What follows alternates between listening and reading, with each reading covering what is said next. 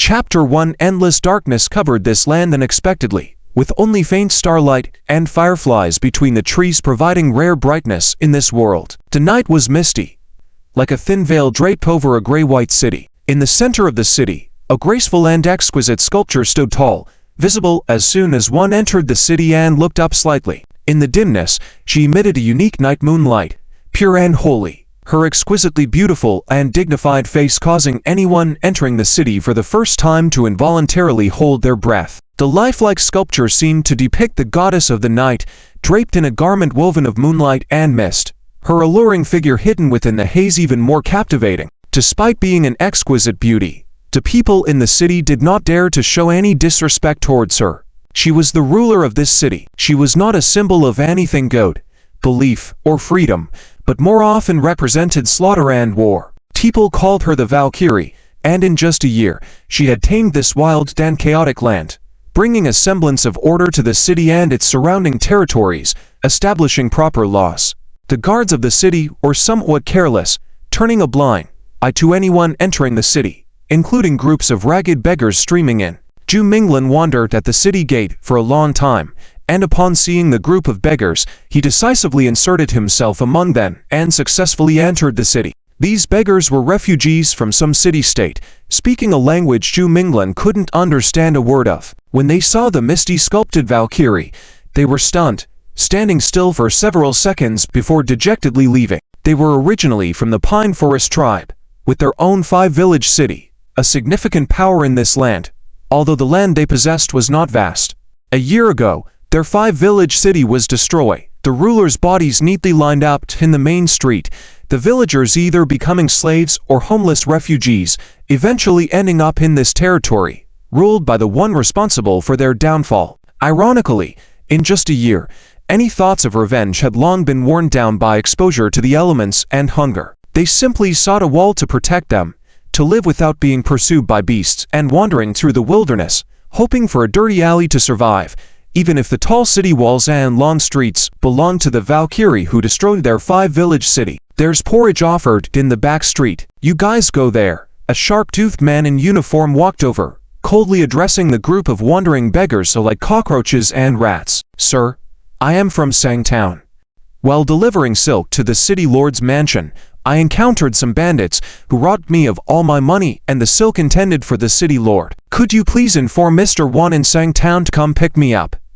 Zhu Minglan stepped forward politely and said, "What nonsense! Get away from me. If you're not dying of hunger and don't want porridge, stay far away from my street. If the lady city lord sees this mess, I'll lose my head too." The sharp-toothed soldier completely ignored Zhu Minglan's words, launching into a tirade. Helpless, Zhu Minglan had to step aside, and at that moment, a group of vagrants heard the call for porridge and rushed towards the back street, almost carrying Zhu Minglan along with them. The back street was very dilapidated, a far cry from the main street, with only a few intact wooden and mud houses, a chaotic scene where the scent of human existence seemed to dissipate, leaving only decay and ruin. The porridge was not a scam. At the end of the back street, in a wooden courtyard, a city lord's maid wearing a sky-blue gown was distributing porridge. She was kind and gentle, showing no aversion to the homeless with lice-ridden bodies, serving bowl after bowl without hesitation. Zhu Minglan was hungry too. Faced with such a situation,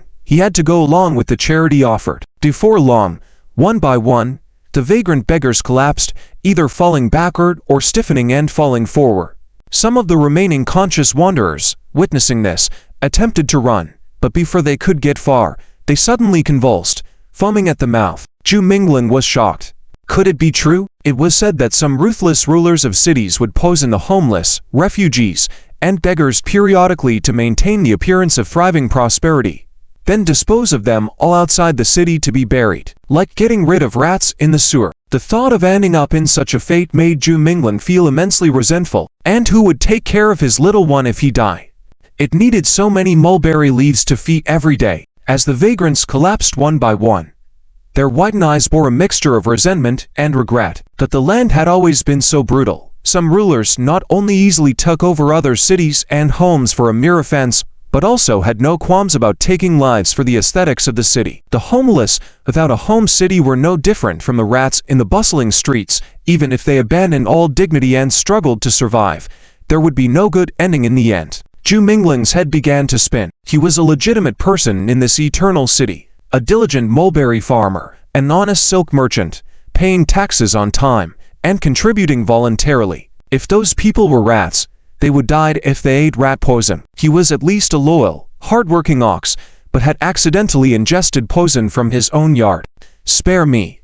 Zhu Mingling had no time to prove his identity. At that moment, several soldiers carrying sacks emerged from the courtyard, each with a long sword at their waist. He tried to stay alert. In the end, Zhu Mingling could not escape the effects of this rat poison and swayed before collapsing. Just before losing consciousness, he saw a pair of slender feet stepping gracefully towards him from the depths of the courtyard. Zhu Mingling struggled to see the owner of the slender feet, but he had completely lost consciousness in the swirling dizziness and dreamlike state. In that state, the ivory feet combined with the sculpture of the Valkyrie of 9 cities, turning into a vivid and lifelike beauty, gracefully approaching him. It was a rare, beautiful dream. Zhu Mingling felt that the heavens had not been unjust to him, sending him a wonderful dream before his head hit the ground. He dreamed that the graceful and exquisite sculpture in the city came to life, slowly climbing towards him in the dim old lamplight. The slightly lifted, exceptionally beautiful face was truly the most exquisite visual enjoyment in this world.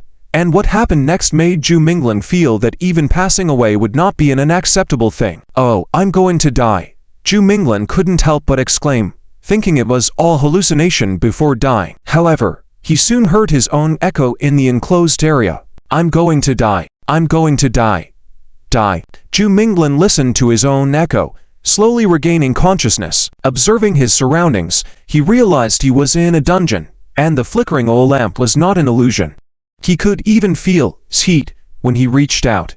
He wasn't dead. Could that not be rat poison? Oh no, if he was still alive, there was a high probability that these people would sell him as a slave in a remote stone mountain or mine. Like a slave in a secluded mine, it would be better to just poison oneself and end it all.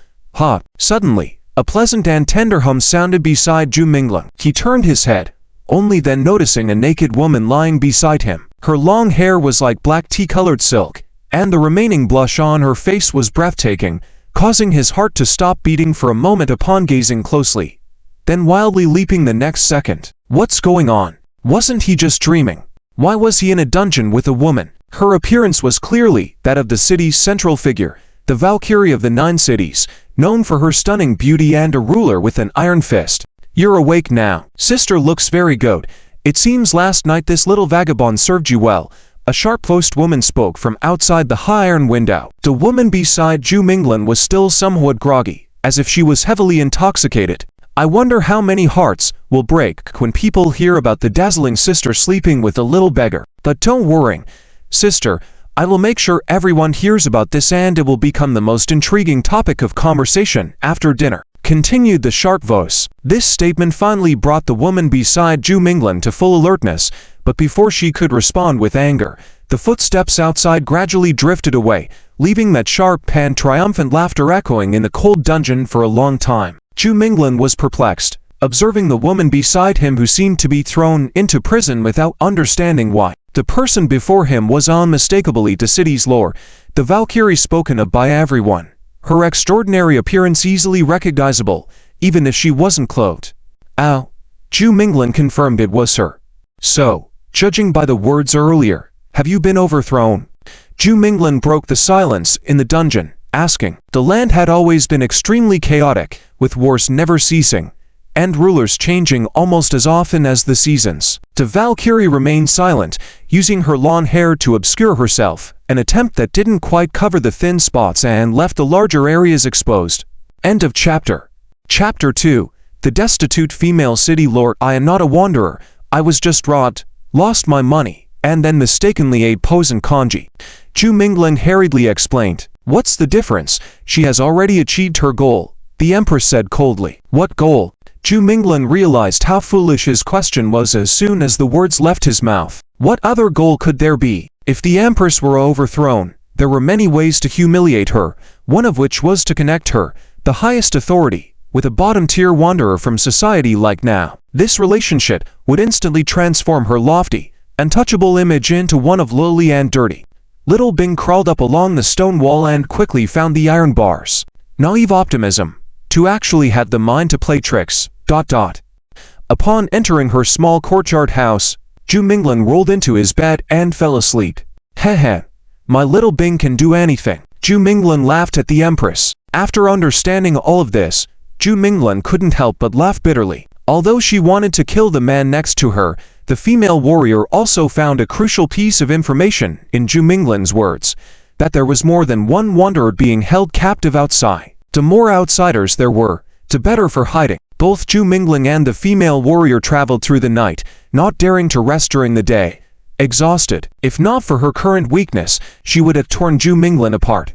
Even the lowest rats on the streets could engage freely with the most sacred female warrior, so what distinguished her from a prostitute? Or rather, at least a prostitute had the choice to make a transaction. Struggling out of the dungeon, the Empress hesitated and glanced back at Zhu Minglan. She was also very tired. Added to the weight of what happened, her heart was heavily burdened. However, she didn't fall asleep right away. Recalling the events of the past few days, her eyes welled up unconsciously. Ahem. Zhu Minglan was full of embarrassment, wondering why he brought up certain old matters. Follow me. Don't make a sound, the Empress said softly. Do you want to die? I can make it happen now. The female warrior's teeth clenched, her eyes flashing with a murderous glint. Zhu Minglan stood in the dungeon, gazing at her. Sure enough, the Empress turned and left the dungeon, leaving Zhu Minglan behind. Little Bing, with its round body, occasionally jiggled its sparkling white flesh as it squirmed, looking silly and cute, its big eyes shining brightly, showing some extraordinary charm. The female warrior remained silent, a tacit agreement. Put these on, I'll pull you up. The Empress managed to find two large hemp bags from somewhere in the dungeon, tearing them open to make makeshift clothes. Come to my place for a while first, Zhu Minglan suggested. Seeing this scene, the Empress's eyes brightened, unable to conceal her joy. Finally, they successfully escaped the city using a secret passage. After pulling Zhu Minglan up, the Empress panted, the poison still in her body. Despite her powerful fighting force, she now had no difference from a weak woman. The female warrior was familiar with the dungeon. Even if there were no guards, one could get lost inside due to its maze-like structure. After 3 days and nights of travel, Zhu Minglan and the female warrior finally returned to Little Mulberry Town. For her, it was just a matter of drinking poisoned congee, spending a night in a cell, and traveling for a few days. She stepped on Zhu Minglan's shoulders barefoot. Once outside the city limits, Zhu Minglan wiped the dirt off himself and smeared some on the fair cheeks of the female warrior. If she had to face a different man every day, she would rather bite her tongue and die now than suffer such humiliation. Zhu Minglan was bewildered. The Empress did not completely lose her mind over this matter. She did not go mad, burst into tears, or cried hysterically, but perhaps deep down, she was feeling all of that. She would only reveal her current despair and pain after calmly resolving the situation and seeking vengeance. It turned out that she was being used as a tool to insult a woman, verifying that there was no free lunch in this world. The dungeon walls were smooth, and without someone to help her climb, it was impossible to scale them. Clang tilde tilde tilde tilde the more beautiful a woman, the less you can trust. Zhu Minglan shook his head helplessly. He was about to have Little Bing spit silk to help himself climb, when he heard light footsteps approaching like a cat. Go open the lock. I know you can do it, Zhu Minglan told Little Bing. The female warrior found two chairs to prop together and laid them down without a word. Great. Little one. You're awake, Zhu Minglan said excitedly. I used it to detain myself before. The Emperor shot Zhu Minglan a cold glance upon seeing him cradling a small white worm. You're familiar with this dungeon? Zhu Minglan asked softly. Although the two did not see eye to eye, Zhu Minglan still felt some regret. Help me up, the Emperor said weakly, apparently affected by some continuous poison. Walking towards the city outskirts, they soon saw troops of guards rushing after them, indicating that news of the female warrior's escape had spread. Not long after, the sound of chains shedding followed. By the way, there were many other refugees who fainted from the poison. Could they also? Zhu Minglan suddenly remembered. Little Mulberry Town was a gathering place for silkworm farmers, attracting many merchants from the outer city to buy raw silk and materials. As a result, the town had become increasingly diverse. Zhu Mingling opened his right hand and conjured a milky white little being like magic. "Are you sick?" As Zhu Mingling slept soundly, he suddenly stopped snoring and opened his eyes, gazing at the female warrior who lay curled up next to him, with glistening tears on her eyelashes. A sigh involuntarily escaped his heart. Zhu Mingling's face lit up with a smile and quickly put on the hemp bag clothes, grasping the delicate hand extended by the Empress. "Detain yourself." The female warrior appeared lost for a moment, but soon her gaze became focused as she stared at a small window, figuring out how to escape. "Let's find a way to leave this place," Zhu Mingling earnestly stated. "At all costs, they must find a way to escape." She didn't want a repeat of last night, and especially not as a beginning. For her, she was the eternal city lord, stripped of power, dignity, and now reduced to hiding in a small hut filled with the stench of silkworm dung. Her current state of composed calm intermixed with moments of bewilderment suggested that she was not simply forgetting the humiliation, but rather transforming all her internal anger and disgrace into a silent resolve for revenge. End of this chapter. Chapter 3. Long men, alas, he was just a silkworm farmer now, making a living by selling silk, living a simple life, and most likely marrying Ziyan, the little silkworm-raising woman next door next year, leading an ordinary and drifting life. Over the years, Zhu Mingling had already smoothed out his ambitions and no longer longed for his past glory. He just wanted to tend to his mulberry trees and raise silkworms in a place where no one knew him, passing through life quietly. Who would have thought that one day he would end up sleeping in a dungeon with the dazzling and unmatched Valkyrie, the ruler of Yancheng? Life was truly unpredictable. Closing his eyes, Zhu Mingling began to feel lost and exhausted, soon falling asleep. Sizzle. What a nice smell. Is the neighbor frying rolls again? Zhu Mingling woke up and quickly smelled the fragrant scent wafting in. Splashing his face with cold water, Zhu Mingling discovered that the aroma was coming from his own kitchen. Where was the Valkyrie? Was she in the kitchen? Could she really cook? In the simple kitchen, Zhu Mingling saw a bamboo basin next to a large pot, containing golden and crispy fried rolls, looking delicious. But soon, Zhu Mingling witnessed a heartbreaking scene. The Valkyrie skillfully dipped plump silkworms into sweet potato starch before throwing them into the oil, creating a fresh aroma. "My big silkworms," Zhu Mingling lamented. "I'm hungry. There's no other ingredients in your house." Silkworms were so cute. How could you eat them? Zhu Mingling had painstakingly raised those big silkworms for over a month, each one worth a piece of silver, essential for marrying a wife in the village. "You look like a celestial beauty. Your temperament is extraordinary, and frying silkworms makes them so fragrant." "How cruel," Zhu Mingling exclaimed, feeling conflicted about eating. The Valkyrie then coated the fried silkworms with a fresh leaf and took a bite, her expression showing slight discomfort. Despite her comments on the greasiness, she eventually relented and tried a piece, rolling it in a fresh leaf and eating it. "Little guy, I won't eat you. They are big silkworms raised for consumption." Zhu Mingling consoled the small ice bug on his shoulder. There have been rumors in recent months that young dragons love to eat large silkworms.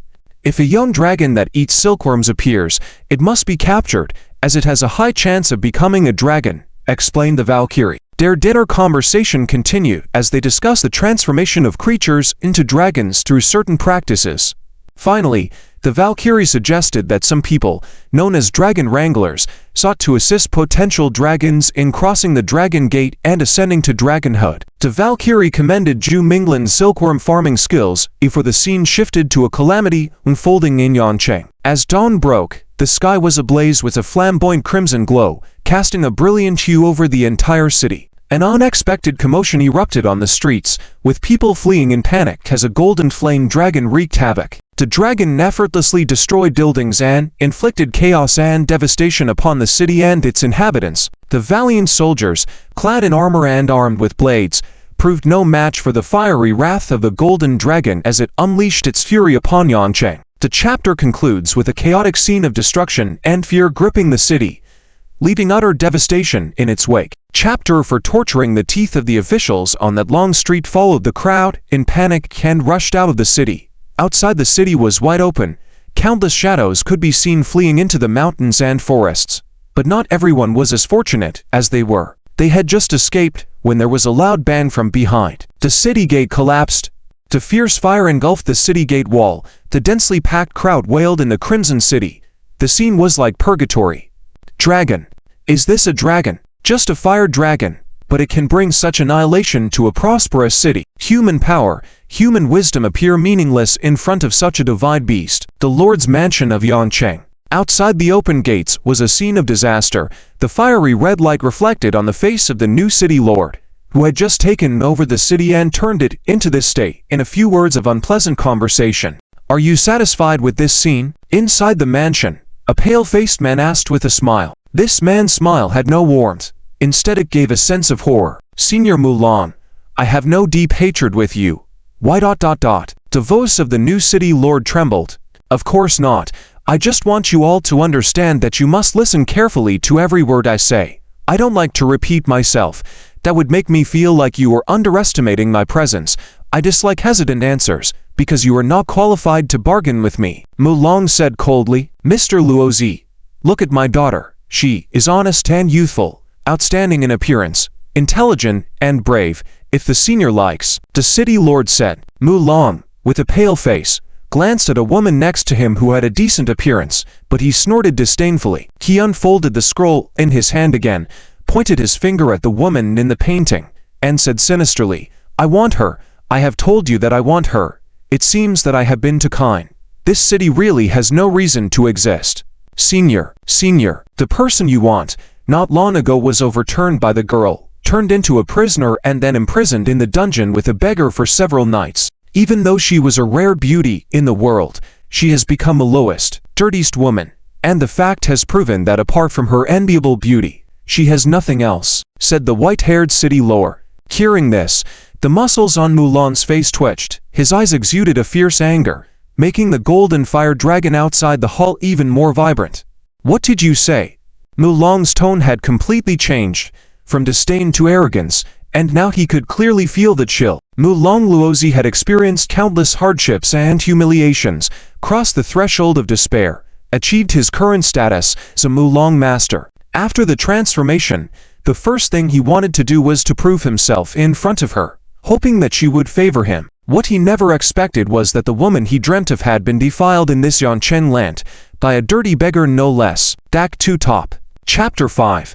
I can take care of you. As Yisang Tam was cold and desolate, with the frosty wind of early autumn. The mulberry leaves had fallen all over the courtyard after a night of rain, with a large part of them forming ripples on the roof, adding a damp elegance to this simple little house. When the mulberry leaves fell, it meant the silk merchants were entering the early winter, a time when Zhu Minglan usually started wandering aimlessly. Wearing a bamboo hat and a straw raincoat, Zhu Minglan was cleaning up the rain-soaked fallen leaves in the yard, when he suddenly saw a pair of slim jade feet approaching gracefully. Zhu Minglan raised his head to look at her. She was as cold as ice, keeping others at a distance, and her beautiful amber eyes contained a hint of hostility. Today, she was not the usual gentle self, but exuded a powerful aura that only someone who had truly experienced the ravages of war could possess. It seemed that her strength had recovered somewhat, though far from what she used to be.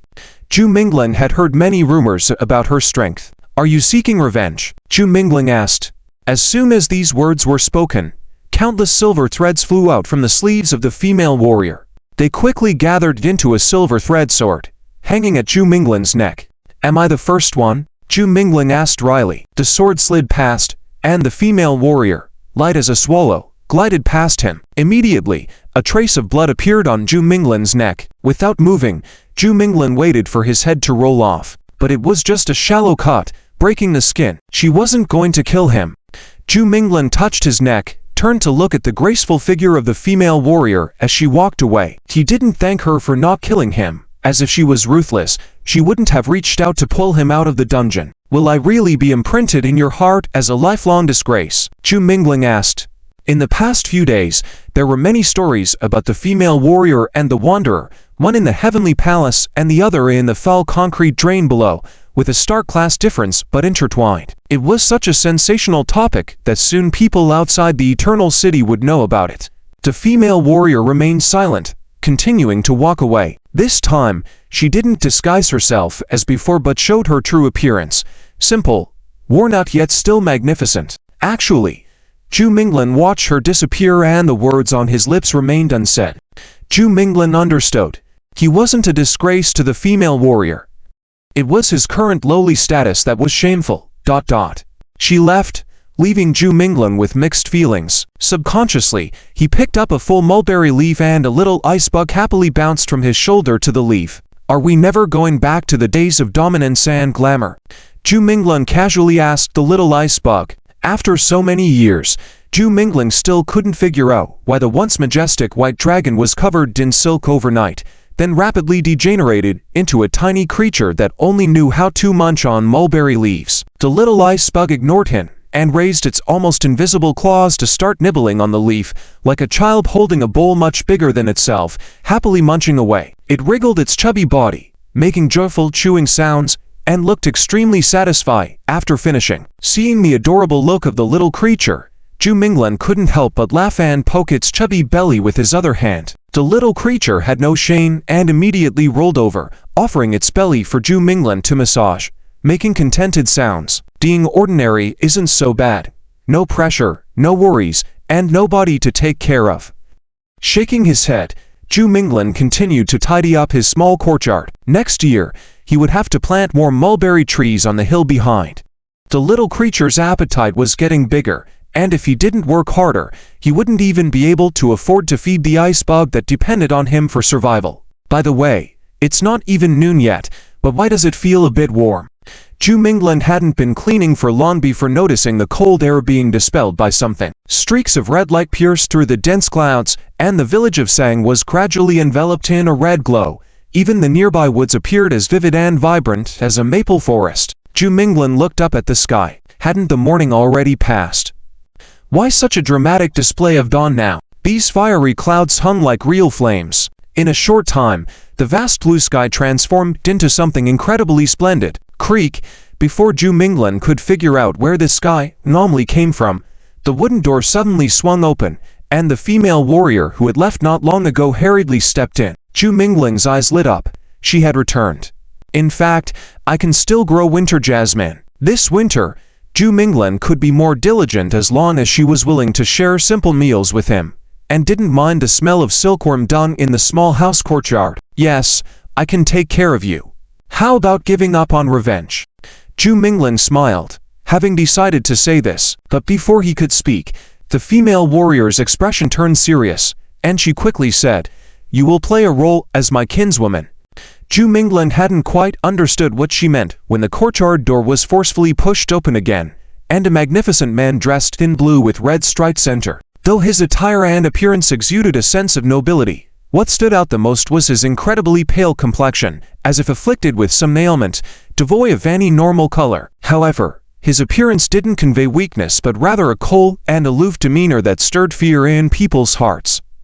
Zhu Mingling glanced at the endless fiery clouds in the sky, then at the intermittent red glint in the man's eyes, quickly understanding something. A dragon herder, and a strong one at that. "Are you taking this person along with us?" Luozi asked, his gaze piercing as he stared at Zhu Mingling. "He arrived first and has reported my current situation to his king. I've asked him to clean up the traces of my presence here and return to the ancestral dragon city tomorrow," the female warrior said. Luozi approached, starting to examine Zhu Mingling.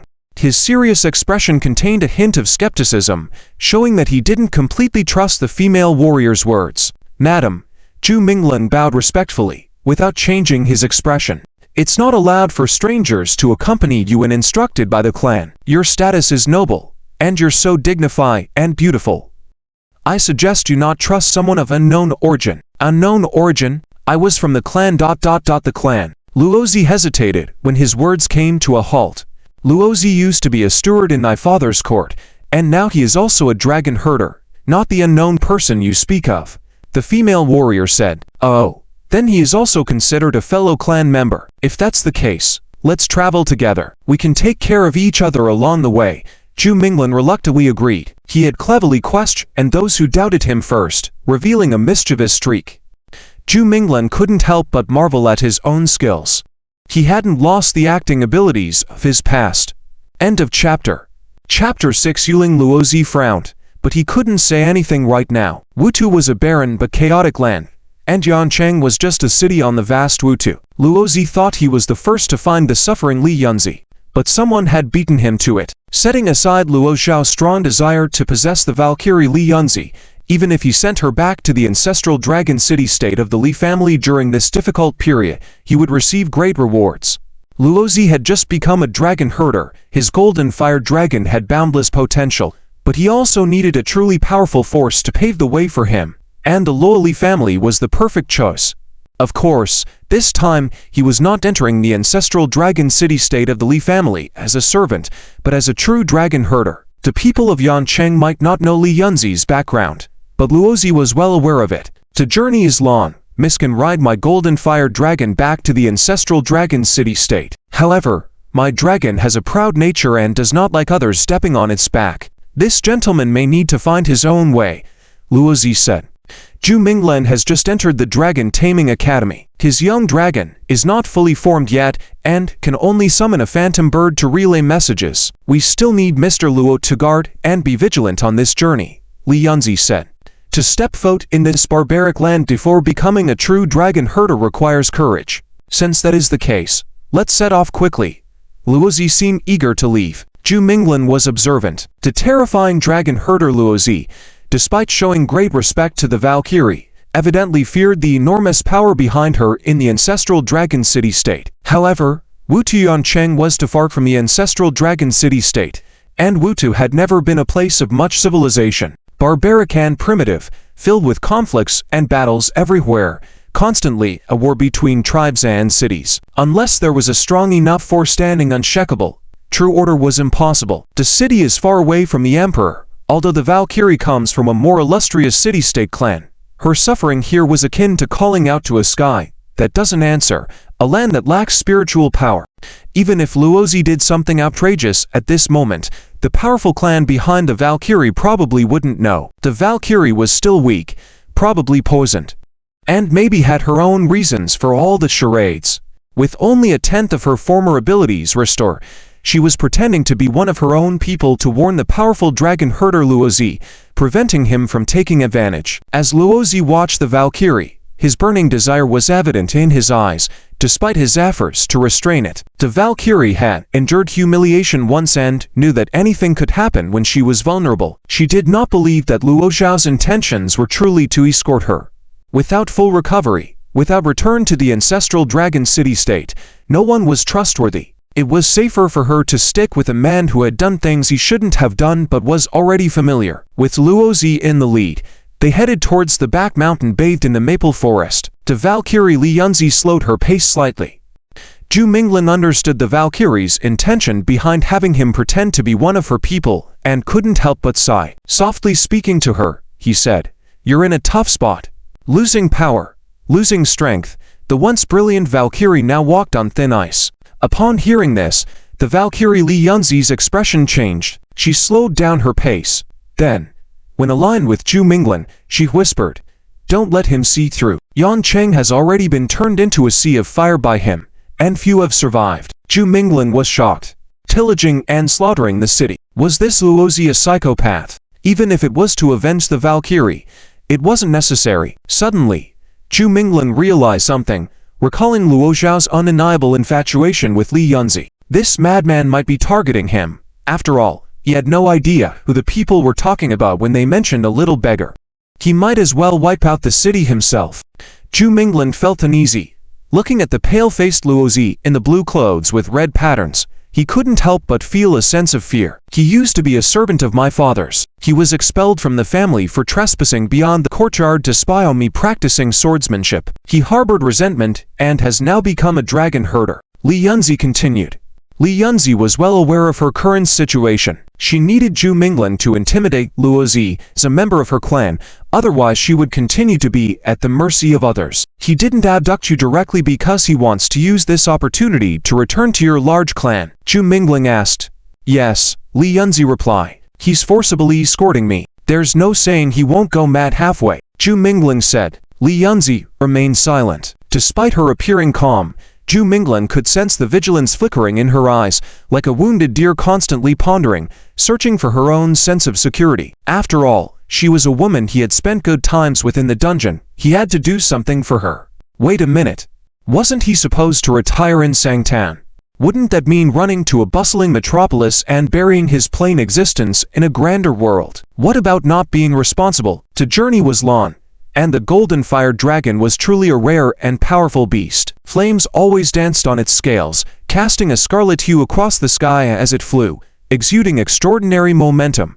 Zhu Minglan had also ridden dragons before, but without a windproof cloak, he had to endure the biting wind striking his cheeks, especially in the chilly autumn. Flying on a dragon, although on the back of a dragon, the Valkyrie and Zhu Minglan were essentially under the dragon's protection. Luozi, although a living person, somehow gave off the feeling that he could turn into a man-eating beast. Zhu Minglan firmly believed that had he not been there, the frail Valkyrie would have been devoured by Luozi long ago. There were several instances during the journey where Zhu Minglan felt his life threatened by this individual when they rested. A campfire, a few large rocks, 3 people sat around the flames. Zhu Minglan skillfully roasted a large blue fish, and soon the aroma wafted around. Dividing it into 3 portions wrapped in lotus leaves, Zhu Minglan handed one to Li Yunzi. Their fingers accidentally brushed against each other, still icy cold. "Mr. Luo, this one is for you," Zhu Minglan said to Luozi. "Thank you." Luozi did not act overly arrogant towards his clan members. Taking a bite of fish, Luozi suddenly raised his gaze and fixed it on Zhu Minglan. He asked, "Since young brother Zhu is about to enter the Dragon Taming Academy, do you know how dragons are classified? What kind of spirit is your young dragon, and can you summon it for me to see?" Zhu Minglan looked up at him. "Do you have a problem with your brain?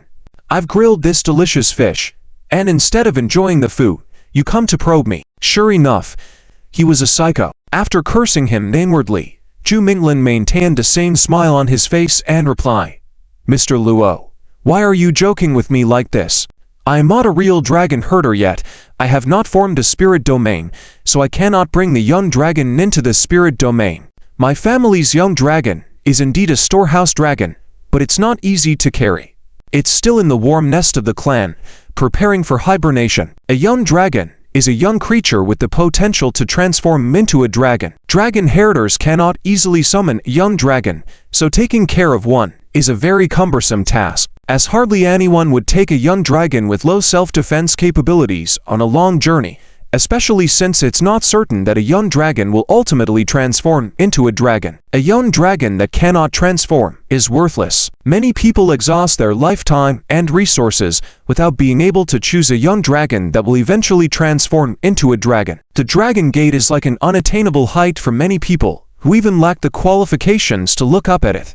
I have only recently become a dragon herder and may get some minor details wrong," he laughed. "Your dragon's bloodline is noble, showing the potential of a dragon lord." Zhu Minglan also laughed along with him, but he'd already inquired about Luo Zhao's family background. They were about to arrive at the ancestral dragon city-state, and this Luozi was still persisting. Such obsession was truly dreadful. By the way, Luozi had been expelled from the family for just spying on the Valkyrie practicing swordsmanship, merely watching swordplay, knowing she was clothed. So, what about him? Someone who had done everything imaginable with the Valkyrie. Wasn't it likely that the Li family would throw him into a pot of oil for the dragon to feast on, and then wrap him in a big vegetable leaf to feed the evil dragon? End of this chapter. Chapter 7. Little Transparent Blessing Minglan. The ancestral dragon city stands proudly on a vast fertile plain, with 3 snow-melting rivers, winding their bodies down from distant mountains to irrigate countless villages, market towns, and cities, ultimately converging in the silver-gray ancestral dragon city. The city is divided into 2 parts, separated by the majestic silver-gray high city walls. And the most awe-inspiring aspect of the ancestral dragon city is precisely these city walls. At the moment they flew into this verdant plain, it was as if witnessing a primordial dragon crawling at the horizon of the Earth's genesis. Legend has it that the ancestral dragon city was created by the body of an ancient ancestor dragon. Seeing it today, it is indeed not false, Minglan sighed in his heart. Seeing the ancestral dragon city, Li Yunzi's heartache did not dissipate much, and the thought of facing those who knew her well made her feel breathless. "Miss Yunzi, you don't need to worry about that matter. I have silenced all of them." Luozi seemed to sense the complexity in Li Yunzi's heart and showed this special consideration. Li Yunzi did not respond. After adjusting her emotions slightly, Li Yunzi's eyes regained their cold, starry luster, simply saying, let's go. To Li family's Nanchi residence. For a long time, these two prestigious families have ruled over the ancestral dragon city. When Mingling heard the name of the Valkyrie, he understood her background clearly. It's no wonder she was able to rule over Yancheng for a year in such chaos. Her background must be profound. However, why was she overthrown overnight? With trepidation and fear, the journey was finally completed, but Mingling could not leave for the time being. To Li family palace, magnificent but not a triumphant return. The three stood waiting in an empty palace adorned with pearwood carvings. Mingling and Luozi stood a few steps behind Li Yunzi, who faced a middle-aged man with long sparse beard and slight agedness sitting on the main throne of the hall. Next to the man was a woman of extraordinary grace, dignified and elegant, pouring a cup of tea for the master. "Master, please don't be angry. It's good that the person returned safely," the woman said softly. Crack! The teacup was harshly smashed by the man with the long beard. Sharp porcelain shards flew, scattering at Li Yunzi's feet. One even bounced off the marble floor, ruthlessly scraping across Li Yunzi's cheek, drawing a line of red blood. But Li Yunzi stood there from the beginning, showing no intention to avoid it. If it were any other child raised by our Li clan, they should have chosen to end it all at an altar, still reluctantly saving some face for you and our Li family. The middle-aged bearded man said with a calm expression, "Master, I have already destroyed Yancheng with a fire. How could news of this matter reach the city so quickly?" Luozi found it difficult to say. "Is it your turn to speak now?" The master of the Li family scowled at Luozi. Luozi hurriedly knelt down, not daring to raise his head. It seemed that he had an inherent fear of the master of the Li family. As ambitious and reckless as Luozi was, he dared not act rashly again. "You can't even preserve your own reputation and integrity. How will you protect this besieged ancestral dragon city in the future?" The master of the Li family said angrily. Li Yunzi still remained silent. Seeing her silence, the master of the Li family became even more annoyed.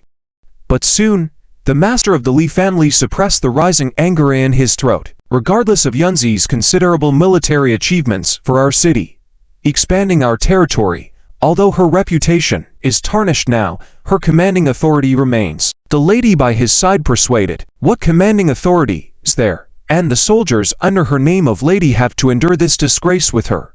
The name of lady will disappear from now on, and your military guard will be dispersed to other camps to continue guarding the western battlefield. The successor of the ancestral dragon goddess will be taken over by Nanling Sha. You will be confined to the palace, not allowed to see anyone." When he spoke these words, the master of the Li family's eyes already revealed some indifference. "Master, perhaps Nanling Sha, as her sister, will also be affected. Should she be summoned back as well? The woman seemed to want to say something.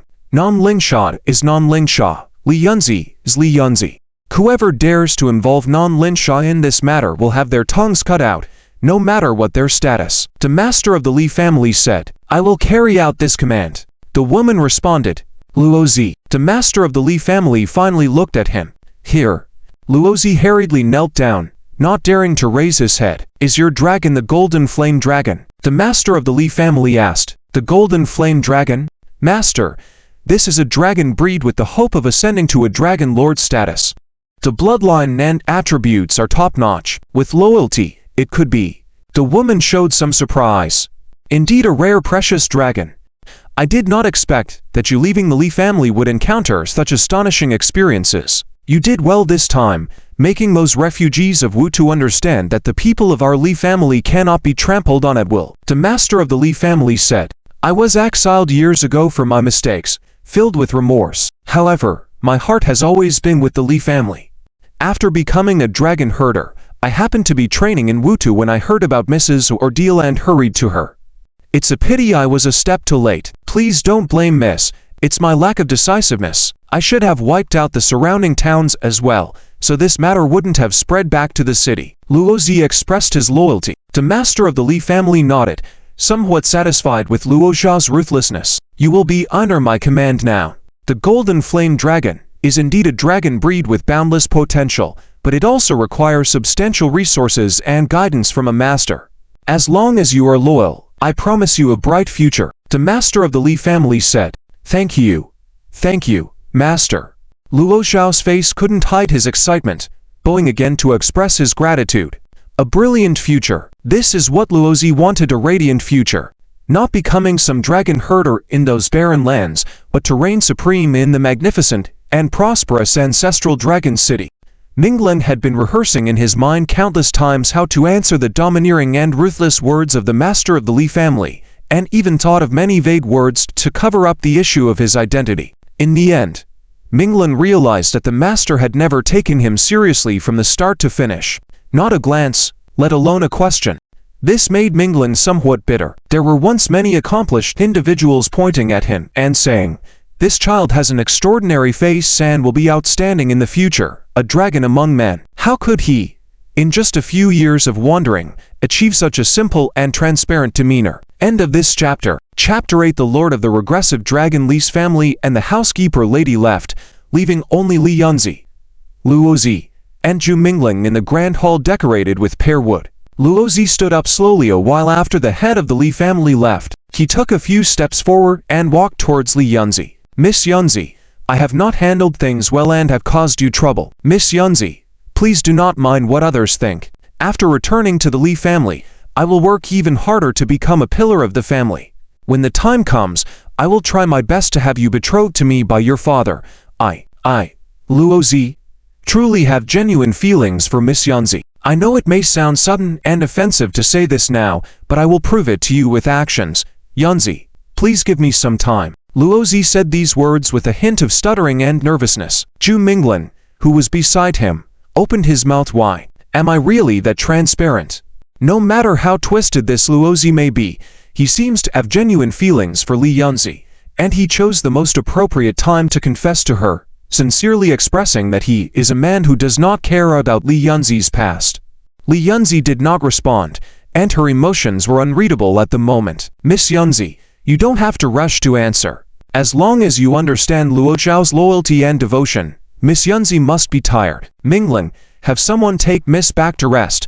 I'll go to the patriarch to receive orders," Luozi said. Luozi also understood that Li Yunzi had not yet emerged from the shadows and needed time. "Okay, I wish Mr. Luo a bright future in advance," Zhu Minglan responded perfunctorily. Luozi nodded in satisfaction, thinking that Zhu Minglan was a sensible younger brother. Finally, with some reluctance, he shifted his gaze away from Li Yunzi and strode towards the main hall of the patriarch. From this moment on, Luozi truly embarked on the path to greatness. Power, wealth, women, he would have them all. "Chiliern, do you still remember those people who used to bully us before?" Luozi smiled, unable to help but touch the red agate ring on his finger. The ring had a unique luster, and a dragon shadow could slowly be seen within it. It is wise not to act rashly in Darren Soil. What he gained would only be more, and in the end, Li Yunzi would belong to him. After what had happened, probably few from noble backgrounds would be willing to marry her, so as long as he performed well under the Li family patriarch, getting Li Yunzi to marry him would not be impossible. It is worth noting that Luozi used to be just a steward in the Li family, a humble position, indeed. Things are different now.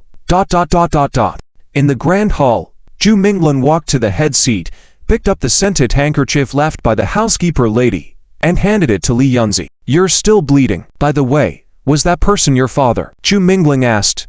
Li Yunzi did not wipe the wound. Instead, when Zhu Minglan was not paying attention, a tear slowly fell from her cheek. Li Yunzi herself had not expected to endure for so long and still not see everyone gone. Why did she reduce even the basic psychological defenses against the man in front of her?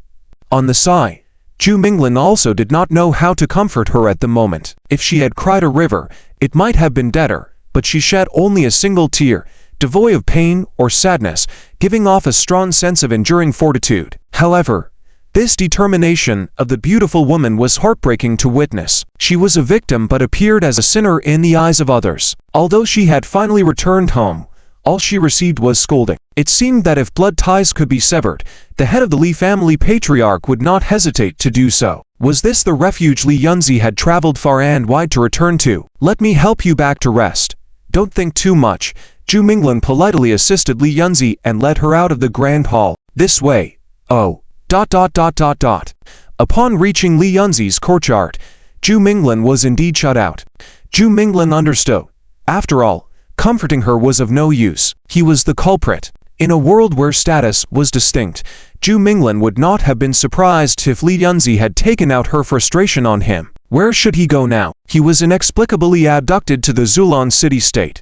Without status, land, residence, or money. Should he beg on the streets again? Why did he use again? He had never resorted to begging. Li Yunzi did not directly blame him, but she most likely did not want to see him again either. In fact, Li Yunzi had practically saved him by bringing him to the Zulong city-state. At the time, Luozi had intended to destroy the town of Shaoxing as well. Since he was here, he might as well find a place where he could earn a living, preferably somewhere he could plant mulberry trees, as little white Fei would likely get restless if he woke up without milk to drink. Fei, also known as little ice worm. Speaking of little Fei, it had not surfaced for many days and was lying in its Ling realm, preparing to hibernate. Zhu Minglin gently closed his eyes to investigate his Ling realm. Strange. Why is there an ice cocoon? As he took a closer look inside his Ling realm, Zhu Minglin was astonished to find that little ice worm had somehow wrapped itself in the ice silk he had previously expelled, transforming into a huge ice cocoon. Was it undergoing a metamorphosis? It was unprecedented for a creature with a descent from an azure dragon, a dragon general level entity, to possess such an ability, right? The ice cocoon was not completely sealed at the moment, as there was a small hole at the top.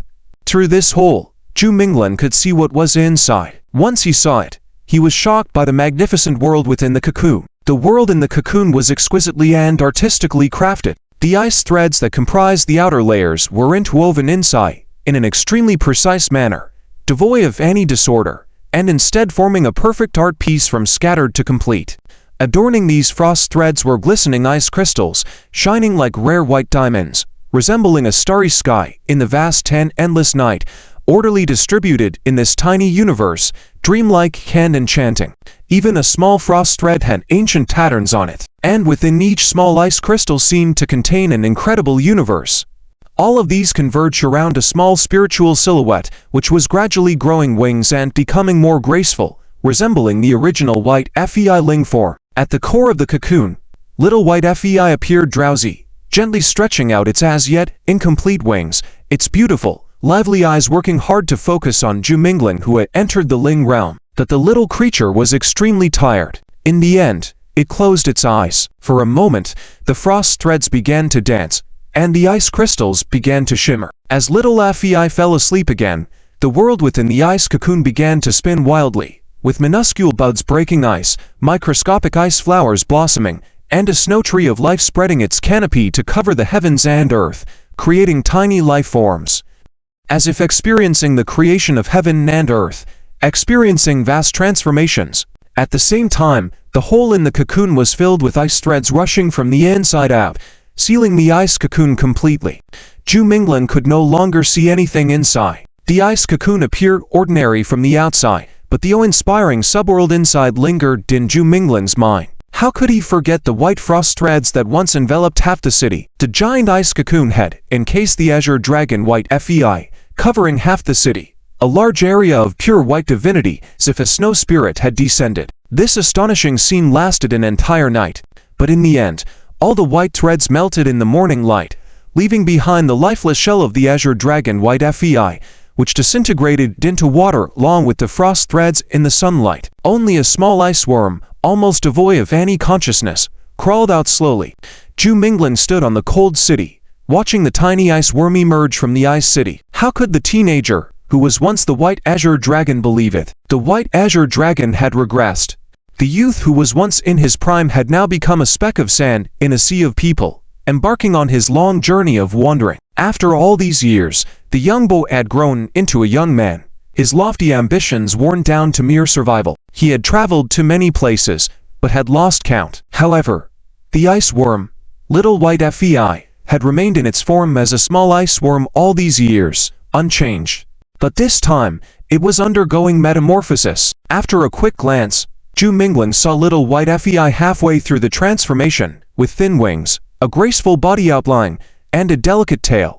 It seemed to possess a certain delicate and agile spirit of a dragon butterfly saint, as well as the original form of the azure dragon. Without a doubt, these were signs that it was about to transform into a dragon. The ice cocoon was its dragon gate. Breaking out of the cocoon, it would return to its dragon position. At this moment, Zhu Mingling's almost stagnant heart suddenly boiled over with excitement. The white azure dragon was about to return. Recent events would have stirred a desire in any person whose heart had grown cold. The reason he did not dare to act was simply that he couldn't see his own future. With Fei's return, everything would be different. End of this chapter. Chapter 9 of the Dragon Academy. Who? Xia Minglin took a deep breath, feeling both impatient and excited. No, he needed to calm down first. Xiaobai was still in the process of metamorphosis, and before breaking out of the cocoon, he was still a simple spirit. He had to find a safe and stable place to spend Xiaobai's metamorphosis period. So where would be a suitable place to go now? The Imperial Dragon City was unfamiliar territory for him. Young master, please wait. Just as Xia Minglin hesitated in front of the Li family gate, a beautiful maid stopped him. Me? Xia Minglin was puzzled. Are you young master Xia Minglin? The lady asked me to deliver this letter from the academy to you. The delicate maid said softly. Xia Minglin saw the words Dragon Academy on the letter. Was this a case of turning fiction into reality? Was it to prevent any questions later from Luozi? The academy seemed like a good place to go, and it would be suitable for him to spend Xiaobai's metamorphosis period there. Okay, it's decided. He's going to school. Xia Minglin took the heavy envelope. In fact, the admission requirements for the Dragon Academy were very strict.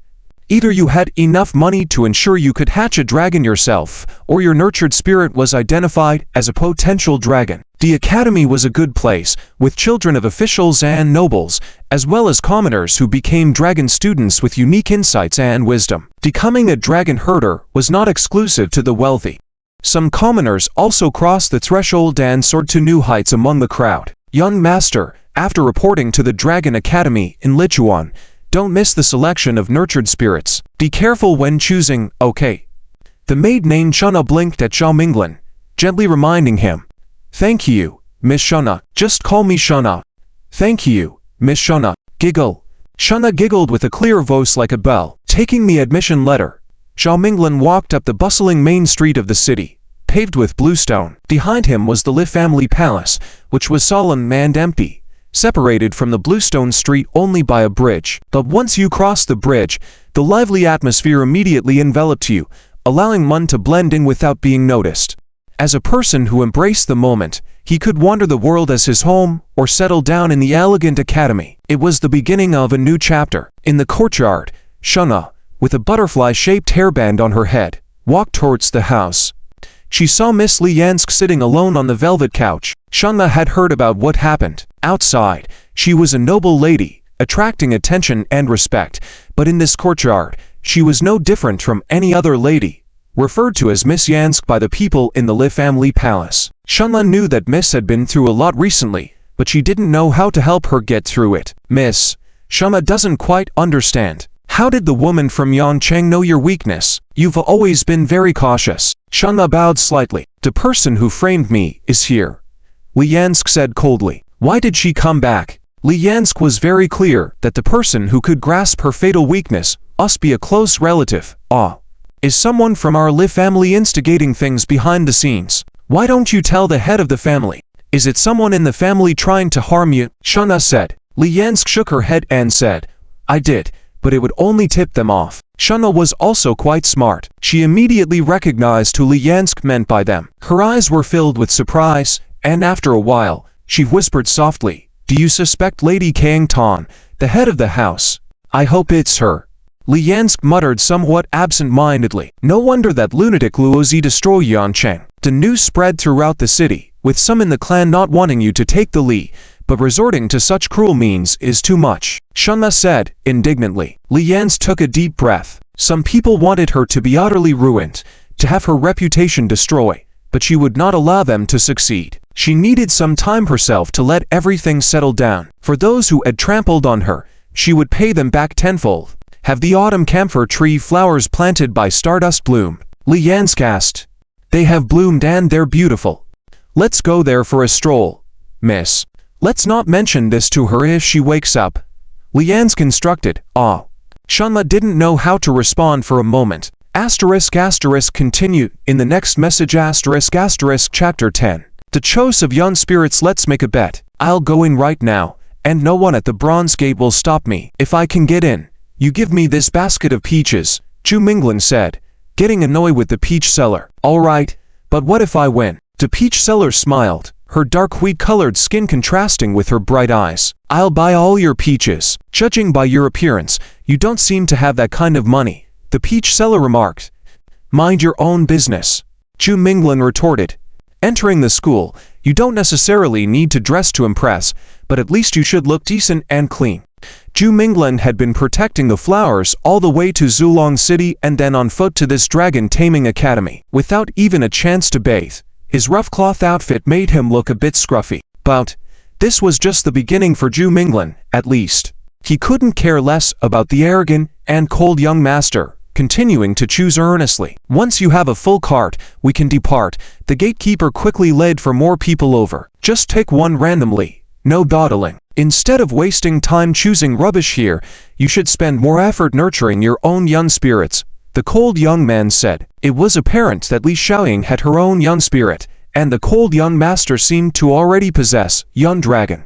The long-necked dragon had tight and smooth skin, with a gentle and peaceful demeanor, not giving off any pressure even in close proximity. Comparing it to Luo Xiao's golden-fired dragon, it indeed seemed like two different species. There were many varieties: bird spirits, river spirits, beast spirits, ancient spirits, venomous spirits, rock demons, and quite a few young dragons with dragon lineage such as sub-dragons, pseudo-dragons, and mixed dragon juveniles. Although they had yet to fully transform into dragons, they already showcased remarkable physique and extraordinary dragon features.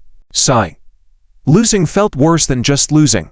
I was training outside, encountered bandits, and risked my life to protect this note, Zhu Minglan explained casually. How did you end up like this? The gatekeeper asked.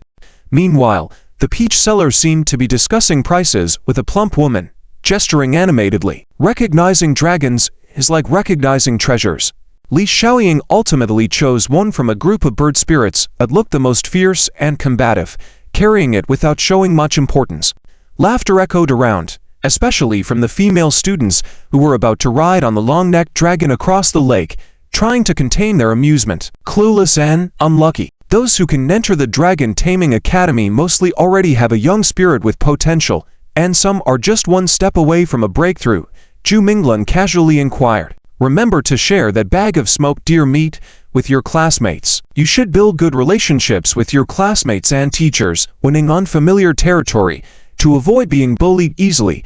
The girl's surprised expression quickly spread across her cheeks. I'm here to enroll. Here's my admission letter. Zhu Minglan handed over his admission notice politely. If he didn't leave soon, that new student named Li Xiaoying might just jump into the lake. Currently, White Che was still in chrysalis hibernation, and Zhu Minglan, with nothing to offer, was reluctantly pushed in. But some form of ceremony was still necessary. Attitude had to be proper. It seemed he would have to rely on the school's assistance to obtain a young spirit for enrollment. Zhu Minglan followed the laid-out path, observing leisurely. At the bridge, the girl who had just sold several pounds of ripe peaches remembered something and turned to look at the tightly closed mahogany gate. Oh dear, I forgot to give you the medicinal wine. Here, this will heal your grazes quickly, she offered. Uncle, please go back, I beg you. The worn and meticulous herdsman was finally persuaded to leave. Zhu Minglan could only sigh and head towards the gate. You're quite earnest in your selection. Have you not learned anything about the Dragon Taming Academy before enrolling? Among the thousands of young spirits here, it's not guaranteed that there will be a true dragon. Allowing you to select here is just to provide you young taming students with a glimmer of hope. The cold young master spoke. The three of you are late for enrollment. When you go to the dragon storing hall, you might only be able to pick from leftover young dragons that others didn't choose. Even though the journey is long, you should have set out earlier, the gatekeeper said to Li Xiaoying, Zhu Minglan, and the other cold young master. 10 people per dragon cart to cross the lake at the dragon storing hall. It's okay if you don't succeed. Return to the village sooner. Someone has to take care of the cows and sheep, grazing them in the field. If they don't eat well, they won't fatten, and if they aren't fat, they won't produce milk. Without milk, the little lambs and calves won't survive the winter, the herdsman continued. While people admired the art of dragon recognition, selecting a dragon from the thousands of ordinary young spirits was like finding a needle in a haystack. Even more so, I gamble most of the time. Are you also new students? Li Xiaoying was surprised, scrutinizing Zhu Mingling and the cold young master. Li Xiaoying tried to start a conversation, but the person ignored her, causing some awkwardness. Zhu Mingling didn't want it to go this way either. Despite his previous poverty, he had no major issues with his appearance, but being mistaken for a beggar was just bad luck. Oh, we are not very aware. Please tell us, Zhu Mingling asked. It required keen eyesight and a bit of luck. The cold young master didn't bother talking and clearly had no interest in engaging with Li Xiaoying, a young spirit student who seemingly came from some remote area. After passing through the gate, they found the bridge was gone. The white rock bridge was actually a broken bridge, and beyond the door stood a moon-shaped bridge platform that extended solely into the clear lake waters. Li Xiaoying, you are the hope of our entire village. You must become a dragon herder no matter what. A middle-aged man shouted loudly on the bridge platform. In the lake, a long-necked dragon with a wide and robust back was waiting at the edge of the platform, large enough to be the size of a single-room building and with a neck long enough to reach the gate underwater. Li Xiaoying looked forward to it, walking quickly into the young spirit nest and gazing at a group of bluebird spirits still in their swaddling clothes, seemingly trying to identify their species. The lake breeze was refreshing, and the long-necked dragon slowly carried 10 people closer to the island in the lake, heading towards the Lawnfer Hall, the Dragon Taming Academy. Zhu Mingling and Li Xiaoying both looked at him. Zhu Mingling, Li Xiaoying, and the cold young master were taken to the Dragon Storing Hall, where young spirits and dragon eggs abounded like pebbles in a river, overwhelming the eyes. The lake's cold breeze made a figure a bit bleak. The person known as Li Xiaoying seemed ready to throw himself into the lake, impatience clearly showing as he sent off the caring herdsman who came to see him off with, I know, Hu, please go back quickly. Both Zhu Mingling and the cold young master didn't fit the bill. The long-necked dragon's back already had 5 people on it, adding Zhu Mingling and the 4 others who arrived later, making a total of 10. Choose one. Once you've made a selection, register with the old gentleman inside the hall, get stamped, and the young spirit will be yours. The gatekeeper also did his duty well, escorting them all the way here and explaining before leaving. Poor thing, the girl muttered to herself. Thrown into the lake, Li Xiaoying asked awkwardly, grateful to have so many classmates around. Each enrolled student, regardless of whether they already had a young spirit, would have a chance to select a dragon.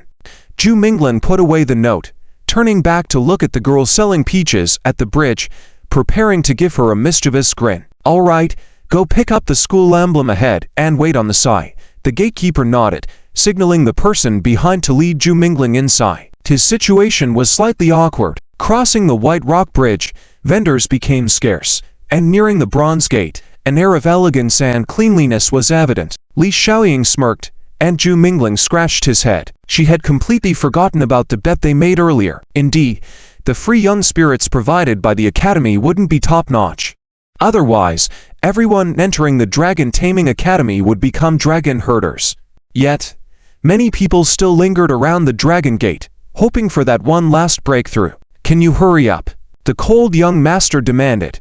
Pretending not to hear, Zhu Mingling continued scrutinizing the young spirits here, some still in their eggs, some just breaking out, while some already had feathers and teeth, showcasing a minor destructive force towards the handmade nests. End of this chapter. Chapter 11. Little crocodile spirit Lululu tilde. Suddenly, a trough opened, and a variety of mixed feeds flowed in. Upon hearing this sound, the playful young spirits around scatter and pounced into the feeding trough. It's mealtime. The larger and older spirits were able to secure a good spot to eat until they were full and satisfied. The smaller and weaker ones could only anxiously pace around, struggling to find a space, only to be pushed out after a few bites. Zhu Mingling took notice of the food in the feeding trough: vegetables, chicken meat, fruits, meat worms, large bones. To be honest, the food in the trough was more sumptuous than the rations of the common people in Wutu.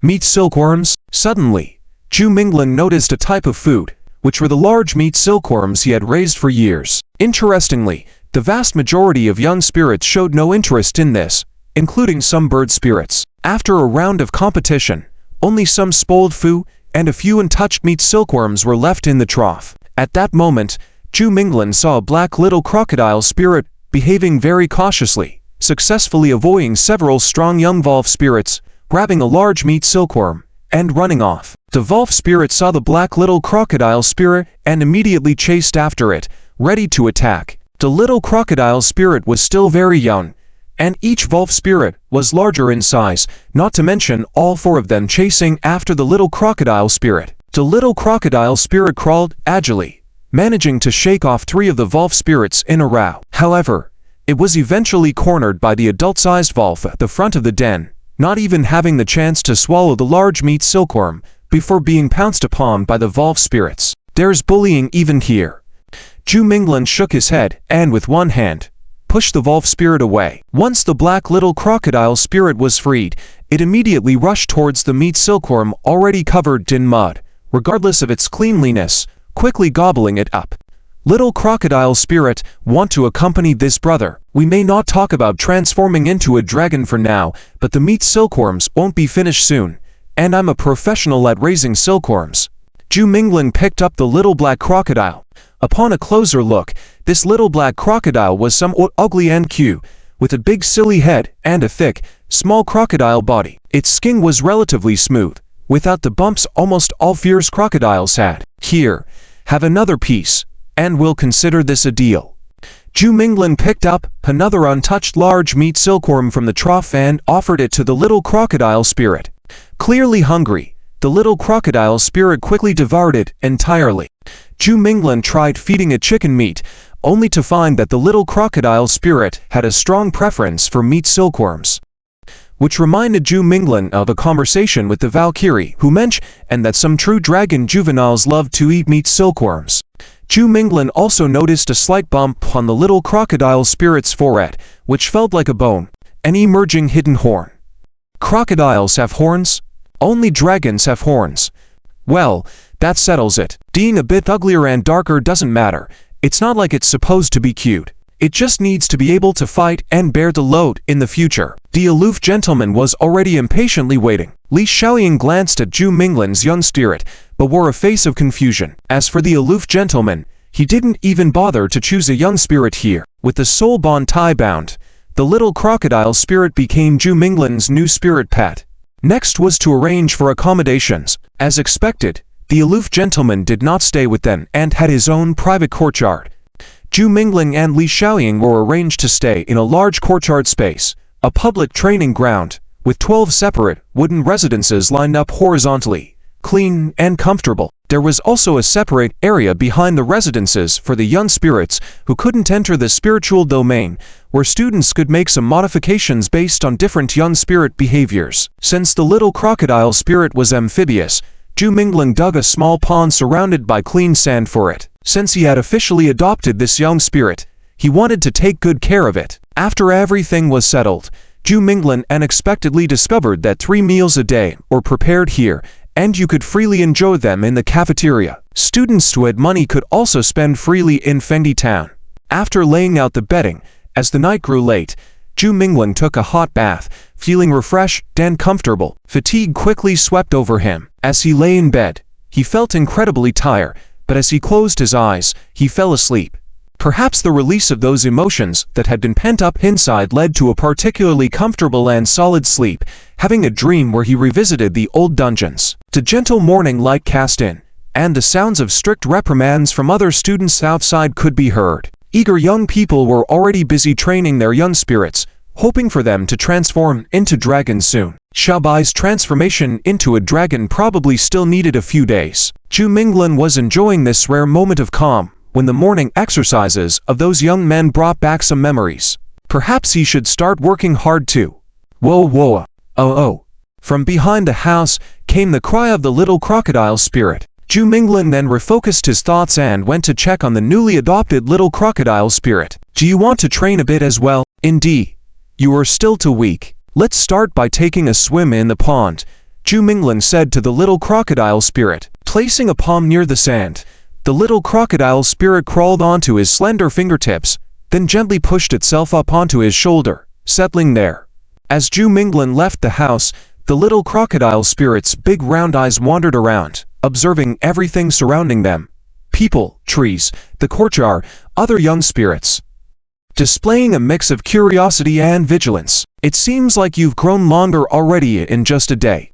Zhu Minglan opened a box and picked out a prepared meat silkworm with a bamboo stick, handing it over to the small crocodile spirit on his shoulder. It swallowed the silkworm whole without chewing. As Zhu Minglan stepped out of the house, he immediately saw several young men gathered around, engaged in a discussion.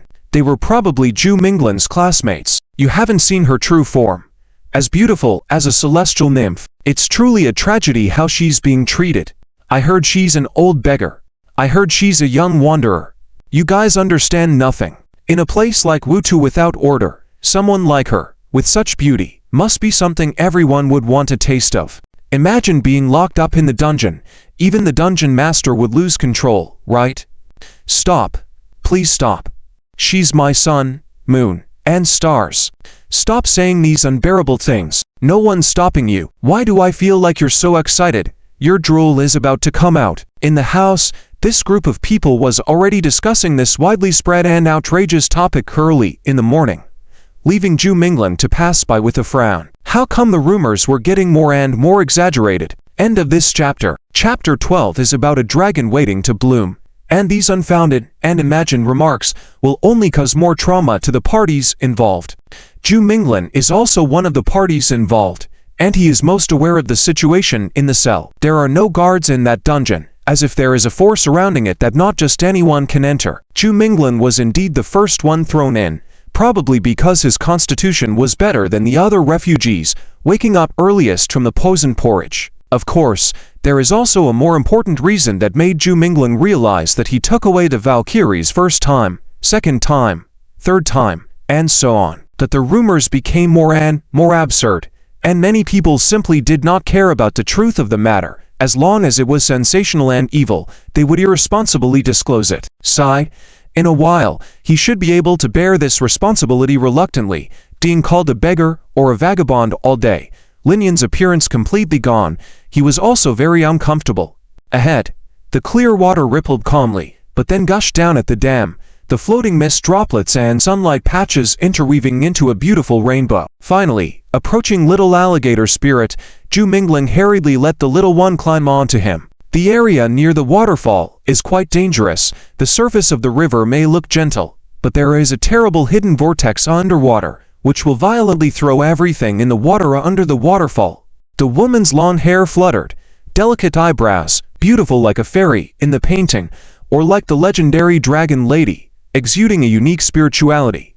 Zhu Minglan did not expect such a thing to happen. Arriving at the riverbank piled with countless cobblestones, Zhu Minglan put down little alligator spirit. The little one immediately chased the stone groupers in the shallow water. Its speed astonishing, Zhu Minglan could only see a blurry shadow passing by. Zhu Minglan looked over and saw a graceful woman standing on top of the dragon's head by the waterfall. Zhu Minglan grabbed little alligator spirit on the head, pushed it off forcefully as his upper body left the water's surface, throwing it into the rapids. Finally, it plunged back into the river, its dark skin gradually splitting as it touched the water, something breaking through its forehead skin and extending little by little. The little alligator spirit was frightened by the forces of nature, climbing onto Zhu Minglan's head like a drowning deer, its little claws panicking. Zhu Minglan, unintentionally, little alligator spirit had swum deep. Cough, cough. Zhu Minglan spat out the choking water, innocently explaining, "It's not suicide, it's an accident." Oops. The most different thing was its broad black forehead, unexpectedly growing a horn. It turned into a 1-meter-long little crocodile dragon when it saw Zhu Minglan, immediately pouncing over, its large tongue licking Zhu Minglan's cheek excitedly, almost pressing Zhu Minglan back into the pond. It was autumn, with lush foliage of orange and red leaves creating a visually pleasing layering on the canopy, complementing the scattered red leaves on the ground. As it swam towards the waterfall, the little alligator spirit's shadow lengthened, its limbs and tail becoming more powerful, swimming faster. The beautiful woman descended from the dragon's head, standing beside the soaked Zhu Minglan near the waterfall. Only the sound of the wind rustling the maple leaves could be heard around. No one else passing by. The little alligator spirit could not receive any help. The dragon bit a black creature, about 1 meter long, not knowing what it was. "If you're swimming, don't go far. That's the waterfall. Once you fall, you're done.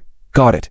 Ju Mingling advised the little alligator spirit on his shoulder. Oops, oops, tilde tilde. The little alligator spirit opened its mouth wide, calling out innocently, acknowledging. The dragon was heroic and handsome, even in the surging waves of the waterfall.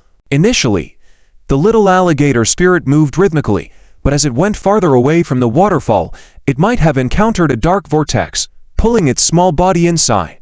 Ju Mingling felt the river's resistance.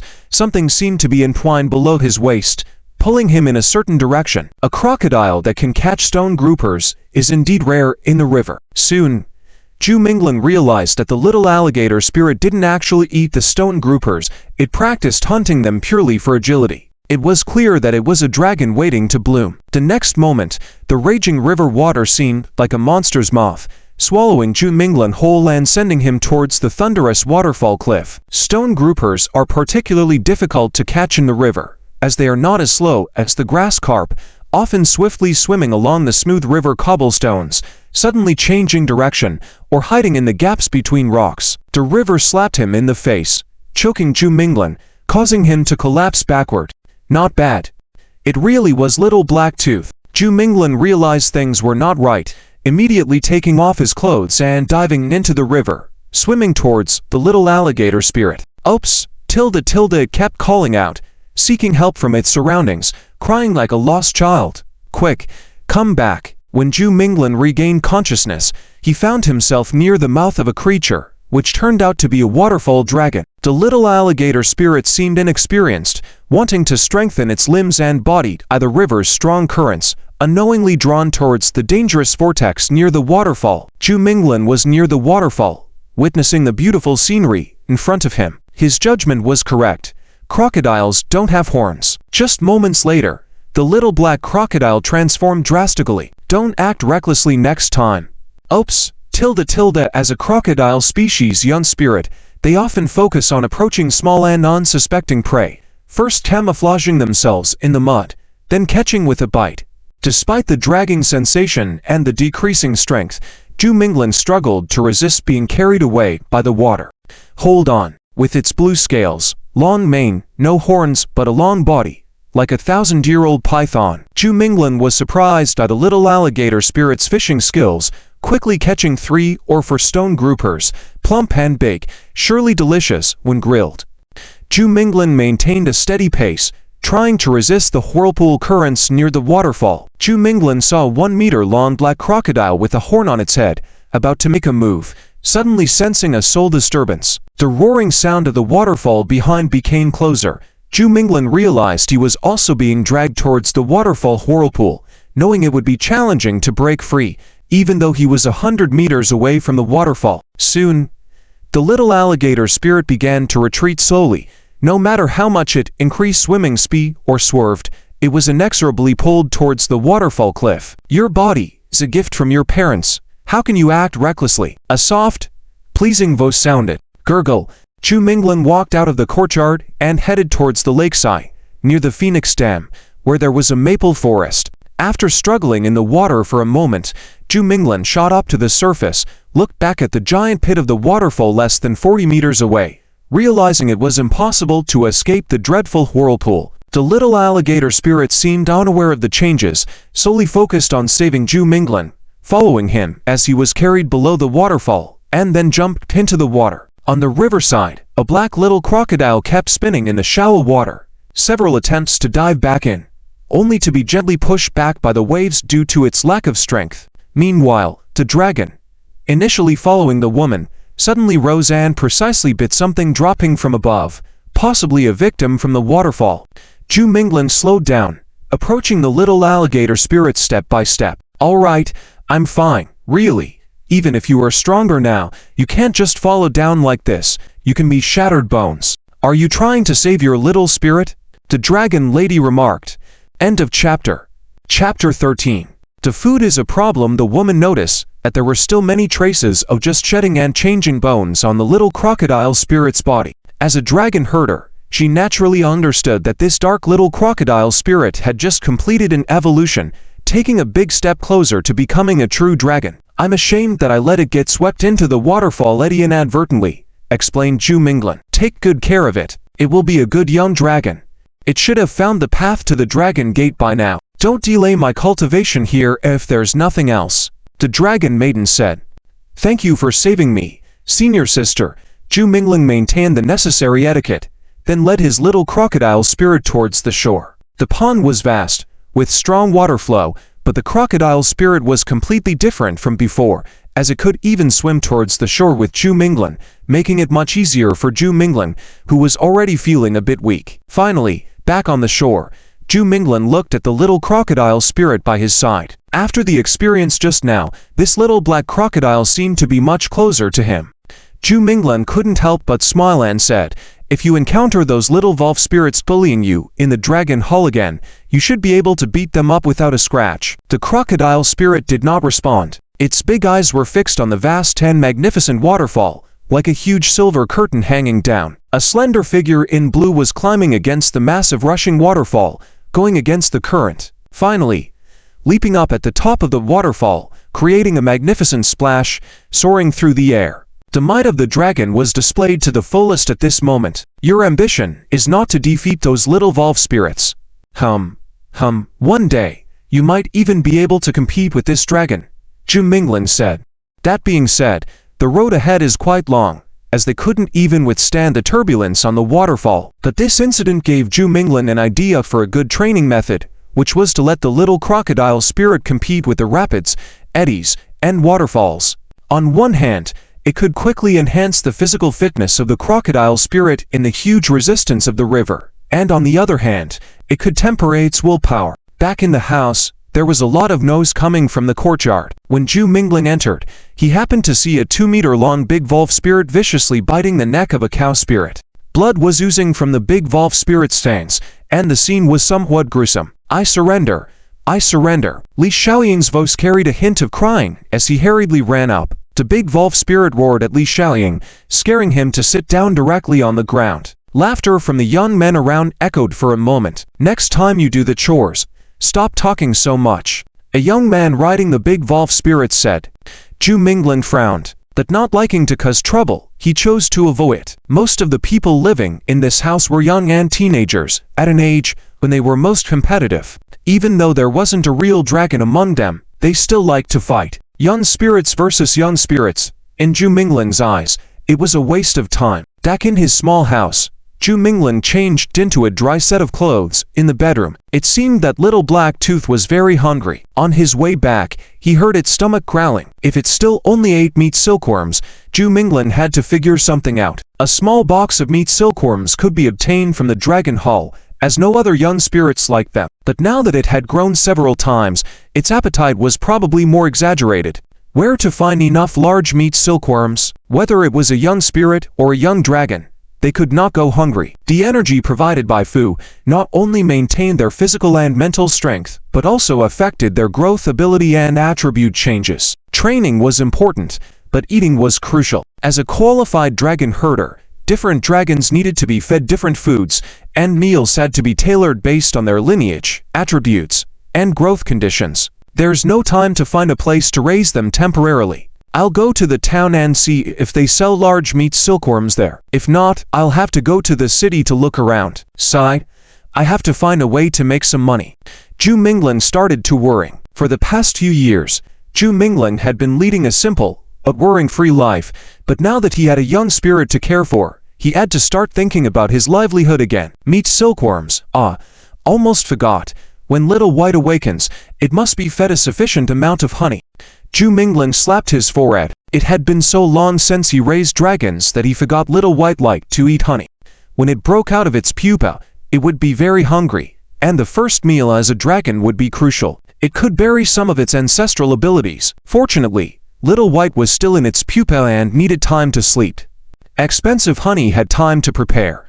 Honey. Must prepare plenty of honey. Newly born dragon offspring needed a lot of food, like a newborn baby, needing to be breastfed every 2 hours.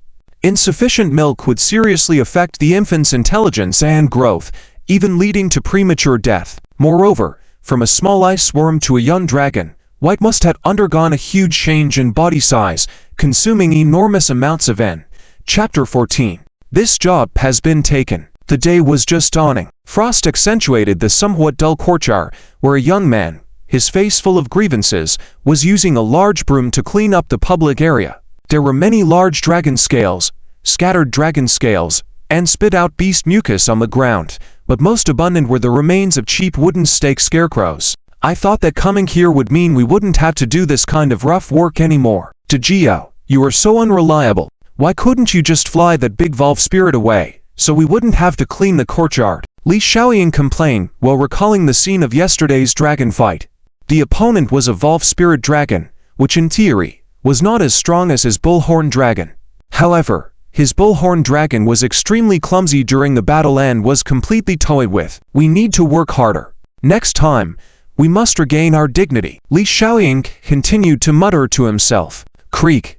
The courtyard gate was pushed open, making a heavy sound. Li Xiaoying looked surprised towards the gate. Who woke up so early? There are people who are so diligent and hardworking that they come back from their morning exercises before the sun even rises. Soon, Li Xiaoying saw Zhu Minglin walking back from outside. Just by his footsteps, one could tell how tired he was, and his face was filled with confusion. Back in the house, Zhu Minglin took off the large bamboo basket on his back. Walking to the backyard, he saw the little crocodile spirit lying on the sand, nibbling on some smelly stonefish. By the rate it was eating, one could tell that the smell of these things was hard to swallow for it.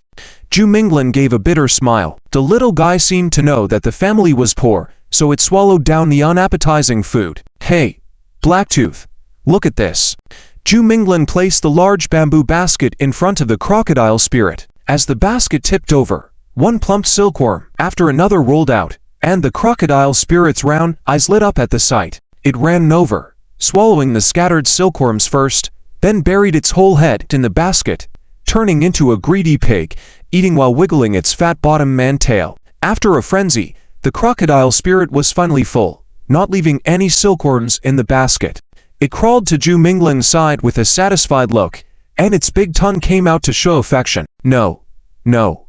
I stink all over. I need to take a bath. Zhu Minglin pushed away the sticky little crocodile dragon. The little crocodile dragon didn't mind, and came back, licking Zhu Minglin's face with joy until its slobber covered his face. Then it happily returned to its pool. Zhu Minglin also got up, intending to clean up the stinky stonefish. However, the crocodile dragon seemed reluctant, looking at Zhu Minglin. The little Blacktooth was quite clever. It seemed to understand that Zhu Minglin had worked hard all night to get the silkworms. It decided to save some stonefish in case it got hungry later. Don't worry, there will be food for the next meal. Tomorrow morning, you will see even more silkworms than today, so you don't need these. Zhu Minglin comforted the little crocodile dragon. The little crocodile dragon was pleased to hear this, offering its ugly and cute big head for Zhu Minglin to pet. You go back to sleep. When you wake up, it's time to train. Remember, during training, I will be a devil without mercy. Zhu Minglin said. Ew. The crocodile dragon responded, showing eagerness to become stronger. After taking a bath and lying down, despite being very tired, Zhu Minglin couldn't fall asleep right away, cleaning the dragon chamber all night only to exchange it for a basket of silkworms. Going back tonight seemed necessary, so that the crocodile dragon's food supply for the next 2 days would be secured. But this method was not sustainable. As the crocodile dragon grew larger, around 2 to 3 meters, its appetite would increase several times. Zhu Minglin spent most of his time feeding it, leaving little time for training. When I returned to the dragon chamber, the academy seemed to have a good rewarding task available. I'll take a nap and go try it before noon. The academy occasionally issued tasks for students or dragon breeders to complete. With the high costs of raising dragons and dragonlings, students without wealthy backgrounds either worked to sustain themselves or relied on these tasks for income. Among the tasks were lucrative dragon hunting and simple manual labor tasks like caring for dragonlings, spirits, or cleaning dragon dens. Zhu Minglin had spoken to the old master at the dragon chamber. He could help at night to care for the dragonlings, while the new servants cleaned the chamber. Since the servants didn't understand the habits of dragonlings and young dragons, Zhu Minglin, as a legitimate dragon tamer student, was qualified for the job. Working all night would earn him to baskets of silkworms. Tonight, the old master required Zhu Minglin's help, so he would spend the night there today, securing the crocodile dragon's food supply for the next 2 days. He also needed to find a higher-paying task in the next 2 days to prepare some honey. Ah, it's been a long time since I've had such a planned life. Zhu Minglin sighed. Despite the future hardships, life was full of anticipation. Zhu Minglin didn't sleep for long. Time was running short, so sacrificing some sleep was necessary. He needed to prepare food for the crocodile dragon and Whitey. At the cafeteria, he quickly grabbed some food and rushed to the academy's task board, looking for something he could do. There's also one about going to the battlefield, attacking a city. This should be a dragon breeder's task. The academy really manages things broadly. Zhu Minglin looked at the complex task board, feeling a bit of a headache. The reward for going to the battlefield was quite extravagant. He could receive a quarter of a city's tax revenue. If Whitey hadn't regressed, Zhu Minglin could give it a try. Owning the tax revenue of a city could be exchanged for several mountains of silkworms. Wait, why was he using silkworms as the unit of measurement?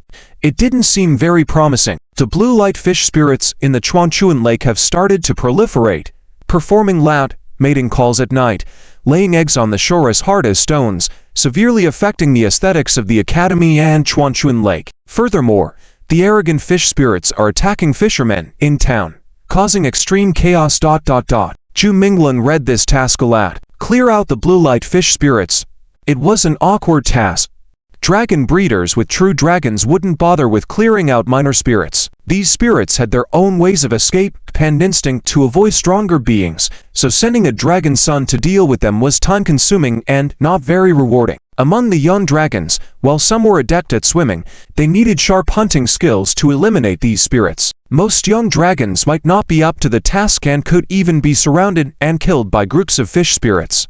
Luckily, the crocodile dragon was skilled at hunting fish. Every afternoon was the crocodile dragon's training time, strengthening its physique against the waterfall's rushing stream and hunting these blue light fish spirits, killing 2 birds with 1 stone. Lasting for half a month. This half a month gives Blacktooth a clear training direction. If successful, a grain of gold sand can be obtained. Zhu Minglin smiled. Training, earning money, hitting 2 birds with 1 stone. Getting this grain of gold sand could greatly alleviate the food crisis. This job has been taken. End of the chapter. Chapter 15. Battle of Wits and Courage. The dry and cold weather in autumn made every ray of sunlight seem precious and warm. On the shimmering lake surface, a wooden walkway extended into the lake. Zhu Minglin stood at the edge with a serious expression, watching the swift and agile blue-spotted fish monsters in the water, and then glanced at the exhausted little crocodile dragon lying nearby. Tilde tilde tilde tilde tilde tilde tilde tilde tilde. A group of blue-spotted fish monsters quickly swam past, splashing water next to the little crocodile dragon with a mocking tone. These damn blue-spotted fish monsters. Their speed was incredibly fast, far more agile than the wild rockfish on the riverside. Despite their large numbers and proximity, every time the little crocodile dragon lunged at them, they coordinately evaded, causing the little crocodile dragon to miss every time. An afternoon passed, and not a single blue-spotted fish monster was captured in a rushing stream. No wonder no one took up this task. It was much harder than it seemed. Don't lose heart. It's just that our methods are not quite right. Let me study these blue-spotted fish monsters, and we'll fight again tomorrow. Zhu Minglin comforted the little crocodile dragon. The little crocodile dragon looked dejected, probably not expecting to be so useless that even these blue-spotted fish monsters could mock it. In that case, when would it be able to stand shoulder to shoulder with the waterfall dragon?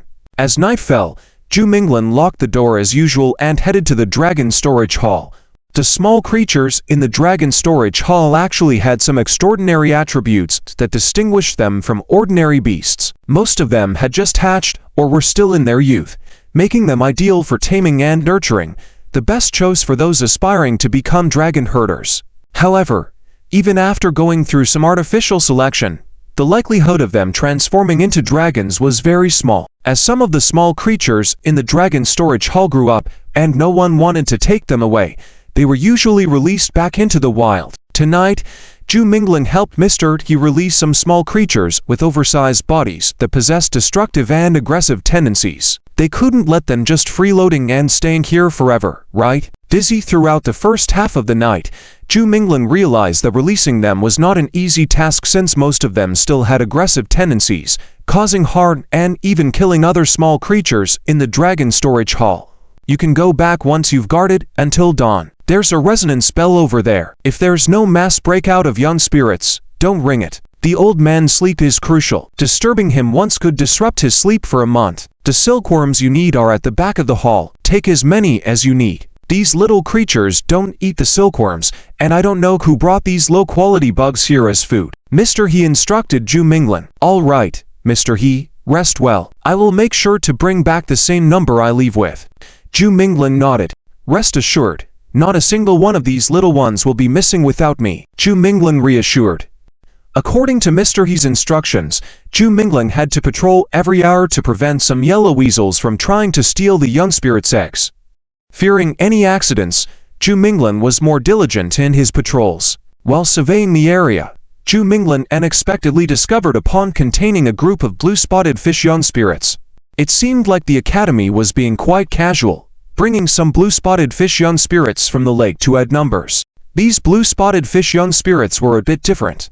Their markings were more vibrant, and they already had long whiskers at a very young age. So, when they are in groups, they use the movement of these whiskers to signal to their nearby companions of an attack. This way, other blue-spotted fish monsters can avoid the little crocodile dragon's assault in advance. After observing for a while, Zhu Minglin suddenly realized, but purely based on speed, the blue-spotted fish monsters are much faster. Little Blacktooth needs to train in the turbulent flow of the waterfall, getting used to the water resistance and increasing its speed. Sharpen the knife before cutting wood. The next afternoon, Zhu Minglin did not rush to have the little crocodile dragon challenge the blue-spotted fish monsters. Instead, he went to the waterfall vortex where they were previously trapped. After 2 days of feeding, the little crocodile dragon had grown to about 1 meter 2, visibly stronger than before. The powerful resistance and suction of the waterfall vortex tempered its physique, making it a very effective training method. Today's goal is not to be swept away. As a safety measure, Zhu Minglin found a long rope and tied it around the little crocodile dragon's body so that if it couldn't bear the force, it could be relieved by the rope. The little crocodile dragon was determined.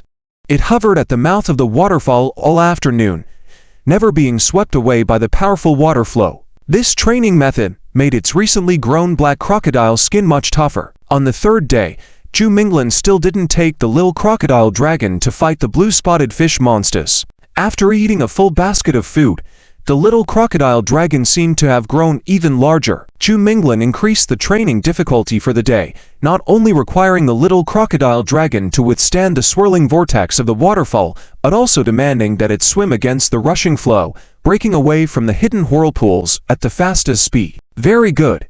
You've completed today's task. You don't need the protective rope anymore. Tomorrow morning, eat more.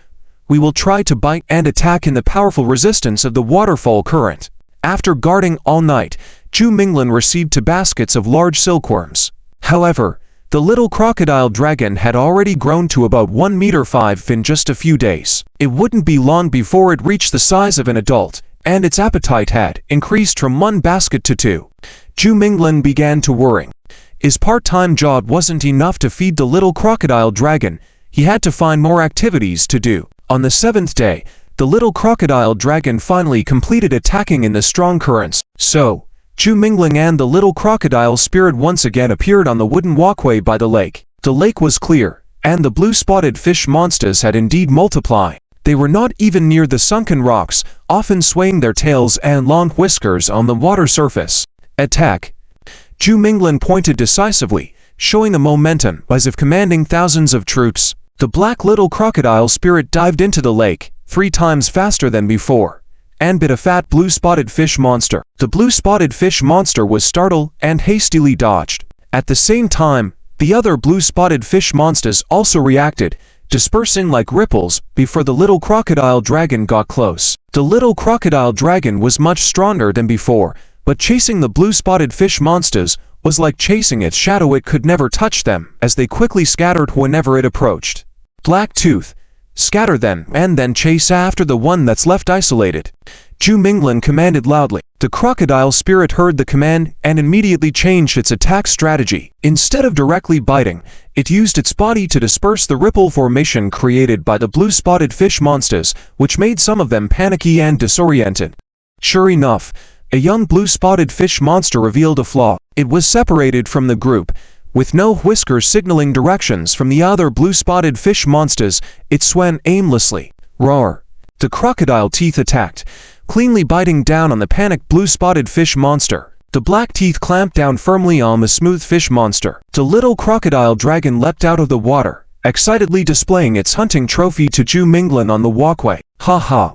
We did it!" Zhu Minglin's face was filled with joy. Though he had dealt with ancient monsters and defeated giants before, for some reason, catching a small blue-spotted fish monster made him even more jubilant. Perhaps that's what change is about. In a long stretch of darkness, even a glimmer of light can ignite hope. Similarly, when a person has expectations in their heart, even a small change can cause uncontrollable excitement. End of this chapter. Chapter 16. Nan Lingsha understood the pattern of the spotted lazy fish monster, and with the rapid increase in power of the young crocodile dragon, it had become just a matter of time to eliminate the spotted lazy fish monster. First disperse, then surprise attack, one by one defeat, turning the intelligent fish into a group of panicked fools, leaving only pure pursuit and hunting. After all, the spotted bluefish monster was naturally not on par with the crocodile dragons. With the appointment of the students completed, Zhu Minglin received that grain of gold sand. To reward the young crocodile dragon, Zhu Minglin specifically went to Fengdi Town, planning to buy some fresh and high-quality large silkworms from Sangnong over there. Also, he planned to purchase some fresh flower nectar and check on Shabai's ice pupa status, as it shouldn't take many more days for it to break out of the pupa. "Hey, how did you climb out of the lake and take half a month?" At the bridgehead, the peach-selling girl with black wheat-colored skin said. Zhu Minglin looked at her, and a smile gradually appeared on his face. "You still owe me a basket of peaches, girl." The peach-selling girl was stunned for a moment, realizing that Zhu Minglin did indeed have a badge from the academy on his chest. "So you are really a student of the Dragon Taming Academy. Where is your dragon?" The peach-selling girl asked. "Don't worry about it. My peaches need to be the freshest, the biggest, with the most juice," Zhu Minglin said, feeling a sudden sense of joy as the past grievances were swept away. Okay. You win. My home is full of peaches. After I finish selling today's peaches, you can come to my house to get them." The peach-selling girl showed a hint of straightforwardness. "Sure. By the way, do you know where can I buy silkworms and good quality flower nectar?" Zhu Minglin inquired. "We have them at home," the peach-selling girl said. Zhu Minglin looked at her puzzled and asked, "Isn't your family selling peaches? Can't farmers have diversified businesses?" "My parents sell peaches, my third brother raises silkworms, and my seventh uncle collects honey. There is no agricultural product in Fengdi Town that our family doesn't sell," the peach-selling girl said confidently. "All right, if the quality is good, I will do business with your family in the future," Zhu Minglin said. "Just to make it clear, we don't give credit at our home," the peach-selling girl said. Zhu Minglin was puzzled, wondering how he could be mistaken for someone who doesn't pay his debts. Without further ado, he said, "I'll pay in cash." After agreeing on the price with the peach-selling girl, Zhu Minglin finally breathed a sigh of relief. Finally, he had resolved the initial food issue for his two precious pets. "Young man, you seem to be short of money, bargaining over such small things. Look at that tainted boat by the river. Inside, there are not only beautiful ladies, but also young men. If you are really in urgent need, you might as well go there and try. After all, you look presentable enough to attract lonely widowed old women. Don't end up broke again like the first time we met." The peach-selling girl gave Zhu Minglin a friendly reminder. Zhu Minglin held his slightly aching chest. One loss after another. Uncomfortable. "Nyannian, did you leave any honey peach for your sister?" A gentle and melodious voice came from behind. Just hearing this voice gave people a soothing sensation, as if one could imagine all the goodness of the owner of this voice in that instant. Yes. The voice of the peach-selling girl suddenly became sweet, and she immediately brought out a bag of large peaches that were already carefully packaged. With a smile on her face, she said, "Sister, you are really beautiful. When I, as a girl, see you, my face blushes and my heart races." Zhu Minglin immediately widened his eyes, somewhat unable to believe that this sharp-tongued girl turned into a sweet one in just a second. Actually, sister also prefers fragrant and sticky girls. The woman's voice was quite dignified, but this statement sounded particularly charming. And this voice had a hint of familiarity. Zhu Minglin couldn't help but be curious and turned to look at the woman speaking. With just one glance, Zhu Minglin felt as if he had been electrified all over. Just by hearing the voice, he felt it belonged to a beauty, and now seeing her face, he was even more amazed. He couldn't regain his composure for a while, staring at the woman for quite some time. The woman also noticed Zhu Minglin's gaze, just gave a faint smile, purely a gesture of good manners, and then continued to chat with the peach-selling girl Mianian. "Are you here to visit me specifically?" Zhu Minglin tried to say casually to the woman, even though her beauty indeed made his heart beat faster. Li Yunzi. The woman standing in front of him was clearly Li Yunzi. Her starry and brilliant eyes, lips as full as ripe peaches. Zhu Minglin had spent a whole night with her. How could he not recognize her, even though her appearance today was quite different, like a lady from a noble family? But her outstanding and unique beauty was so memorable. "Do we know each other?" The woman's gaze returned to Zhu Minglin's face, and she spoke in a very calm tone. Zhu Minglin was embarrassed by this question. Did Li Yunzi not want others to know about their past encounters and wanted to be strangers from now on? "Young man, your flirting skills are worse than an old toe," Nianian, juggling between sarcasm and sweetness, said with a smirk. She then turned to the woman and added, "Sister Non Linsha, your charm is too strong. Even this guy with questionable sanity couldn't help but be attracted to you." "All right, I'm going back to the academy." The woman smiled, carrying the bag of peaches, walking towards Baiyan Bridge, heading towards the direction of the academy. Zhu Minglin watched Non Linsha's back, his face filled with confusion. "What did you call her just now?" Zhu Minglin turned to Nianian and asked, "Non Linsha, don't tell me you, a student of the Dragon Taming Academy, haven't heard of the famous beauty Non Linsha?" Nianian dadded, "I mainly focus on self-improvement, so I'm not very familiar with the academy's situation." "Is she called Non Linsha and is she related to the Dragon Taming Academy?" Zhu Minglin asked. "I can't believe it. Don't have any fantasies about Sister Non Linsha. She's the young lady of the Non family, noble like a phoenix. You'd better think about how to support yourself. Just because you entered the Dragon Taming Academy doesn't mean you're at the top. Among the disciples, there are plenty who have gone crazy from struggling due to their immature spirits and failure to transform into dragons," Nianian said. "Non family? Could I have really been mistaken?" Zhu Minglin was completely confused now. Although the temperament of that woman and the subtle sweetness in her eyes were somewhat different from Li Yunzi, her appearance was clearly that of Li Yunzi. Non Linsha. Non Linsha. This name seemed to have been mentioned by the head of the Li family. Are they sisters? But how could sisters look so alike? Zhu Minglin shook his head. Perhaps he was dreaming in the day, in night, mistaking someone's appearance in the charming sunlight for another person. End of this chapter. Chapter 17 Ice Chen White Dragon. Li Jio Royal Court's long soft scale armor robe draped over the shoulders, hair on both sides, extremely pale complexion. Luozi stood on the corridor between the Royal Court Mansion and the Military Academy, involuntarily gazing at the layered pavilions and winding gardens. He was accustomed to standing here, even during his days as a servant, passing through those towers, where he could barely see a grove of autumn cedar trees and a roof of a quaint silver house. He thought that by becoming one of the leaders among the 100 soldiers of the Li family, he would have more opportunities to get closer to Li Yunzi. However, since he expressed his intentions that day, Luozi had not seen Li Yunzi again. "Commander Luo, we all know your thoughts. It's not that we are unwilling to give you the opportunity to visit, it's just that Yunzi has been forbidden by her father to leave. It concerns the reputation of our Li family, and the master does not want to hear anyone in the city discussing that embarrassing matter," said Lady Kantan, the head of the household. "There is a small suggestion from my subordinates, that is, if the master can arrange for Miss Li Yunzi's marriage, and spend some silver to spread a rumor among the people that it is a deliberate plot by people from other cities to discredit the Li family and tarnish Miss Li Yunzi's reputation. Whether the public believes it or not, this matter will soon be forgotten," Luozi respectfully said to Lady Kantan. Lady Kantan looked at Luozi bowing. A smile appeared on her face. "It's a good idea. I will ask the master to consider Miss Yunzi's marriage soon." "Thank you, madam," Luozi was both surprised and delighted. If Lady Kantan agreed, the chances of success were high. "This is your appointment decree. The master wants me to give it to you. Wutu City has erupted in riots, trying to occupy our eastern Sunrise Fortress. The city's army has already gone over. You should set off tomorrow. ***, the rebels of Wutu think that the heavens are unfair to them, giving them such barren land. Let them know who their real divine master is."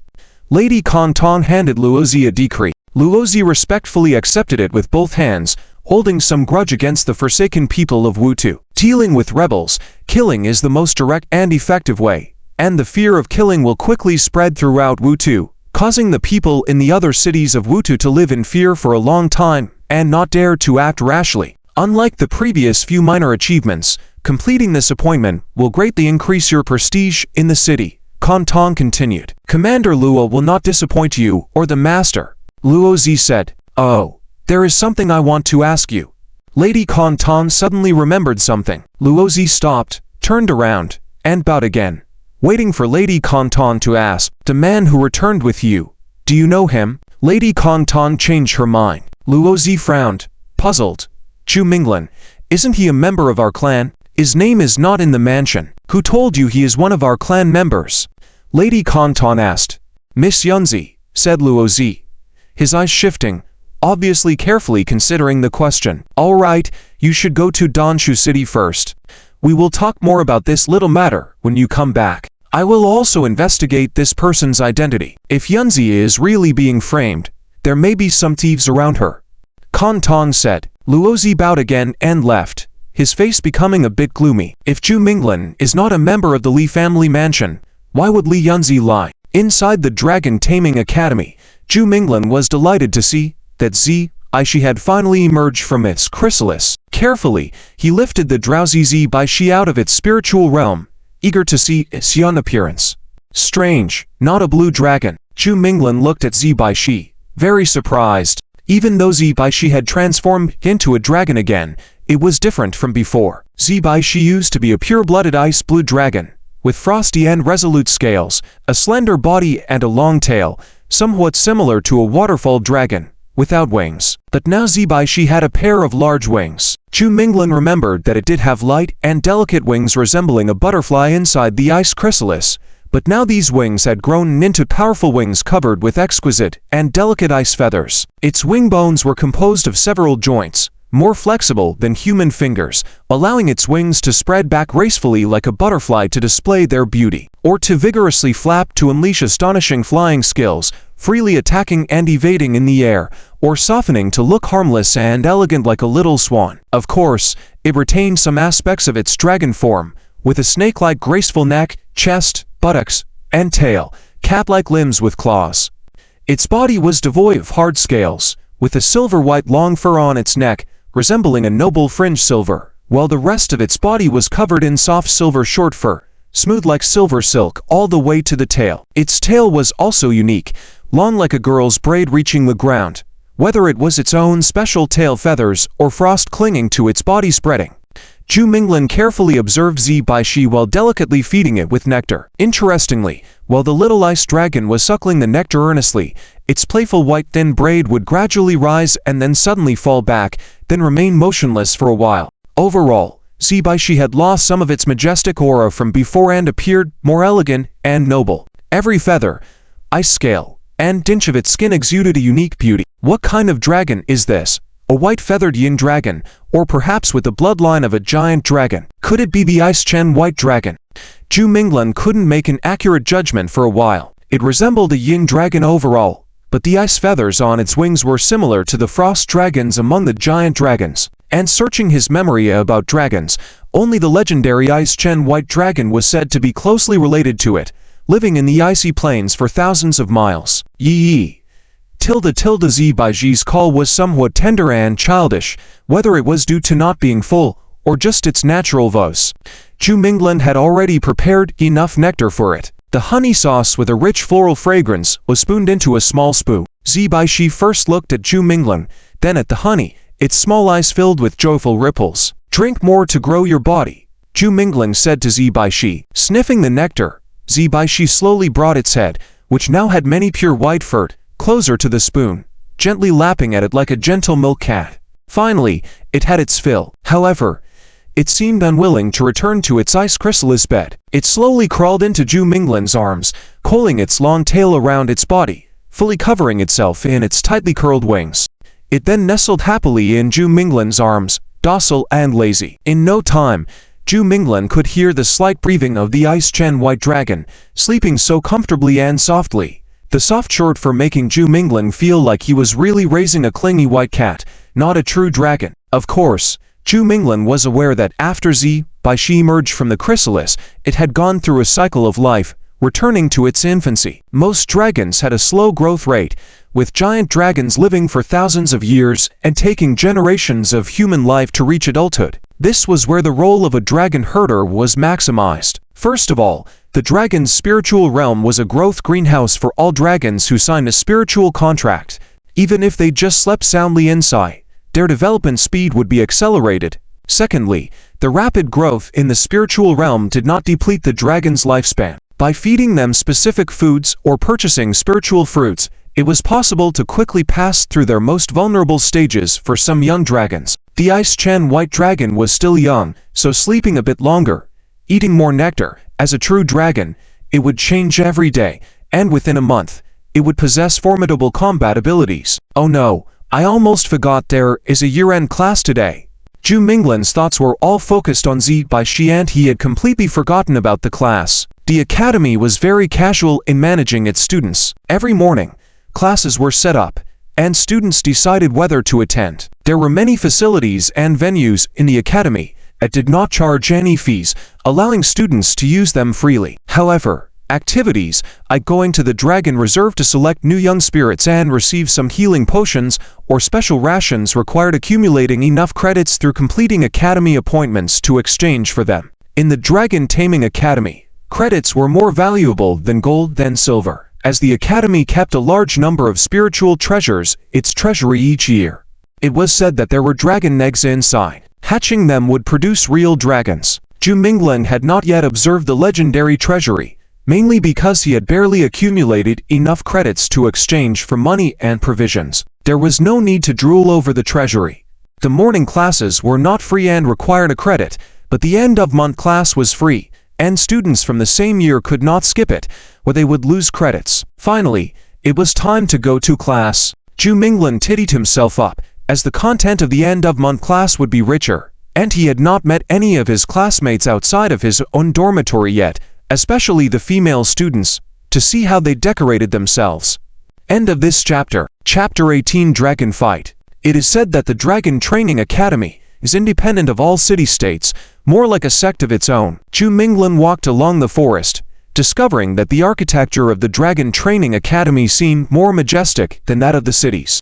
Upon reaching the main hall, which was a large flat-lying rocky building, its outer walls were built with countless moon-white pebbles, with wooden stairs on the outside leading up to the teaching hall at the top of the rock building. The hall had terraces extending out in all four directions. When Zhu Minglan climbed up, he happened to see a trained flying bird-like dragon perched on a terrace belonging to the academy, with a leather saddle on it, either the teacher's mount or a display of wealth by a certain extravagant student. The flying bird-like dragon was a descendant of pterosaurs and giant bird dragons, many of which had been domesticated by the academy. As long as they formed a bond with a soul, they could become their exclusive mounts. They could also be exchanged for credits, but not by simply accomplishing tasks like hunting sea monsters.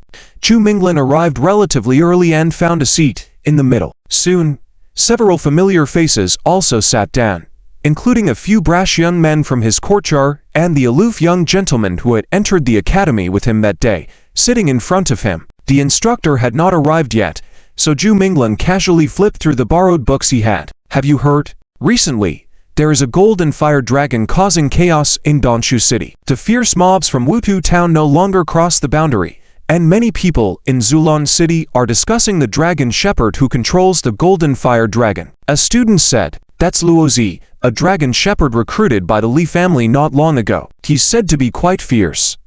A man must make a name for himself on the battlefield. When my wolf spirit transforms into a dragon, I will conquer a city. And you are all welcome to visit my city. I will definitely treat you well." Ha ha. Han Hao said. This person possessed a large wolf spirit, extremely ferocious. His favorite thing to do every day was to fight people with his spirit. Inside the courtyard, except for Zhu Minglan, the other 10 people had been ruthlessly bullied by Han Hao and his wolf spirit, making him the bully in the courtyard. Being combative was indeed one of the ways for many beings to reach the Dragon's Gate. He didn't had any problems with domesticating spirits, except that it was a bit costly. If you want to transform him into a dragon, it should be Nanyi. Its infant spirit can already release some low-level magic. His dragon is a dragon's offspring, just in its growing stage. Once it reaches adulthood, it will become a legitimate giant dragon, unlike us still looking for the path to the Dragon's Gate. Li Xiaoying, disapproving of Han Hao's arrogance, poured cold water on him. When Zhu Minglan heard his words, he couldn't help but shake his head. This Li Xiaoying was too mouthy. Speaking to outsiders is such a manner. With his character, it's likely that the medicine his uncle gave him for bruises won't be enough. The person Li Xiaoying was talking about, Nanyi, was the aloof young gentleman who had entered the academy with Zhu Minglan. Turns out this guy had a true dragon from the start. No wonder he looked down on the petty spirits in the dragon storehouse. Sitting there, the aloof gentleman Nanyi didn't speak to his classmates. He wore a faint smile on his face, probably comforted by Li Xiaoying's flattery. Some words lacked a certain feeling when spoken by oneself compared to others, which made the aloof gentleman Nanyi the center of attention. Suddenly, even a few female students who were quietly chatting couldn't help but glance over at Nanyi. My wolf spirit will transform into a dragon very soon. Don't tell me about infant dragons. Not looking after them well might result in it being eaten by my spirit wolf, Han Hao said nonchalantly. Nanyi frowned disapprovingly. Turning to look at Han Hao, you may not have realized the difference between dragons and wild beasts. Even in their infancy, they could tear your spirit wolf to pieces. I don't like arguing with words. Within our courtyard, apart from Zhu Minglan, everyone else has been savagely beaten by me and my wolf spirit. If you have the ability, let's compare strength, Han Hao continued. Zhu Minglan was flabbergasted. What kind of rhetoric was this? Just sitting peacefully, only intending to be a quiet observer. How did he end up in such a storm? The other students from the same courtyard hadn't anticipated Han Hao's sudden move, and Li Xiaoying was about to correct him, but was glared at fiercely by Han Hao. Zhu Minglan took a deep look at Han Hao. He had thought this guy was just a brawny man eager for competition. He himself wanted to test Nanyi's strength, but hesitated due to the presence of Nanyi's infant dragon. And this was Han Hao's cunning plan. Furthermore, this allowed him to punish the loner in the courtyard. Isn't it? If I recall correctly, you were the one who came to the academy on the first day begging for an infant spirit, like a beggar. How come after just 1 month, you already think highly of yourself? Nanyi shifted his gaze to Zhu Minglan, mocking him. Beggar? Zhu Minglan was sensitive to this term. On the first day of school, he simply dressed more modestly, not to the extent of begging for alms. This guy was clearly intending to insult him. The spirit you're hugging is your infant spirit, a white jungle fowl, right? You'd better hold on to it tightly. It doesn't even need my green dragon to intervene. I could crush it with one hand. Nanyi continued provocatively. Zhu Minglan was feeling uncomfortable. Insulting him was one thing, but insulting Little White was unacceptable. Yi. Tilde the drowsy ice morning white dragon let out a soft cry, slowly opening its eyes. Its tail spread out like ripples, and its wings gently stretched, with snow-white feathers shining like crystals, exuding a noble and regal aura. Flapping its wings, the exquisite ice morning white dragon flew toward the demonstration stone platform in front of the academy, its diamond-like eyes fixed on Nanyi, exuding an air of pride and a hint of coldness. Zhu Minglan had thought Little White was ignoring external matters while sleeping, but it was as sensitive as himself. So beautiful. What kind of dragon is this? Several female students couldn't help but exclaim, mesmerized by the unique and beautiful appearance of the ice morning white dragon. Some chicken dragons survive solely by their bright feathers. You all probably haven't seen a real dragon before, Nanyi disdainfully remarked. Placing his right hand on the back of his left hand, Nanyi activated his spiritual domain in the palm of his left hand. Spirit domain. Nanyi already has a spirit domain. Nanyi is indeed a dragon shepherd. He just entered the academy. The spiritual domain of a dragon shepherd can contain dragons with a soul covenant. For both the person and the dragon had passed the first dragon gate, other spirit bearers who nurture infant spirits lack the ability to summon or call them back because they haven't activated their spiritual domain yet. Roar. A roar that shook the ground like a mountain tiger resounded out of nowhere, followed by a potent green emblem appearing on Nani's palm, radiating intense light and projecting onto the demonstration stone platform. Interweaving light and shadows created an enlarged emblem, standing in midair like a door to another world. Roar. Another resounding roar, and from the emblem, a green forest dragon covered in thick green scales, nearly 2 meters tall, emerged. Its massive head resembled a giant lizard, exhaling green breath from its nostrils with exposed sharp fangs. With a robust chest and inflated belly, its tough scales made it nearly impervious to attacks from spirit wolf claws or crocodile spirit fangs from the front. The green forest dragon stood upright, with incredibly strong hind legs that seemed capable of breaking stone slabs, while its front claws were slightly shorter. Possibly still in its juvenile stage, its front claws had yet to grow sharp enough to carve through wild beasts. Green forest dragon. Han Hao, upon seeing the true appearance of the green forest dragon, went pale with fear. Fortunately, he had sent Zhu Minglan to test the waters.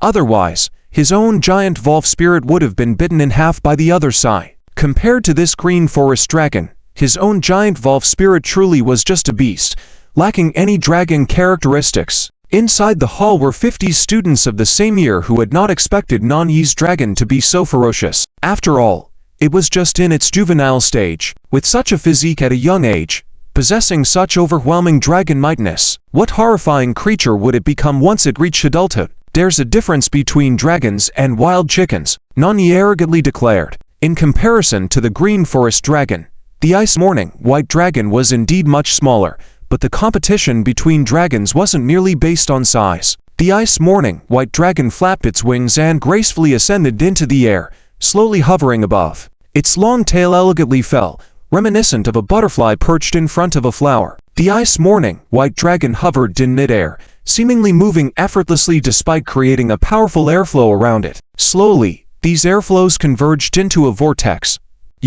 Suddenly, it retracted its wings, its slender body seemingly integrating into the vortex. Its dive speed surged at that moment, with the vortex intensifying multiple times, propelling the ice morning white dragon toward the green forest dragon. Dang! The body of the green forest dragon, akin to a large stone, was struck by the wind controlled by the ice morning white dragon right on its robust chest. The green forest dragon slid backward, slamming into the rock wall, causing the entire school to tremble. Roar. The green forest dragon lay on the ground, wailing in agony, unable to get back up. The ice morning white dragon dissipated the airflow, had manipulated, gracefully landing on the head of the green forest dragon and using its long tail to pat the dragon's nose, like an elder disciplining a mischievous child. Everyone inside the hall was rendered speechless. How could the ferocious green forest dragon be taken down with just one strike? And how could such a seemingly harmless and refined creature unleash such terrifying power in an instant? End of chapter. Chapter 19. The dragon of advancement is clad in wine, swooping down swiftly. The arc drawn by the ice morning white dragon is so beautiful that one can't help but marvel, yet the impact it creates is so fierce and dominant, leaving one sighing in awe. Nani is not one to hide his emotions, but in order to not lose face, he can only endure the embarrassment and incredulity, causing his face to turn red and then blue at times. Zhu Mingling also did not expect Zibai to use his tail to smack the face of the green dragon, calling out with a wry smile and summoning back the mischievous little creature to prevent Nani from losing his dignity, although his dignity was already lost. When privy battles are one thing, but being easily defeated in front of so many fellow students at the academy is a different story altogether. Seeing Nani's bewildered expression, Zhu Mingling patted him on the back and said, "Everyone has their low moments. There's no need to be hurtful. Retract your dragon. Nurture it well. Your dragon still has a lot of potential." Oh, Zhu Mingling is a few years older than them, and really didn't want to associate with these inexperienced youngsters. They are indeed quite arrogant and have not experienced much of the outside world's harsh realities. Zhu Mingling put on a nonchalant act and insincerely comforted his hot-headed classmates, even though deep down he was quite pleased, nearly doing a somersault on the spot. Zibai is too powerful. Zhu Minglin thought it needed to reach maturity to gain combat abilities, but he didn't know this young dragon was already so fierce. Back home, the glorious days of the young master are about to return. Nani walked towards his green forest dragon, his dim eyes revealing his deep disappointment. Since acquiring the green forest dragon, he had been arrogant and looked down on talented individuals around him who were still struggling beneath the dragon gate. While he was born above it, possessing a dragon-like green forest which would have the power of a dragon seed upon adulthood, but he never expected his true dragon to be defeated by these ordinary beings in the mud. The green forest dragon cried out in agony. Nani raised his hand and reluctantly withdrew the green forest dragon into his spiritual realm. Aou, aou, the green forest dragon howled in pain. Just when Nani thought his dragon pet was in severe pain, he discovered that the green forest dragon stood up on its own and refused to return to the spiritual realm to recuperate. Howling loudly, the green forest dragon suddenly lifted its head, displaying a fierce demeanor. A green light suddenly emanated from its body, and countless green vines sprouted from the stone platform, crazily wrapping around the green forest dragon's body. As if synchronizing with the growth of the vines, the green forest dragon's body also expanded at this moment, the crisp sound of bones growing reverberating throughout the academy. As if some kind of demon was about to emerge from the young green forest dragon's body, stronger and more terrifying than before. Evolving, Nani was full of astonishment. Overcoming the humiliation of defeat, the green forest dragon, in the midst of pain and a desire to win, broke through some restraints, stepping into the growth phase prematurely. And that was happening right now. Evolution from infancy to growth. Such evolution in a normal creature would result in an instant surge in strength, not to mention the green forest dragon, which was already a true dragon. Although it would need to reach adult stage to possess the real power of a dragon seed, the green forest dragon, so close to crossing the dragon gate, could easily overpower the vast majority of beings. Everyone in the academy showed shock. The young green forest dragon was already a fierce creature, and now, growing to 4 meters, it was akin to facing a raging beast, a different level of intimidation compared to before. Due to humiliation, the green forest dragon now exhibited extreme hostility, as if wanting to rip everyone apart, frightening all the people in the academy into retreating. Only Zhu Minglin remained in the hall, with the delicate ice morning white dragon perched on his shoulder, its icy star-like eyes coldly gazing at the transformed green forest dragon. Zhu Minglin watched the green forest dragon, trying to act nonchalant. In the past, he could easily crush the green forest dragon even if it evolved 10 times. But now, he was in a state of panic. Student Nani, as I said before, your green forest dragon has great potential. I won the last round, so I'll consider this one a draw. Let's call it even. Zhu Minglin said to Nani, I haven't withdrawn my dragon pet yet, which means the competition is not over. Hehe, a mountain chicken is still a mountain chicken. Just because you inherited some wine abilities doesn't mean you can compare to my true dragon. Nani's tone gradually rose. Just after experiencing the first major setback in his life, he was now experiencing a sudden rise, as normally, the green forest dragon would need half a year or longer to evolve into the growth stage. A true dragon is a true dragon. How could he suffer defeat like this in battle? From humiliation to loss, from loss to shock, and from shock to ecstatic joy, and the thought of being able to regain the lost face in front of everyone, even gaining more attention. Nani's features began to change after experiencing a range of emotions. However, this transformation was of a joyous nature. I surrender. Zhu Minglin, feeling helpless, was about to concede. But before he could say the words, the ice morning white dragon on his shoulder spread its magnificent white wings and flew once again towards the platform where the green forest dragon was facing off. Bai Ched.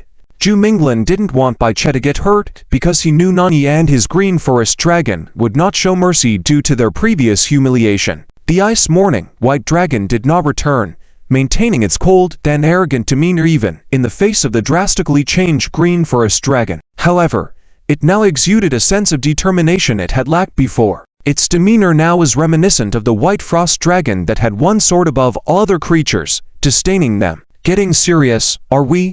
Zhu Minglin felt Bai Qi's fighting spirit and underwent a change in emotions. Yes, although compared to past enemies, their opponent was much weaker. At this moment, it ignited a flame of determination in Zhu Minglin's heart. After wandering for so many years, everything was starting anew. and that familiar feeling was something he would never forget. End of this chapter. Chapter 20. Glimpse of the tail and roar. The young green forest dragon opened its huge mouth, roaring out a breath that could blow away surrounding objects. Baiki's stature was still petite, feeling like a sparrow flying in the fierce wind. The green forest dragon took a step forward, its beastly charging force strong enough to easily crush a stone wall, and its speed was not slow either. This time, the green forest dragon did not intend to give Binkin the white dragon a chance to gather strength. Binkin the white dragon's wings were formed by nearly coming butterfly feathers, and it could be seen fluttering lightly in midair, its delicate white body leaping higher. At the same time, the green forest dragon also flew up, viciously biting towards Binkin the white dragon. In the moment of pouncing towards Binkin the white dragon, the green light vines growing around it suddenly transformed into a larger demonic mouth, sealing off all the directions Binkin the white dragon might evade to. Binkin the white dragon either got entangled in these vines or was swallowed by the green forest dragon. Witnessing Binkin the white dragon swiftly dodging, its speed suddenly increasing during flight, the flapping wings caused the feathers along the edges to suddenly scatter, flying towards the glowing vines blocking Binkin the white dragon's path. The glowing vines were originally growing aggressively, about to trap Binkin the white dragon, but with the scattered ice fluff, these vines were quickly frozen, turning into icy vines frozen in place. Baiche passed through these frozen vines, avoiding the green forest dragon's deadly attack of vines. Watch out for poison. Zhu Minglan's voice rang out at this moment. When the green forest dragon evolved, Zhu Minglan noticed it had developed poison sacs, so this green forest dragon not only had the ability to control plant vines, but also had a poisonous attribute. Baiche had indeed overlooked this point, but fortunately Zhu Minglan's reminder allowed it to prepare in advance. Binkin the white dragon turned and flew backward, its auxiliary wings vibrating at a high frequency. Countless magical frost originating from these wings flew out, condensed in the air, forming a very magnificent ice screen. The ice screen was large, opening fan-like, resembling a peacock spreading its large tail feathers. When the widely spraying poison near, a part of it was blocked by this ice screen. The poison corroded the rock walls and wooden desks in the classroom, with the rocks and ground being relatively unharmed, showing only slight signs of decay, but the wooden desks and chairs quickly rotted. If even a little of it touched a person, their skin would be instantly melted through. After the ice screen, Binkin the white dragon remained unharmed, but the green forest dragon showed no signs of giving up. It broke through the green light vines, fiercely smashing the ice screen, its claw entangled with the toxic vines striking towards Binkin the white dragon. The ceiling of the school hall was quite high, limiting Binkin the white dragon's flight, and the green forest dragon's powerful crowd control ability gradually manifested, with the ground, walls, and ceiling covered in those vines with poison thorns, continuously growing. In a short time, half of the spacious school hall was filled with vines. Binkin the white dragon was maneuvering around the green forest dragon with its agile movements, but its available area was gradually being compressed by those toxic thorn vines, nearly getting hit by the green forest dragon's claw several times. Fly outward. Don't engage in a fight here, Zhu Minglan advised Baiche. This narrow space was not advantageous for Binkin the white dragon, causing Zhu Minglan some regret as well. Even if they were to battle, it should have been in a more conducive terrain. Unfortunately, it was a bit too late now. The vines had sealed off all four directions of the terrace area. Baiche flying out was already like falling into a trap. Evolving into the growth stage, the green forest dragon was no longer just a fierce beast. It became proficient in green forest magic, capable of generating continuously growing vines in the surroundings. This ability was too deadly for agile creatures, like a constantly thickening and oppressing spider's web. Finally, Binkin the white dragon was forced into a corner, with the green forest dragon aggressively charging, its toxic claws striking left and right, the vines on the wall blocking from above to below, and its blooded mouth attacked. One bite, and the fragile Binkin the white dragon would either be severely injured or killed. Zhu Minglan furrowed his brows, his palm facing Baiche, a magical imprint glowing in his palm.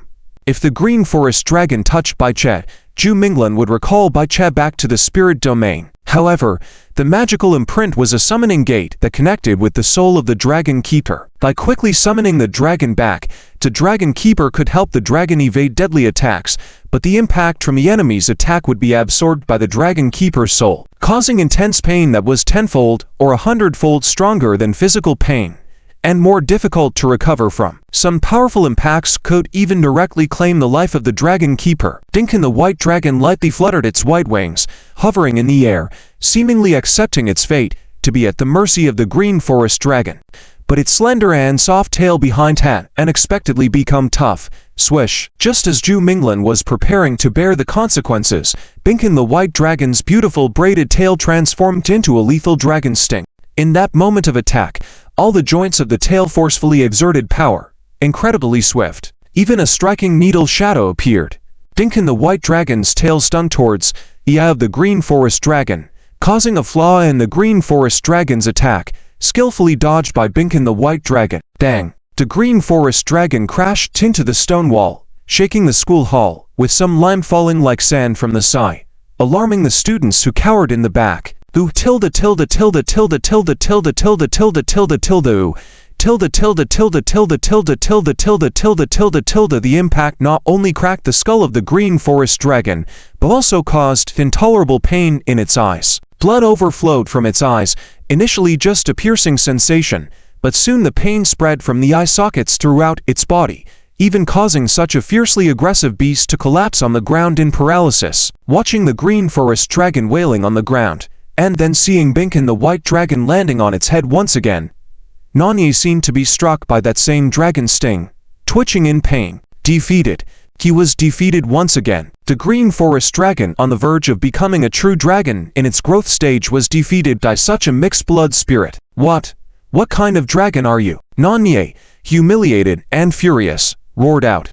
Zhu Minglan stood there, not responding. It wasn't that he was trying to appear mysterious and profound at this moment, but he himself was also filled with shock. Childhood.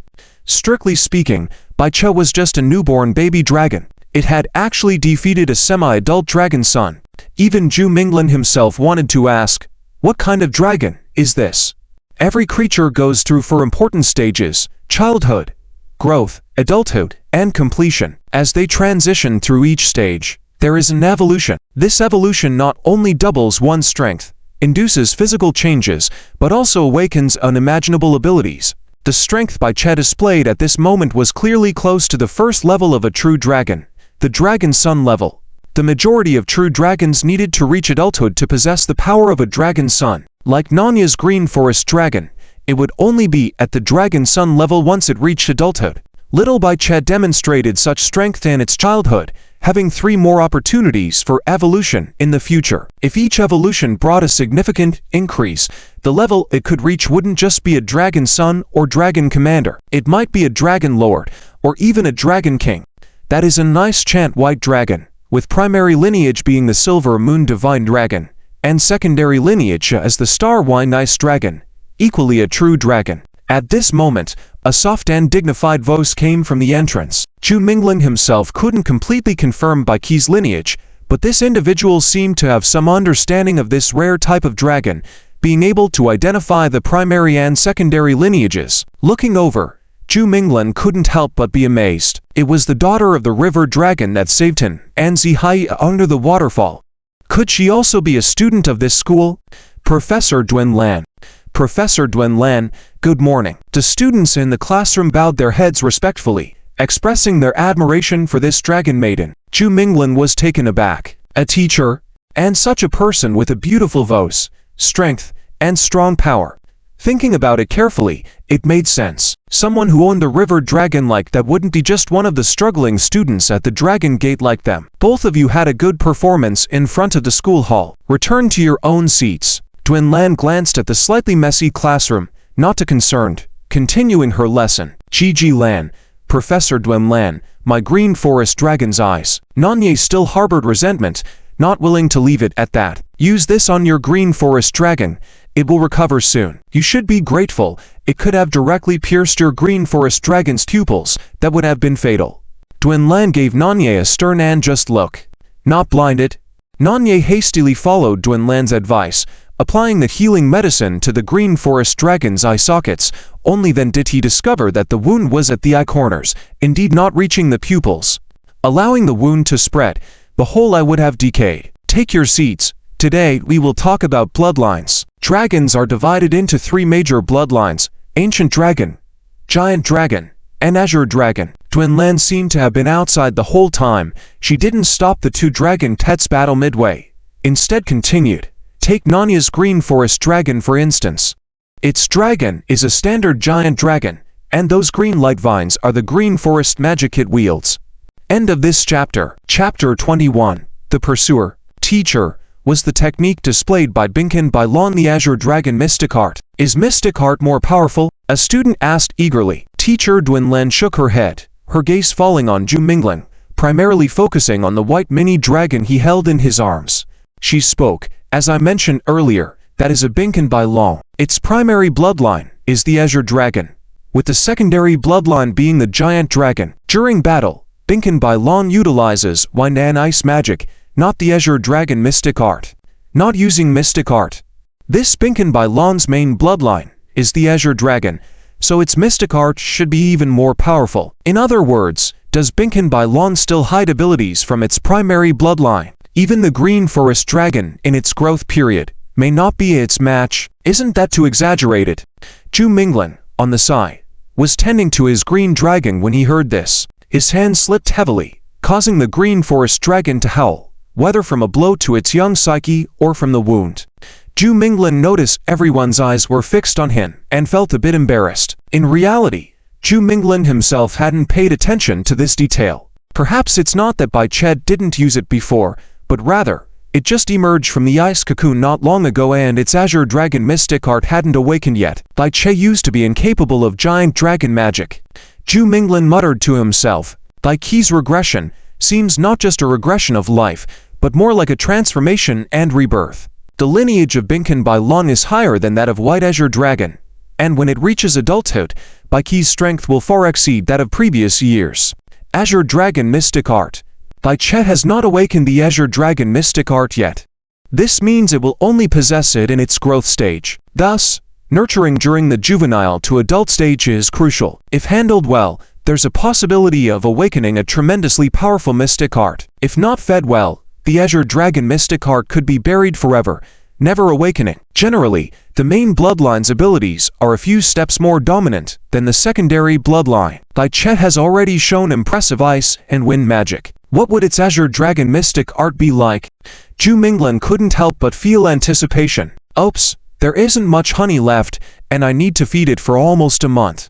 Zhu Minglan suddenly realized this. Of the 1 gold sand that he and Zihe had worked hard to obtain, half was spent on honey, but that honey was barely enough for Bai Ched to eat for a week. Given the newfound knowledge about Bai Qe's lineage and bloodline, Zhu Minglan felt it would be best to feed it more spiritually enriching foods that would likely aid in awakening its mystic art. Teacher Dwinlan seems quite knowledgeable about Binkan Bailon. I should ask her for further guidance later. Zhu Minglan thought to himself. Originally, Zhu Minglan thought he didn't need to attend classes for his knowledge, but now it seems that there's always more to learn, and he should take every opportunity to learn in the academy. Teacher Dwinlan taught earnestly, not overly jovial, always ready to answer questions. Zhu Minglan, too, attentively listened to her analysis of dragon lineage and bloodlines. It's just a pity she didn't delve into details of feeding and nurturing, likely outside the scope of her lecture that day. As noon approached, the class finally ended. After class, Han Hao and several dorm mates surrounded Zhu Minglan. Han Hao, usually domineering and harsh, had a smile on his face, a rare display of humility, though still exuding an aura that invited trouble. I can tell just by looking at you, Brother Zhu, that you are exceptional. As expected, compared to us, Nanyi, the Green Dragon, it's an insult to our Clear Wine Academy. Han Hao praised Zhu Minglan extravagantly.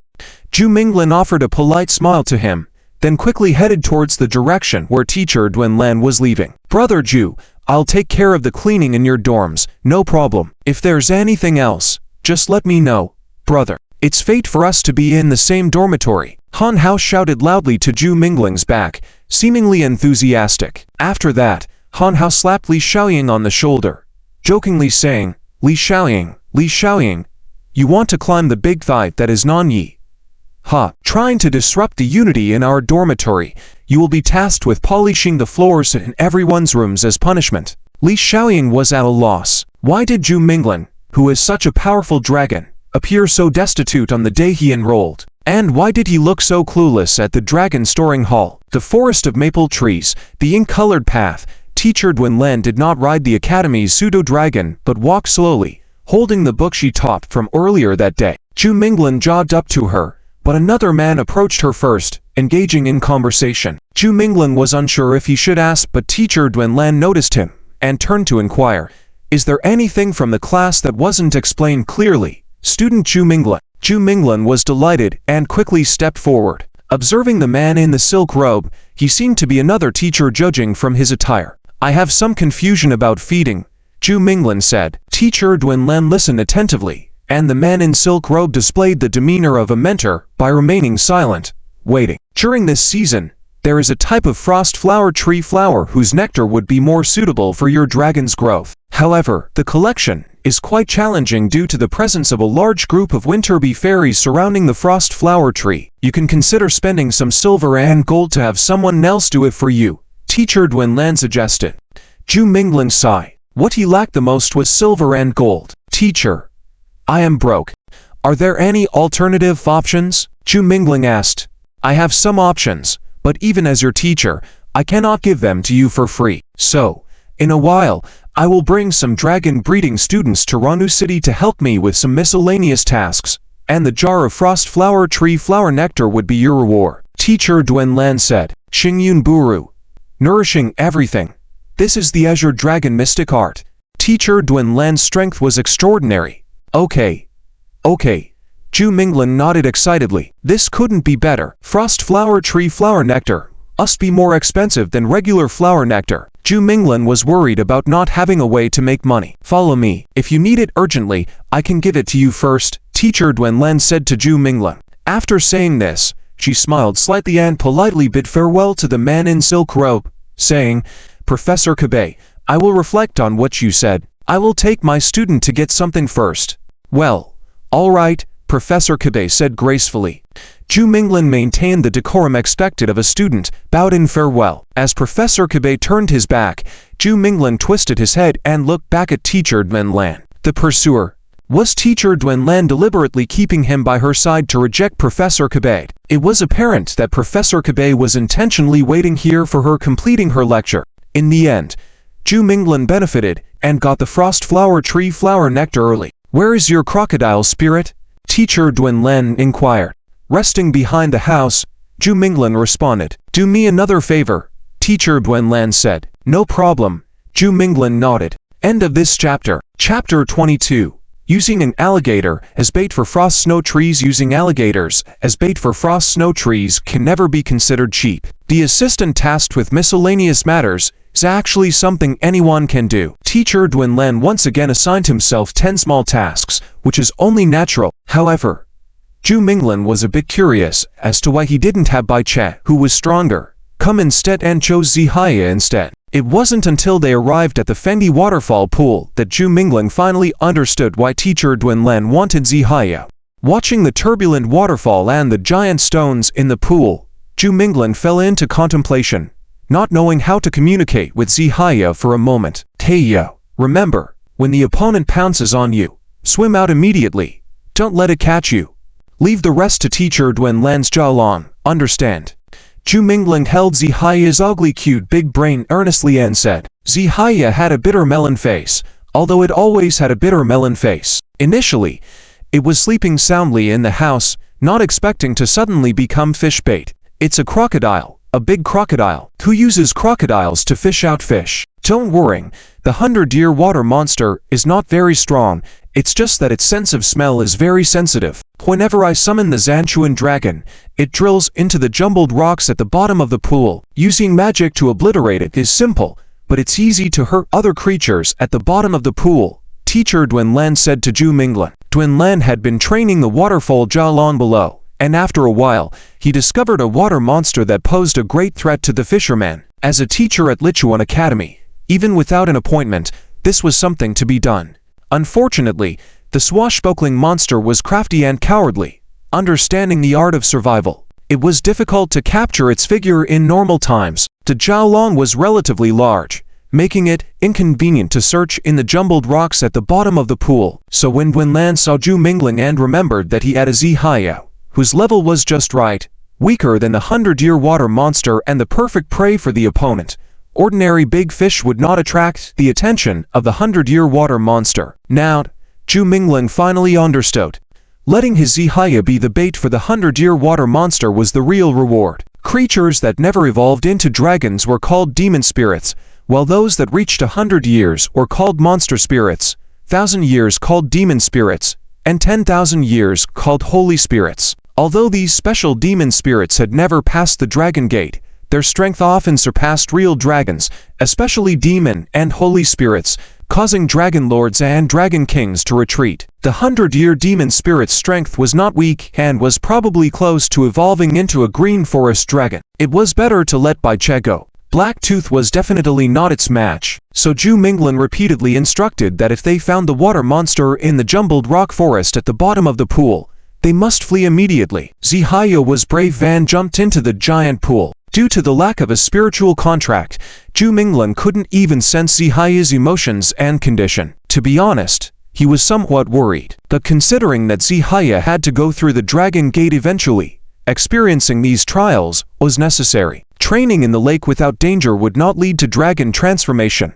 Due to the impact of the waterfall, the pool's water was tumultuous, and Zhu Minglin couldn't see the situation under the water. The longer they waited, the more anxious he became. The weak bond between soul and dragon Tet was too weak. It would only be severed by death. Although Zhu Minglin understood that every creature needed to undergo life and death trials to potentially transform into a dragon, having a powerful dragon herder like Duanlan reduced the risk significantly, but he couldn't help but worry. Gulu gulu. Suddenly, the water surface surged violently. An all-black crocodile head slowly emerged, but it didn't completely surface. Instead, it moved quickly beneath the water's surface.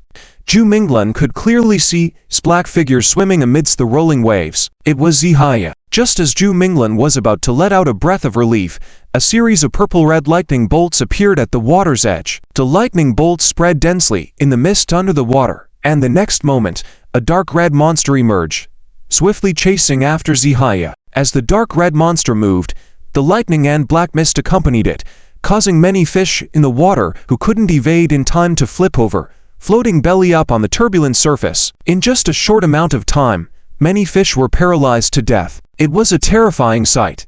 However, the dark red water monster showed no interest in the fat fish. Instead, it clamped down on Zihaya, its dark red, electrically charged mist-like claws aiming to catch Zihaya's tail. Teacher Duanlan, Zhu Minglin hurriedly said, "We haven't reached the bottom of the waterfall yet." Duanlan calmly replied. Zihaya struggled with all its might. It was moving twice as fast as usual training in the waterfall's torrents, but it still couldn't shake off the terrifying dark red water monster. Zihaya gave it everything and, based on the situation, it wouldn't be able to reach the bottom of the waterfall curtain in time, risking being shocked by the dark red monster. Realizing it was in mortal danger, Zihaya started crying for help. It had never encountered such an enemy before, clearly scared, its cries sounding like a weeping child. As Zihaya understood it couldn't complete the task, Zhu Minglin reached out to summon Bai Che to save it. If you stop now, it's like giving up on its dragon gate. Many young creatures don't even know their potential and often rely on dragon herders in critical moments. However, it's not a true dragon yet, and you can't protect it in the spiritual realm. One day, it will leave your sight, fall back into the waterfall, and face stronger predators.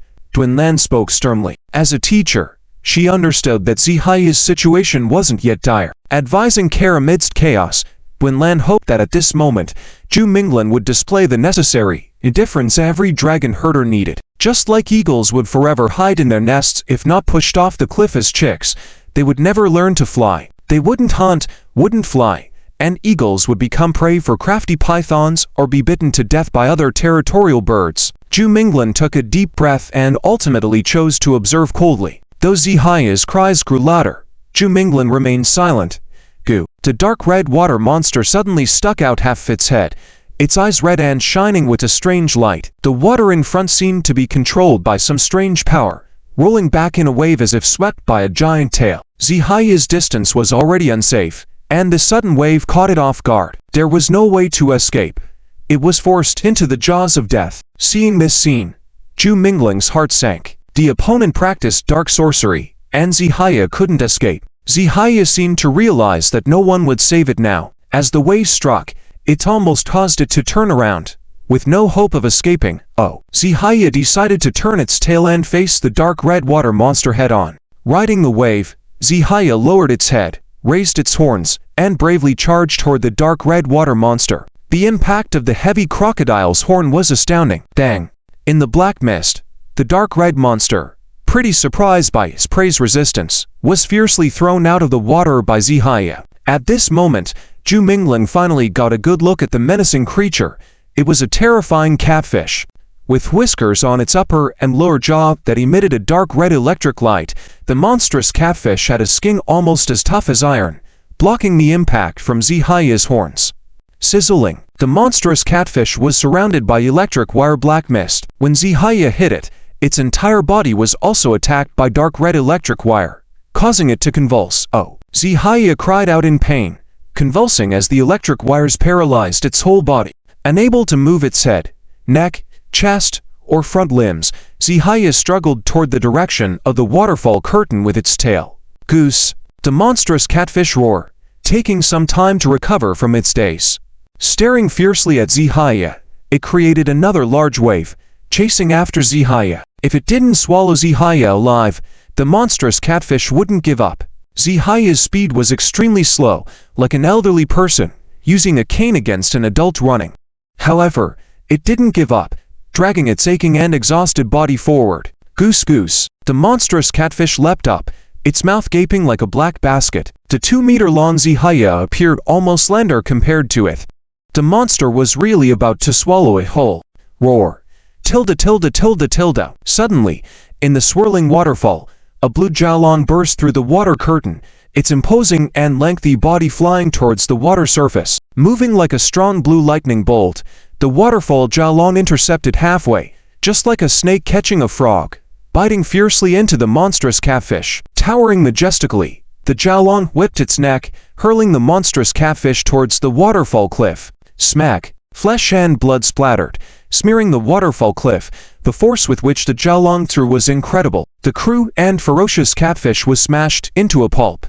Whoosh whoosh! The rushing water quickly washed away the catfish's flesh and blood, casting it bit by bit into the pool. End of this chapter. Chapter 23. By Nan Yaoju Waterfall Dragon used its tail to wrap around the small crocodile spirit, gently delivering it to Zhu Mingling. In stark contrast to its treatment of the violent catfish, the waterfall dragon was quite gentle with the small crocodile spirit. Woo-woo! The small crocodile spirit looked at Zhu Mingling with a face full of grievances. Zhu Mingling sat in front of its large head, gradually revealing a smile on his face. Zihaya, look, even it respects you. You did well. Zhu Mingling pointed to the waterfall dragon with his finger. The small crocodile spirit was covered in wounds, but it tried hard to lift its head and saw the waterfall dragon standing proudly next to it, with most of its body submerged in the deep pool. Thinking about its goal of becoming as powerful as the Zhangchuan dragon, how could it lie here whimpering? The small crocodile spirit climbed up stubbornly, showing a determined look that it would not easily give up. As she followed the long corridor, the sunlight slanted into the sunny sky from the west, passing through shelf after shelf of books, cutting into countless golden threads. The bead was not big, only the size of a thumb. Twin Lan seemed to be using her spiritual power to stabilize it and prevent it from dissipating. Today, she seemed less cold than resolute, exuding a hint of scholarly elegance. But when Zhu Mingling encountered her again, he was still certain that she was Li Yanzi. In addition to dragon raising and taming, a dragon shepherd also possessed a unique ability, the soul harvesting and pearl brewing. Taking the Yaoju, Zhu Mingling naturally knew that it was not easy to condense. He fed it to the small crocodile spirit immediately. Unfortunately, if all the nectars are frost tree nectars, this time could be shortened to more than 20 days, and by Qi's ice feather and ice magic would become stronger. After resting peacefully for a while, Zhu Mingling needed to wait patiently for Zibeiqi and Zihaya to grow. Once the small crocodile spirit digested the Yaoju, it would transform into a great crocodile spirit, not far from reaching the true dragon status. As Zhu Mingling wandered around the academy, he stumbled upon a book on ways to make money. Upon reading about the suggestion of dragon lairs filled with treasures, looting dragon lairs is the fastest way to make money, he closed the book heavily. It turns out that this violent catfish has cultivated for nearly 200 years. This is its sole Yao Ju. Consider it as medicine for your little crocodile spirit. It should help it transform into a dragon faster.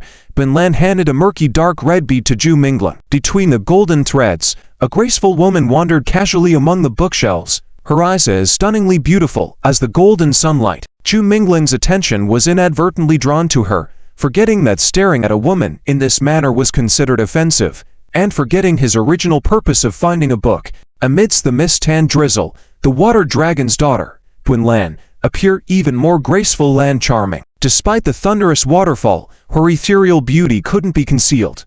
The price of frost tree nectar was 5 gold sands per jar in the market, 5 times higher than regular nectar, and the supply was limited. Being a student of Bin Lan was truly fortunate. In general, the higher the cultivation years of a spiritual creature, the better the spiritual pearl would form upon death. 1 year in the spiritual realm was approximately equivalent to 10 years of cultivation for ordinary beings. As the dragon shepherd's own strength increased, this ratio would also rise. A few books, a cup of water. The academy was truly extraordinary.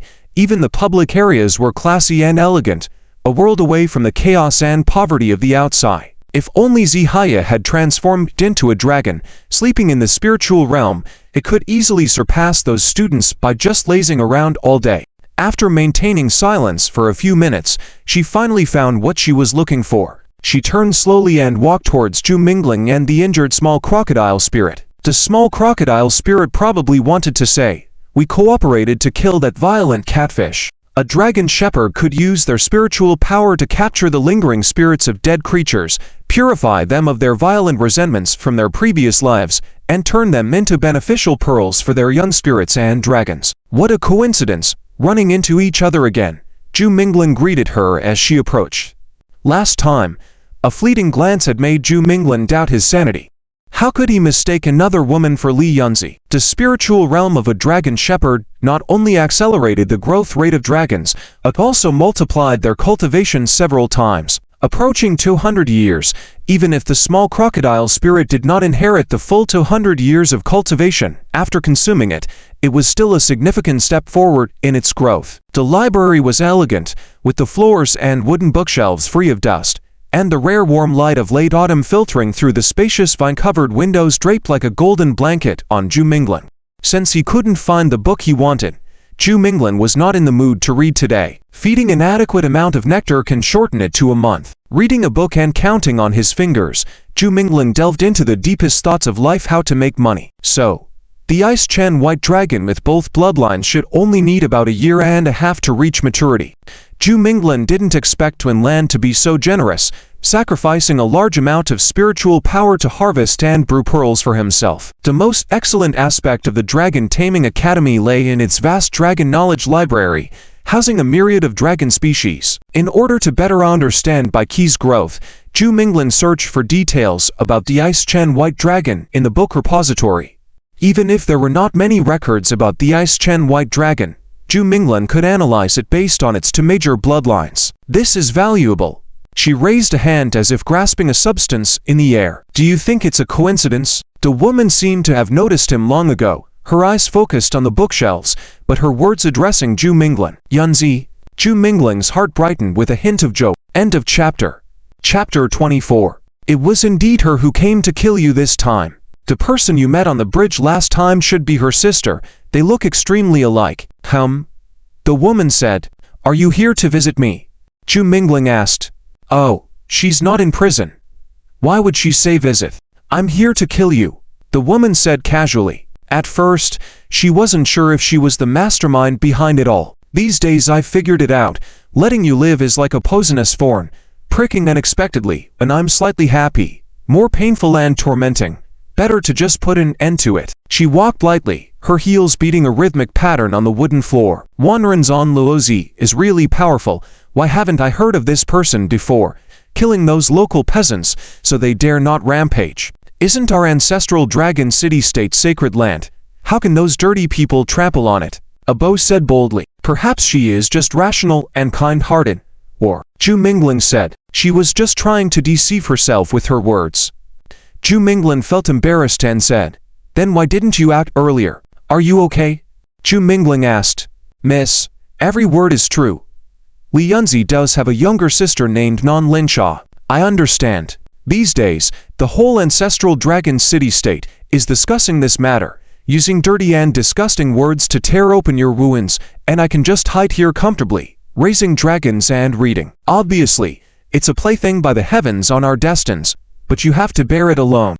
Zhu Minglan nodded seriously. Who would have thought that such exquisite beauty would have two sides? She suddenly understood something. Those eyes that sparkled even more under the sunlight were looking at Zhu Minglan's face, murmuring to herself, I understand. That's why Li Yunzi has been sparing your life all this time. Zhu Minglan felt she had said too much and decided it was better not to speak. It's too chaotic, too chaotic. Well, after all, you were also a victim. Luckily, Li Yunzi was still the unique Li Yunzi. She had no intention of killing herself. Here's the thing. I used to live in the south of Sangtown, with mulberry fields at home. Life was peaceful and quiet. But those local bandits were unreasonable and forced me to beg on the streets after robbing me of all my money. But heaven still played a trick on me, mixing poison in the porridge. Li Yunzi was a little different today. You're right. But nobody told her they were twin sisters. You're not Li Yunzi. You're Non Lingsha. Zhu Minglan suddenly remembered the woman on the bridge. Kind-hearted. The people she's killed could fill the Li River. The woman said disdainfully. According to rumors, twins usually have a telepathic connection. Who knows? Stop. Looking at her now, she really seems mentally unstable. Zhu Minglan looked at her face closely when she approached. Ahem. Miss Lingsha, some things are not as you think. Perhaps you should ask your sister for confirmation. She can testify for me what kind of person Zhu Minglan is. Zhu Minglan said. Thump, thump, thump. Footsteps approached from nearby, sounding like several energetic young men who were discussing matters related to the Eastern Fortress. No wonder the master of the Li family said at that time, Li Yunzi is Li Yunzi, Non Lingsha is Non Lingsha. They look exactly alike. The damaged reputation of Li Yunzi will surely affect her twin sister. Any last words? She continued. Worried about how this young sister-in-law will handle it, she accidentally let slip. Zhu Minglan just smiled, then didn't respond, but it was clear that the relationship between these twin sisters was not as harmonious as imagined. So, causing such a storm in the city, that beggar who dragged Li Yunzi down from the position of female ruler turned out to be you. Ha! Li Yunzi spared your life, even let you enter the Dragon Training Academy. The woman continued in a sarcastic tone. Tell me exactly what happened. If your story doesn't satisfy me, these words will be your last. The woman's eyes were sharp as she demanded the truth. Zhu Minglan was caught off guard by the dramatic change in Li Yunzi's demeanor, also confused. How could I have thought of this? Do you think our sisterly bond is harmonious and deep? Perhaps she thinks her current tragedy was caused by me. The woman scoffed. Zhu Minglan scratched his head. What to do next? Zhu Minglan maintained a sincere smile, but deep down, he couldn't help but feel turbulent. So similar, even their postures. Cough, she's her sister, not Li Yunzi. If you die, it will be in the most degraded and despicable manner, forever sullying the name of that female ruler. If you live, you'll gradually shed that lowly status, even become a lowly dragon herder. It's much better than being a dirty beggar. That's why she wanted to send you the school enrollment letter. Li Yunzi, is this your way of healing? The woman's gaze turned fierce and cold, her tone no longer as gentle as before. Humph.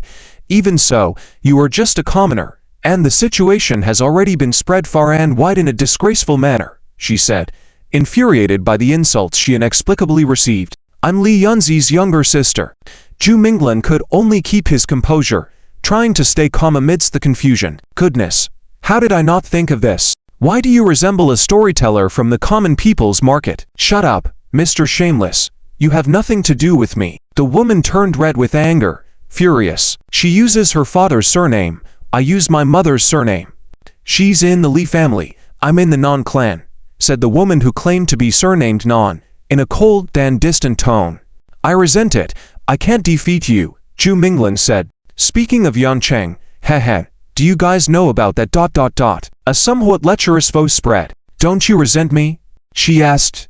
Seeing Zhu Minglan's expression at the moment and recalling his current status, she continued.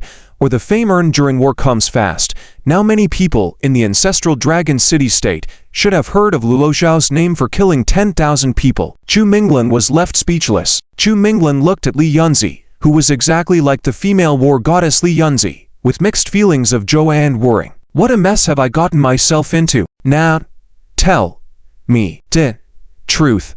The woman bit out each word as if on the verge of crushing her teeth, finally suppressing her anger and pronouncing each word with force. The woman and Zhu Minglan were right behind the bookshelf. She saw the group of people approaching and immediately put on a veil, but you could tell from her eyes that she was already icy cold, ready to kill. End of the chapter. Chapter 25. The men who specialize in one-hand work like to discuss war. Whenever war is mentioned, it's always connected to the recent chaos in the wasteland. And whenever the wasteland is mentioned, there's always mention of Yancheng, which brings up Lady Li Yunzi, and things quickly get out of hand. Once too dazzling, the combination of intelligence, courage, and beauty shone throughout the entire ancestral city-state of Zulon, but during the process of pacifying the wasteland, something like this happened. If one's reputation is tarnished, it's difficult to establish authority. Without authority, there can be no command over the troops. The female war god of Zulon city-state was pulled down from her pedestal by a rotten commoner. Alas, a graceful young man holding scrolls let out a light sigh, shaking his head as he looked at the group of young students spewing foul language. As the people in the library began to increase, Nan Lingsha shot a fierce look at Zhu Minglan, with an expression of "I'll spare you today." Concealing her face, people would only view her as a beauty. Perhaps not many people had seen Li Yunzi up close, or else it would be difficult to resist the stares of those around her. As someone with a similar appearance, Nan Lingsha was probably thinking of withdrawing from the public eye. Watching Nan Lingsha leave, Zhu Minglan began to contemplate. It seemed she was also at the Dragon Taming Academy. How would he peacefully coexist with this little sister-in-law in the future? Honestly, even in such close conversations, Zhu Minglan still felt his heart racing a bit. They were really too alike. Even now, Zhu Minglan suspected if Li Yunzi herself was using her sister's name to test him, that the royal lady wouldn't do such a childish thing, right?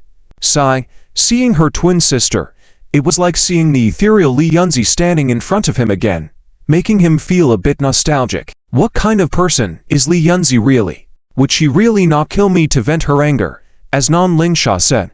Zhu Minglan couldn't understand Li Yunzi's thoughts. She kept everything too deeply hidden. But regardless, if fate wanted to play with the two of them, it shouldn't fall solely on her to bear it. However intimidating she may be, there is a vulnerable side to her as well. He needed to quickly become a powerful dragon herder. Whether Lady Li Yunzi should bear this responsibility herself was one thing, but if there were feelings involved, he couldn't always hide behind her. He needed to have the ability to bear that responsibility. The abilities bestowed upon a dragon herder weren't many. Those without a dragon were actually weaker than ordinary soldiers. Dragons were always the key for dragon herders. Bai Qi's growth was rapid. By the end of autumn, it had advanced to the growth stage, transforming into a true dragon, at least possessing the strength of a dragon embryo. But that wasn't enough. That guy Luozi and his gilded fire dragon were at the dragon commander level, and even he showed great reverence before the Li family's master. It was uncertain if the Zulong city-state had a dragon lord. There were certainly some, the dragon master level. Let's set a small goal. Ascend to the level of a dragon lord, Zhu Minglan said to himself as he walked out of the library. By now, many people coming and going in the library were giving him strange looks. Another one obsessed with raising dragons. Choosing a dragon is like gambling with stones. There are many who have gambled away everything. Hopefully, this student won't ponder life at the towering heights of the pavilion. One can't afford to be poor when thinking long-term. In fact, aside from raising silkworms, Zhu Minglan had a family tradition in another craft, forging armor. Armor, to commoners, is protective gear. To the nobility, it's a significant expense during wars, and to dragons, it's powerful protection in battle. Creatures like the crocodile spirits, with predisposed physical advantages, could be armed with a set of thick dragon armor, enhancing their already formidable horn attack and easily piercing the belly of a berserk catfish, completing the kill solo. Dragon armor was exorbitantly costly, and most dragon herders already spent a significant amount raising their dragons. Equipping dragons with armor was rare. But to become an excellent dragon herder, dragon armor was indispensable. It not only strengthened power, but also protected the life of the dragon companion at crucial moments. Blacksmithing was also a family craft of Zhu Minglan's, and the techniques were still vivid in his mind. As a male of the Zhu family, future dragon armor for his dragon companion would require a significant amount of money to purchase. He felt ashamed before his ancestors. He decided to forge it himself and earn some silver as a result. The Dragon Taming Academy didn't have a smithy, and Fengdi Town didn't appear to have a decent forging workshop. He would have to go to the vibrant Zulong city-state within the city walls. Early in the morning, back at night, he started by crafting armor for nobles. Once he had the materials and skills honed, he'd craft a set of heavy crocodile dragon armor. According to his plan, he would go to Zulong city-state first thing in the morning, return at night, and first forge armor for the nobles to practice his craft. Zhu Minglan felt as though his hands, feet, and back were all about to break after the first day of forging. After leading a peaceful life for several years, his strength was not what it used to be, and resurrecting this familial craft almost cost him his life. He must admit, there was a moment when he considered the proposal from the Peach Blossom girl Fang Fang. She had quietly told him what the boatman's secret message meant. "Sir, I don't want to struggle anymore." The next day, with aching joints, Zhu Minglan made a decision between the lavish boat near the river and the forging workshop. Eventually, he dragged his sore body to become an apprentice in forging. Although Zhu Minglan came from a family of blacksmiths, his aspirations had never been in this field since childhood. It seemed as though his family had already foreseen that he was an unreliable fellow, and forcefully instilled all knowledge of blacksmithing into his mind. Looking back now, he must indeed thank those discerning elders. Nevertheless, like any other craft, blacksmithing required not only exceptional skills and mastery, but also robust physicality adapted to its intensity. Zhu Minglan had to start as an apprentice and gradually regain the feel of this craft. He needed to quickly learn to skillfully craft a complete set of dragon armor. He didn't have much time for slow practice, so he had to perform higher intensity exercises than when he first began blacksmithing. On the third day, he continued. A sword's sharpness comes from being whetted. The plum blossom's fragrance emerges from the bitter cold. Guard your own bottom line. If he didn't train in this craft again, given his current situation, he'd truly have nothing left but to sell his youthful and handsome appearance. Time passed quickly, and after half a month of apprenticeship in armor forging, Zhu Minglan gradually recaptured some of the initial feelings. Now, he could fully craft a set of armor for soldiers, indicating he could earn money by selling this grunt work. Of course, the profit from soldiers' armors was minimal. To create excellent armor, he needed to sell to soldiers and nobles to cover his current expenses. To forge dragon armor marked the beginning of his path to prosperity. As autumn neared, Zhu Minglan hadn't visited the city's forging workshop for a few days. It wasn't deliberate laziness. He had promised teacher Duanlin to accompany her on a journey. Well, more accurately, to learn about cloud dispersal and rain conjuring. This was a traveling lesson, seeming to head to cities in the eastern region, requiring some preparation for the upcoming journey. This time, it wasn't the students lingering beneath the Dragon's Gate participating but genuine dragon herder students, those who already had true dragons. End of this chapter. Chapter 26 by Chet, who was mostly asleep as a concubine. Occasionally, when Zhu Minglan was idle and clear-headed, it would fly out from the spiritual realm and snuggle up in Zhu Minglan's embrace as a warm little nest, continuing to sleep soundly. Zihaya had undergone a huge transformation, growing from 2 meters to nearly 4 meters, comparable to an adult fierce crocodile, now large crocodile spirit. Of course, there was dragon bloodline in Heiya's body, so if it encountered wild crocodiles in the wild, it should have no problem dealing with a group of them alone. The effect of the 200-year-old demon pearl was remarkable. Here, put on this collar. Your neck is so thick, so let's put it on your tail for now.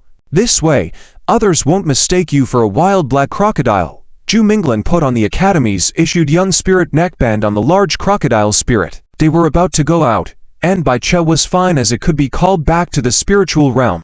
It was inconvenient to carry around the large black tooth, so Zhu Minglan decided to release this big guy for a few days. Every morning, come to the bridge, there will be a dark-skinned girl feeding you silkworms. I have an excursion class, and I may be out for many days. Zhu Minglan earnestly instructed the big crocodile. With a soul bond, Heiya would not be snatched by others, and it would also be more intelligent than other creatures.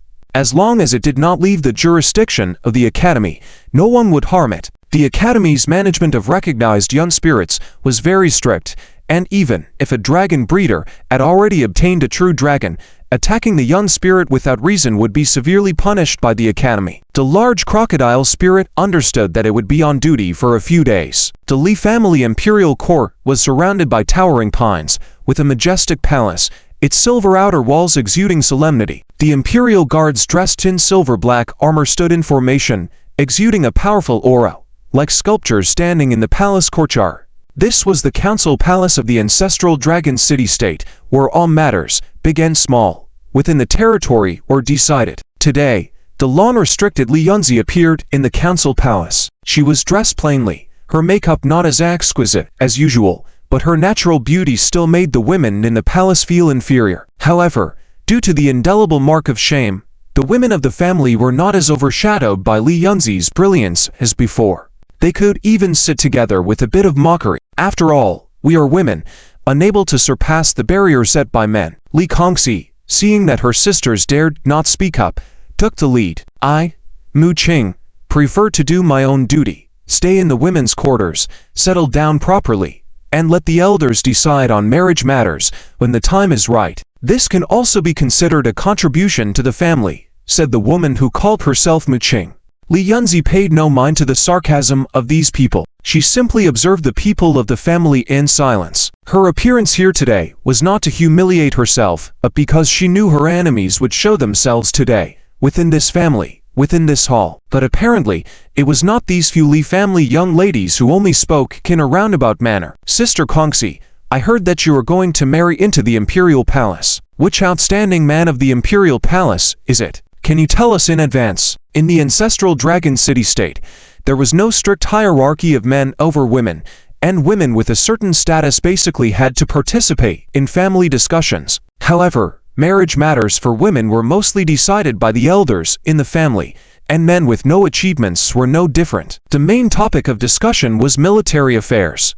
It mainly stemmed from harassment from the Linsha city-state and the unruly mob who wanted to break into the ancestral dragon city-state from the fortress. Now the elders were discussing marriage arrangements for the younger generation within the family.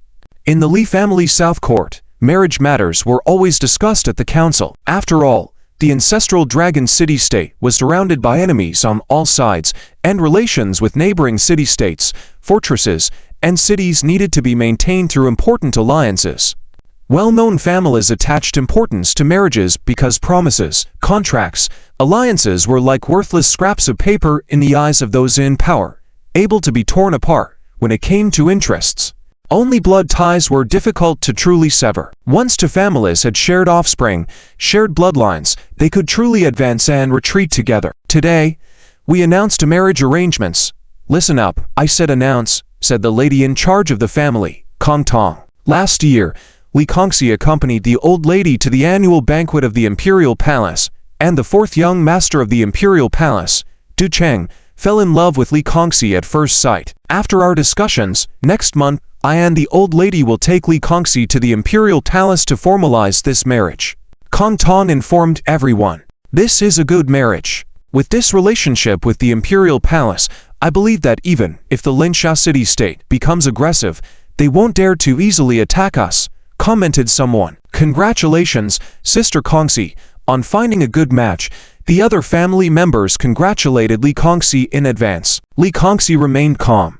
Another marriage arrangement, Madame Kong Tong announced again, and soon the hall quieted down. People's gaze involuntarily fell on Li Yunzi. Once a city lady, Li Yunzi used to sit on par with the two major clan masters for heads of households, city lords, and several commanders. But now, she no longer had a place there. Like other ordinary female family members, she sat in the audience seat, silent and cool-headed. Since the incident at the altar, Li Yunzi had not appeared in the council chamber for some time. Today, her appearance indicated that the family had made arrangements for her.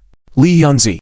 Madame Kong Tong had already pronounced Li Yunzi's name. Indeed, in order to prevent the humiliation of the female lord from escalating and damaging the reputation of the ancestral dragon city-state, it had been decided to handle her marriage. Only by marrying off Li Yunzi could the situation be placated. In the military seat, Luozi involuntarily straightened up. These days, he had achieved great success at the Eastern Fortress, and the name of the dragon rider Luozi had spread throughout the entire ancestral dragon city-state. "We have decided to marry Li Yunzi into the Ling family of the Lingsha city-state," announced Madame Canton. Although Madame Canton's voice was clear and bright, it didn't reach a climax. However, for some reason, it exploded like thunder in Luo Xiao's mind, causing his whole body to tremble violently. How could it be? He was the one who suggested to Canton to marry off Li Yunzi. It was a well-known fact that he was infatuated with Li Yunzi. Family head, Madam. Luozi couldn't accept this decision, and he stood up from his seat. "Luozi, sit down." Li Ying, the head of the Li family, said. "This matter, sit down." Li Ying's tone became heavier, his eyes sharp. His whole person had completely changed, as if he could turn into a wild dragon and tear people apart at any moment. Luozi sat back down, looking dazed and pale, even more terrifyingly like a dead man. "Madam, just now we discussed the invasion by the Lingsha city-state, and the family head did not give us a perfect plan in the army. Could it be that this is the family's plan for the Lingsha city-state? But I have some doubts." The commander spoke at this moment. "Please go on," Canton said. "As a female lord, Li Yunzi has slaughtered the invading army from Lingsha city more than once. From soldiers to civilians, all in the Lingsha city-state hate Li Yunzi. How could the Ling family of the Lingsha city be willing to ally with us?" the commander asked. In normal alliances, the soldiers and civilians of the Lingsha city would naturally not agree. They hate Li Yunzi. Canton paused intentionally, then continued. "So Li Yunzi is entering the Ling family as a concubine. Is this still an alliance?" the commander asked. It was clearly not a marriage negotiation. It was plainly pushing Li Yunzi out and allowing the Lingsha city-state to make decisions. "Commander, how should we deal with not being able to completely eliminate the unruly mob? The morale of the Western troops has dropped due to Li Yunzi's actions, making it difficult to resist the advance of the Lingsha city-state forces. The only way to negotiate is this," Canton said. "Our female lord becomes a concubine of the enemy city lord. What face do we have left in the ancestral dragon city-state?" the commander questioned. "This matter must not be spread easily. In autumn, the Lingsha city-state will send a welcoming delegation, and at that time, I will trouble General Cheng," Li Ying said. His attitude was resolute, refusing to negotiate with others. Li Yunzi looked at Li Ying, her expression turning cold. Then, she looked at Madame Canton, her heart becoming even clearer. In the end, it was them. This series of means aimed at her. End of this chapter. Chapter 27 Emergence. The courtyard.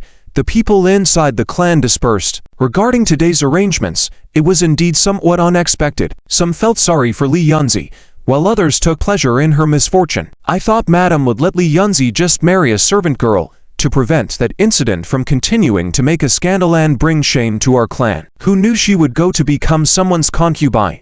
It's really pitiful," Mu Qing lamented. However, this lament was too fake. Her face was all powder and only missing a radiant smile. Li Yunzi had taken away the color from many outstanding women in the clan, and now she herself had fallen to this end. Upon hearing General Cheng's words, Li Yunzi felt a hint of warmth in her heart. She must not lack in this aspect. After all, she can even bend to a lowly beggar. "Yunzi, are you waiting for me here?" General Cheng asked. "The uncultivated lands are primitive. The people lack enlightenment. Our ancestral dragon city has fertile and expansive land. They have long been envious, with some being incited to act like wolves and tigers," General Cheng said. Li Yunzi shook her head and said, "The savages of the uncultivated lands are endless. At least as the city lord's concubine, if she serves well, it may be better than us modest maidens." However, she did not make any extreme moves. She walked towards the other door in the courtyard, not leading back to Li's royal courtyard, but towards the military camp. Zhu Minglin remember, when he first entered the ancestral dragon city, it was still a vast open field. Spending over a month at the Dragon Taming Academy, the vast land outside the city seemed to have changed. Now, she was gradually seeing through it. Uncle Cheng, Yunzi did not intend to escape. Li Yunzi descended alone. Walking along the steps, the group of female clan members walked elegantly. The things they said were naturally heard by Li Yunzi. General Cheng furrowed his brows. Even if Li Yunzi did not come to seek help, General Cheng was prepared to assist her in escaping. Not escaping. Are you willing to endure that humiliation? You are after all a young maiden. This Li family is not worth you sacrificing your entire life for a pitiful peace settlement. The border situation, you need not worry. Even if I have to risk my old life, I will never allow the savages of the Lingsha city to set foot on our territory, General Cheng said, a bit agitated. In addition to the 13 students and to teachers, there was also a teaching assistant, that being Zhu Minglan. Uncle Cheng, do you know why the savages in the uncultivated lands remain uncontrollable? No matter how many people are killed, those unarmed rioters still crazily charge into the battlefield, regardless of the consequences. Li Yunzi spoke up. Your father is easily influenced by the concubine, since he did not oppose this matter. Despite your great contribution to the city, they still want to send you to the enemy as a bargaining chip for a false truce. Alas, go. Yunzi, I will help you escape. Go far away. Find a true husband to live a good life with. Never come back.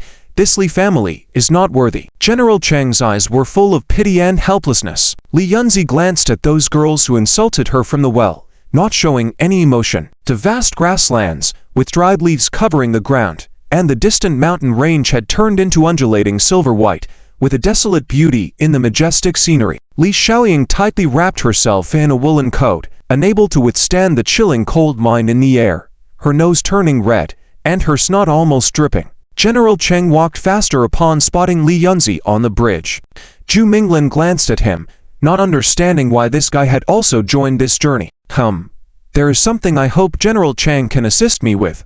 Li Yunzi nodded, her bright and clear eyes showing no signs of losing control despite the extreme humiliation in the hall. There were a total of 13 flying bird fake dragons, each carrying a student. He couldn't understand what Li Yunzi was thinking. She was in such a precarious situation, yet she was still concerned about the stability of the ancestral dragon city. You should worry about yourself, Yunzi. Q. But could they really succeed? The thinking of the starkly different fates of the two, Li Kongxi's face lit up again. However, those young ladies subconsciously leaned towards Li Kongxi and Mu Qing. At this moment, they were all in the air, sitting on the backs of the flying bird fake dragons, holding on to the reins. Leading them were the two teachers, one responsible for the safety of the students, Teacher Kabe, whom Zhu Minglan had seen that day, and the other was the course instructor, Teacher Duanlin, responsible for casting the spell of Xingyun Buyu. Really? General Cheng was surprised. The desolate plain lay beneath them. The wind felt like ice daggers on their cheeks and ears. Li Xiaoying obviously had never been up in the sky and did not know how to protect herself. In fact, Zhu Minglan also did not expect that a guide who came to do odd jobs ended up being appointed as a teaching assistant. Engulfed in the quagmire, the more frantically they struggled, the deeper they sank. Among these students, there were true dragon masters who already had dragons, and there were students like Li Xiaoying and Nanyi, who were still under the Dragon Gate. The Lingsha city has long coveted our ancestral dragon city. Now, with the uncultivated lands rioting army restraining us, how could they possibly negotiate with us? Offering to make me a concubine as part of a treaty is just a ruse. They want to lull us into complacency on the western border, then suddenly launch an attack, catching us off guard, Li Yunzi said calmly. Approaching winter, a month had passed without rain in the ancestral dragon city. Even the usually fertile Lichuan plain showed signs of sparse drought. Without the nourishment of the three major rivers, the plains were beginning to dry up. A stone bridge, some withered willows. Li Yunzi stood on the bridge, watching the silver and red fish in the pond below, stirring up the water to murkiness. Not long ago, Li Yunzi felt somewhat lost because she did not know who her enemy truly was. Uncle Cheng, can you mobilize my old troops to fight back? Li Yunzi said. Li Kongxi saw her back and couldn't help but snort. Someone was still thinking for themselves after all. Don't be so loud, she's coming this way, Li Kongxi said. Soon enough, the burly commander clad in silver and black armor walked over. Duanlin, Kabe, and Zhu Minglan were all on a dragon bird together.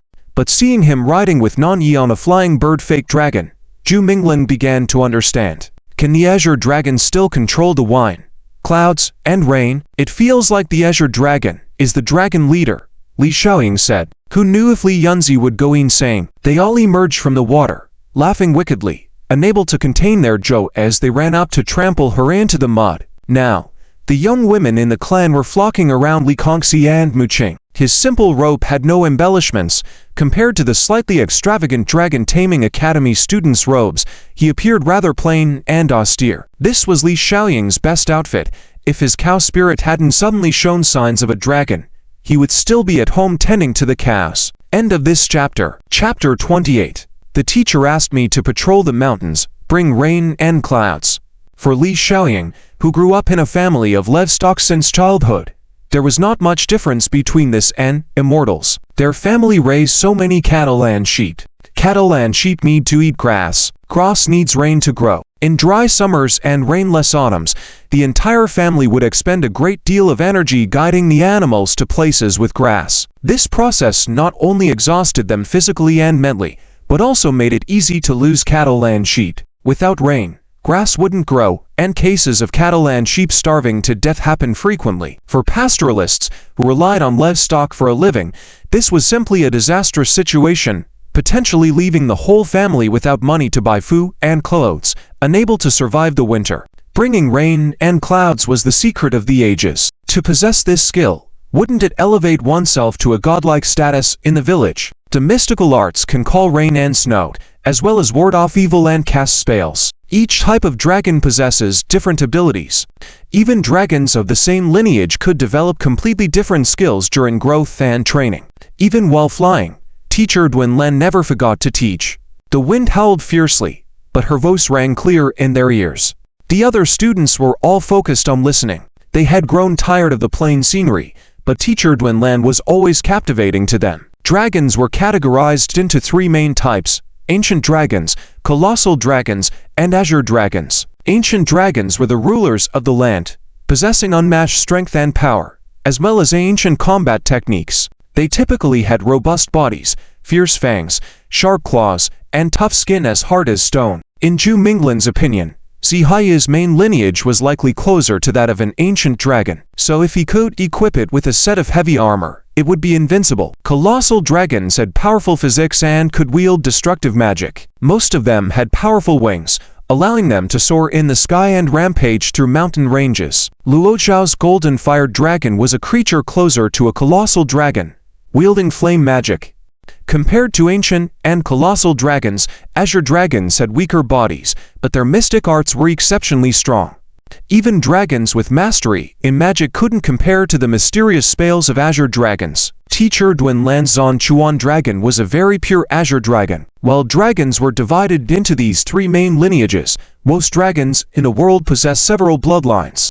Dragons with mixed bloodlines might inherit combat skills, magic, and mystic arts all at once, or they might have none of these abilities. For dragons of pure bloodline, about 80 to 90% would possess the unique abilities of their bloodline, while the other two abilities would never appear no matter how they were nurtured. Bai Che used to be a pure-blood azure dragon, but after undergoing a dragon transformation, Zhu Minglan felt that it seemed to have changed slightly. The feathery ice crystals covering its wings now looked more like magical crystallizations. Rongnu City was situated beneath a mountain stream. Perhaps due to the colder autumn this year, the source of the stream had frozen early, making the flow much weaker.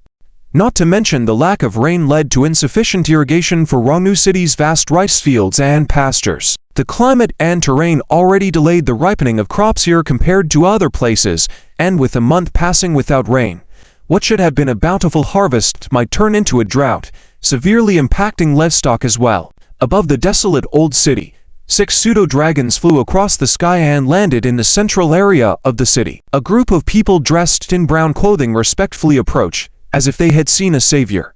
"We welcome the two masters from the Lichuan High Academy." A young man who appeared very young spoke first. "With the high mountain freezing and the stream running dry, how could you, as the lord of Rongnu City, not anticipate it? The Sunrise Fortress 50 miles away is the front line of the battlefield and needs supplies. If those scoundrels from Wutu attack, do you think you can guard your head?" Teacher Kebe of the academy rebuked. "Masters, a month ago, this subordinate requested a rain dragon from the Zulong city-state, but unfortunately, there aren't many dragon breeders with the abilities of Teacher Kebe and Teacher Duanlan." This matter kept dragging on, and it's fortunate that this request reached the Lichuan High Academy. "Masters and students of the dragon breed, please rest at the mansion first," the young city lord replied calmly. "Since it concerns the front lines, there's no time to delay. Let's start now," Teacher Kebe impatiently said. "It's about to get dark, and the temperature will drop significantly. By that time, the rain brought by the two masters might turn into frost, damaging crops and freezing the grasslands instead," the brown-clad city lord advised. "Well, let's talk about it tomorrow then." Duanlan nodded. Kebe didn't press further. "Please." As they entered the mansion, Teacher Kebe didn't forget his teaching mission. He calmly addressed the students following behind. The noisy students immediately quieted down, listening intently. Seeing how noble the academy teachers were outside, the students dared not show any disrespect. During this rain ritual, Teacher Duanlan will demonstrate the mystic arts of azure dragons. Tomorrow, wake up early and don't miss the opportunity to learn, Teacher Kebe continued. As night fell and the coldest time arrived, a cluster of red-like clouds kept emerging in the eastern sky, illuminating Ranu City like a dazzling twilight. The battlefield was 50 miles away, and staring at the majestic red clouds, Zhu Minglan soon remembered a pale-faced man and the sturdy fire-scaled dragon. "That guy seems to have grown stronger," Zhu Minglan murmured to himself. Zhu Minglan was not a foolish person. He knew that at the moment, the man with the golden fire dragon posed the biggest threat to him. Ruthless and bloodthirsty, his horrifying obsession with Li Yunzi meant he could do any insane things to possess her. His identity would eventually be exposed, especially after the rumors about escaping the dungeon with the Wandering Man and Lady Li had spread like wildfire. Any further investigation would reveal his situation immediately. Luozi would certainly not spare him. This was the first major enemy he faced, and he couldn't afford to take it lightly. "Zhu Minglan," a gentle voice rang out, interrupting his thoughts. "Teacher Duanlan." Zhu Minglan maintained the respect owed to his teacher, bowing slightly with his left hand over his right hand. "Tomorrow, around noon, I will invoke rain, but the rain can only provide temporary nourishment. Whether it's for subsequent irrigation or feeding the livestock, we need a large water source. I hope you can walk along the creek at dawn and see if anything is obstructing the water flow, cutting off the water source." Duanlan instructed Zhu Minglan. "Understood." Zhu Minglan nodded. This was the task of an assistant. "You don't need to go too far. The deep mountains and old forests may have demons. Return before the rain ritual." Duanlan blessed once again. Zhu Minglan bowed respectfully, watching as Teacher Duanlan departed. At daybreak, Zhu Minglan woke up to the lingering scent of the incense burning the night before. As he was about to get up, he noticed a spotless white little creature by his bed. Its tail curled around its slender body, resembling a graceful cat, exuding an air of luxury. The majestic fur adhered neatly to its body, gently swaying with its light breath, the snow fluffs on the white ice dragon lightly fluttering like a pristine coral being brushed by gentle waves. Zhu Minglan smiled as he gently stroked the fur of the white ice dragon, especially the fringed snow fluff on its neck, a pure pleasure to feel. "You." The white ice dragon seemed to enjoy being petted, unconsciously brushing its small body against Zhu Minglan's fingers. "Wake up. It's time to accompany me to patrol the mountains," Zhu Minglan said to the white ice dragon. "Ye." The white ice dragon nodded its little head, eager to go for a walk in the mountains with Zhu Minglan. "You should have evolved by now. Why do you still look so petite?" Zhu Minglan surveyed the white ice dragon curiously. Considering the time, the white ice dragon should have just entered its growth phase after waking from its slumber, as he had read in the books. Based on its two lineages, its childhood phase was very short. However, Zhu Minglan hadn't noticed any changes in the white ice dragon yet. Perhaps it would take some more time, but Zhu Minglan wasn't in a hurry. Maybe it had grown tired of sleeping in the spiritual realm and wanted to breathe some fresh air. Zhu Minglan fed the white ice dragon some nectar. Despite having wings like a bird and velvety wings like a butterfly, it possessed cute limbs like a cat and soft, adorable paws. Its kiss wasn't sharp like a bird's peck but gentle like a fawn's, requiring Zhu Minglan to pour the nectar into his palm and offer it to the dragon's mouth, where it would languidly extend its tongue, delicately savoring the nectar. As they walked upstream along the creek valley, Zhu Minglan kept a keen eye on the fields near the stream, noticing some frost forming on the crops. Walking toward the depths of the canyon, Zhu Minglan's pace was quick, as his physique was much stronger than that of an average person. Unlike some dragon breeders, who were weak and inferior once separated from their dragon companions, Zhu Minglin was more robust than some martial practitioners. By the time they traversed the mountains in front of them, dawn had fully arrived, and the warm sunlight shone into the pristine forest, energizing all living things as birds and beasts began foraging. End of this chapter. Chapter 29. Calculated intentions. Gazing at the weather, it seems like there won't be any rain. Zhu Minglin muttered to himself. The mountains and forests had their own ways of storing water, with dense undergrowth, thick soil, and leaves that released water when touched by sunlight. In contrast, the cities and villages in the valleys were parched, with even the ground showing cracks. It wasn't that people completely lacked drinking water, but the fields and livestock lacked ample water. Winter was approaching, and people needed to stockpile food. Zibai seemed truly lazy. It had wings but was unwilling to dance in the beautiful forest after just waking up from a long slumber. It simply leaned on Zhu Minglin's shoulder, refusing to move on its own. Thankfully, the little creature was light. If Da Heya had the same temperament, Zhu Minglin felt he should switch to being an armorer instead of pursuing the profession of a dragon herder. There's a cliff up ahead in the ravine, not suitable for passage. See if you can find another route, Zhu Minglin said to Zibai. Zibai seemed reluctant to leave its comfortable perch, leaning its little head against Zhu Minglin's face, acting spoiled. You're so lazy, Zhu Minglin said, with a mixture of amusement and exasperation. Never mind, I'll go explore on my own. Zhu Minglin bypassed the stream and discovered that the terrain ahead suddenly rose steeply with no visible path for climbing. Strange, how is there evidence of a path here? Zhu Minglin noticed signs of vines and brambles being cut, and clear footpaths underfoot, like the paths woodcutters would take into the mountains. With some doubt, Zhu Minglin followed the path to higher ground, found the location of the stream based on memory. But the sight before him left Zhu Minglin stunned. A dam. There was a dam here, perfectly cutting off the stream at that steep location. The water management in the Zulon city-state wasn't backward, so the appearance of a water dam here should be normal. The dam would store water during rainy seasons and release it during droughts, a common irrigation practice in agricultural fields. However, behind this dam was a plentiful body of water, just like a mountain lake, showing no signs of drying up. Moreover, though there were not many streams at high altitudes, they continued to flow steadily into this valley's dam. With the water capacity of this dam, it could easily irrigate the arid fields of Ranu City, providing water for livestock. All that was needed was to open the floodgates. What's going on here? Zhu Minglin was puzzled. The Yun City lore had claimed that Ranu City lacked water for irrigation and feeding, which seemed to be a deliberate crisis orchestrated for the common people. Zhu Minglin had a favorable impression of the Yun City lord for his dignified demeanor toward dragon herders and his sound reasoning when explaining things. However, observing the brimming reservoir, the securely shut floodgates, and the sparse trickle of water flowing into the farmland and pastures, Zhu Minglin felt a strong sense of disgust and disappointment towards the Yun City lord. The water was plentiful, but being withheld. The suffering of the people was being willfully ignored. Such cunning intentions. On the journey back, Zhu Minglin felt a heavy heart.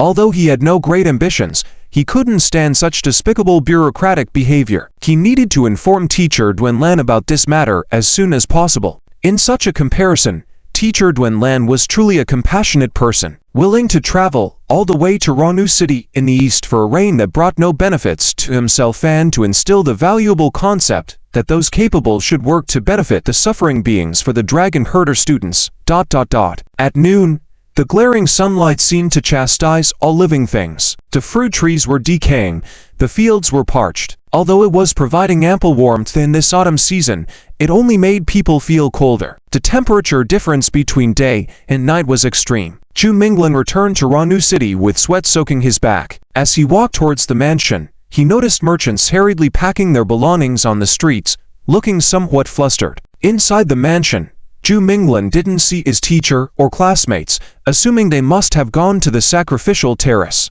He asked the servants in the mansion for directions and headed towards the ceremonial terrace.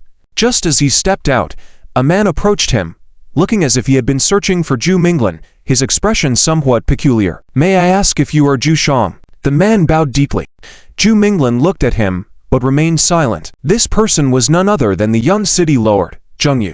Standing before Zhu Minglin with a bowed posture, Zheng Yu's demeanor made Zhu Minglin think of something. He became alert and prepared to let Zibai intervene at any moment. I heard that Zhu Shan had been to the upper reaches of the ravine. Did you see the dam? Zheng Yu inquired. I did, Zhu Minglan replied, ready for what was to come. Will you inform teachers Duanlan and Cabe? Zheng Yu asked again, his tone unchanged. Speak your mind. Zhu Minglan was prepared to act if necessary. Please don't misunderstand, Zhu Shan. Zheng Yu is just a weak scholar who doesn't understand the ways of dragon herding and harbors no ill intentions towards you. Before you inform the public and the teachers about my misdeeds, I would willingly accept any punishment. Zheng Yu rose to his feet, his face showing a hint of sincerity. Zhu Minglan glanced at the sky. It had been cloudless moments ago, but now dark clouds covered the sky. He couldn't tell if the weather was changing abruptly or if teacher Duanlan's mystical powers were at work. The air was dense, making Zhu Minglan feel a bit stifled. Please speak, City Lord. Zhu Minglan remained calm, as the conversation had already reached this point. Zhu Shan, are you aware that soldiers are battling rebels in Wutu, 50 li away? Zheng Yu asked. I am. Zhu Minglan nodded. Wutu held its own fond memories of planting mulberry trees and raising silkworms. I see you as a wise man, Zhu Shan. How do you view this war? Zheng Yu asked. I only hear what you have to say, Zhu Minglan replied, indifferently, but internally his perception of Zheng Yu had already undergone a change. While his actions were despicable, his eyes were clear, a world of difference compared to a certain small merchant at Qiaodu. Chapter 30. Farewell, Zhu Shan. Take care, please listen as I analyze this. Zhu Shan has also seen the Rongnu city, where the lack of rainwater and dried up rivers. Without the water embankment, we wouldn't have had any harvest this autumn, and we wouldn't have been able to provide any provisions to the Dongchu battlefield. Zheng Yu began. Zhu Minglan listened while observing the weather. The weather was changing, and the unusual air pressure made people feel stifled. This kind of stifling often heralded rain. Teacher Duanlan had already started to bring rain to the Xingyun region. With our fertile Rongnu city, irrigated by streams and valleys facing a crisis, how much worse would the situation be in the barren land of Wutu? Zheng Yu raised his gaze, looking into Zhu Minglan's eyes. Having previously analyzed the Wutu war, Zhu Minglan fully agreed with Zheng Yu's words. As autumn approached and winter neared, more and more Wutu people realized they might not survive until next year. Just set up a post on the other side of the marsh, shoot arrows at the enemies jumping into the marsh, and 1,000 soldiers can stop a 10,000-strong army. Is this the miracle of a mountain flood given by the heavens to Rongnu city? A female student couldn't contain her joke. On the streets, in homes, in the fields, there was cheering. They were truly trapped in a desperate situation. As the raindrops increased, falling on the ancient cobblestone roads, they made a melodious sound like piano keys. The marauding army had, indeed, suffered heavy losses, but they couldn't touch their vast foundation. Listening to the rain nourishing all things, hearing the joyous sounds of the entire city, Zhu Minglan stood under the eaves of the mansion, the swaying rain curtain wetting his sleeves and shoes. The result of this war was clear to Zheng Yu. Zhu Minglan now understood it too. The marauding army that couldn't be stopped by fortresses was at a loss against the small Rongnu city. There are more marauding hordes behind. How many Wutu people have joined this rebellion? Li Xiaoying suddenly exclaimed. But those are wild beasts of Wutu. Evil people, they have their own land, yet they step into the territory of our ancestral dragon city. There's no need for mercy, Nanyi said excitedly. After joining the Dragon Taming Academy, unless it's attacking evil cities, we should never participate in any battles. Don't you understand this rule? Instructor Kabe stated firmly. This war. Zhu Minglan's heart stirred up some waves. Tilde tilde tilde tilde tilde tilde tilde tilde tilde tilde tilde tilde bidding farewell. Zhu Minglan ran in the rain, but his heart was heavy. It was his perspective on current affairs. Zheng Yu stood steadfast at the front gate, still maintaining his humble stance in front of Zhu Minglan. He recalled the young city lord who was unyielding in the heavy rain. They could already smell the rain, the source of life. Their faces were full of anticipation, full of joy. The people celebrated.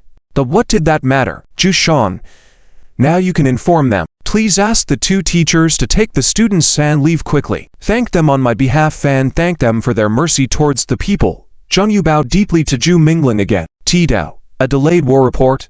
Please also survive in these turbulent times, so that delayed war report. Large raindrops fell on his neck, cold and wet. The rain has come, the city has fallen. Zhu Minglan finally understood why Zhang Yu couldn't smile. Why aren't you laughing with your people? You delayed time, letting the rain fall. Even if you inform the two teachers about your actions now, you can say the rain has filled the reservoir. Zhu Minglan laughed, looking at the hypocritical lord. Instructor Kabade, we are also citizens of the Dragon City. Why should we fear these evil people? Nan Yi shouted loudly. He was ready to fight the marauding army that had just breached the fortress. Even without a clear prohibition from the Dragon Taming Academy, what would Duan Lan do? Despite having excellent equipment, skilled army tactics, and towering walls and fortresses, the marauding army that was easily able to capture the city crumbled due to the crucial mountain flood. Corpses floating alongside the rushing currents. Farewell, Jushan. Wutu faced its greatest disaster. Zhang Yu did not abandon the city. Transcending mortal limitations, they were all equally insignificant. As winter approached, without cotton clothing, how do you withstand the cold? Winter was already harsh for Wutu. Suddenly, a series of thunderous sounds came from the depths of the valley. The pouring rain made it hard to see outside the valley, but the sight within was overwhelming. How had a dry mountain forest caused a flash flood with this rain? Fighting for dignity and land, the Dragon City was embroiled in battle. This was the origin of the unrest. Tidao. This rain, even its scent felt sweet. Who will win? Who will lose? This marsh had become a barrier for Ranu City, making it difficult for the marauding army to enter in droves. Only this small valley was covered by clouds, while in the distance, the sun still shone brightly. Flying out of the valley, you could see the valley, but unimaginably, outside the valley, tens of thousands of marauders were entering Ranu City. Only a small part of that. The narrow passageway into Ranu City was overcrowded, with a gathering of marauding armies that had massacred Wutu pouring into the tranquil valley citadel. Yes, the primitive Wutu system, the backward agriculture, the barbaric customs, and this autumn without a drop of rain. Winter is approaching immediately. Zhang Yu said. Suddenly a thunderous sound rang out in the gray sky above.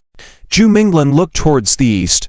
I know they're suffering, but compared to suffering, I just hope they can survive in this turbulent world. The 13 students put on their prepared ponchos as teachers, Dunlen and Kabe stood on the backs of the hawk dragon beasts. Before the winter, the Donshu fortress will definitely be breached. Many will perish. It was either breaking through the solid fortress to barely have a chance or perishing in Wutu. They fought to survive. Jushan, how long have you been talking to me? Zhang Yu asked sincerely. Why didn't he act? Viewing this scene from above, Zhu Minglan's heart swelled with the same immense waves. Chapter 31. The Slaya Master Kabe. Hurry, let's quickly fly back to the ancestral Dragon City and inform the Lord about this matter. Just inform, not go against the clear rules of the Dragon Rider Academy, right? Master Kabe nodded. As a member of the ancestral Dragon City, he naturally preferred to see Victory Valley City succeed. Then you go first, we'll follow back to the academy. Nanye began to urge. The flying speed of the Eagle Beast Dragon naturally far surpassed that of flying bird pseudo-dragons, even surpassing the military's message delivery. The delayed war reports received by Victory Valley City indicated that the fortress was breached very suddenly. You all be careful and avoid getting involved in the war. You still cannot change the course of the battle, Master Kabe instructed. As long as they stayed with the flying bird pseudo-dragon, these students should not be in danger, and they could quickly get out of this battlefield. With the swift speed of the Eagle Beast Dragon, it could even arrive in the Lord's hands in the ancestral Dragon City before the war reports were sent out. Kabe was well aware that Victory Valley City was merely buying time using the sunken lake. Once the floodwaters completely drained and soaked into the soil, the chaotic rebel army would still invade the city. Time was pressing. They needed to fly at full speed. Waving its massive and strong eagle feathers, the Eagle Beast Dragon passed through the rain curtain, several ascents in the air leaving the valley behind, heading towards the direction of the distant Great Plain of Chu. As the mountains receded into the horizon behind them, Kabe's expression grew serious as he urged his Eagle Beast Dragon to increase its speed. They had not yet cleared the storm clouds, but Victory Valley City was already getting farther and farther. At the speed of the Eagle Beast Dragon, they should be able to fly back to the ancestral Dragon City in half a day. The reddish warm light broke through the dark clouds, shining down from the higher realm, revealing the forests turning slowly redder like maple leaves. Subconsciously, Zhu Minglan turned his head and glanced at the sky covered by dark clouds, then at the rain mist floating high above, not knowing when the dark clouds turned into clusters of crimson clouds, burning like flames. The rain mist became sparse, and white vapors emerged below the clouds, as if a furnace had just been opened. Crimson sky. Zhu Minglan had seen this scene more than once. On his shoulder, the unconscious Binkan white dragon suddenly opened its eyes, its frosty gaze fixed on one of the crimson clouds floating above where the eagle beast dragon was soaring. "Be careful!" Zhu Minglan shouted loudly. In the red fire cloud, a golden-scaled giant dragon suddenly dove down, its remarkably powerful body crashing into the eagle beast dragon. The force was terrifyingly immense. Kabe was caught off guard, and the eagle beast dragon seemed more like being hit by a meteor of fire. Its body slipped and plummeted towards the forests on the ground. The intense fire instantly ignited the surrounding trees, burning them into walls and moving with the wind. The eagle beast dragon climbed out of the muddy pit, having protected the three of them with its wings during the fall. However, its right wing was broken, and when it stood up again, the eagle wing couldn't expand properly, looking as if it could detach from the shoulder at any moment. Stepping onto the ground, the eagle beast dragon, unafraid of the raging fire around, fixed its sharp eagle's eyes angrily on the crimson golden fire dragon in midair. "Does Wutu also have a dragon herder?" Kabe's expression turned grave as he looked back at Duanlan and Zhu Minglan. Fortunately, the two of them were unharmed as well. Duanlan quickly recovered from the daze of the impact. She extended her pawn and heavily pressed it onto the burning forest. Instantly a magnificent water ripple spread from her palm imprint. Countless water droplets sprinkled and flew towards the towering walls of fire, and the powerful water ripples swiftly extinguished the raging fire in the forest. At the same time, the area where the water ripples spread out seemed to lead to a mysterious deep pool, and a river dragon emerged from the water ripple diagram, dissipating the fiery air around, bringing a cooler atmosphere. Zhu Minglan and Xiaobai were also fine, unharmed. Zhu Minglan fixed his gaze on the extraordinarily arrogant fire dragon, his brow furrowing. "Why him? The Lujin fire dragon. So Zhu Shaodi is here too. Today is a good day." Indeed, Luo Zhao's voice came from above the Lujin fire dragon. Kabe looked at Zhu Minglan and asked, "Who is he?" "Lujin fire dragon. Luo Zi, he should have been stationed at Donshu Fortress." Duanlan spoke up at this moment. Zhu Minglan nodded. "Being the commanding officer of the fortress, you should report military intelligence promptly. Why are you here causing harm?" Kabe was furious. "Ha ha ha. How do you think the war reports got delayed? I killed all the messengers, including meddlesome folks like you." Luo Zhao's pale face revealed a sadistic madness. This psychopath had finally revealed his true colors. You traitor, why are you helping the Wutu rebel army?" Kabe pointed at Luo Zi. Why? Luo Zhao's face was starting to look vicious. He seemed to have descended into a level of madness, as if seeing Zhu Minglan pushed him to an irreparable point. Zhu Minglan was equally puzzled. If Luo Zi knew about his An Li Yunzi's affair, then he should have sought direct revenge on him. There was no need to kill all the war report messengers, plunging the entire eastern side of the ancestral dragon city into a crisis. Could something else have happened in the Li family, making Luo Zi this crazy, to the extent of committing such treachery? Perhaps one of his obsessions had been completely extinguished. "I've worked like an ox and horse for the Li family, yet they treat me like an unworthy dog. With this whip, I will make the entire Li family regret." Luo Zi took off his hood, revealing his complete face. A deep whip mark traversed his side face, passing through his ear to the back of his head. The rotten flesh on the side of his face had not healed. New blood mingled with scabs, indicating the severity of the lashes. This whip was bestowed by the head of the Li family, Li Ying. After the council meeting, he beseeched Li Ying to reconsider Li Yunzi's situation and expressed his ardent love for her. But Li Ying rewarded him with this lash. Even if her reputation is tarnished, she is still a young mistress of the Li family. "What are you? Don't have any delusions, and don't forget your place. This whip is to remind you. If you ever challenge a decision in the council chamber again, get out of the Li family." In these few days, Li Ying's words had been tormenting him, pushing him to the brink of madness, mulling over them over in his mind. End of this chapter. Chapter 32. The Growing Period by Lontaro Zhao is not just a house dog who will obey orders. When the fortress was defeated, Zhao did not even need to incite trouble. Wu Tiyu easily broke through the Donshu fortress. Even Zhao did not need to reveal his rebellious intentions openly. as long as he secretly intercepted and killed all the messengers, letting the riotous army of Wutiu push forward into the ancestral dragon city for a few days. It's a pity that the personnel of the Dragon Breeding Academy in Ronu City caused trouble. Jacques must intervene personally. He doesn't need to kill everyone. Just solve these 3 eagle-bird dragons, and even if the flying pseudo-dragons fly to the ancestral dragon city, it will be too late. Of course, among these 3 people, Zhu Minglang is an unexpected joe for Jacques. Since Kong Tong and Jacques mentioned Zhu Minglang, Jacques vaguely guessed what was going on. Zhu Minglang had always been in the Dragon Breeding Academy, while Jacques was on the battlefield and had no time to verify. Who knew that Zhu Minglang was among the students and teachers of these 3 academies about to send messages, which was indeed interesting. If Zhu Minglang had been hiding in the Dragon Breeding Academy, Jacques really had no way to deal with him. There were many strong individuals in the academy. Liunzi protected you in the Dragon Breeding Academy, but you came out seeking death on your own. Hehe. Zhu Minglang, you and Liunzi really staged a good show. Jacques stared at Zhu Minglang, his emotions gradually getting out of control.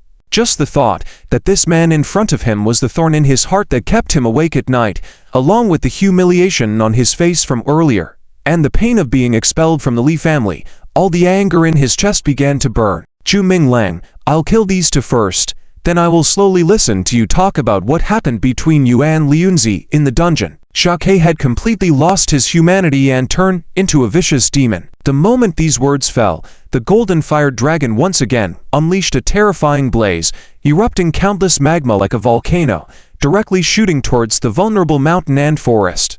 Not even the mist dragon of Dunlan could resist the fierce flames. Soon, the scorching heat came, and the winged eagle bird dragon stood together with the mist dragon. The imposing golden fire dragon, with its flames and fangs, bit into the neck of the eagle bird dragon, almost breaking its neck bone. But unfortunately, the water element in the sky is increasingly being vaporized. The icy water surrounds the limbs of the golden fire dragon. The water snakes wrap around the limbs of the golden fire dragon.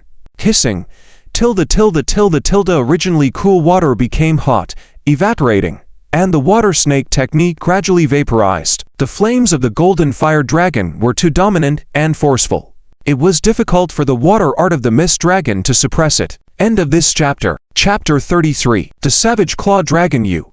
The Ice Chan White Dragon let out a long cry at this moment, spreading its magnificent main wings like the legendary phoenix of ice and snow. A cold breath emanated from its snowy feathers, swiftly sweeping through the chaotic mountain forest like a storm. The cold water droplets in the air visibly congealed at a rapid pace, forming into extremely solid ice frosts that cover everything. The trees froze, the rocks froze, and a blanket of white frost overwhelmed the scorching waves of the golden fire dragon, turning the water serpents coiled around it into icy rings. The icy rings were as solid as shackles, firmly locking the golden fire dragon in place, making it difficult for it to move. Teacher Dunlan cast a glance at Zhu Minglan, a hint of joy appearing on his face. Seeing this rare opportunity, Kebe immediately took a few steps back, raised his left hand forward with his palm facing the ground, and activated his spiritual realm. The spiritual realm pattern appeared in his palm and projected onto the earth in front of him,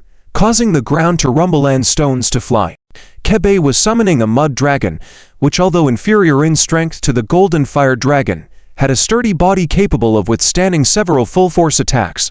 Being caught off guard and needing full concentration to summon, Kebe would not have dared, if not for the Ice Chan White Dragon and the Zan Chuan Dragon trapping the golden fire dragon. Teacher Kebe, be careful. Suddenly, Zhu Minglan shouted loudly. Kebe was about to complete the summoning, but he felt a chill, as if a cold blade was swinging behind his neck. He turned around to see a sharp claw approaching him. The claw, resembling a bone side without finger bones, mercilessly cut through Kebe's chest, causing blood to spray. Kebe rolled on the ground, but the savage claw dragon showed no intention of sparing him. The dragon caught up with Kebe in a few steps, another claw viciously piercing his abdomen, then lifting him up high as a trophy of its hunt. The savage claw dragon's nature reflected Luo Zhao's essence of brutality. This vicious, bloodthirsty creature appeared seemingly out of nowhere, waiting for this opportune moment. Escape, escape. Kebe, hanging from the claw, did not immediately die. His blood-filled eyes stared intently at Zhu Mingling's direction, desperately shouting these words. Everyone must die. Luozi once again gave the command, this time targeting Zhu Minglan. While bloodthirsty, he was clear-minded, knowing Kebe as the strongest among the three and therefore the primary target. From the initial aerial ambush to the timing and order of the killings, Luozi was calculated. Even when his life was threatened by the Ice Chen White Dragon, he waited to unleash the Savage Claw Dragon at a crucial moment for a fatal strike on Kebe. Bai Che, sensing the Savage Claw Dragon, waved its wings towards Zhu Minglan, creating a gust of wind. Feathers flew down like ice needles, raining densely towards the Savage Claw Dragon. The Savage Claw Dragon, weaker than the Golden Fire Dragon and adept at ambushes, faced Bai Che, now in its prime with strength comparable to some lower-ranking dragon generals. The ice needles barrage sealed off all its attacking routes. Though it intended to kill both Kebe and Zhu Minglan, the Savage Claw Dragon had to abandon the plan to attack Zhu Minglan due to the overwhelming ice needles. Reluctantly retreating, it was still struck by a few, causing its escape to be hindered. Bai Che, let's go.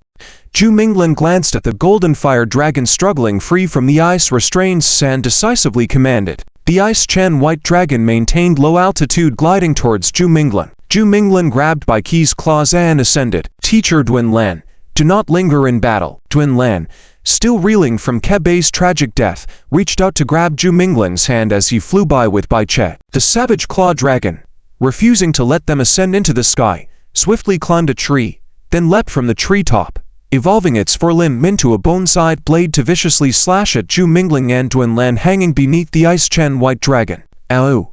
The Zan Chuan Dragon appeared just in time, its tail violently striking the Savage Claw Dragon and flinging it away. The Savage Claw Dragon crashed into the rocks, blooded and injured. Teacher Duanlan, recall Zan Chuan Dragon. Quickly.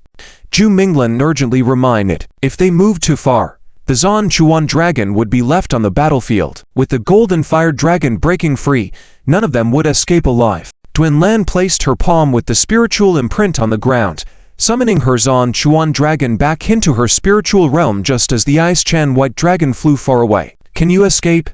Luozi laughed mockingly. The Golden Fire Dragon had melted the ice restraints with flames, its limbs slightly stiffened but ready to recover quickly with a fiery breath. Rising from the frost, the Golden Fire Dragon was about to take flight when a furious Mud Dragon charged towards it. Beast, seeking death. Luozi fumed. The Mud Dragon was the second dragon Kebe had summoned before his death, driven by vengeance for its fallen master amidst the chaos. Although a dragonling compared to higher-ranking dragon generals, the Mud Dragon's reckless bravery was futile against their might. Luozi was angry as the thick-skinned Mud Dragon delayed his pursuit of Zhu Minglan and Duanlan. End of this chapter. Chapter 34. Blood Battle at the Deep Pool. Under the clear sky, the Li River plains appeared in the distance, with the silver winding silhouette of the Li River visible. The Ice Chen White Dragon's size did not reach the level of the Eagle Beast Dragon, and carrying the weight of two people was somewhat strenuous. It was now able to maintain extreme flight speed, mainly relying on wind magic control. Duanlan still seemed unable to shake off the shadow of Kebe's death, her gaze vacant. We're almost there. Zhu Minglan pointed to the ground. Seeing the three rivers merging in the plain, it meant they were not far from the ancestral dragon city-state. Bai Che was running out of strength, with no combat capability, unable to assist Zan Chuan Dragon. Qianlin, Duanlan did not summon. It was Zan Chuan Dragon who came out on its own from the spirit realm. Go catch some big white fish in the pool and make a beautiful white soup at home. Consider it your reward for today. Fang Nianian said to the black crocodile spirit in the water. The Ice Chen White Dragon did not stop at all, continuing to fly towards the Dragon Taming Academy. Zan Chuan Dragon was falling faster and faster. If it crashed directly onto the ground, its flesh would be shattered. You stupid fish. Do you still have some big Sao lineage? Why chase half and then stop? Sure enough, these monsters gathered towards the Blue Dragon. With their numbers, it wouldn't take long for this Blue Dragon to be gnawed down to the bone. Teacher Duanlan, be careful of his attacking mark. Zhu Minglan noticed and quickly reminded. Similarly, Zhu Minglan's heart was filled with anger. It had been a while since someone had aroused such disgust in him. A flame rose, and the Golden Fire Dragon waved its large wings, chasing towards the Dragon Taming Academy. Its gaze as pure as ice and snow, The Ice Chen White Dragon turned back to look at the Golden Fire Dragon during its flight, seemingly wanting to etch the appearance of the Golden Fire Dragon into its memory completely. How can a dragon fall from above? Fang Nianian looked at the various monsters emerging from the water pool, shocked into silence. Circling to the bottom of the waterfall pool, Fang Nianian rolled up her sleeves, haphazardly commanding the black crocodile, touting.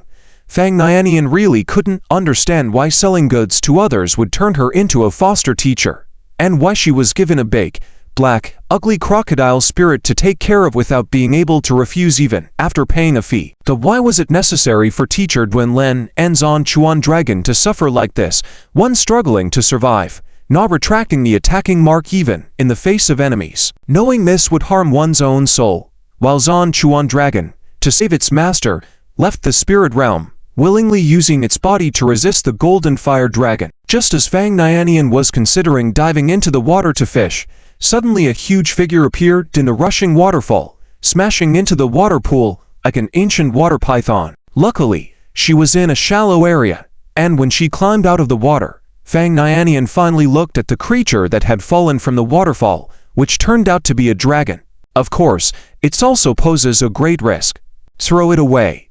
Chase it. Luo Xiaoming ordered. The Golden Fire Dragon intended to swallow a head of Zan Chuan Dragon whole, but upon hearing the order, it ruthlessly threw the nearly lifeless Zan Chuan Dragon towards the ground. At this point, Zan Chuan Dragon was dueling the Golden Fire Dragon alone. Its fate would not be much better than the Eagle Beast Dragon. The big crocodile spirit was already born. Zhu Mingling had restricted its range of movement, and since someone had brought it to the waterfall pool, it was not considered wandering around. Zan Chuan Dragon's judgment was correct. Do you know it? Fang Nianian asked in confusion. Moreover, this dragon seemed to be dead, its body being battered by the rushing waterfall, devoid of any vitality. Fengti Town, the bridgehead market, a few vendors chattering, hoisting their shoulder poles and preparing to go home for a meal. When they arrived at the Dragon Taming Academy, the arrogant Luozi would be seeking his own death if he continued to chase after them. Self-Peach Lady Fang Nianian also slung her basket over her back, albeit with foul-smelling silkworms inside. She unwillingly walked towards the lake. Before long, the dragon floated up again, its belly turned outward like a discarded corpse, floating along the turbulent river downstream, drifting with the current, its destination unknown. Oh ho tilde, a strong smell of blood filled the air, frightening Fang Nianian, causing her face to pale as she fell into the water. Its wings were to soar to flap, so it had to glide using the wind control technique. The big crocodile spirit stood by the dragon, showing no intention of moving. Feeling the threats coming from all directions, it roared towards the group of water monsters. Zan Chuan Dragon had no intention of returning, and Duanlen did not close the gate of life. She saw the Golden Fire Dragon crashing heavily against the attacking mark, causing it to shatter in midair. The water pool was large, and the smell of blood spread rapidly, especially the blood of a true dragon. Before long, creatures living in the water pool emerged, including some water spirits nesting behind the waterfall, all drawn by the scent. Zan Chuan Dragon's roar suddenly rang out as the attacking mark emerged, with a blue-scaled dragon flying out under the protection of the surrounding water waves, charging towards the incoming Golden Fire Dragon. Under the clear sky, the blue scales on Zan Chuan Dragon's body fell off in large numbers, covered in blood. Even though it still had plenty of mana, it was unable to compete with the Golden Fire Dragon. One of the pond serpents showed its fangs, ready to pounce, and the big crocodile spirit was the first to attack, grabbing the thick venomous snake and tearing it in half in front of all the little monsters.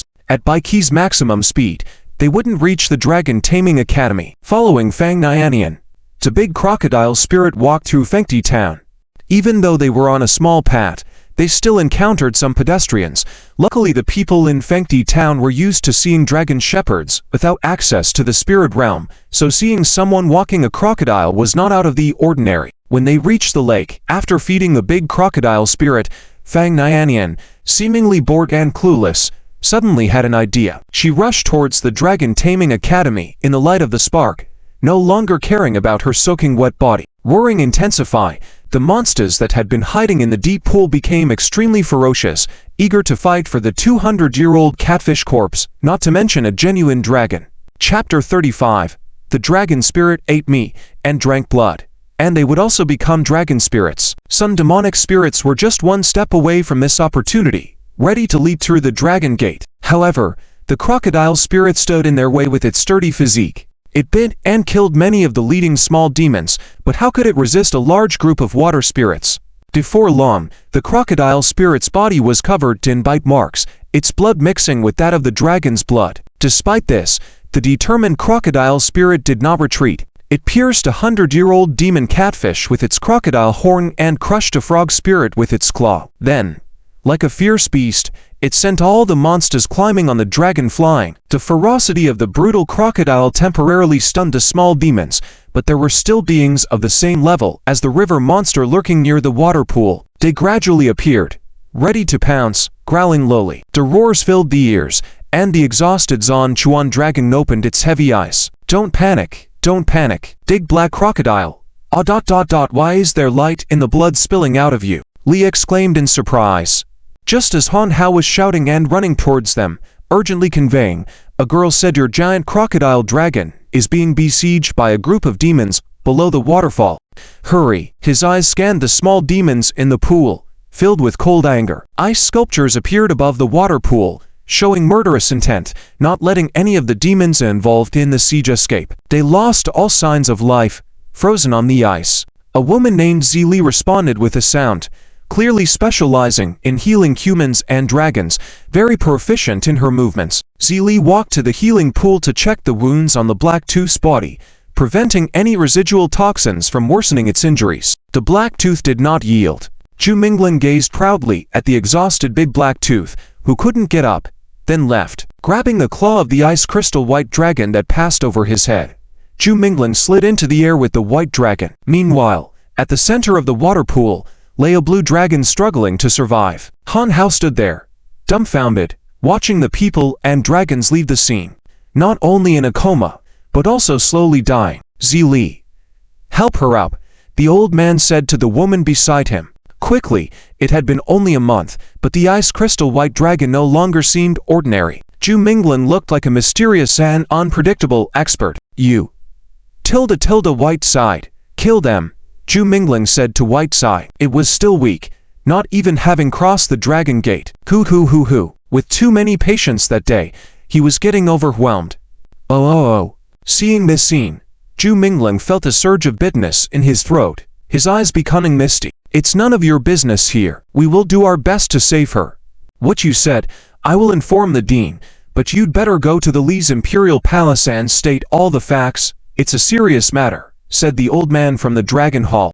Zhu Minglan nodded, quickly left the healing pavilion as he couldn't help much there. The old man eyed the woman disapprovingly. The temperament of the ice crystal white dragon was exactly the same as Zhu Minglan's. It slowly floated over, commanding over all the deep water spirits, looking down at these greedy little demons. Could it be dying? First, the skin and muscles froze, then the flesh and bones turned into blocks of ice. Finally, the blood flowing in their bodies froze solid. Standing on the ice, the little demons were completely frozen, even losing the strength to escape. Their bodies slowly stuck to the thick ice at their feet. Good job. Big Black Tooth turned his head and was startled to see the skin he shed as his forepaws splashed around in the water. Perhaps seeing the miserable state of the Zon Chuan dragon, Black Tooth was equally shocked. It seemed to have been swept into the river from the river, then rushed to the waterfall amid the fierce rapids. It lunged towards a 100-year-old fierce fish once again, tearing it to pieces with its claws and black teeth, staining the water pool with fresh blood, mixed with the crocodile blood oozing from Black Tooth's back. The freezing breath was extremely dominant, able to even solidify the flowing waterfall into glaciers. The water spirits on the surface of the pool, already fleeing in panic, had no idea that the eyes of death were locked onto them. Are you a snake, shedding its skin in the water? Zili frowned, watching the injured skin shedding from the wounds on Black Tooth in the healing pool. The wings of ice crystal suddenly spread out, bringing an intense icy cold that swept in all directions. Yes, in Black Tooth's small world, the Zon Chuan dragon was the most powerful creature. The frozen waters, as thick as stone, prevented the monsters from diving deep into the pool. The ice crystal white dragon saw through their attempts to escape. Glancing at Big Black Tooth, the old man tapped his apprentice's head with his finger. you. But what could they do? So far, it hadn't let any demon approach it. The weak Zon Chuan dragon let out a weak call, signaling Blacktooth to leave, as it would soon be torn apart by the demonic creatures. A long call resonated, and the ice crystal white dragon's body was covered in large and shiny ice crystals, as sparkly as a sacred armor, enhancing the ice gold dragon with a majestic and kingly presence. Little Blacktooth, you protected Zon Chuan dragon, and it's alive. Tend to your wounds, I will be back soon. Zhu Minglan cradled ahead of the crocodile spirit, rubbing it with his forehead, and instructed, Master, Master, something bad is happening, something bad. Zili ran into the room in a fluster. After settling Big Blacktooth, Zhu Minglan knew he had something important to do, which could also be gentle. It seemed to be warning the entire group of water demons at the water pool, more like informing the Zon Chuan dragon, it cannot die, as it could only be defeated by itself in this world. The bodies almost filled this water pool. It looked as if it had been dyed red with blood, shocking to the eye. Zhu Minglan, Zhu Minglan. The old man had just finished stitching the major wound of the Zon Chuan dragon when he was dragged by Zili to the healing pool. What's happening? The old man recognized Zhu Minglan and even more so, Duan Lan. Oh. Big Blacktooth glanced at his wound. Indeed, the blood was shining. The Zon Chuan dragon was still alive. It remembered the power of the Zon Chuan dragon, especially the tenderness it showed when catching it from the waterfall. White Sai glided down from the top of the pavilion, a pair of white wings opening, noble and sacred. Clearly flesh and bones began to disintegrate in the wind, turning into frost granules like white sand. Master, take a look at the big black crocodile shedding skin. Disciple is scared, Zili said. Falling from above the waterfall, Zhu Minglan landed in front of the Zon Chuan dragon and Blacktooth, surrounded by the corpses of small demons, some with broken throats, others torn to shreds, and some smashed to pieces. The dragon riding academies whined whipped ferociously at the frozen waterfall pool, lashing the frozen water demons there, punishing them. This made Blacktooth realize that there were stronger beings than the dragon, showing it a much broader view of the world. He walked to the side of the little crocodile dragon, slowly squatting down and hugging the scarred Blacktooth. Woo wow.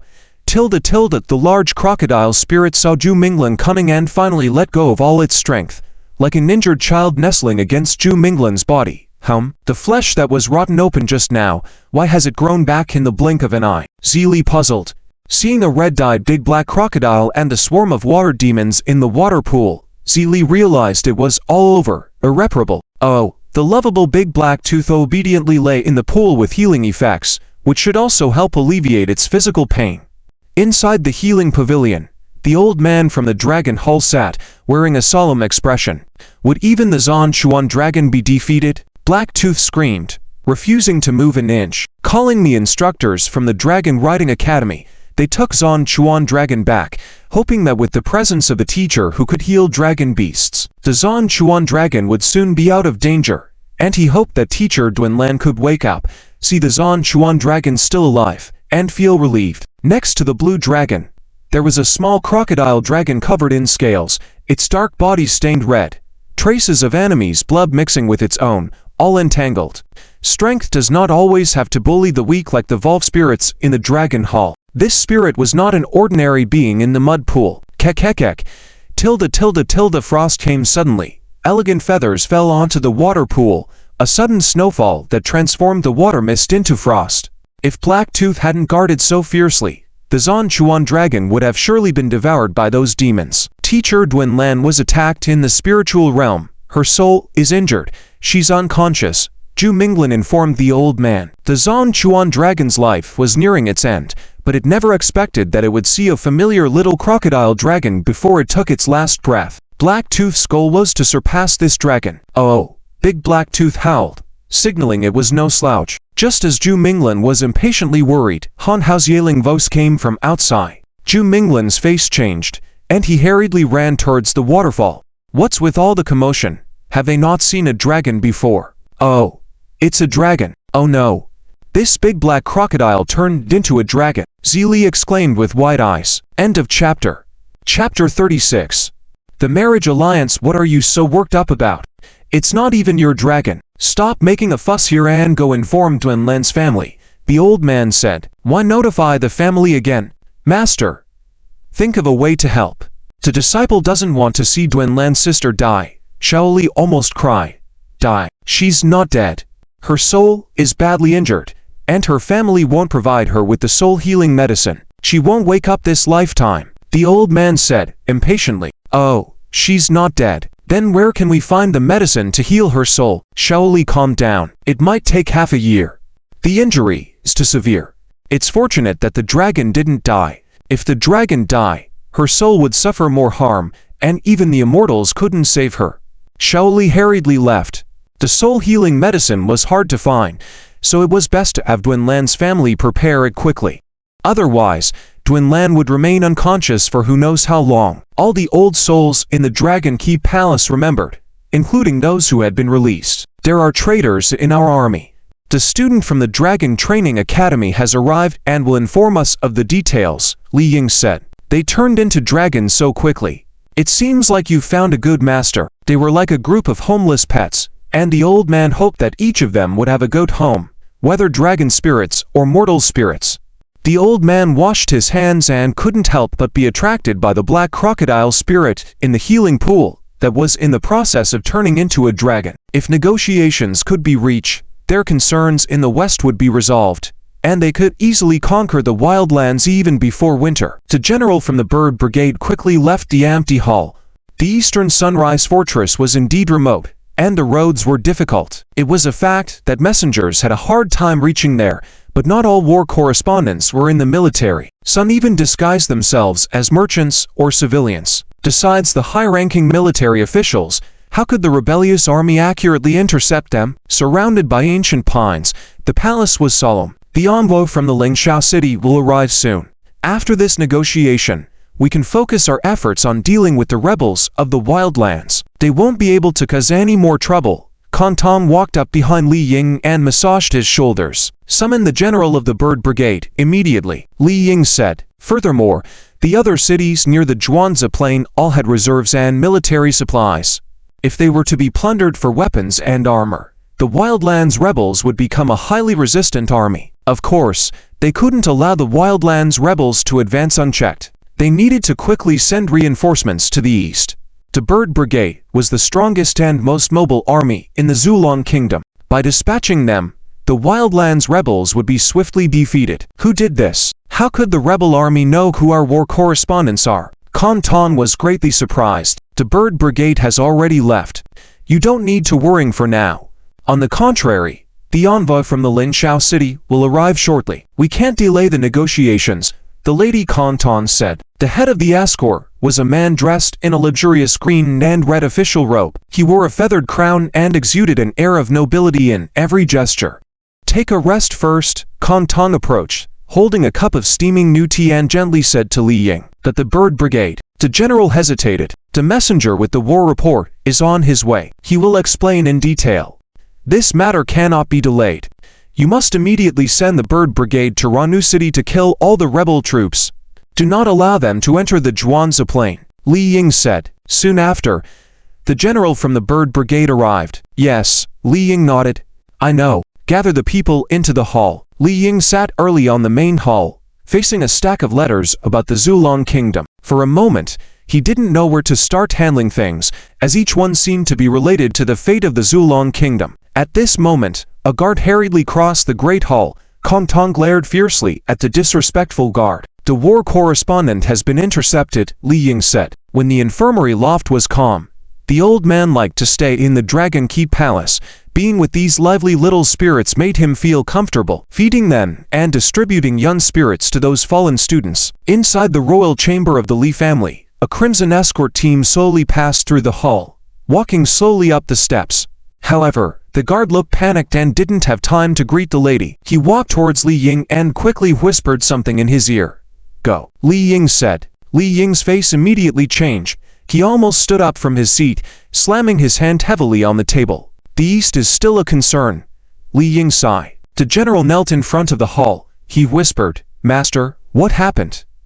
Lady Kantong was taken aback and quickly tried to reassure him. The wooden boxes were exquisite, carved with various patterns, placed on both sides of the hall door, and all were commanded by the feather-crowned man to be opened.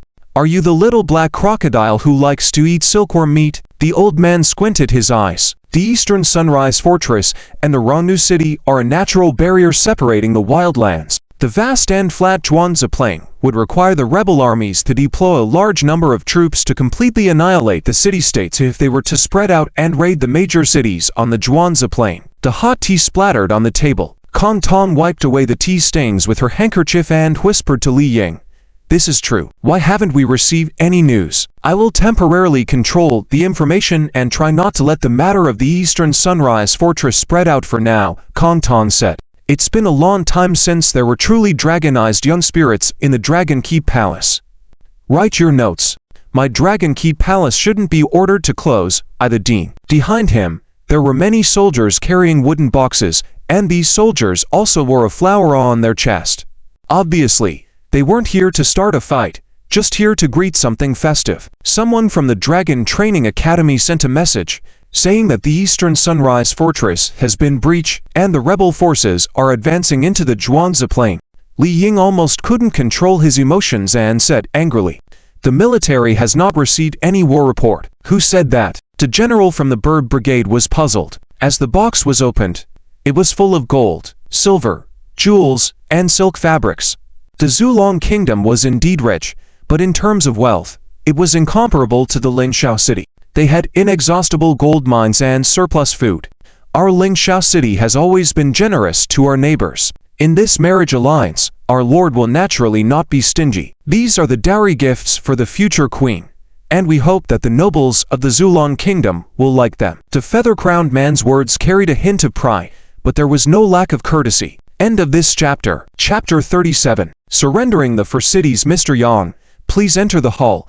The mistress of the household, Mistress Kong Tong, welcomed, with a courteous smile on her face. Inside the hall, most of the family members had gathered, as it was a peace negotiation between two cities, a solemn occasion akin to a festival. Even the main road leading into the ancestral dragon city was decorated with colorful lanterns. "Where is Her Highness the Lady?" Mr. Yang took a step forward towards the hall. He had only brought two guards with him while the others waited outside, in the courtyard. Despite being in enemy territory, Mr. Yang appeared unperturbed and at ease, as if he was visiting a neighbor. "The servants must be preparing Her Highness for her arrival," Mistress Kong Tong remarked. "Very well. Very well. Speaking of which, it is quite surprising to see Her Highness yielding so easily. But she is, after all, a lady willing to sacrifice everything for the future of both cities, even if it means kneeling as a consort. Ha ha ha." Mr. Yang laughed, his voice echoing through the hall. The members of the Li family did not look pleased. Regardless of the circumstances, the party that initiated the peace talks was seen as compromising. Mr. Yang, initially thought to be a courteous envoy, had unexpectedly shown a hint of sarcasm upon his entrance. "Here is the peace proposal. Mr. Yang, please review it. If there are no further issues, kindly sign it." Li Ying spoke up at this moment. Mr. Yang gave a perfunctory bow as a sign of respect to the head of the Li family. He went through the contents of the proposal swiftly. While he was reading the document, a soldier with a red chest flower hurried over and whispered something in Mr. Yang's ear. Mr. Yang held the pen, but did not touch the ink, indicating that he had no intention of signing or sealing the document. The soldier retreated, and Mr. Yang's expression turned slightly displeased. He let out an unpleasant tsk sound and then put down the pen, speaking, "Master of the Li family, our city of Lingxiao has sent numerous gifts as a sincere gesture. Why is there no mention of the terms regarding the cession of the four western cities in your proposed peace treaty? And why are you still unwilling to let us see the lady at this point?" As soon as this was said, the Li family members couldn't contain their frustration. "See the four western cities?" The western cities were wealthy and prosperous. Apart from the ancestral dragon city, they were the most important territories and strongholds. Even if both cities continued to fight, the Li family would never agree to cede these four cities to the Lingxia city. "Cede the four western cities? Our initial agreement was for Lady Li Yunzi to marry into your Lingxia city as a concubine." Lady Kong Tong muttered irritably. This Mr. Yang, not only disregarding others, but also uttering such outrageous words. "Oh, we didn't mention that before, but isn't it never too late to add this condition now?" "I can wait," Mr. Yang said. Moving a chair from the table to the center of the hall, he sat down and even helped himself to some fruits from a plate in front of a Lee family lady, eating casually. Outrageous. A mere envoy like you treating our Lee family residence as your backyard. A Lee family dragon herder leader exclaimed in anger. Yang Zhu, I am here to negotiate peace on behalf of the Lingsha city and the Ling family with your family head. War is merely decided by some people sitting inside this hall. Peace talks only take a few words, just as easy as going into battle. However, some minor characters not only can't decide anything but might bring calamity by saying foolish things, inviting the disaster of total annihilation. I wonder if this young general is one of them. If not, then shut your mouth. Mr. Yang laughed, with fruit pulp still in his mouth. Earlier, he was courteous, wearing a feathered headdress, but now he seemed no different from a rough ruffian, rude and arrogant. May I ask, why the sudden desire to covet our for Western cities? If this is the price you demand for peace, then why not start a war? Commander Cheng spoke up at this point. Commander Cheng, master of the Lee family, from what I understand, your eastern Sun Fortress has been breached by marauders. The marauders are probably advancing straight towards the eastern edge of the Zhuangzi Plains. Your granaries and cities will be plundered. Ooh, these dates taste terrible, Mr. Yang said, spitting out the pit and skin. Li Ying's expression turned serious. Lady Kong Tong looked surprised. They had just received this news, and Mr. Yang, as an envoy who had just arrived from the west to the ancestral Dragon City, should not have known about this. Was the information leaked? The soldier earlier informed Mr. Yang, who then changed his demeanor accordingly. The issue was how he knew about it when even the forces of the ancestral Dragon City had just learned of it themselves. Mr. Yang, as you said earlier, war is just a matter of a few words from those in this hall. You baselessly demand that we cede territory just because you heard about the unrest in the east. Regardless of the authenticity of the source of the news, unrest is nothing but the greed of some people who wish to claim ownership of cities. Quelling this unrest is not a difficult task. I want to know if this is your own misguided attempt to provoke a war in the West, or if your master never intended to negotiate in the first place. If the former, I will regard you as a clown entertaining us all. If the latter, tell your master that we are ready to fight the Lingsha city to the bitter end.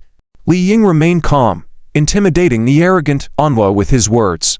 However, Mr. Yang did not seem to pay heed to these words.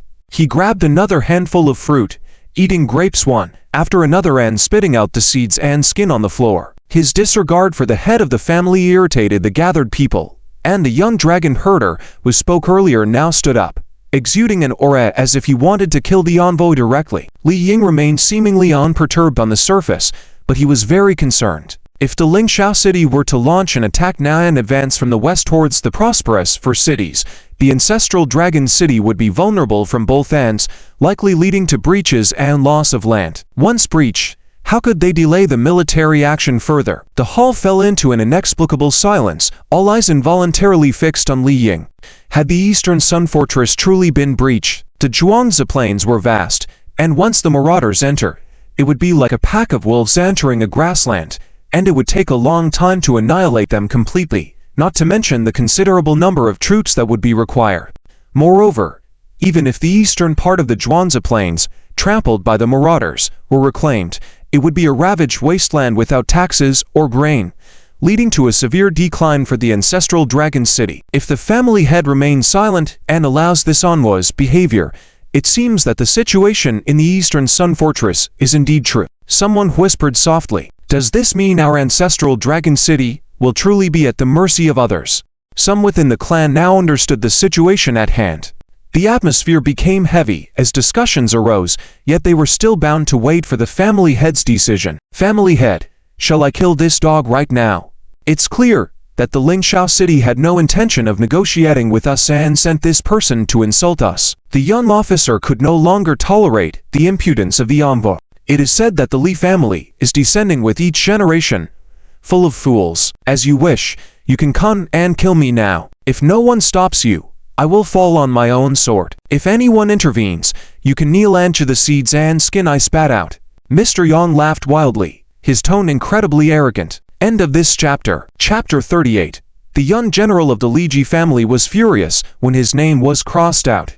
He grabbed a nearby general's sword and swung it directly towards Yan Xu's head. Yan Xu sat there, not dodging or avoiding, with a contemptuous and mocking smile on his face. Li Pinghai, retreat. At this moment, a woman's voice sounded out.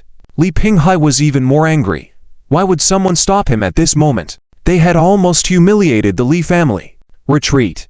Suddenly, the woman's voice became stern. Li Pinghai stopped in his tracks, feeling inexplicably trembling all over. Even his grip on the sword was unsteady. If Li Yunzi's guards hadn't seen through their scheme, they would have already taken over the four western cities of the Zulong Kingdom. Li Pinghai could hardly believe that a woman could make him tremble with just a few words. Calculating the time, at the same time he signed the peace treaty, their surprise attack team from the Lingxiao Kingdom would launch a full-scale attack, coordinating with the main border army and capturing the four western cities of the Zulong Kingdom. Peace treaty. Yan Xu, upon hearing this, immediately changed his expression, humbly crawled towards Li Yunzi, continuously kowtowing. I have always heard that Lady Yun's words are weighty. Thank you for sparing my life. Thank you for sparing my life. Yes. Yan Xu felt that all his thoughts had been seen through by this woman, and he dared not show any disrespect. As the sounds spread, immediately more than 10 soldiers brought forward one after another black cloth-covered items. Thinking that the two attendants were too slow to unpack, Yan Xu did it himself. Just when they thought the Lingxiao Kingdom was sincere in making peace with them, they had already sent troops to capture the four western cities. Each head, he recognized them all. Ladies' guards. Yan Xu couldn't help but cry out, collapsing as if struck by lightning, sitting on the ground. With Lady Yun present, there was probably no possibility of peace between the Zulong and Lingxiao kingdoms. Mr. Yan Xu, I have a gift here. Would you present it to your city lord on my behalf? Li Yunzi didn't take her seat, standing in the council chamber. The stench immediately filled the hall, and some ladies who had never experienced war turned pale, almost screaming and running away. Without absolute confidence, how could Yan Xu dare to act so unreasonably in the council chamber of the Zulong Kingdom? The members of the Li family in the hall were all sweating coldly. Please sit down and craft a letter redeeming your young lord's life. Before that, clean up everything on the ground. Li Yunzi said. General Cheng, what is? Li Ying did not recognize the heads, puzzled. Yan Xu immediately ordered the two attendants by his side to unpack, but as they opened the first black cloth and saw the disheveled hair and a head stained with tea-colored blood, Yan Xu's face turned pale. They never intended to make peace from the beginning. As long as they captured the four western cities, the lady of the Li family and Li Ying would have to give in, let alone someone with a notorious reputation like Li Yunzi. Yan Xu couldn't tell what was inside those black cloth covers at all. Your young master still lives. This is what I want you to convey to your city lord, Li Yunzi said. Disregarding his teasing words, Li Yunzi glanced at General Cheng, who silently understood her. Dressed in light armor, this female warlord had killed all the Lingxiao soldiers who attacked the four western cities, and she had sent the heads of those commanders here. Her smile carried a strong sense of ridicule and a hint of depravity. Yan Xu slowly raised his head, finding it hard to believe what Li Yunzi had said. The blood in those heads had dried long ago. This Yan Xu was ridiculous, at times courteous, at times wild and ruthless, at times mad, and then as humble as a dog. Just before he led the wedding procession to the Zulong Kingdom, he had shared a drink with each of them, and at that time these heads were still attached to their bodies, but now they were wrapped in dirty black cloths one by one, rolling around. Kan Tong's face changed, but she dared not speak. However, Yan Xu could never have imagined that the heads of all the generals would appear in this hall. Why were they all here, and why were there only heads? And the words that were so irresistibly tempting just now had come from her mouth. They lined up orderly in front of Yan Xu and placed those black cover items at his feet. Open it and see if you recognize any faces inside, Li Yunzi said, impassively. Would the lady prefer to stay here and celebrate in the bridal chamber with our city lord, as I cannot accept the gift on his behalf? Yan Xu bowed. Li Yunzi took the thick marriage book from Lady Kan Tong's hand, then crossed out her name in front of everyone. Don't act crazy here anymore. I spare your life, Li Yunzi said coldly to Yan Xu. Still alive. After saying that, Mr. Yan Xu let out a strange laugh. Wiping out the name Li Yunzi, he threw the pen in his hand, aiming at Li Kongxi and Mu Qing in front of the young misses of the Li family. Lady Kan Tong forced a smile, looking at Li Yunzi, unsure of what she was going to do. You You will never have a go, and, Li Yunzi, you poisonous woman, you will definitely go to hell. Yang Zhu yelled, somewhat crazy. No matter how many generals there were, they were incomparable to the eldest son of the Ling family. He was the future heir of the Ling Shao kingdom, and the Ling family head had always cared greatly for his eldest son. Open them again. Yang Zhu gasped. Li Yunzi turned away, ignoring Yang Zhu as he cleaned the floor. Leave him alive. I need him to convey a few words to Ling Luotian for me, Li Yunzi said. Truly a lady of weight, a blessing to our Zulong kingdom. Someone sighed immediately. Inside the black cloths were all heads. In fact, when Lady Yun appeared in the council chamber in the past, she had this appearance, but she was no longer Lady Yunzi, and today was the day the Ling Shao kingdom's wedding procession arrived. She had killed everyone. After the ceremony, Yang Zhu no longer looked at the young general, but instead focused his gaze on Li Yunzi, saying, you still look just like the familiar Lady Yun. If you like this appearance to accompany you in the Grand Sedan, I believe our city lord will also approve. Oh, I forgot to mention, we will not budge on the condition that the first cities be seated, and the lady must reach our Lingshao city house as scheduled, otherwise peace negotiations are impossible. Lady, Yang Zhu shows his respect. Yang Zhu stood up from his seat and gave a bow. What guards? Li Ying asked. In fact, on the first day the Lingshao city wedding procession set out, Lingshao city's troops had entered the territory of the Zulong kingdom along the ravine. Li Yunzi paid no attention to the words of her clansmen, walking straight to the front of the main hall, to Lady Kong Tong. They are the former subordinates of the lady. I commanded them to be brought out from various camps and, as per Lady Yunzi's orders, search the ravines where the enemy might have infiltrated. Subsequently, we discovered this surprise attack army from the Lingshao city and shot them all in the ravine. General Chen reported. Leave the matter of surrendering ourselves to them. If there are battles we cannot win, they are all excellent gifts of consolation for the enemy's city. Li Yunzi smiled. However, this smile caused Li Kongxi, Mu Qing, and the proper young misses of the Li family to turn pale in fear. End of this chapter. Chapter 39 takes power. Yunzi, you have vented your anger for us fiercely. I don't think the family head will blame you for privately mobilizing the army, right? Lady Kong Tong spoke only at this moment. Privately mobilizing the army is a serious crime. Li Yunzi no longer has the identity of the female sovereign, but she still gathered her subordinates in the West, a behavior not much different from rebellion. Of course, even if it's a serious crime, it depends on the situation. It's not Li Yunzi who mobilized those old troops privately and captured that guerrilla unit. It's likely that the first cities in the West have already fallen. You must know that the most mobile flying bird battalion has been moved to the east, and there is nothing that can reverse that situation. That's why Li Ying remained silent. The soldiers in the bright red festive clothing who were there to welcome the bride looked lifeless, no different from a funeral procession. Li Yunzi took the brush and personally wrote the name of the city on the document drafted by Yang Zhu. I'm here, I'm here. The envoy completely lost his dignity. Yunzi, you did a great job. The city guards are still under your command. Li Ying finally spoke, with a hint of gentleness on his face. Speaking of which, why haven't we heard anything about the fortress city being breached? A general said. Seeing Li Yunzi, Song Mingling stood in front of the hall. The heavy trouble in the west has been suppressed by Li Yunzi, and capturing the eldest son of Lingshao city has given the Zulong kingdom a major bargaining chip for negotiations with Lingshao city. How could Lingshao city dare to cause trouble again? Let's quickly bring in the student from the Dragon Taming Academy into the hall. He should be here already, Kong Tong said at this moment. Li Ying couldn't possibly blame her. All right, but the lady has not informed me yet which city we need to seed in order for our son to return safely, Yang Zhu respectfully asked. At this moment, they were all looking at themselves. Before Yang Zhu could ask, Li Yunzi had already walked towards Li Ying's location, towards the front of the main hall, and said, Father, give me the command token of the Flying Bird Battalion.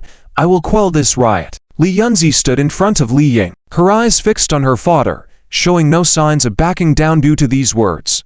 For a moment, they confronted each other in front of the hall. When Li Ying took away Li Yunzi's guards, he intended to completely strip her of her military power, but Li Yunzi managed to reclaim her guards in this way. Yunzi, although you have achieved great merit this time, military power, Kong Tong spoke again at this moment. She was well aware of how dire the situation was for the Li family when the fortress city was breached. The most frightening thing was that Lingsha City had never intended to negotiate. The proposal to have the lady become a concubine was purely a ruse, meant to distract attention on one hand and wait for the breach of the fortress city on the other hand.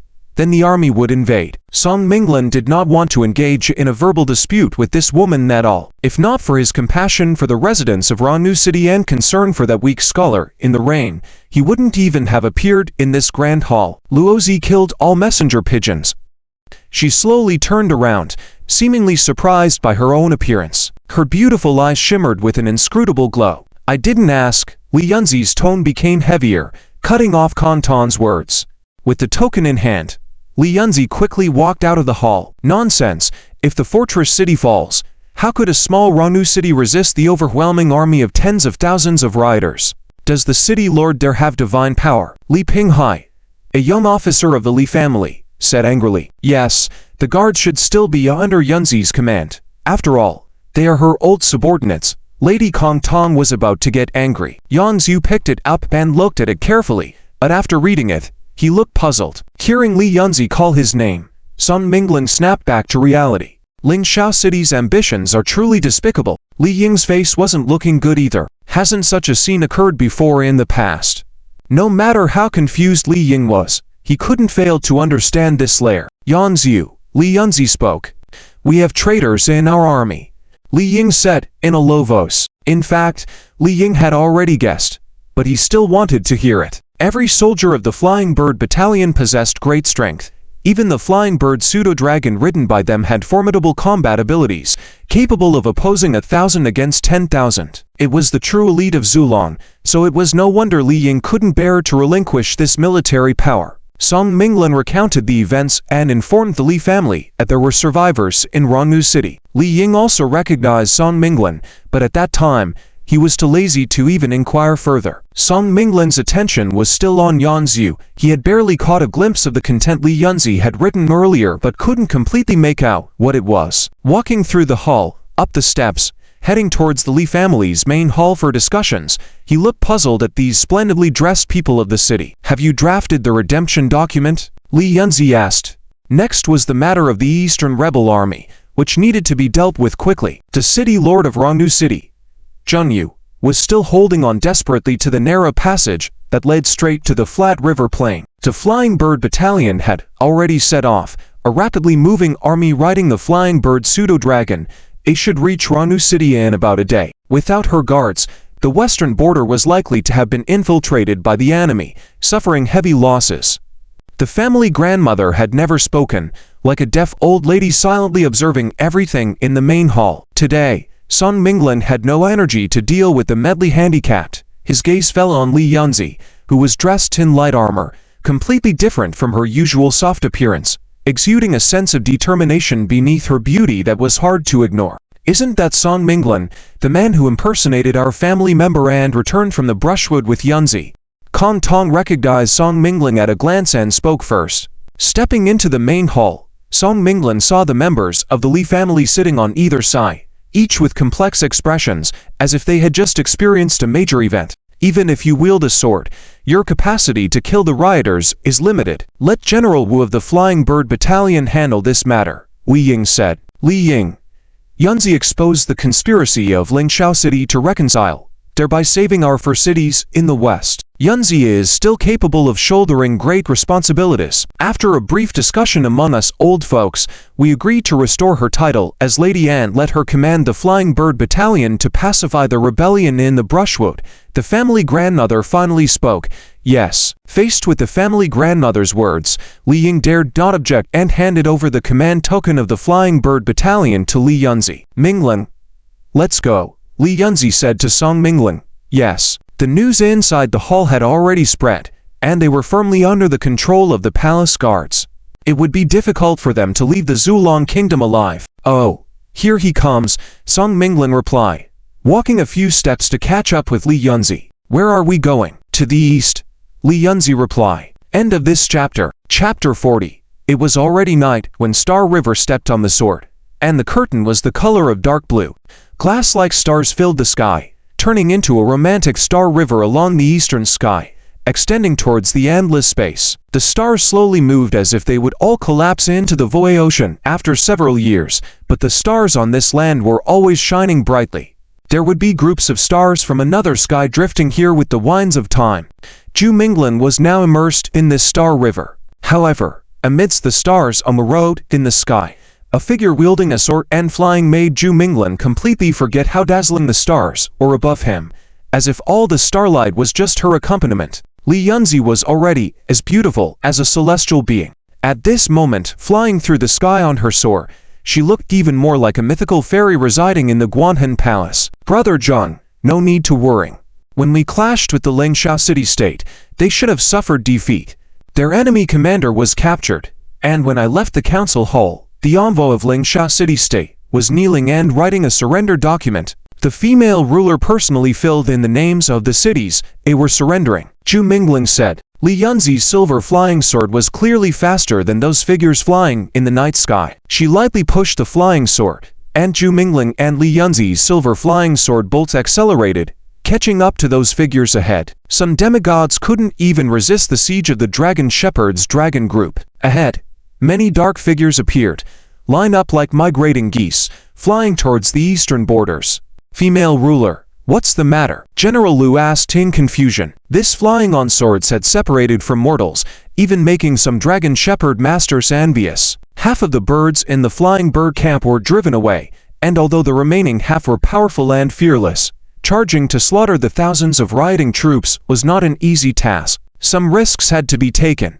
A large group of pseudo-dragon birds, flapping their wings in unison, created a massive airflow that enveloped the entire pseudo-dragon bird team. In this circling airflow, even if some pseudo-dragon birds grew tired, they could glide using their wings without leaving the team. Minglan, go to the Ranu city and pacify the residents, Li Yunzi said to Zhu Minglan. Although it's of no help, please inform the female ruler for me. Zheng Yu said, the people of Ranu city are civilians, and so are the people of West City. With the brutality of the Lingsha city-state, there would probably be no mercy towards the civilians of the western city. Zheng Yu made a meticulous salute, which made Zhu Minglan feel somewhat ashamed, so he hastily helped him up. I will make amends and lead the troops to fight the enemy head-on, said the deputy commander with a half-ear. They had all heard of Li Yunzi's reputation to some extent, and occasionally saw her figure in the military, but witnessing her flying on a sword like a sword immortal was a first. The deputy commander was surprised and angry but dared not make any moves, only able to cover the bleeding ear with his hand. The sword silk was her divine manifestation. The flying bird camp was now the elite of the Zulan city-state flying through the night sky towards the Ranu city. Zhu Minglan didn't know much about the situation in the Zulan city-state, but after listening to Zheng Yu's analysis, he immediately understood Luo Chao's actions. In the tower of Ranu city, the city lord Zheng Yu opened his mouth, watching Zhu Minglan being forced to fly on a sword, swaying unsteadily and jumping off the flying sword. Stand by, Li Yunzi repeated. The deputy commander dared not say another word and retreating. The long line of troops behind them witnessed their commander having his ear cut off, and they fell silent. Flying on swords, is that the female ruler? Zheng Yu asked in admiration. Luozi was probably colluding with the Lingsha city-state already. When the fortress city was breached, he immediately informed the Lingsha city-state and intercepted all messengers, delaying the war report from the Zulan city-state so that the Zulan city-state would be in a difficult position, on the verge of collapse. Manage your subordinates well. If there are any more discussions, it won't be just years that are lost. Li Yunzi was like an iceberg, her powerful and cold aura making people fearful. In a city-state, you might still see many dragon shepherd masters, but demigods were extremely rare. They couldn't raise dragons since demigods didn't have a spiritual domain. Li Yunzi didn't rush to give orders, treading on her silver flying sword, observing the situation. The flying bird camp was moving at a very fast pace, likely to arrive at Ranu city soon. Given the current situation of Ranu city, City Lord Zheng Yu should be able to delay until this reinforcement arrived. Ah, somewhat familiar. Zhu Minglan thought the question was a bit pointed. It is the female ruler. The two deputy commanders were both surprised and respectful. The massive riot army, dark and dense, loomed outside the valley. Even experienced and brave warriors like them felt a bit fearful. However, The fragile ancient city was still standing. The troops were constantly trying to break through, blocked between the fortress city and Rangnu city. Like a group of hungry beasts, their momentum was hard to stop. Once the flood receded from the lake, they would unleash all their anger and fury on the residents of Rangnu city. The situation was dire. Flying bird camp has appeared in the east. This is not good. Junyu sighed, instead of feeling happy about the reinforcements arriving, and said, truly, in surprise. Indeed. End of this chapter. Chapter 41. The sword mark as boundary. Lei Yunzi flew swiftly on her sword, passing over the chaos of the rebel army, overlooking the densely packed wild soul inhabitants below. Many of the rebel soldiers below raised their heads to see the woman flying on the sword in the sky, each showing a look of astonishment, especially the leaders of the rebel army. Most of them were rulers and generals of the 9 cities of the Wild Soul. How could they have not seen this sword-wielding woman before? She was once the Empress of the Wild Soul, ruling for a whole year, and no one dared not to fear her iron-fisted methods before being overthrown. Lei Yunzi flew over the chaotic rebel army, and soon landed in the triangular area of the valley in front of everyone's eyes. She descended slowly, raising her right hand slowly. Silver soft threads appeared out of thin air and quickly intertwined on Lei Yunzi's palm. The silver threads, interwoven in an extremely short time, transformed into a sword as bright as the stars and moon. The night sky was originally filled with stars, but it paled in comparison the moment Lei Yunzi raised the shining sword. Swoosh! The sword slashed towards the mouth of the valley, and the silver sword light flashed like millions of beautiful meteors cutting across the night, following the path of the sword light directed by Lei Yunzi, hitting straight into the opening of the valley. Whether it was the chaotic rebel army of the Wild Soul or the soldiers of the FEI now camped, their faces were full of shock. It was hard to imagine a mere mortal having the power to split a mountain. The steep rocks on either side were cut open, and a huge scar appeared on the earth. Normally, sword marks were left either on the chests of enemies or on tree trunks, but the sword mark torn open by Lei Yunzi could accommodate thousands of people at the valley mouth. It was the path for people to walk on, and it cut open all the surrounding rocks. The sword mark was like a barrier between the sky and the earth, horrifyingly stretched across the chaotic rebel army. Lei Yunzi seemed to have an intention. She did not point the sword at anyone, but even if this sword did not kill a single soldier, for the Wild Soul rebel army witnessed the power of this sword, it was no different from a scene of corpses everywhere. With the sword as the boundary, life and death, it's up to you to choose. Lei Yunzi's voice was not loud, but divine beings could make everyone inside and outside the valley hear her words clearly. After a brief silence, a restless scene emerged in the chaotic rebel army. The majority of the Wild Soul inhabitants had only seen armed soldiers, occasionally encountering formidable dragon beasts on the battlefield, but had never seen anyone capable of splitting the earth with a sword. Past the boundary of the sword, you will be considered rebels and will be executed without exception. Beyond the sword boundary, you are civilians, my people under Lei Yunzi. My people, your fate will no longer be determined by the heavens above. It will be determined by me. I will let you through this winter. Let you live. Lei Yunzi's words echoed throughout the entire valley, even reaching beyond. The soldiers of the FEI now camp were puzzled by Lei Yunzi's behavior. Shouldn't all these rebel soldiers be slaughtered? Shouldn't they be shown the strength of the ancestral dragon city-state and be forced to retreat? Why were they being referred to as citizens too? This is just a delaying tactic. Don't believe this woman. Soon, a burly leader among the rebel army shouted loudly. She is just one person, with just a sword in her hand. Our compatriots are continuously joining the army. She won't be able to kill us all.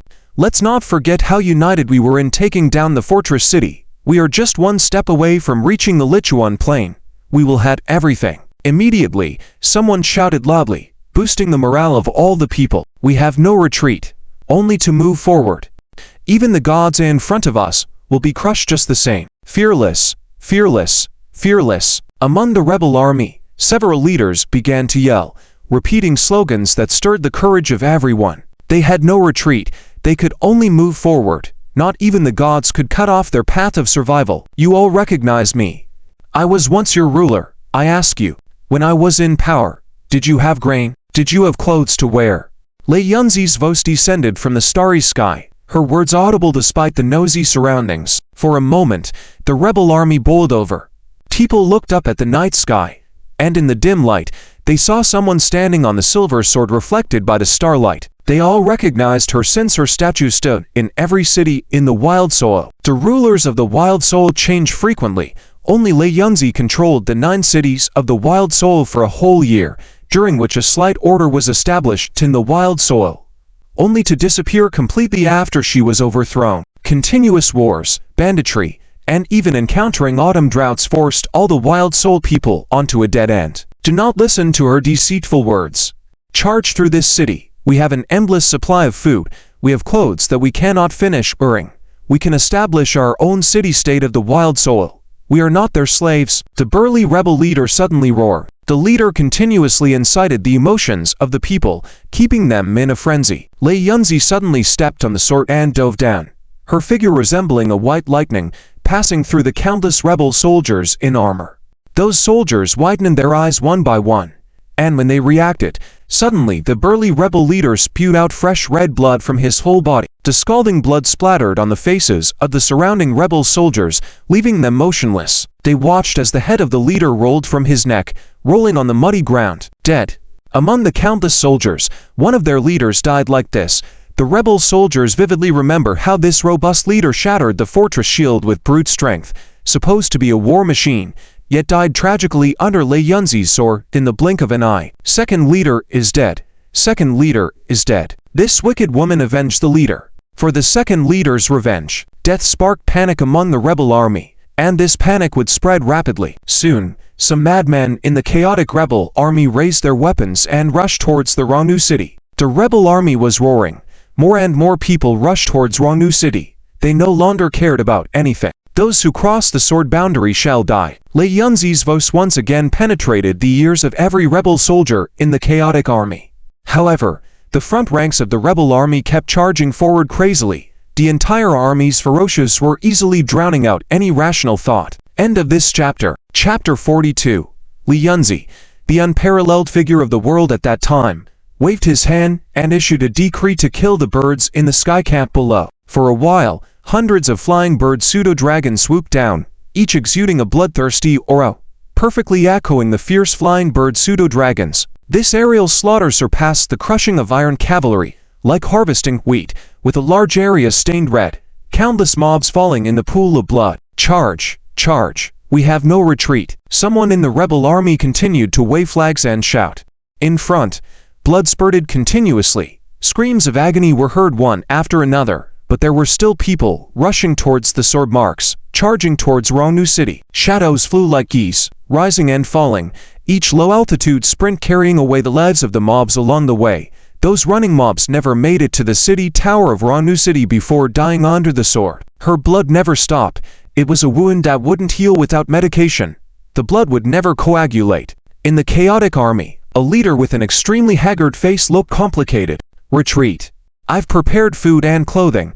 It's on the way. Enough for you to survive the winter. Don't kill me. I don't want to die. We are all ordinary people. The lady is a deity. At the city tower, Junyu couldn't help but exclaim, "Retreat."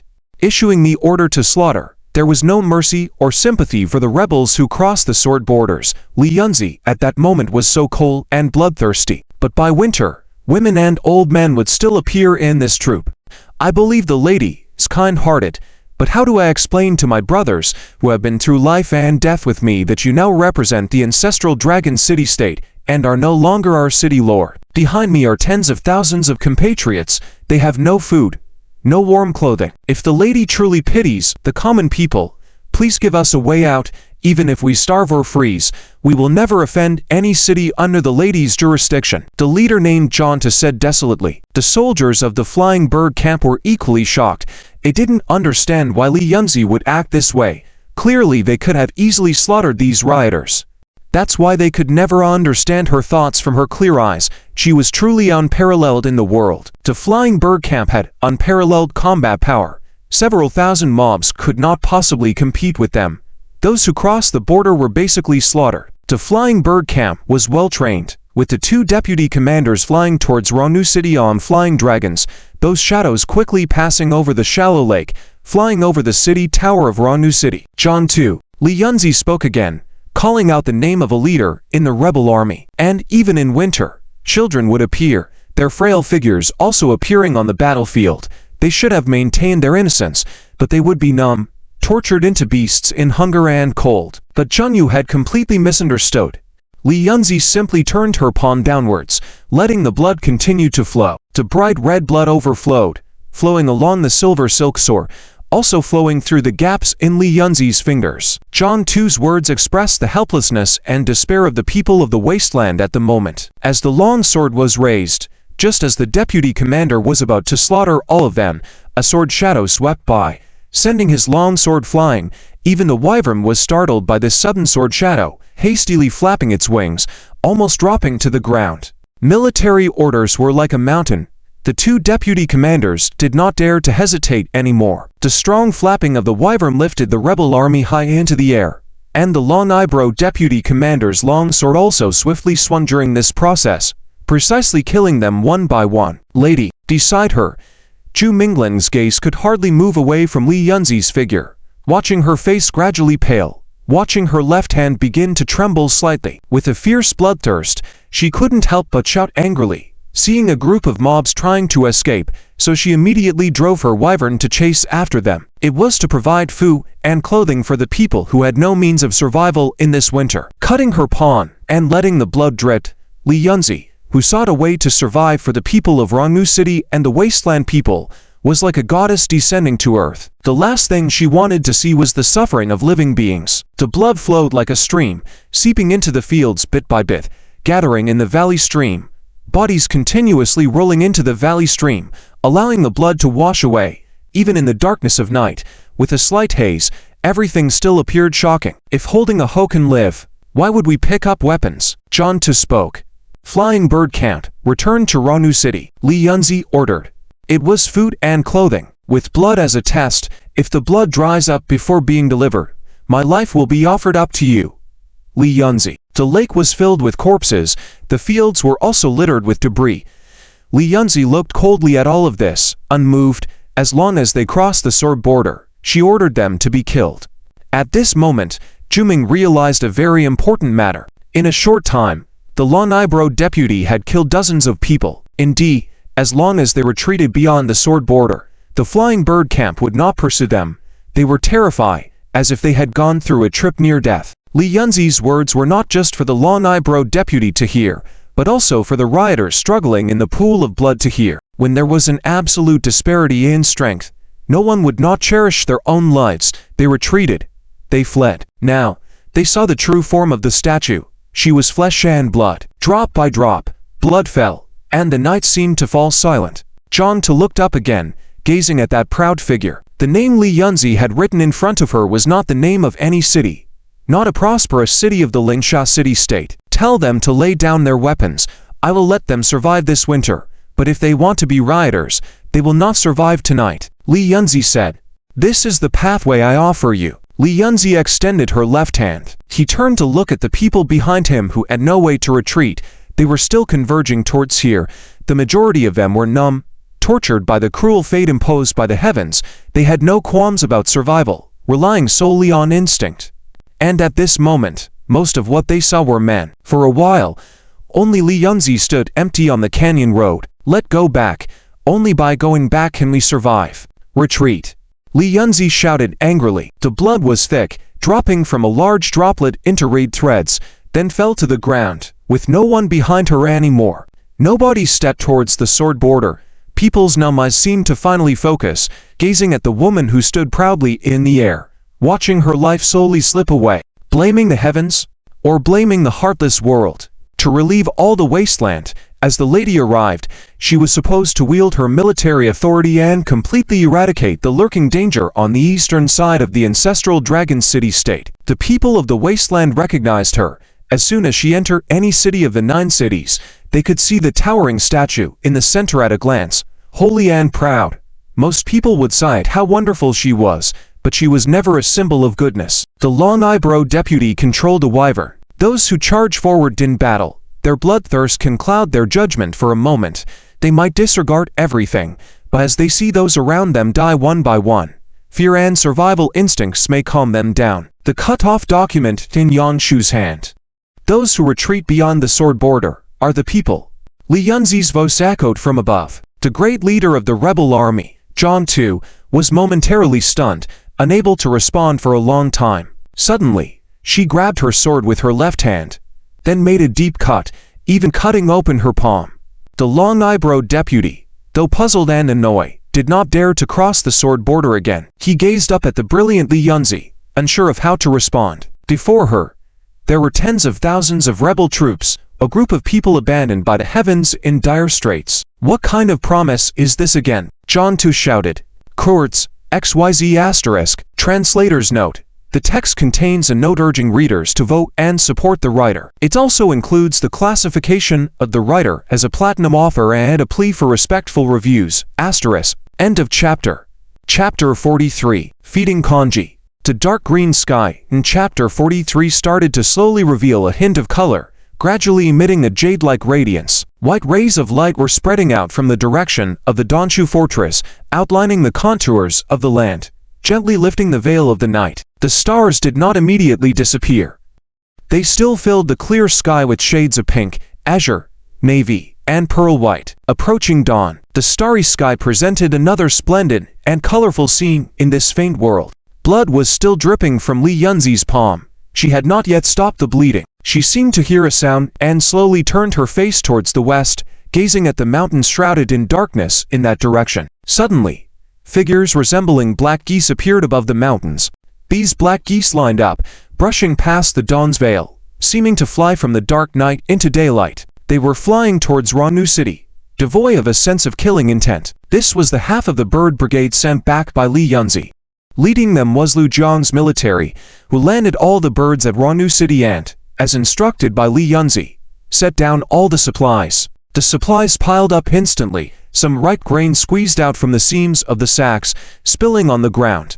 In the morning light, their luster was even brighter than gold. At the moment these bird brigades appeared, there was still some panic among the rioting army, especially for their leader, Zhang Tu. His face was tense, and his dry skin showed cracks.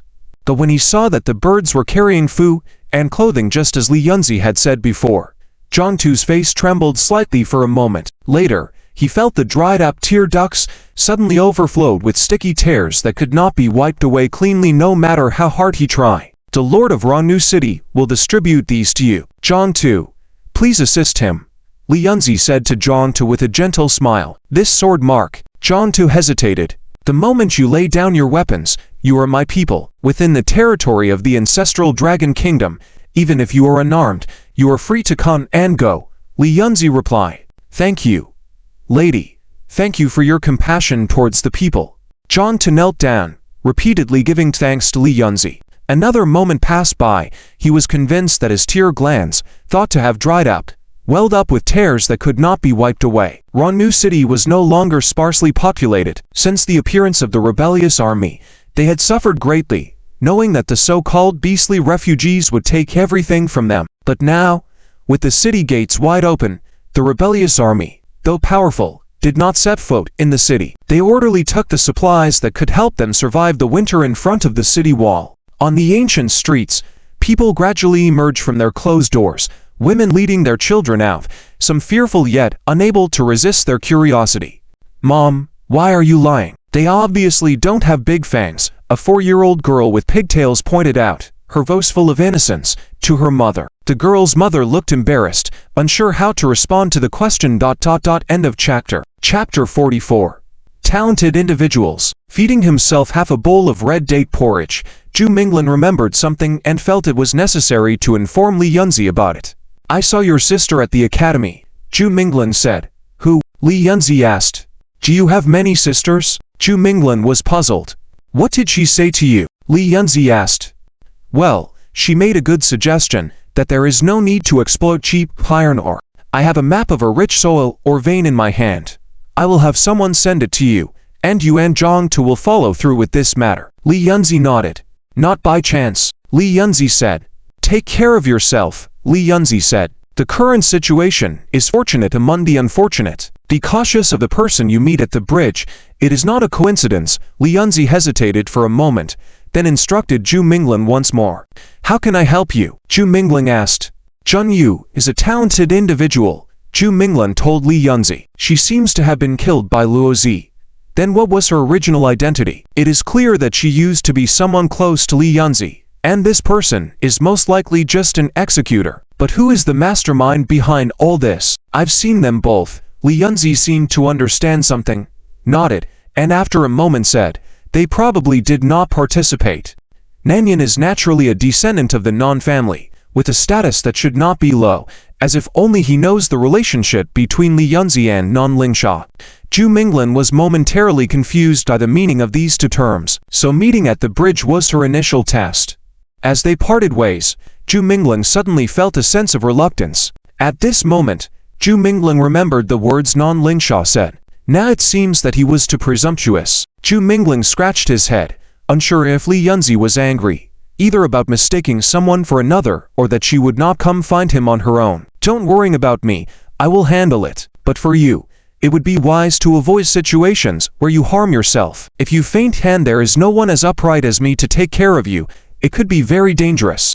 Zhu Minglan also reminded Li Yunzi of this point. Zhang Yu believes that since the lady views them as her subjects, they should not only accept but also work. In the foundry and the nearby market, not many people know about Nan Lingsha, and hardly anyone has seen her. It was only during a test by Zhu Minglan that Nanyan seemed to understand the situation. Your Highness, Zhu Minglan wanted to ask, but Li Yunzi had already boarded the flying sword woven from many silver threads, leaving Zhu Minglan with a stunning silhouette. Li Yunzi warned herself to be careful of Nan Lingsha, whether she was worried about failing to distinguish between them again and being duped, or she still suspected Nan Lingsha. For some reason, Zhu Minglan felt that Li Yunzi had some apprehensions about Nan Lingsha. Zhu Minglan watched her leave and soon became lost in deep thought. Zhang Yu also knew that Li Yunzi needed more rest and did not mention other trivial matters, which should be handled by officials.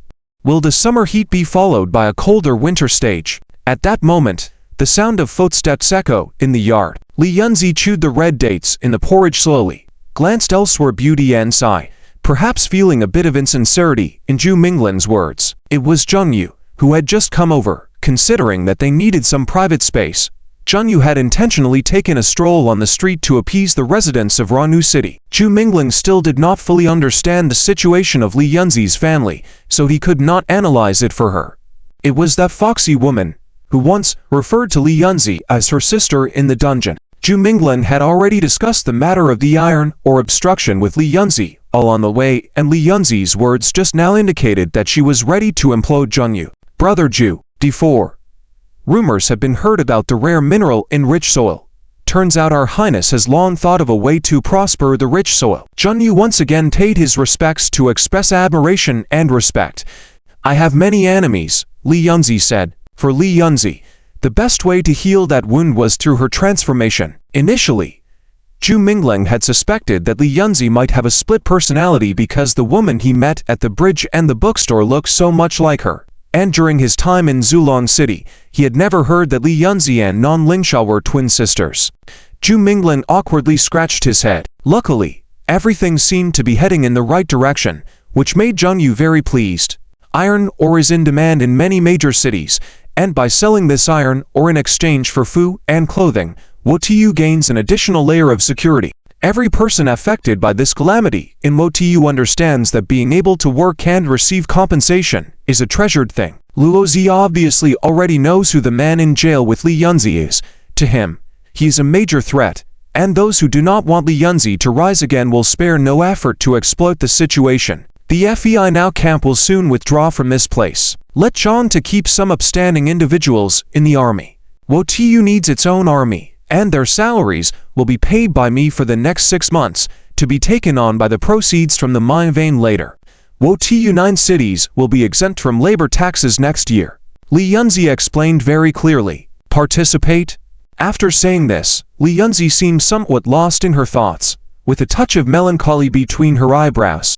I won't appear at the academy. The person you saw there will not be me, Li Yunzi reminded Zhu Minglan. Zhu Minglan later found out that everyone at the Dragon Taming Academy knows about Nan Lingsha, but very few people have actually seen her, and many only talk about her stunning beauty. Zhu Minglan was also very relieved that at least he could still linger in this courtyard full of falling plum blossoms, savoring this tranquility as the alternative would have left him numb and desolate in heart.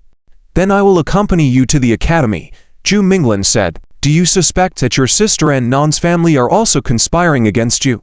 Zhu Minglin asked with surprise. However, this tranquility was only a brief respite. Are their relations not harmonious? Could it be that the twin sisters are both prosperous or both in trouble because they grew up separately into different families, or were there some unpleasant incidents in their past? End of this chapter. Chapter 45 Black Tooth. The Kanglong bloodline has completed its mission. Zhu Minglin naturally should return to the Dragon Taming Academy. Regardless, in this great calamity, he was also a qualified audience. "Zhu brother, are you leaving now? Zhun has prepared some small gifts for you, on behalf of Rannu City. Thank you for your righteous help." Zhun Yu followed quickly as Zhu Minglin was about to leave. "It's just a small matter, no need for gifts." Zhu Minglin felt a bit guilty. "Think of it as a gift between friends," Zhun Yu said. Zhun Yu was insistent. In his view, if others were willing to help, it showed their integrity, and expressing gratitude was the decency a gentleman should have. "Then I will comply. Zhun brother, are you planning to organize people to mine veins? If you happen to find some silver iron with a green and shiny glow, I would appreciate it if you could collect some for me. I want to forge a dragon armor that will please my dragon." Zhu Minglin mentioned this matter, and then spoke. Zhu Minglin's speech became somewhat stuttered. As he left Rannu City and the lake with blue-silver ripples appear in his sight, Zhu Minglin also felt a sense of relief. Passing through the forest of maple leaves, Zhu Minglin headed towards his residence, but he did not stop there. Instead, walking straight towards the direction of the healing pavilion. "Being able to do something for Zhu brother also gives me peace of mind. In a few days, I will send someone to the high court and trouble Zhu brother to express sincere gratitude to the two masters," Zhun Yu said. Its hind legs had become stronger than before, the front claws possessing muscular arms full of dragon muscles, and the entire body inherited the original crocodile form, but it was no longer a wild crocodile, it was a fierce dragon crocodile body. The crown horn on its head had completely grown out, covering from the forehead to the back of its head, giving the originally ugly black tooth a bit of the majesty of a real dragon. Dragon transformation? You transformed into a dragon. Teacher Duanlan had already been taken away by her family, and Zhan Chuanlan was no longer in the healing pool. The healing pavilion not only helped dragon tamers, it was more for the healing of injured dragons, so whether it was the stove or the furnace, they were both very large, resembling some low walls of a household. Zhu Minglin was a bit at a loss. A woman with soft hair and a flower hairpin was lying in front of the desk, emitting a soft breathing sound, peacefully asleep on this sunny and soft afternoon. Zhu Minglin's footsteps did not even wake her up. The large black dragon had nodded heavily a few times, almost smashing the nearby smoke vent. Its skin was still smooth without those rough bumps, giving a feeling of toughness and strength as if wearing a suit of black iron armor. "Dig Black Tooth. It's really you. How did you transform into a dragon?" Kanglong is a type of ancient dragon, similar to a crocodile and lizard, often active in shallow waters. Most crocodiles inhabit swamps, wetlands, rainforests, lakes, and river shallow shoals, while Kanglong is known as the top predator in the ocean. After searching several healing pools, Zhu Minglin did not see his large black crocodile dragon, so he decided to go deeper into the healing pavilion. Zhu Minglin then hurriedly calmed his mind, and tried to sense the faint spiritual bond between himself and Black Tooth. Just as he thought he was really going to be eaten, a sticky big tongue softly licked him, giving Zhu Minglin a bath. This uncouth black dragon not only stole food from the kitchen, but also wanted to eat people. At this moment, Black Tooth's size had reached 7 to 8 meters, and due to the limited space in the kitchen, with its thick giant crocodile tail included, it was estimated to be close to 10 meters long. Could it be that the fierce battle in the frigid pool had completely awakened the dragon bloodline in Black Tooth's bones, allowing it to pass through the final threshold and transform into a dragon? "Little Black Tooth," Zhu Minglin called softly. However, the space surrounding the stove, with one stacked with many logs, could barely contain this black kitchen thief. Its large tail was mostly exposed outside, and as it moved, the surrounding stoves were in danger of being overturned, while its chubby dragon buttocks wriggled due to its continuous eating. Most importantly, he had missed Black Tooth's moment of becoming a dragon perfectly. Zhun Yu, upon hearing this, was even more astonished. with an expression of extreme self-blame and embarrassment, and earnestly bowed to Zhu Mingling, saying, "Whenever you choose, Zhang will definitely personally come to thank and more." It truly was the Kanglan bloodline. However, despite its unsightly appearance, this dark dragon seemed to possess the bloodline of a Kanglan. From the dragon tail to the dragon body, it exuded unusual vigor and dominance, highlighting its extraordinary nature. Soon, there was a response from the wild dark dragon in front of him. Zhu Minglan was stunned for a while, unable to speak as he stared at this completely transformed large black dragon. Whose unattended black charcoal dragon is this? Powerful indeed, but behaves uncivilized by stealing food here. Zhu Minglan shook his head helplessly. He decided to pretend he hadn't seen it and continued his search for his own black tooth. When he reached the rear pavilion, he could see a large pharmacy with a big medicinal furnace for brewing medicine and some large pots for cooking remedies. Just when Zhu Minglan felt he had gone the wrong way, a huge dark shadow slowly shifted from the medicinal furnace. This fellow looked truly ferocious, covered in black dragon skin similar to black iron, not to mention its powerful physique that made Zhu Mingling's small body probably not enough to be an appetizer for it. Oh. The wild black charcoal dragon seemed a bit sluggish, taking a while to turn its large head, and noticing Zhu Mingling's disgusted expression, it felt elated, abandoning the foo and pounced towards Zhu Mingling in excitement. This transformation of Little Black Tooth apparently awakened the bloodline of Kanglan completely. With its unparalleled physique, it probably would not fear any dragon in a physical battle. This person should be Zi Li, the disciple of the old gentleman. It seems. Professor Kabe's. Zhu Minglan sighed, then recounted the incident of their encounter with the attack on the road and the death of Professor Kabe in battle. It seemed that noticing Zhu Minglan's lack of reaction, the dark dragon came over several times until Zhu Minglan, with some skepticism, asked, "Big Black Tooth, his young spiritual pet actually transformed into a dragon? What a huge surprise!" When Zhu Mingling entered the healing pavilion by the lake on the other side, it was already very quiet inside. They not only hunted sea monsters in the deep sea, but also fiercely leapt from shallow reefs to bite powerful creatures lingering near the ocean. Even the Tyrannosaurus on land would have to give way to it. "Stay back, I am." Before Zhu Minglan could even yell for Bai Che to help, he was knocked down by the fierce black dragon. Soon, Zhu Minglan saw its large black fangs, feeling that even the ancient millennium crocodile pales in comparison to the ferocity of this dragon. Of course, if underwater, it was even more unstoppable by any dragon. Zhu Minglan's face was already full of smiles. It was just the right time for him to undergo a rapid transformation, and Blacktooth's transformation into a dragon was too timely, giving Zhu Mingling the confidence even if he encountered someone like Luo Zi, the hybrid. End of this chapter. Chapter 46. Black Wild Boar transforms into a dragon, cleared for spiritual covenant by signing the spiritual covenant after the transformation of the Black Wild Boar into a dragon. Zhu Minglan could now officially be recognized as a dragon wrangler with two true dragons under his care. The signing of the covenant went smoothly due to the previous spiritual bond with the young spirit, along with the strong willingness of Da Haya. Upon completion, Zhu Minglan could clearly feel the soul connection and notice changes in his mental world. His senses became sharper, and his perception of surrounding objects improved. Excited about the increase in spiritual power, Zhu Mingling realized that the growth rate of Bai Che and Da Haya could be accelerated in the spiritual realm. This advancement allowed him to start practicing soul extraction and pearl brewing using spiritual power, bringing Zhu Minglan much joy and surprise.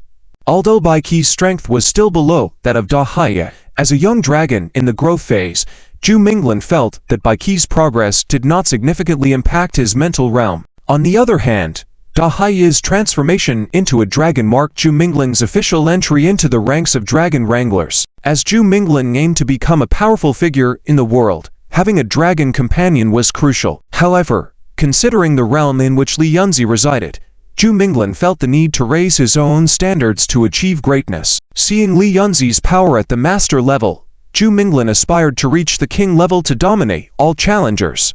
As Da Haya left, Zhu Minglan noticed a girl still asleep at her table, unaware of his departure with the transformed dragon. Curiously, she had changed her sleeping position, displaying a more innocent and less serene demeanor. As Zhu Minglan left, he noticed a bill on the table listing the credits he needed to pay, as well as the expenses incurred for the dragon fee. Surprised by the amount, Zhu Minglin inquired Da Haya about its high consumption. Although Da Haya denied being full, Zhu Minglin realized the financial strain of sustaining such a voracious dragon. Fortunately, the dragon nursing department allowed him to cover the expenses on credit, sparing him from parting with Da Haya due to financial constraints. Reflecting on the challenges of dragon nutrition, Zhu Minglin felt the pressure of adequately feeding both Da Haya and Bai Che, especially as their dietary needs grew with their advanced stages. Having transformed into a true dragon wrangler, Zhu Minglin had the privilege to upgrade to a sole residence at the academy, subject to payment in credits and money. Despite the option to live independently, Zhu Minglin found comfort in the company of his helpful classmates. Upon returning to his clean and well-maintained dorm, Zhu Minglin was greeted by Han Hao, who praised him for his achievements. Their interaction led to Zhu Minglin seeking opportunities for high rewards within the academy. Han Hao suggested exploring the city to find suitable roles for Zhu Minglin's current status, showing enthusiasm to assist him further. Planning to leverage Zhu Minglin's skills in hunting, Han Hao promised to investigate areas with abundant wild boars for Zhu Minglin's future ventures. After an exhausting day, Zhu Minglin retired to his room, where he found comfort in the peaceful setting. As he rested, the window blocked out most light, immersing him in a tranquil darkness.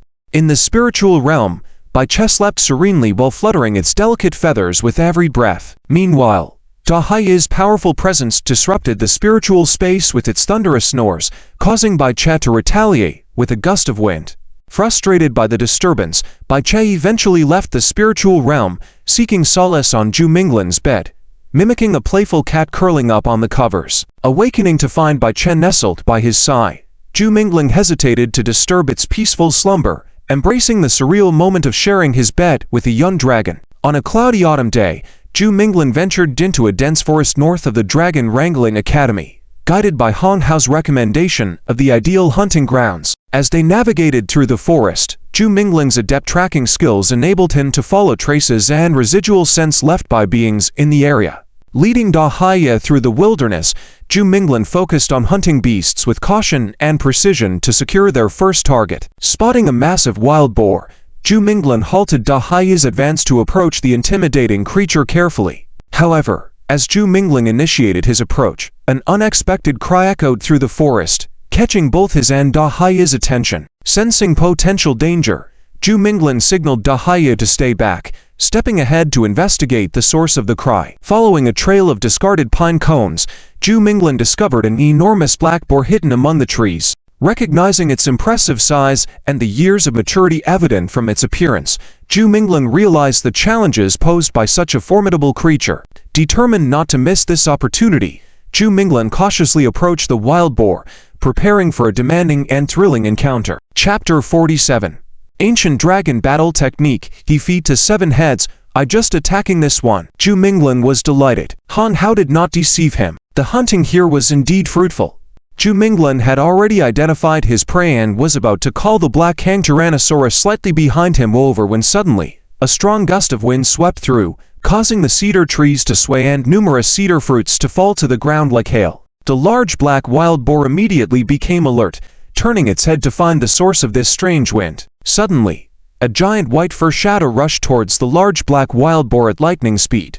Zhu Minglin felt as if the forest in front of him was swaying. Oh no! The large black wild boar let out a series of agonizing cries as the white fur shadow lifted it up and, when raised halfway in the air, bit directly into the black wild boar's neck.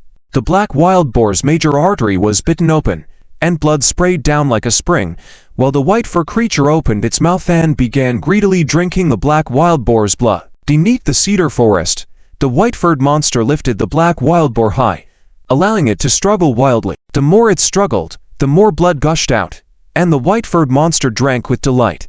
After several minutes, the black wild boar had almost bled out. The white-furred creature casually threw the fat black wild boar to the ground, showing no interest in its meat. The black wild boar was not completely dead yet. Its limbs twitched, trying to escape, but its life was coming to an end. Blood-sucking beast. Zhu Minglin recognized this creature and his face showed surprise. If he let such a blood-sucking beast go and allowed the black tooth to come and eat the pig, wouldn't it be somewhat shameful? Just as Zhu Minglin was contemplating his next move, the blood-sucking beast, now covered in red, turned its face towards the cedar tree where Zhu Minglin was hiding. Zhu Minglin remained hidden behind the tree, avoiding eye contact, but he was clear that the blood-sucking beast was staring directly at him. It detected his scent. It knew he was hiding behind the tree. With such a keen sense of smell, this blood-sucking beast was a true monster, and even some sub-dragons could become its food. Roar!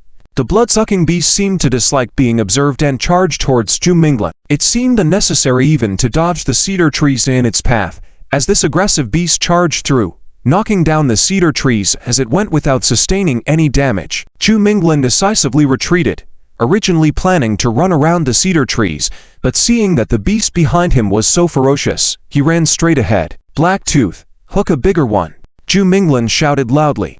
Upon hearing the command, the Black Kang Tyrannosaurus unleashed all its wild instincts. Its originally crawling body suddenly stood upright, its black skin reaching the height of the canopy of an adult cedar tree. Boom boom boom. The Black Kang Tyrannosaurus moved with even more terrifying momentum. The blood-sucking beast had no idea that charging into this forest would lead it to confront such a fierce and powerful dragon. It chased Zhu Minglin without any hesitation, resulting in it running straight into the path of the Black Kang Tyrannosaurus. However, this blood-sucking beast was also extraordinary. It wielded two extremely muscular arms, with fists as massive as hammers, slamming towards the head of the Black Kang Tyrannosaurus. Horn thrust. Zhu Minglin observed the blood-sucking beast's response and promptly instructed the Black Kang Tyrannosaurus to change its attack method. The Black Kang Tyrannosaurus, originally set on a direct attack, buried its head upon hearing Zhu Minglin's voice and raised its exaggeratedly long black dragon horn. Dang! The horn strike was unstoppable. The burly blood-sucking beast was sent flying by the Black Kang Tyrannosaurus, toppling over 4 to 5 large cedar trees before finally coming to a halt. The blood-sucking beast's arms were almost fractured by the impact from the Black Kang Tyrannosaurus's horn, making it difficult for them to be raised again. Don't let it get up, Zhu Minglin said. He had witnessed the speed of this blood-sucking beast, like a whirlwind of white when it sprinted. Having finally found a large black wild boar, only to have it snatched away by this monster, Zhu Minglin was determined not to let it escape. The Black Kang Tyrannosaurus was a true ancient dragon, possessing ancient dragon battle techniques that set it apart from the other monsters. It stood in place, half upright, its mouth full of black crocodile-like teeth slowly opening, as if it could swallow the previously large black wild boar whole. Oh hoo hoo hoo tilde. A powerful wave surged from the Black Kang Tyrannosaurus's throat. The earth, filled with cedar fruits, ripped apart viciously, cracks spreading rapidly and alarmingly towards the dazed blood-sucking beast. Roar! Although it was a sound, it felt like a terrifying dragon claw sweeping through the air and the ground, delivering a blow to the blood-sucking beast before it could react. The tough body of the blood-sucking beast was torn apart as if bitten and chewed by the claws of the Black Kang Tyrannosaurus, with wounds appearing all over its body. Even though there was a considerable distance between the blood-sucking beast and the Black Kang Tyrannosaurus, it seemed as if the blood-sucking beast had been mauled by the dragon's claws, with its flesh and blood muddled, ribs exposed. Not only the blood-sucking beast, but the surrounding cedar trees were also severely ravaged. The land, the trees, the blood-sucking beast, nothing was left intact. The power of the roar left Zhu Minglin wide-eyed in astonishment. Brutal. Black Tooth. The blood-sucking beast was once again severely injured. Even if it wanted to flee with all its might, it proved difficult now. Its skin and muscles were torn open severely, unable to maintain balance as it tried to walk. Kill it and take the soul bead, Zhu Minglin instructed Black Tooth. At this point, Black Tooth didn't need to rush anymore. It took big strides towards the crippled blood-sucking beast. The jaw strength of the sea blue dragon was superior to that of prehistoric giant crocodiles. As soon as it opened its mouth, Black Tooth bit off the blood-sucking beast's neck. The blood-sucking beast couldn't struggle, and as the black teeth pierced its neck, the ferocious blood-sucking beast was no different from a dying rabbit. After a few kicks, the blood-sucking beast was dead. Big Black Tooth showed no interest in the flesh of the blood-sucking beast. Carrying the corpse of the blood-sucking beast in its mouth, it turned to Zhu Minglin, seemingly asking him, "Master, shall I eat first?" Zhu Minglin shook his head and said to Black Tooth, "There's a black-haired boar up ahead without much blood. Go and fetch it. I'll roast it for you before you eat. It's not good for your stomach to eat raw meat." What about maintaining your wild instincts by consuming raw meat? Zhu Minglin didn't care about that. The food had to be delicious. End of this chapter. Chapter 48. Assisting in the attack, Daiheatu released the body of the blood-drinking fur beast and deliberately inspected it again to confirm that the monster had already died. Then, he walked in the direction pointed out by Zhu Minglan, heading towards his own big black pig. Zhu Minglan stretched out his palm, activating his spiritual power. Spiritual power acted like a magnet, able to absorb and condense the souls of recently deceased creatures. Zhu Minglan noticed that when his spiritual power was gathering souls, his eyes seemed to be able to see the faint soul drifting near the body of the blood-drinking fur beast. Crimson in color, like a slowly fading shadow. Zhu Minglan began to concentrate and tried to gather the crimson soul towards himself. This process was not too difficult. It mainly depended on the individual's soul condition. One needed an undamaged soul from battles and a certain level of cultivation in the host. By becoming a demon spirit, one would have cultivation, a fundamental difference from the beasts in the mountains. Known on a big fat thigh, Daiheatu ate to his heart's content. Every time he licked the oil off his face with his tongue, he could feel the overflowing sense of happiness. Although it's a bit of poor quality, it would be a waste to throw it away. It's not easy to sell, and even the storage box is more expensive than the item itself. Let's give it to Han Hao later as payment for his information fee, Zhu Minglan said. Having 500 years of cultivation did not mean that the creature had lived for 500 years. In this world, there were many spiritual places where one could increase their cultivation, increase hundreds of years of cultivation if some beasts or demon spirits encountered such opportunities. Finally, having a decent opponent, A Kang, the violent black flood dragon, could now display its full power. Alright, let's continue further into the depths, Zhu Minglan said. Hey, Daiheatu, can you try not to drool all over when you're eating? I thought it was raining. Zhu Minglan gave it a displeased look. He turned around and glanced at the ice-bright dragon floating in the air, a creature that had become much larger. Daiheatu helplessly looked back at Zhu Minglan. The blood-drinking fur beast from before was too weak. The jungle was complex, where even the weakest creatures had their ways of survival. Intelligent hunters needed to understand the habits of their prey to succeed. Bai Che stood casually on Zhu Minglan's shoulder, looking at Daiheatu with a mix of puzzlement and pride. Thinking about the golden flame dragon, Bai Che felt a surge of fighting spirit. However, some power remained dormant in his body, as if bound by something, needing battle to break free. The violent black flood dragon also became excited. While Daiheatu was distracted and not yet finished eating, Zhu Minglan cut off a piece of pig neck meat, eating while flipping through books. You can eat now. After we finish, we'll look for some demon spirits to try our hands on, Zhu Minglan said. Regardless of how crispy and fragrant the meat was roasted, little Bai Che showed no interest. Perhaps elegant fairies fed on dewdrops alone. This method proved to be effective. Before long, a brown-striped creature emerged from the depths of the pine tree forest. Its demonic energy was formidable, keeping other beast spirits at a distance, afraid to approach. The soul of this blood-drinking fur beast is weak. It may not produce a good soul pearl, Zhu Minglan remarked with disappointment. There was much to learn, especially to become a qualified dragon herder. A profound knowledge base was necessary, particularly to be able to handle a demon spirit. Previously, Zhu Minglan had only Bai Che around him, who was self-taught and naturally gifted. However, Daiheatu, born of humble roots, needed more effort and planning. Demon spirits coveted the bodies of powerful creatures, so Zhu Minglan purposely had Daiheatu carry the body of the blood-drinking fur beast to lure out powerful demon spirits. The blood scattered in the silvery feathered storm, tinting the entire gale a crimson color. With dragon blood coursing through its veins and a cultivation of over 500 years, the false dragon, a boar with spines, had likely roamed unchecked in this pine forest for centuries, undisputed ruler of the domain. This meal should suffice for many days. The meat of this nearing demon black pig contained immense energy. Even Daiheatu needed some time to digest before eating again, unless it was even more nutritious meat. It fumbled to escape, only to find its stubby limbs stuck to the icy ground. When it finally broke free from the ice, the silvery feathered storm was already upon it. After collecting a soul pearl, Zhu Minglan stored it in a rudimentary wooden box. Though this box had no substantial preservation effect, the energy of the soul pearl would dissipate rapidly, requiring the holder to continuously cultivate it to maintain power growth. Hard work could lead to cultivation for hundreds of years, a rare achievement in this vast world. Through battles, conquests, and consuming the bodies and souls of other demon spirits, one could quickly increase their cultivation. Wu. The fierce beast, resembling a boar but covered in spines with 3 horns on its head, was a wild false dragon, akin to the Triceras in the dragon family. Its entire body was clad in tough meat armor. Its intimidating appearance suggested it could easily crush fragile Azuran giant dragons. Moving deeper into the cedar forest, some ancient pines began to replace the trees. They stood tall and majestic, each tree trunk required 2 people to encircle it.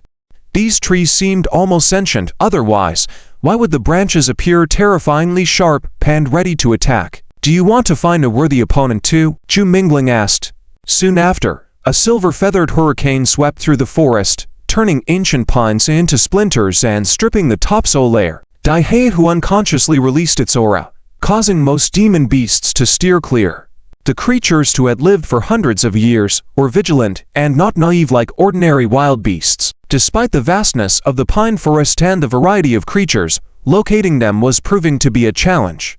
The black pig needed no oil or seasoning. Its lard oozed with a fragrant aroma, seeping into the meat as it cooked over the flames. With wings spread out, layer upon layer, the ice-bright dragon acted before the violent black flood dragon. Its prowess was not just in its physical strength but also its formidable soul, able to wield demon arts effortlessly. Is this a wild dragon?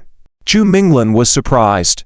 The false dragon, heavy as a stone house, was thrown into the air again. The razor-sharp silver feather eye slashed into it mercilessly, cutting through its formidable armor.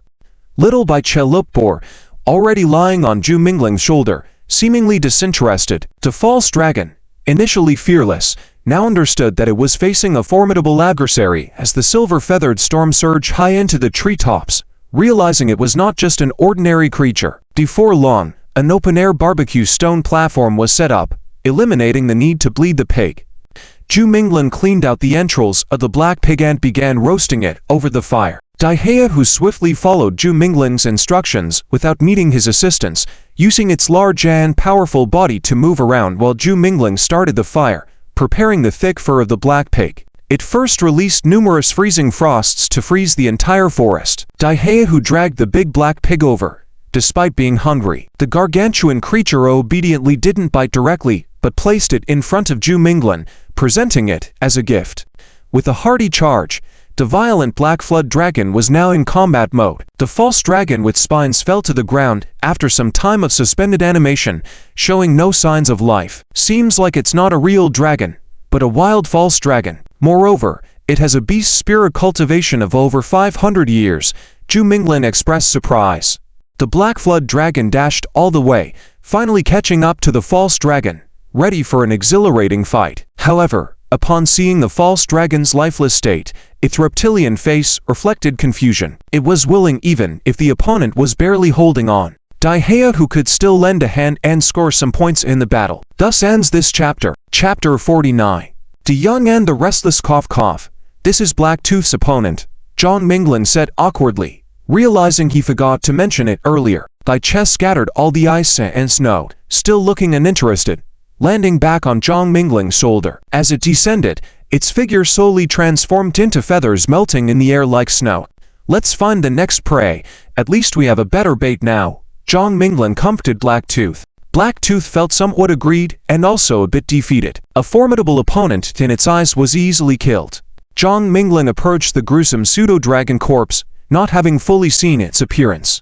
He extended his palm and began soul fermentation again. This was a monster with strength close to that of a dragonling, and from it, a dragon ball could potentially be condensed. If it were a dragon ball, he would make a fortune. Dragon balls had a chance to awaken the latent dragon talent in young spirits, and for true dragons, it could also enhance their abilities. Baiqi's Azure Dragon mystic art had not awakened, likely due to the bloodline of the Starwind Ice Dragon overpowering that of the Silver Moon Changeling Dragon. However, Baiqi's main bloodline was the Silver Moon Changeling Dragon, so the Azure Dragon mystic art and talent should be the stronger abilities. If it didn't awaken after feeding, Zhu Minglan would consider relying on Dragon Balls for assistance. The Dragon Balls were always expensive, especially for a Dragon Lord like Baiqi. What's wrong? Why is this pseudo-dragon so soulless? Zhu Minglan saw the brown soul, but that soul was faint, almost turning into mist, and all his efforts only produced an inferior pseudo-dragon soul orb. Pseudo-dragon soul orbs could still be sold for some money, but the poor quality made it seem like it would disperse in the wind.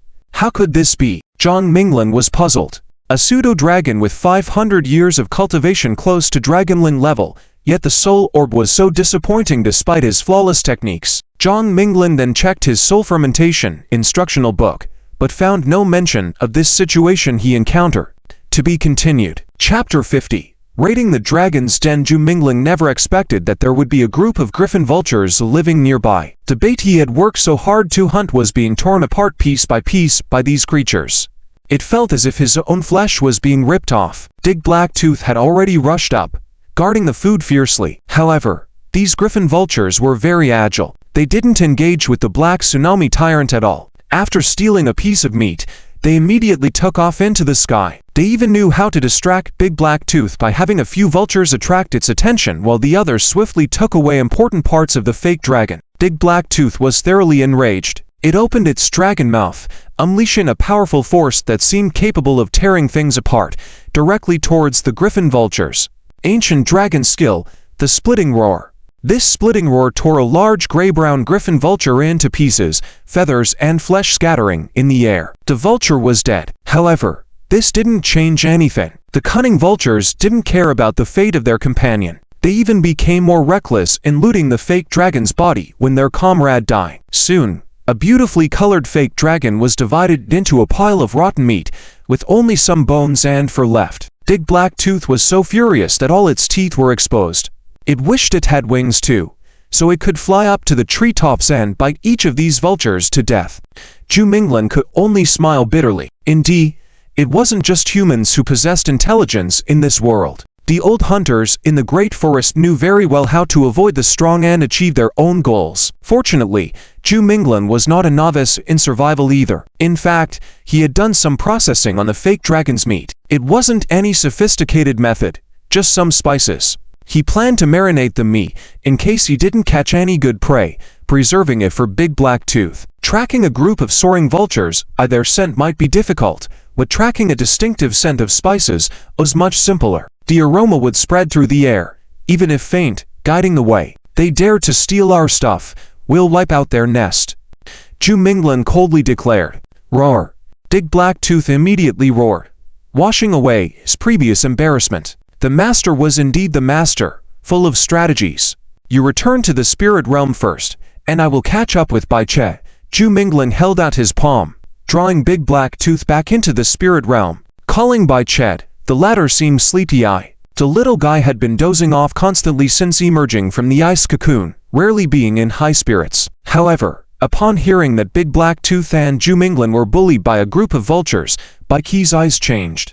It immediately transformed into a battle-ready form of an ice-chen white dragon. Though not large in size, it could still fly with Zhang Minglin due to its mastery of the wines. Can you smell the scent of spices? Follow it, Zhang Minglin instructed Bai Che. Bai Che's sense of smell was keen. Even though the vultures had left a while ago, it could still accurately track the direction. Flying over the pine forest, the jungle ahead became more primitive.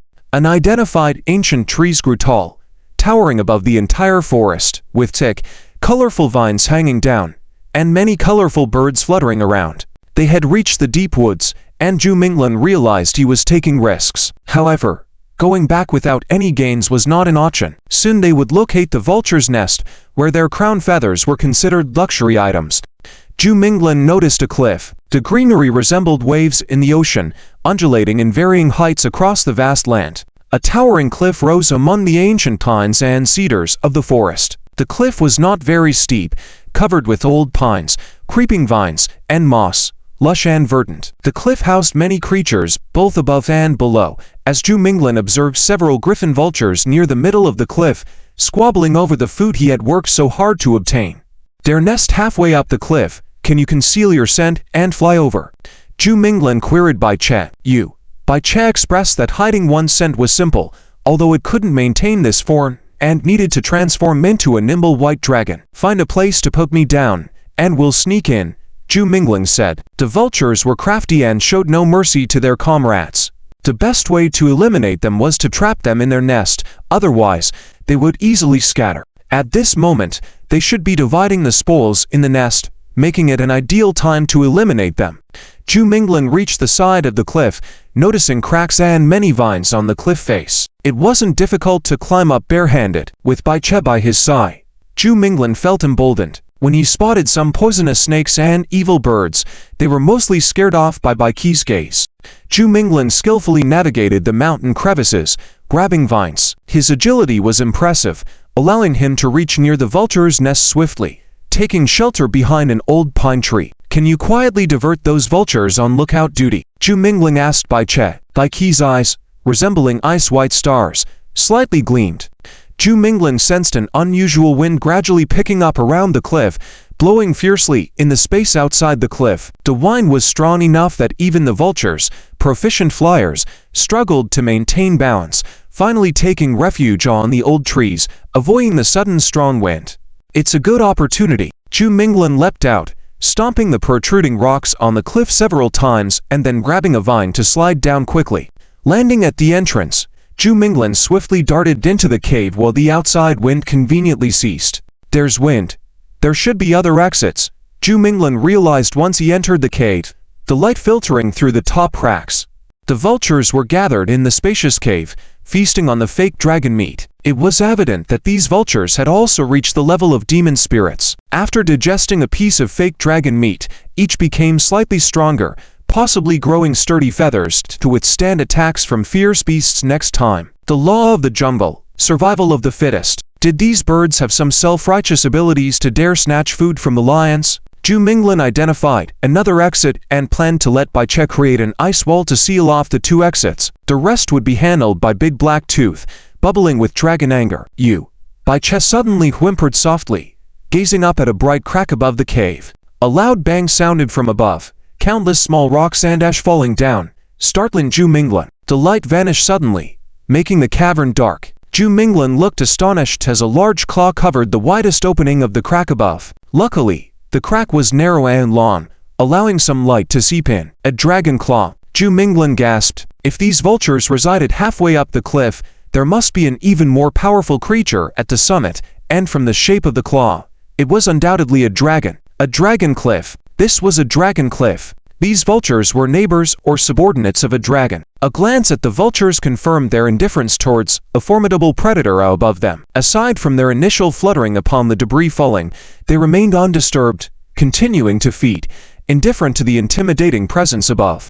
Zhu Minglan had intended to clear the vultures, but hesitated to summon the black tsunami tyrant hastily. Its presence could be discovered by the creature atop the mountain split. After all, it was that dragon's cliff. What kind of dragon is it? An adult green forest dragon. Zhu Minglan began to analyze the dragon from its claw. Considering the surroundings and the color and shape of the claw, there was a high probability it was a green forest dragon. With many vast forests near the plain of Chu, the green forest dragon was prevalent among wild dragons. Zhu Minglan had heard that the South family in the ancestral dragon city was rumored to have a sacred forest, a noble and mysterious breeding ground for dragons. Some key members of the South family had the opportunity to enter the sacred forest every year for trials. Those with good luck could bring out a young dragon.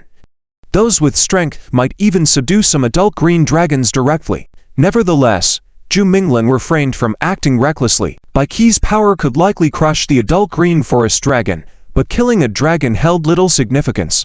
A live dragon was more valuable than a dead one. Since this was a dragon cliff, the vulture's mountain cave became a dragon's den. Raiding dragons' dens is the fastest way to make money. Zhu Minglan couldn't believe he'd have such a day. End of this chapter. Chapter 51.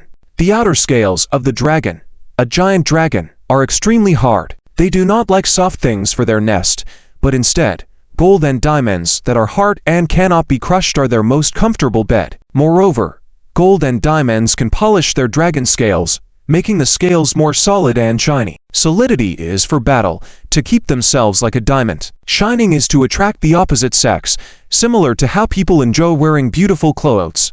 The dragon's lair is the richest. This statement is absolutely true. Winter is approaching, and this giant dragon should also be searching for food everywhere, stocking up on food for the winter. Then we'll wait. When it leaves, we'll empty out the dragon's treasure trove. Zhu Minglan gazed at the group of cliff eagles and suddenly felt that they were a group of wonderful guiding elves, with their drab feathers and sharp faces looking particularly cute. Eat slowly, don't choke, we'll have to spend some money. Despite letting the cat out of the bag, ZH Minglan couldn't contain his joy. Finally, he could become wealthy overnight. Giving a big kiss to Little White, ZH Minglan chose a safe place to settle in for the time being. When the dragon above leaves, he will make his move. As soon as he heard about stealing, Little White's eyes lit up with excitement. It was more thrilling than defeating a dragon head-on and taking its treasures.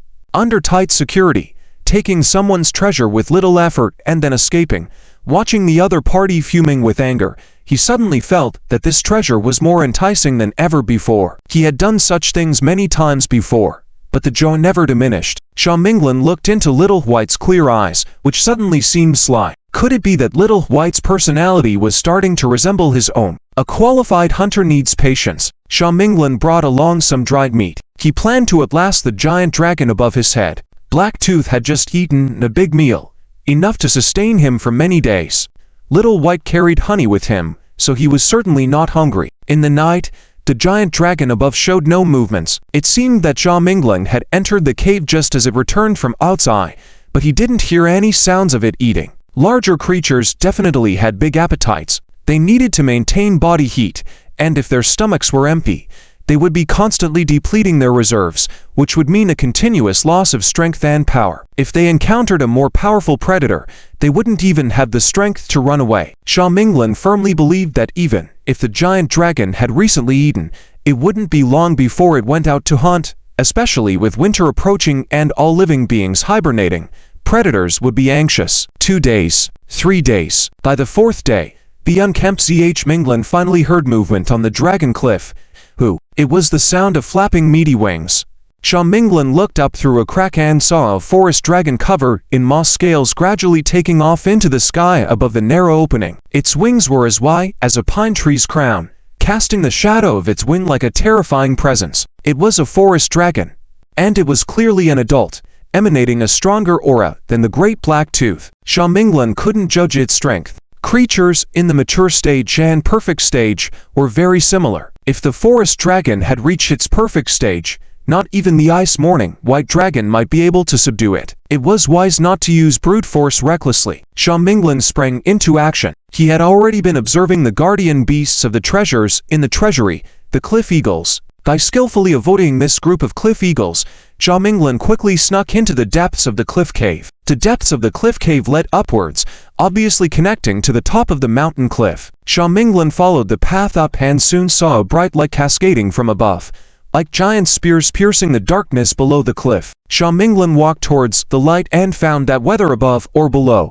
there were cliff eagles patrolling. After the forest dragon had left, the vigilance of the cliff eagle guards intensified. Unfortunately, they never considered that someone had already hidden inside. The defense inside was almost non-existent. Sha Minglan walked towards the slanting light and discovered it was a dragon nest chiseled downwards from the top of the cliff by sharp claws. The dragon nest was about the size of a courtyard, covered with gold and silver treasures. The slanting sunlight shone on only a small portion of the treasures, creating a dazzling display that left one's eyes dazzled. Sha Minglan stared in awe at the carnelians, platinum stones, orange nuggets, and emeralds, his eyes wide with amazement. No wonder the giant dragon liked to collect them, letting these treasures bloom in their dazzling splendor, making it the most beautiful sight in the world.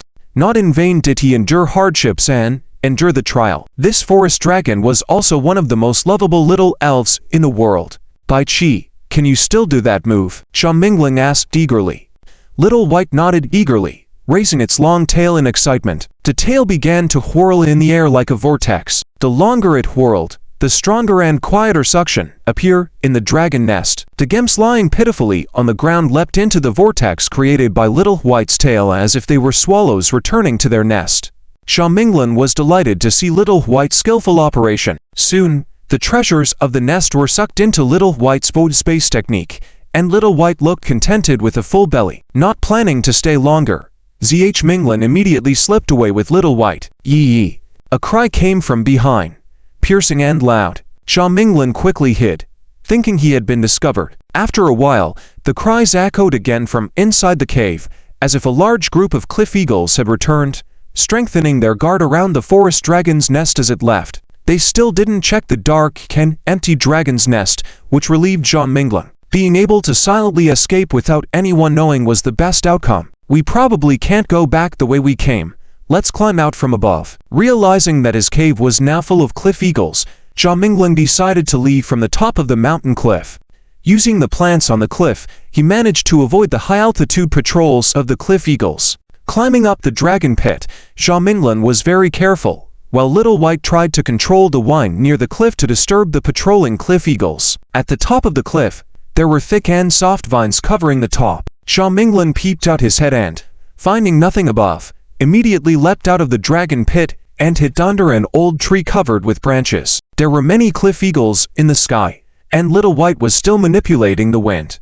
Zhao Minglan needed to wait until a strong wind forced the airborne cliff eagles to perch on the pine trees before he could leave. Otherwise, the cliff eagles would surely chase him all the way, and even the forest dragon might come to the rescue. Waiting for the right moment, Zhao Minglan looked towards the soft vines and noticed that they were not growing freely, but had been cut and stacked, forming a large grass nest. Suddenly, Zh Minglan had a thought. Stepping back, Zhao Minglan hid behind a tree, and it was then that a large head emerged from the vine nest. Light green skin, snake-like pupils, large nostrils, and slightly protruding dragon horns. A little dragon. Zhao Minglan was surprised.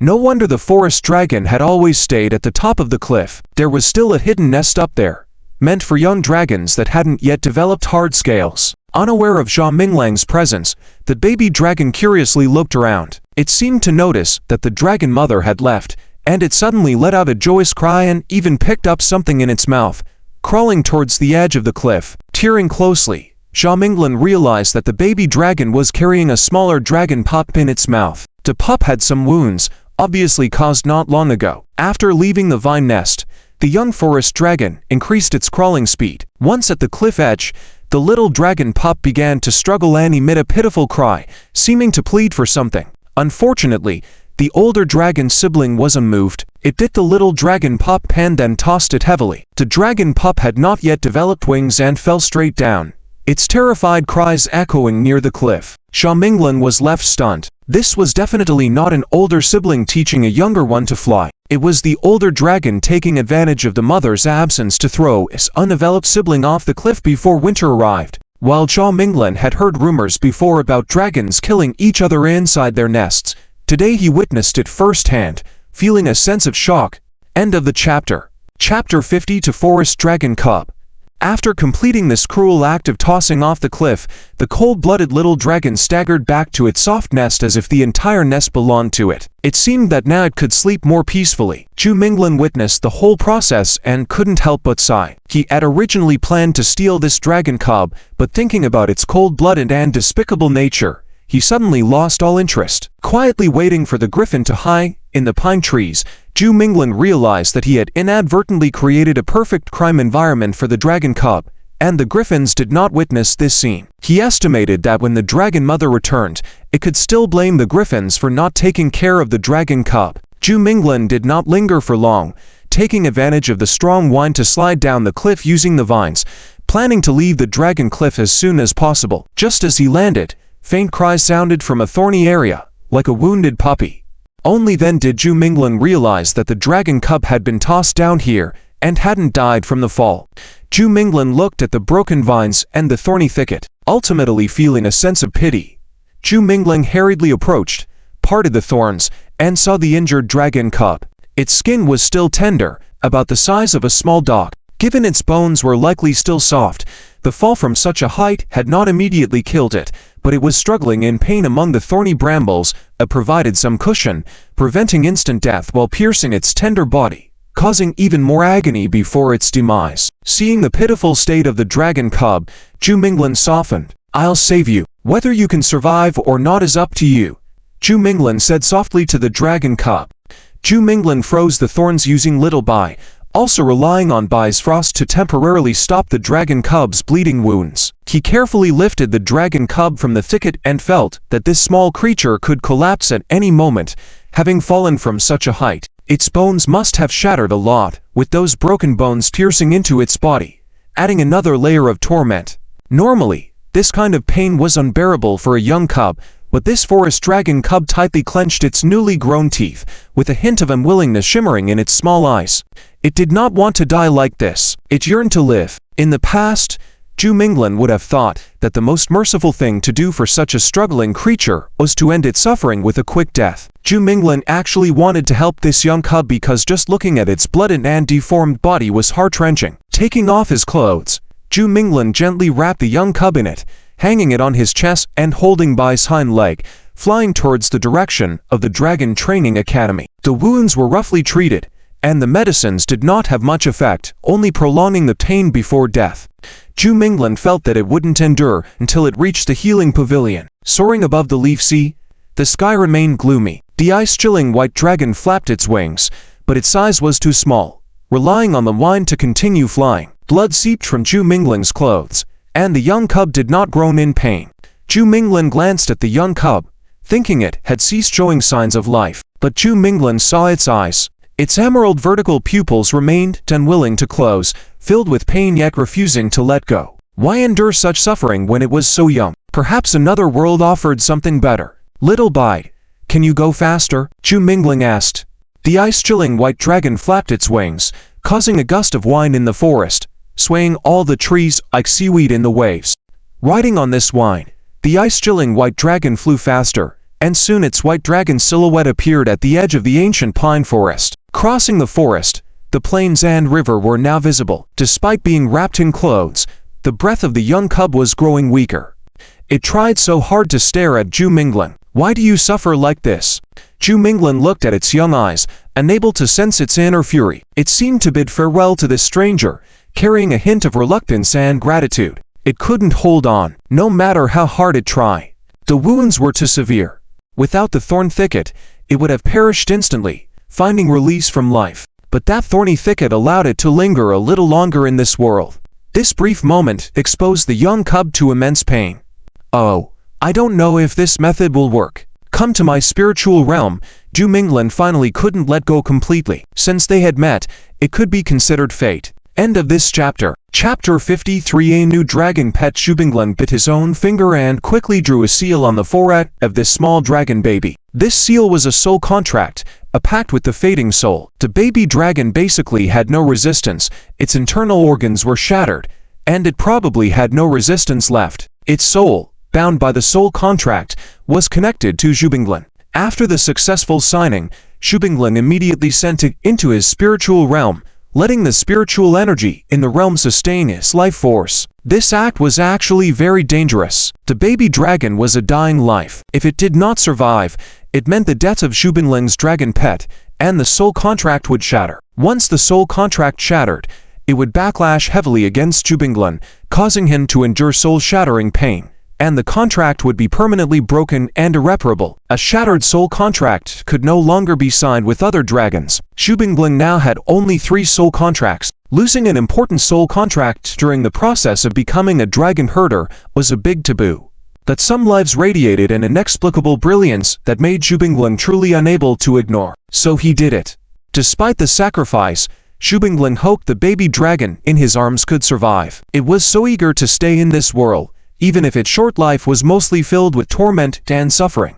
It was already night, and Zhu Minglan felt that the old man should be in the dragon storeroom. Flying to the storeroom, Zhu Minglan pushed open the gate and saw the old man lying on a rattan chair, dozing off. Master Wu, please help me save it, Zhu Minglan said without hesitation, opening his spiritual realm and placing the baby dragon in front of Master Wu. Master Wu was startled by Zhu Minglan's voice and saw a blooded baby dragon, its body almost twisted and broken, looking as pitiful as a roadside dead dog. Master Wu's first reaction was to lay down the baby dragon flat and then use his own spiritual power to create a warm mist like a hot spring steam, wrapping the baby dragon and immediately straightening its bones to allow the blood to flow. Go to the healing pavilion and fetch a bucket of healing spring water.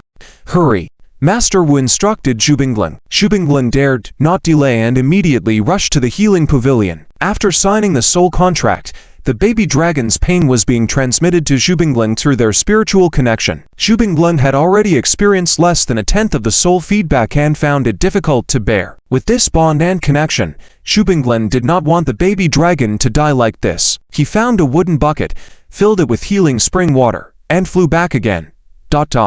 Deep into the night, inside the dragon storeroom, a group of small heads were curiously gathered around the platform. They watched in puzzlement as the baby dragon lying on top opened its eyes, closed them, and opened them again shortly. Finally, Master Wu wiped his sweaty face with a cloth bloody from the effort. He instructed Zhubinglin to pick up the baby dragon and fully immerse his body in the healing spring water-filled wooden tub. You arrived just in time. Master Wu sighed deeply and continued, "If not, I would have gone back to sleep. Will it survive?" Zhubinglin asked, looking at the baby dragon in a completely comatose state, feeling worried. "Humph, as long as you brought it to me, I can make it live as long as it has breath." Master Wu responded confidently. "On the first day at the Dragon Herding Academy, I could tell you were a remarkable figure." Zhubinglin sincerely praised. "You are being foolish. A dying baby dragon. Let it die. Will the forest have fewer creatures dying every day? Can't a baby dragon die? You nearly jeopardized your own future." Master Wu's tone grew heavier, showing strong disapproval of Zhubinglin's actions. After understanding the situation, Master Wu truly did not know how to evaluate Zhubinglin as a student. As a dragon herder, the soul was crucial, and if one aimed to advance further, the soul contract must not be broken. It not only affected a dragon but was also related to the herder's personal growth. It was a special circumstance. Zhubinglin chuckled bitterly. "You stay awake tonight. I'll go back to sleep. Oh, make sure to settle the bills later. The healing pavilion is not a charity ward." Master Wu walked away, tapping his waist, leaving Zhubinglin thankful. He had once again helped him enormously, so it was only right for Zhubinglin to stay up all night for the old man. "Oh, do you know what breed it is?" As Master Wu reached the door, he suddenly turned back to Zhubinglin. "I don't know yet," Zhubinglin replied. "You, not knowing what type of dragon it is, sign a soul contract. Consider yourself lucky. Once it awakens, feed it some cedar juice to replenish its emerald blood." Master Wu managed a smile. "Not a greenwood dragon or a forest elder dragon?" Zhubinglin asked in surprise. "Much stronger," the old man said as he reached the door. A few particularly affectionate baby spirits followed him, but were quickly scolded back by the old man. Zhubinglin bid farewell and locked the door to the dragon storeroom. After patrolling around, the baby spirits were still as nosy as before, refusing to sleep and demanding to be tucked back into their nests. It wasn't until late at night that the baby spirits finally fell asleep, and the dragon storeroom became quiet. Zhubinglin walked to the wooden tub, looking at the baby dragon, wanting to see the extraordinary qualities Master Wu had mentioned from it, but seeing it in its blooded state, he guessed he would have to wait until it fully recovered to distinguish its uniqueness. Winter was setting in, with crystal frost hanging all over the Dragon Herding Academy, on leafless branches, among the shrubs, and covering the small courtyard. Zhubinglin stretched lazily and realized he was the earliest riser today. His classmates seemed to still be hiding under their blankets. Even the most diligently shouting was nowhere to be seen training the baby spirits. Zhubinglin was also tired, but he had many things to do lately. Firstly, he had to go to the foundry early and hone his basic skills, requiring diligence and perseverance. Fortunately, after advancing to a true dragon herder, Zhubinglin's physical condition had improved a lot, and he no longer had to drag his sore and tired body around the boat near the river every day pondering about life. Secondly, he still had a large sum of Dragon Den treasures at hand and needed to find a suitable place to sell them, making himself wealthy so he could buy more high-quality flower nectar for Beiqi and craft the heavy armor he desired. End of this chapter. Chapter 50 for Identity revealed. Entering the foundry, Zhubinglin saw the old master, Zhao Lan, who was only wearing a soft leather vest even in the dead of winter. His skin was like cured pork, his muscles like a bear's, capable of holding a shield and charging forward, probably smashing a whole squad of soldiers with one blow. "Master Zhao Long, good morning," Zhubinglin greeted. "Little Zhu, you're early again today.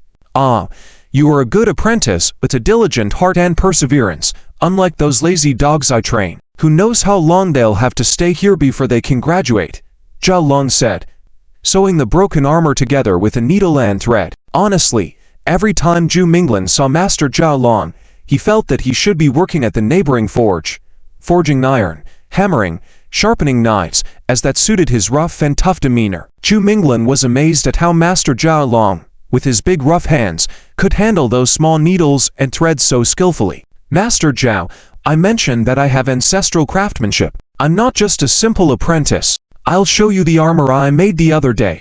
It's magnificent, Zhu Minglan said. Ha ha. I believe you. Your technique is indeed different from others. Unfortunately, we can't learn from you. Otherwise, you could teach us mundane blacksmiths a thing or two. By the way, a few days ago, someone brought in something heavy and very valuable, saying it's for you. Zhao Long said. Oh really? Then I have work to do. I won't chat with you now, Zhu Minglan replied. All right. Strange, where are my scissors? Which foolish apprentice didn't return the tools properly again? Oh well, Zhao Long muttered as he bit down on the thread he pulled out, inadvertently cutting it with his sharp teeth. Zhu Minglan chuckled and shook his head. The professional atmosphere they had just had was now thoroughly disrupted by this thread-biting act. When something is delivered to the foundry, it usually meant it was a gift from Zhengyu. Mithril. This type of ore was not commonly seen, and not particularly rare. Collecting it could yield significant rewards. Zhu Minglan had learned that the forge in the Dragon Realm did not use mithril as a material. Mithril was usually found in hairpins, earrings, and silk chains as pure decorative items. Zhu Minglan needed mithril because it possessed certain properties that, if harnessed, could be infused directly into dragon armor. Dragon armor.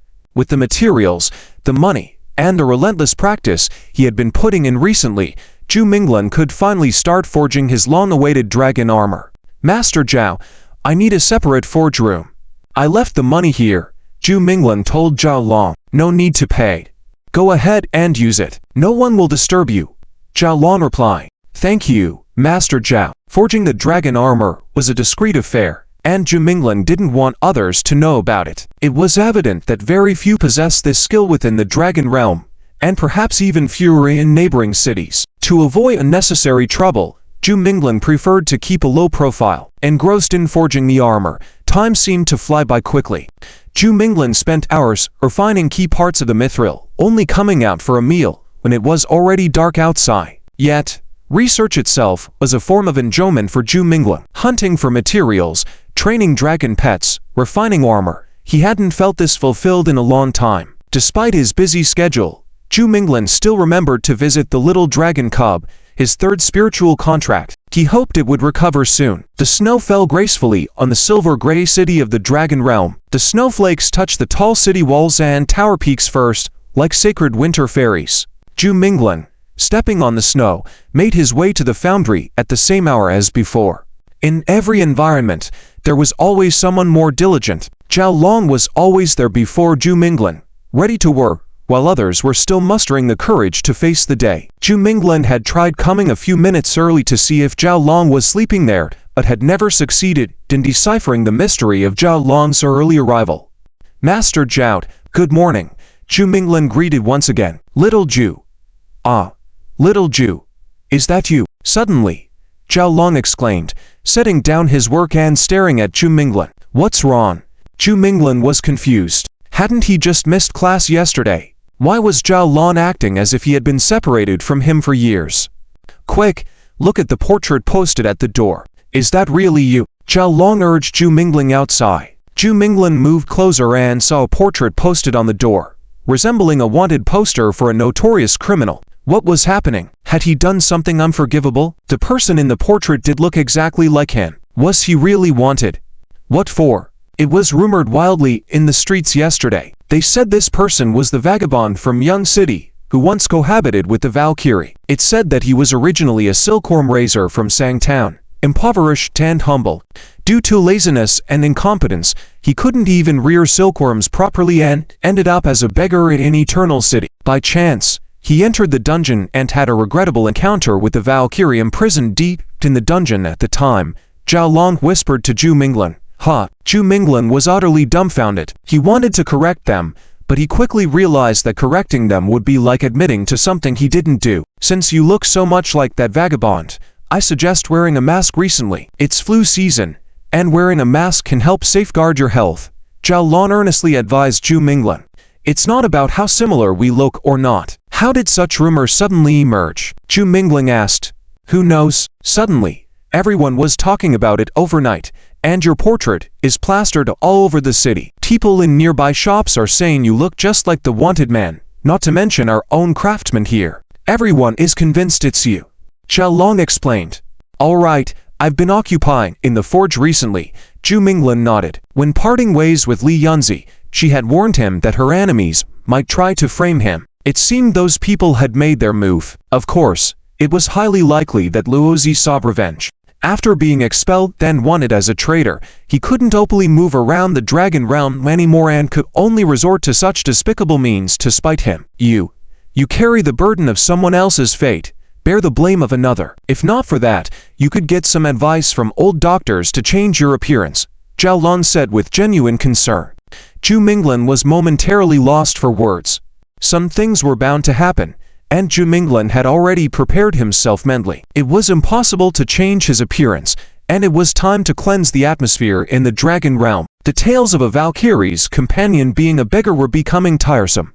Zhu Mingling knew that he, too, would shine brightly in the Dragon Realm, with honor and dignity. This was how Zhu Mingling chose to handle the situation. As expected, by nightfall, his name spread like wildfire throughout the streets. When Zhu Mingling emerged from the forge, tired from his work, Master Zhao Long and several apprentices stood outside, staring at him with peculiar glances. Master Zhao Long seemed incredulous, thinking the portrait only resembled Zhu Mingling, but now that his name was out there, he couldn't be wrong. As for the young apprentices, they had often discussed the Valkyrie stories during their casual gatherings, and the romanticized narrative of the noblewoman and the beggar had many versions circulating in the city, to the extent of becoming popular forbidden tales. Zhu Mingling had been depicted in various unflattering ways: short, ugly, fat, thin. Zhu Mingling, did you really sleep with the Valkyrie? Apprentice Zhou Din asked in a strange tone. End of the chapter. Chapter 55. Living off others. Okay, even if this thing is true, what does it have to do with you guys? Ziju, don't mind them. You should go back to the Dragon Taming Institute. Don't come to the smithy for a few days, Master Zhao Long scolded his apprentice. Well, my armor is already done. I used the leftover materials to make a few more armors. Please help me sell them for a good price, Master Zhao, Zhu Mingling said. No problem. Your craftsmanship is good.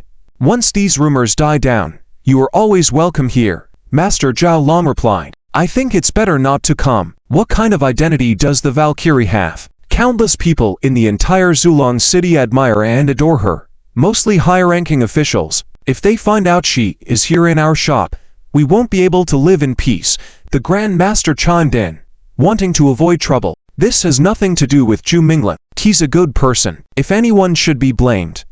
Zhao Long defended Zhu Mingling. Master Zhao, it's okay. What the Grand Master said is not a problem. I can understand. I mainly came here to forge an armor, and now that it's done, I can leave. Don't forget to pay me for the armor I sold here, Zhu Mingling said in a carefree manner. These rumors are really annoying.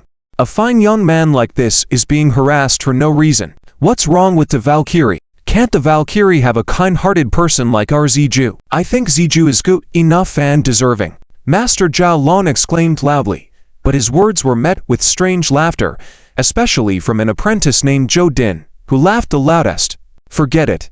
Even if Zhu Mingling were reincarnated, he wouldn't be worthy of her, Zhou Din chuckled. But Zhu Mingling has slept with the Valkyrie, someone whispered. This sentence silenced the apprentice's laughter immediately. I have never even seen her in person, but the depiction of the Valkyrie is indeed beautiful. As they continued chatting, the atmosphere shifted from mockery to resentment. Why hadn't such good fortune fallen on themselves? Why had they been busy in the forge when they could have been roaming around?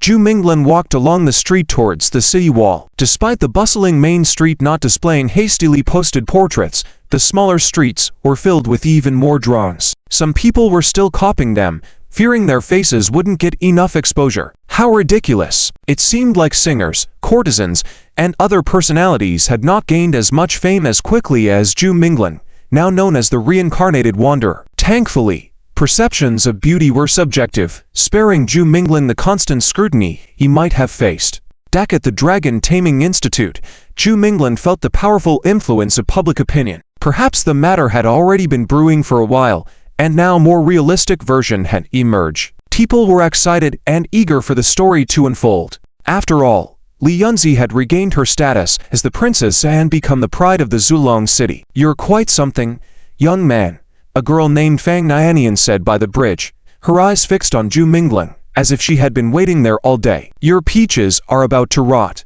Zhu Minglan remarked. "I thought you were just a freeloader at first, and turns out I was right," Fang Nianian said, not even concerned about her unsold peaches. Snow fluttered down, the north wind howled. Zhu Minglan stood forlorn in the cold, snowy breeze, the biting air matching the turbulent words swirling in his mind. To be continued. Chapter 56. My wife. Everyone. I know that you have always admired my wife Yunzi and have heard many untrue rumors. If you truly admire and respect her, please do not believe those filthy words from outside anymore, continued Zhu Minglan. His tone was firm and his attitude sincere, leaving the group of students who came to interrogate him unsure of how to react. "I don't believe it. How could a lady like her be interested in someone like you?" Finally unable to bear it any longer, Baijun the young master pointed angrily at Zhu Minglan and said, "You have tarnished her reputation, and we cannot forgive that." Seeing the white Jun young master looking furious, Zhu Minglan couldn't help but find it amusing. "It's strange, isn't it? For the past few months, the entire Shulon city has been filled with malicious rumors and insults against Li Yunzi. Why didn't you righteous people come together during that time to support her, to condemn those who insulted her with words?" Zhu Minglan questioned the group. "Some people are truly hypocritical and ugly." Having lived in Shulong city for a few months, Zhu Minglan had heard countless people tarnishing Li Yunzi's reputation, both inside and outside the city, yet he had not seen anyone speak out against it, nor had he seen any of these so-called admirers of Lady Yunzi. Those who believed and supported her were mostly women, while those who disbelieved and scorned were mostly men. Two parties in love. There are many of you. If each one issues a challenge. Zhu Minglan began to speak. "Exactly. Someone like you doesn't deserve to live in this world. We didn't stop it, but as long as this tumor exists, she'll never be able to shake off this filthy shadow. If I were you, knowing my lowly status, I would have hanged myself long ago." Baijun young master was now blushing with anger. "How despicable you are." This female senior sister recognized Zhu Minglan. She had heard about the incidents involving him, Kobe, and Dunlan when they first went to Ranu city. Seeing Zhu Minglan being besieged by this group of fake admirers of Lady Yunzi, she stepped forward and spoke a fair word. "You are nothing but a lazy farmer who has tarnished the name of the lady. You are shameless and even tried to spread dirty rumors that are in line with the lady's affections. It's despicable and low. The lady disdains any association with trash like you. If you keep harassing her, then don't blame us." Baijun young master Yin Yaozu said, "It would be up to him to take action. He just challenged all of us earlier. He doesn't have the courage to face it. Every word he said is not worth believing. Why shouldn't we expel such a scum from Shulon city?" Yin Yaozu said, "Are they truly loyal supporters, or do they have ulterior motives?" Baijun young master Yin Yaozu glanced at the woman. Evidently, he did not want her to interfere. Zhu Minglan nodded and maintained his generous and impassioned demeanor, but inwardly prayed, "I hope these words never reach Li Yunzi's ears. It's rare that everyone is gathered here today, and coincidentally, I have a few words to say to everyone. I hope those present today can pass on the message to those who are absent." Zhu Minglan first thanked the senior sister with a bow before speaking clearly and loudly. "How could I not be aware of the myriad obstacles between her and me? But how could the most sincere affection be hindered by these vulgar things? For love, not afraid of gossip and rumors, not fearing difficulties and obstacles. Jishaudi, we also support you." Several female senior sisters, who were deeply moved by his words, also expressed their good wishes and blessings. "HMPH, dealing with you, I alone am sufficient. Do you think we are as despicable as you?" Baijun young master stood as the representative of the followers of Lady Yunzi. Not everyone in the academy was aligned with Baijun young master. There were also some who objectively viewed the situation. They felt that Baijun young master and his group of so-called admirers of Lady Yunzi were going too far. Soon, they found a common outlet for their frustration, insulting him with all the words they could think of. "Yin Yaozu, what gives you the right to do this?" Someone in the academy spoke up for Zhu Minglan. Zhu Minglan, with a demeanor different from his previous meek appearance, stood tall among the group. His expression remained unchanged, his tone steady, exuding a hint of dominance that dared anyone to challenge him. This was a declaration of the lady's allegiance. They wouldn't even let the lady have a legitimate lover. Everyone was stunned by his words. Apologies, but Yin Yaozu indeed has this ability. The population of the city is under my family's surveillance. People who are full of lies and try to tarnish the lady's reputation have the right to be expelled. Yi Yaozu laughed. He thought there was no one more shameless than Zhu Minglan, but Zhu Minglan had surpassed even himself. Are you willing to commit suicide to apologize? Yi Yaozu pressed on.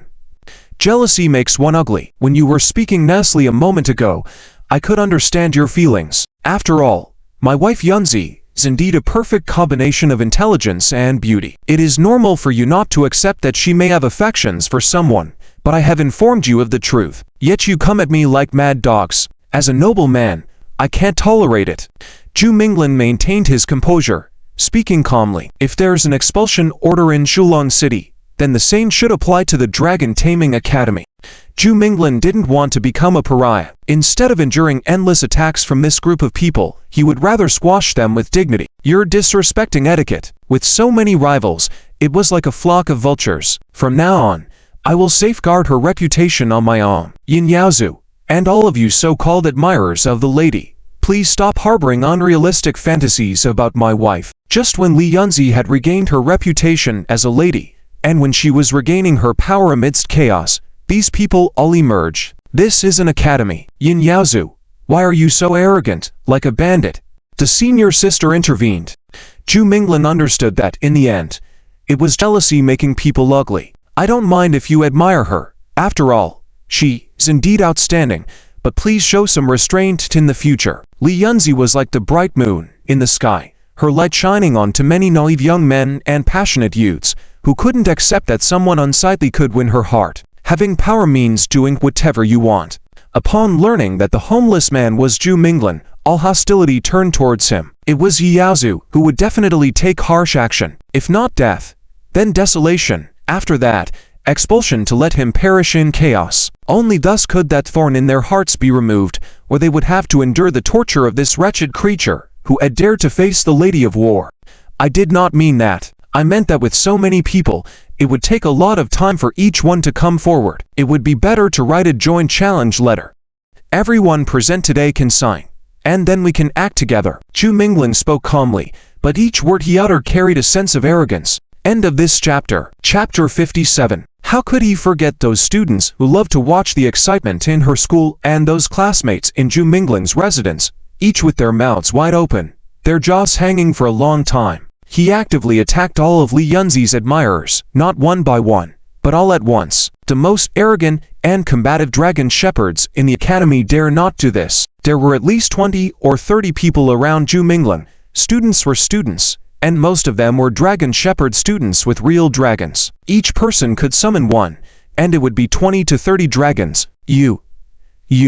Are you out of your mind? A slim, high ponytailed student said, just as he was about to pass through the willow forest. A woman leaning an umbrella on her soft shoulder appeared in Zhu Minglan's line of sight. She had a graceful figure, elegant dress, and a hint of the beauty of a painting. Zhu Minglan slowly walked past the woman. Her profile was indeed impeccable, but Zhu Minglan pretended not to see her. Also, any classmate who finds me, Zhu Minglan, displeasing or covets my wife, don't bother with any polite procedures. Just sign your name on the war book, gather 20 names, and I will take care of all of you together. I said, her reputation, I will protect alone. I don't need you hypocritical and ridiculous admirers. Furthermore, I have a small temper and don't like you considering yourselves as my wife's admirers. I will get jealous. Sign your names on the joint war book, and if you lose, just disband and get lost on the spot. Zhu Minglan's tone did not diminish at all, probably because he had put up with these brainless people for a long time. The academy allows students to issue war books among themselves. Since Li Yunzi said she wouldn't appear in the academy, the only person this could be is Nan Lingsha. Go, draft the war book, write a few more copies for me to keep. There should be no shortage of people like you in the entire Zulon city-state. I will take care of all of you.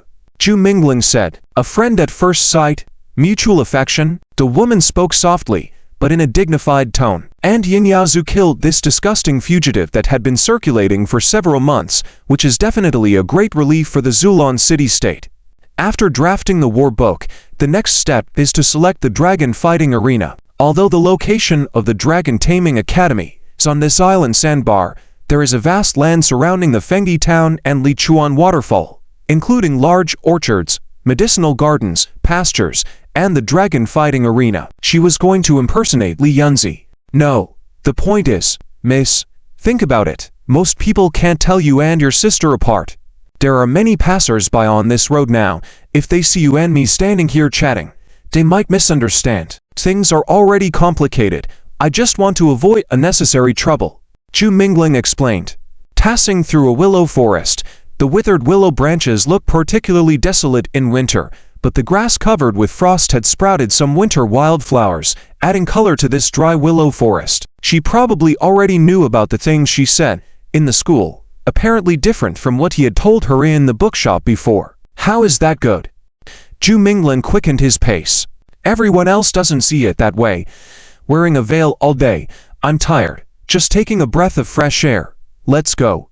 Darling, I'll accompany you to your battlefield. The woman reached out, twisting her green hair like a willow branch. Isn't that better? The woman smiled. This incident left Zhu Mingling speechless. Li Yunzi should not dress like this. With a poetic and picturesque temperament, if she dresses like this, she should also be unbelievably beautiful. War books must be reported to the academy, usually sending a teacher to supervise to prevent unnecessary accidents. As it gradually recovered, it seemed to have a big difference from traditional dragons. At least its skin was not like ordinary dragon skin, more like smooth birch bark. When my wife was in distress and attacked by public opinion, you were like silent dogs. Now that she has returned to the holy altar, you come out to protect her reputation. Humph, what a bunch of lowly creatures. Either sign and fight me, or shut up and get out of my sight. Zhu Mingling said again. Did she warn you to beware of me? The woman asked again. When you try to reason with them, they don't listen. Zhu Mingling pretended to be surprised, as a humble gentleman, bowed politely and said, Miss Non Lingsha. Did I say I am Non Lingsha? The woman turned slowly, her beautiful smile carrying a natural charm. What did Li Yunzi say to you? The woman asked coldly. You. Those admirers were so angry that their words were stuttering. Run fast. Zhu Mingling had just left the school, and the war book was delivered to him. They had chosen the river battlefield, a place Zhu Mingling hadn't been to. You don't know your own death. I was still thinking of giving you a chance, but it seems unnecessary now. By Jun Gongzi, Yin Yaozu, eyes were full of killing intent.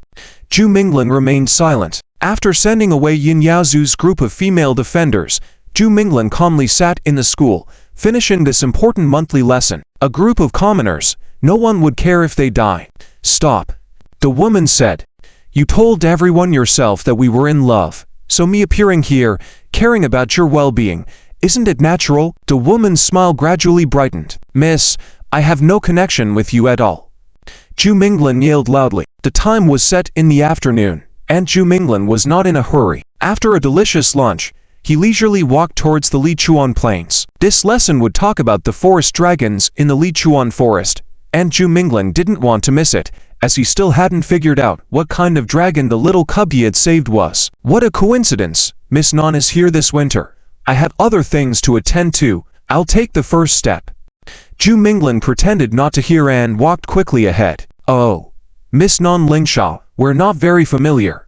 It's inappropriate for a man and a woman to be alone in these wild mountains and ridges. It's already gossip, and I, Zhu Mingling, am already embroiled in a scandal. Zhu Mingling said hurriedly. After noon, the cloudy sky had a hint of thin sunlight, blocked by thick winter clouds, which were framed with a silver-gray shimmer, but could not make this vast river plain bright. In fact, after she tied up her hair, her temperament matched Li Yunzi's, not to mention their looks. The same dazzling eyes, the same exquisite features. Zhu Mingling couldn't help but step back a few steps, afraid that staring any longer would make it impossible to tell them apart completely. End of this chapter. Chapter 58. Acting with you, Miss Non Lingsha. What do you want? Zhu Mingling couldn't help but laugh and cry. How could he forget that Non Lingsha was also in the academy? Would this kind of thing reach Li Yunzi's ears? Nan Lingsha would definitely hear about it. What should he do? Do you think I don't understand your intentions? You just want to stop the dirty words and help Li Yunzi wash away the previous humiliation. The woman said, misunderstands me. How can personal affairs compare to the grand plans of the city-state? I can make a small sacrifice. Zhu Mingling said, but, relying solely on yourself, how can you round up the story? You can't expect Li Yunzi, who is proud and stubborn, to cooperate with you in this act. The woman continued, Miss, I can direct and act by myself. There's no need for you to help me. Zhu Mingling hurriedly refused. Good idea. This way I don't have to always bear the same humiliation. Isn't it nice to give back a clean and clear conscience? The woman's eyes were like autumn water, looking at Zhu Mingling with a hint of tenderness. Suppressing a bit of casualness, every movement and gesture seemed carefully considered. The woman took a few steps in front of Zhu Mingling, mastering the cold and arrogant demeanor of Li Yunzi, as if she was Li Yunzi herself, naturally peerless. Mingling, do you see me as Yunzi or Lingsha? She spoke softly with a hint of coldness, entirely reminiscent of the way Li Yunzi would speak. Miss ... Zhu Mingling swallowed. He thought his acting skills were unparalleled, that no one could rival him, but seeing the transformation in Nan Lingsha's demeanor and temperament, I accompany you in this act of mutual affection and mutual attraction. The woman smiled lightly, collecting the touch of spoiled behavior from before and blending perfectly into Li Yunzi's demeanor. From the beginning, she had been speaking to him like this. Zhu Mingling couldn't tell at all. What a clever sister, imitating her sister without missing a beat. Ahem.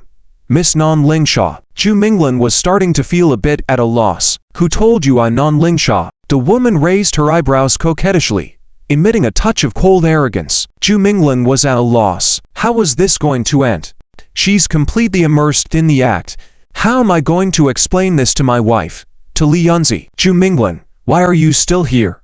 At this moment, a voice came from behind the willow path. Zhu Mingling was taken aback, and as he was about to hie, the Li Yunzi beside him stopped him with an umbrella and gave him a stern look. If you dare to expose me, I will expose you, even if I have to do it in the name of Li Yunzi. The woman said coldly.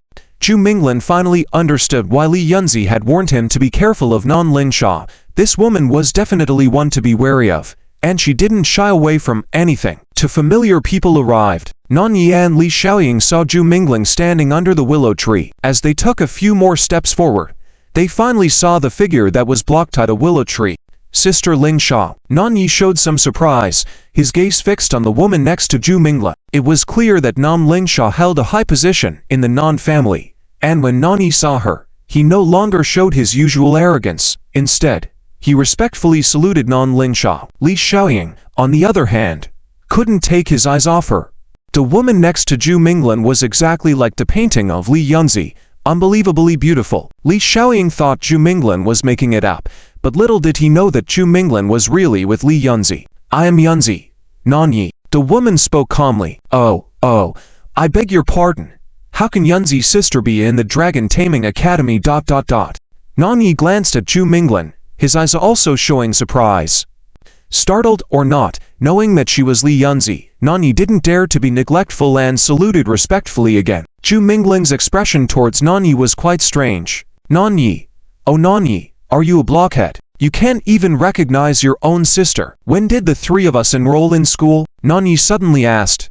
In early autumn, Li Xiaoying replied. Calculating the time, when he entered the school, Zhu Mingling had just returned from Wildland to the Li family palace. There was definitely something fishy about this. Why hadn't I thought of this before? No.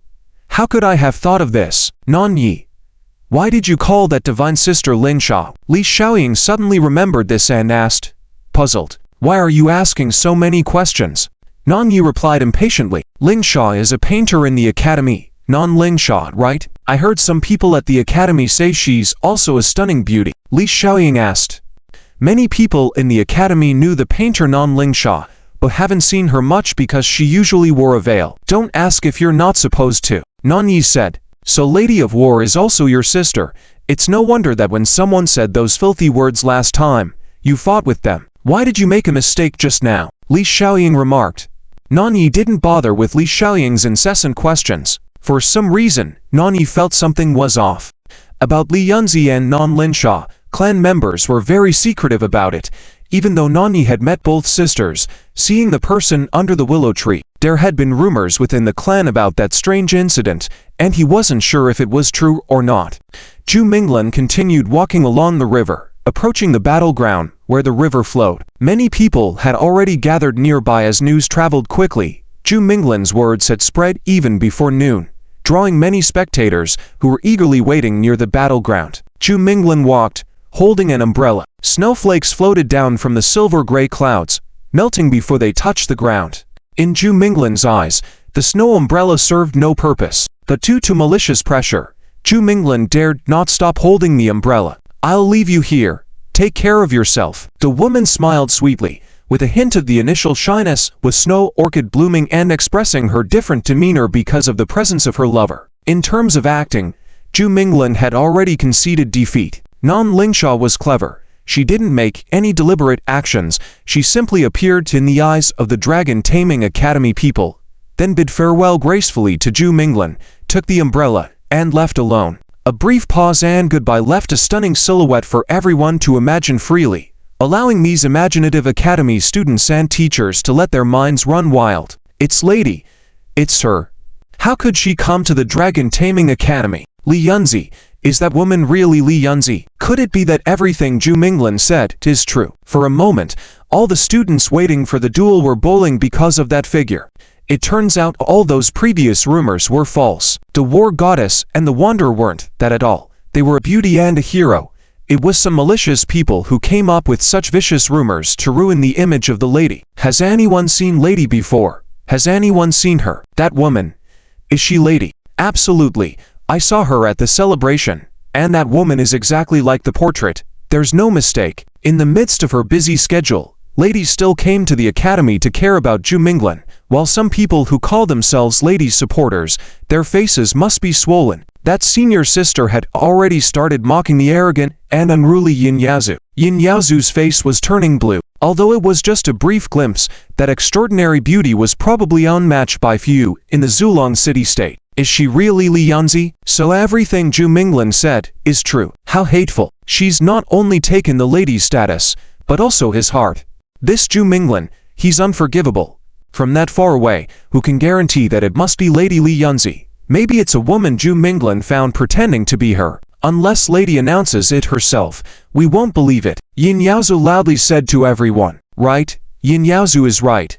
If it's true, then ask her to tell us in person.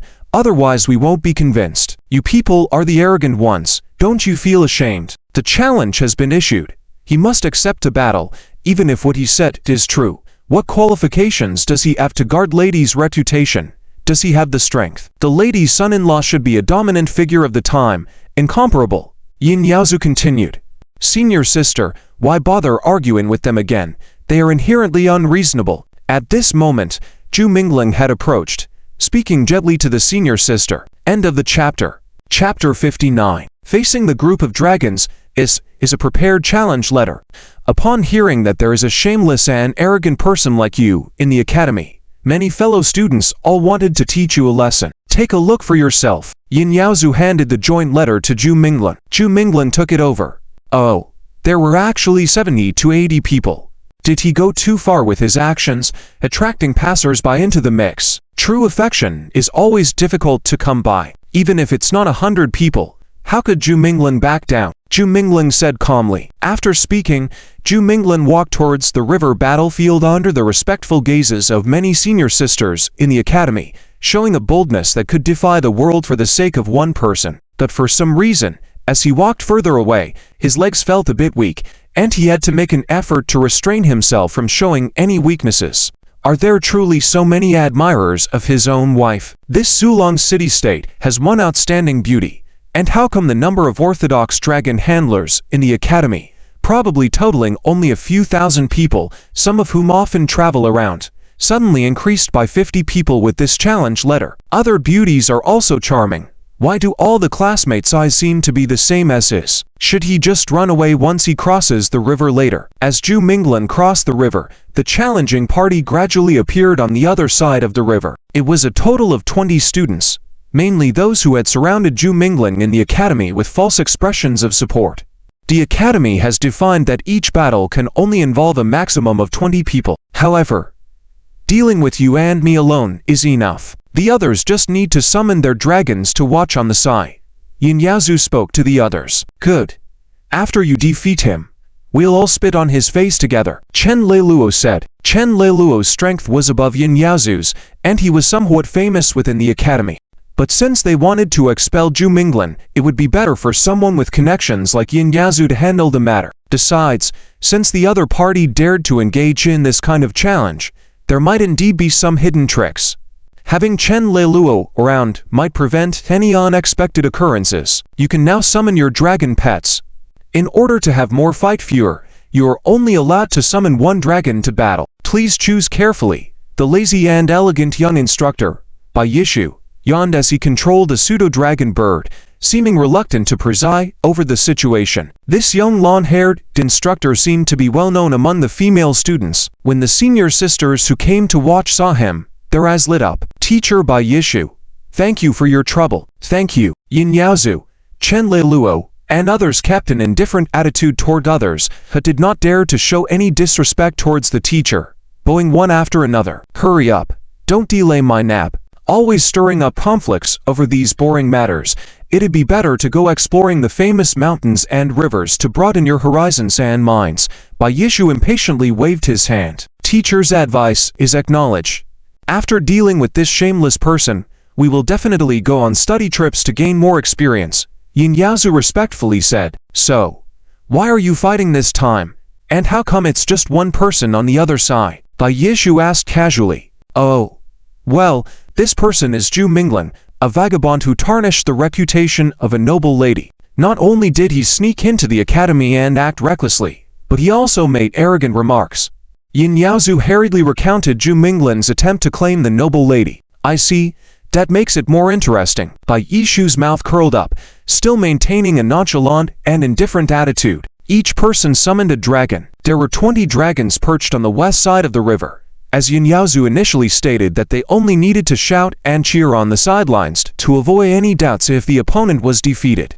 After all, once they were defeated, everyone would go up, step on him, spit on him, let him know what he was worth, and then make him disappear from the world using some methods. Yin Yaozu opened his spiritual domain, possessing a red claw swift dragon. The swift dragon was a standard ancient dragon, a cunning and vicious predator among the ancient dragons. Although the swift dragon's size was only equivalent to that of an adult cattle or horse and was not considered robust and strong among true dragons, they were extremely fast, great at leaping, and excelled in surprise attacks. Its claws were versatile, capable of rotating at a large angle similar to some cutting tools used for slaughtering. Once targeted by a swift dragon in the wild, it would almost certainly be a dead, and since their tracking ability was top-notch, Yin Yaozu had trained this red claw swift dragon to be an executioner on the battlefield. If he couldn't control it properly, there would likely be an accident on the battlefield. Fortunately, in these academy battles, attacking dragon handlers was not permitted, let alone students killing dragons. However, whether Yin Yaozu would abide by the rules was another matter. Chen Leiluo also summoned his dragon, a stone dragon covered in thick mud and rocks. This stone dragon not only had the bloodline of the tricarinate dragon from the ancient dragon species, but also possessed the blood vein of the ash dragon from giant dragons, not just a pure melee charge like a flesh artillery tank. The other 18 also opened their illustrations and showcased their true dragons, most of which were dragon species recorded in the illustrations, with their lineages intertwining. Sparrowhawks, drifting wine dragons, saber-toothed tiger dragons, ferocious wolf dragons, green forest dragons. Zhu Minglan recognized most of them. Their physical characteristics were still evident, but there was one dragon Zhu Minglan was particularly interested in, a pale dragon, most likely a candle dragon. It resembled a gigantic lizard, with extremely smooth and colorful scales. It only had front limbs, no hind legs. As it walked, its slender body swayed rapidly like a bamboo leaf snake, and its front limbs were notably powerful, easily crushing large rocks. Across the river was a group of people, so Zhu Minglan couldn't determine who the owner of this candle dragon was, but it was certainly worth noting. Don't you have any other helpers? Teacher by Yishu circled above Zhu Minglan with his pseudo-dragon bird. This is my own affair, Zhu Minglan replied. You can summon all your dragon pets now or retain the summoning rights to do it instantly in the following battles, Teacher by Yishu said. Zhu Minglan nodded and also opened his spiritual domain, calling forth the black torrent violent dragon, which he had long been eager to unleash. Zhu Minglan's spiritual contract illustrations were all black. The black torrent violent dragon stepped out of the huge illustration gate, onto the somewhat muddy riverbank, instinctively lifting its proud dragon head high, ready to roar into the sky, releasing its dragon's dominance completely. However, as soon as it opened its large mouth, the black torrent violent dragon's big eyes caught sight of the enemies across the river. A group of fierce true dragons. End of this chapter. Chapter 60. The Dragon General. Each head is at least a dragonling and exudes the powerful aura of a true dragon. They are not comparable to the little monsters under the waterfall pond. In the eyes of He Kang, each of them is capable of fighting alone with anyone on the opposite side. Oh! He Kang's thunderous dragon dared not roar. Instead, it turned its head, appearing to ask its master which direction they should run in. Run. This is your training theme for today, Zhu Minglan said, unkindly to He Kang's thunderous dragon. Let's offer some backbone, a hybrid of tyrant dragon and abyssal dragon. Oh! He Kang's thunderous dragon howled. If the master wants to replace himself, just say it straightforwardly. At worst, He Bao can go to the mountains and oceans alone, giving He Bao a way out. Momentum. Black Tooth, pay attention to your momentum. Don't you trust me? And how can I let you face them all alone when there's Bai Che? Zhu Minglan said angrily. He Kang's thunderous dragon once again looked back at its unreliable master. 20 true dragons. Even with Bai Che, it might not be able to handle so many dragons. You go provoke them first.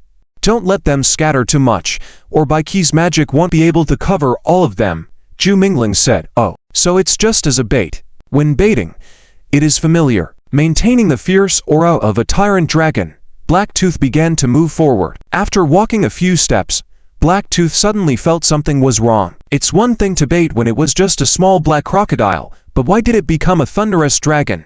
And still faced with this fate, it's a perfect combination of abyssal dragon and tyrant dragon, the top predator of land and sea. Quickly go, use the river. Some of those dragons are not accustomed to water. Zhu Minglan urged Blacktooth. Hesitantly, He Kang's thunderous dragon walked towards the other end of the river. Arriving at the broad river, Black Thunder's thunderous dragon went straight into the water. Using its sturdy tail and crocodile instinct, it moved naturally in the water. Unlike whales and sharks, it had 4 limbs, so even in shallow water, it did not run aground.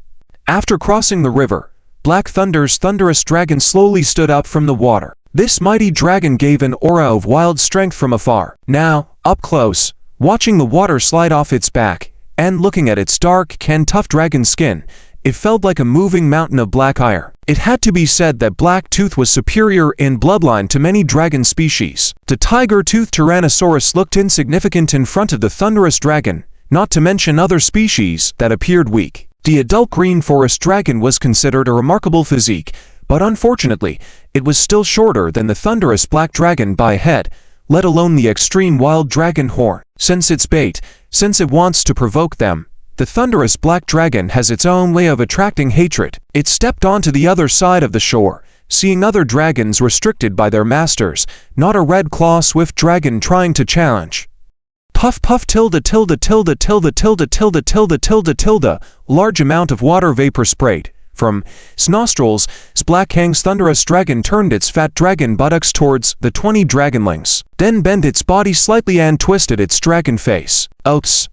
A large pile of dragon dung, a large plate, landed on the green grass and immediately filled the air with a foul smell that rushed into the sky with the river breeze. Boldly hitting the red claw swift dragon, the mudrock dragon, the tiger-toothed tiger dragon, and the bulwark dragon, excreting in front of 20 dragons, this thunderous black dragon. At that moment, those students who came to watch were stunned, like master-like dragon. Wildly without boundaries, how much they despised dragons like Yingcaozu and Chen Leiluo's dragon pets. Their dragon owners, one by one, had their faces blackened. Their dragon pets just obeyed orders moments ago, and after the thunderous black dragon's ultimate provocation, they became restless, wanting to break free from restraint, wishing to tear the thunderous black dragon apart immediately, especially those ancient dragons. Most of the ancient dragons used excrement to mark their territory, so that wandering predators would not trespass and avoid unnecessary conflicts. That this kind of direct excretion wasn't meant to avoid the water. It was to say, wherever you stand, that's my territory, I want to occupy it. Vulgar dragon, vulgar fellow, by Chun Sun Yin Yazu angrily said, insulted repeatedly. Yin Yazu's patience had reached its limit. What's the point of talking about a gentlemanly fight with such a person who doesn't understand what a gentleman is? Let's deal with him together. Chen Leilu called out at this moment. Yin Yaozu looked at Chen Leilu in confusion, not understanding why Chen Leilu said this. Wasn't the plan to let him deal with Zhu Minglin alone and then condemn him together? That dragon has the blood of a tyrant dragon. Your Red Claw Swift Dragon might not be its match, Chen Leilu said urgently to Yin Yaozu in a whisper. Although Yin Yaozu was displeased, he did not argue. Indeed, Zhu Mingling's summoning of the thunderous black dragon caught him off guard, never expecting this guy to be a true dragon tamer. And what about the rumors that he was a wanderer? Similarly, the tiger-toothed tiger dragon, an ancient dragon, was the first to roar. It was wild and ferocious, despite repeated restraints from its owner. The nature of the tiger-toothed tiger dragon was still uncontrollable, even defecating on its face. Rumble. The meek dragon was also an extremely irritable creature. Although the tiger-toothed tiger dragon roared first, it was slower to run than the tiger-toothed tiger dragon. Seen quickly flapping its wings, the meek dragon's sharp claws directly aimed for the thunderous black dragon's eyeballs. The thunderous black dragon had no intent to fight at all, and it strode towards the river. In terms of speed, it was indeed no match for the land-sprinting tiger-toothed tiger dragon and the flying meek dragon. Soon, it was caught in a pincer attack by the two fastest dragons. But the thunderous black dragon was not a cow or sheep on the grassland. It grabbed the meek dragon that was pouncing towards it, then smashed it heavily onto the tiger-toothed tiger dragon that was biting it. The meek dragon and the tiger-toothed tiger dragon rolled together, rolling out more than 10 meters. In no time, the other dragons had arrived, fierce and uncontrollable, all eager to devour the thunderous black dragon. Without hesitation, the thunderous black dragon jumped into the river, creating a large wave, and then swam to the other side of the river. In the water, the other dragons couldn't compare to the thunderous black dragon's speed, to the point where the Red Claw Swift Dragon, a smaller dragon species, didn't even dare to enter the river, and was likely to be washed away by the river's current. Black Tooth, come ashore, Zhu Mingling exclaimed. After crossing the river, most of the dragons were left behind. Only the flying high-speed swift dragon and a blood-winged abyss dragon chased to this side of the shore. Zhu Minglin glanced at the two flying dragons in the sky, then looked at most of the dragons that had already chased into the river. Only the thunderous black dragon, the students who were supposed to expel Zhu Minglin, didn't care about a small river obstructing their path, as all the dragon species familiar with water came chasing after. The impact of the river was a challenge even for many larger true dragons. By Ched, freeze the back. At this moment, Zhu Minglin activated his other spirit pack, with white light manifesting into a magnificent pattern, surrounded by scattered ice and snow. As the ice-chilling white dragon flew out of the spirit realm, a blizzard swept through the space above the river battlefield, instantly enveloping the clear sky of early winter afternoon with heavy snow haze. Is this the ice-chilling white dragon? How did it advance? Some students who had seen the young ice-chilling white dragon in the academy were surprised. When the young ice-chilling white dragon was about the size of a white eagle, and now it had completely grown, its white outstretched wings were far nobler than the magnificent feathers of the meek dragon. Not to mention the ice-chilling white dragon's body was covered with numerous sacred fur of ice. Since it was winter, the temperature was extremely cold. The appearance of the ice-chilling white dragon immediately caused the temperature of the plain to drop, forming a white frosty aura. Frost covered the river battlefield. As the ice-track white dragon flapped its white feathers, strong icy currents swirled in the river. First, a thick layer of ice blocks covered the ground like white armor plates, followed by the swift river, which became calm in a very short time, forming a thick layer of ice on the river surface. The dragons trying to escape from the river during the chill were trying very hard to escape the river water, but the freezing of the river water was too fast. They tried to break through the ice layer with their bodies, but hindered by the resistance of the river water, they could not exert all their strength and could only watch as the thick ice enclosed them, immobilizing them in the ice river. Dragon General, in the sky. Elder Bai Yishu looked somewhat surprised at the ice-chilling white dragon. No wonder this student dared to challenge 20 dragon scholars alone. His ice-chilling white dragon had indeed reached the level of a dragon general. By utilizing the river, he maximized the freezing magic, quickly immobilizing 7 or 8 dragons on the riverbank. See that? I told you that Zhu Minglin's ice-chilling white dragon has advanced. Why didn't any of you believe me? Han Hao shouted excitedly, as if the ice-chilling white dragon was his dragon pet. The others also stared dumbfoundedly at the hovering white dragon. It was hard to imagine this was a student who had started just a few months ago, knowing that a dragon tamer with dragon general status could basically become their teacher. Wasn't his ice-chilling white dragon still in its growing stage? Nani also saw the true face of the ice-chilling white dragon for the first time, presenting a world of difference from when it fought against his green forest dragon in the academy. Those brilliant ice feathers, like silver-white sacred armor, noble frost attached with a freezing magic, a light flutter could summon a snowstorm. Is an adult ice-chilling white dragon this powerful? It can trap 7 or 8 true dragons at once. Li Xiaoying couldn't distinguish the level of dragons, but seeing the ice and frost forming, it was evident that the ice-chilling white dragon was several levels stronger than the challenger's dragons. Their dragons are dragonlings. Zhu Minglin's ice-chilling white dragon is a dragon general, Nani said. End of this chapter. Chapter 61. Shameful eye-opener. Yin Yaozu and Chen Lei's faces turned pale as they gazed at the sacred and noble ice-chime white dragon in the sky, then glanced at the inconspicuous Zhang Minglin in the crowd. It was as if they had just learned that Zhang Minglin was the wandering man they were looking for, their eyes filled with a demonic light.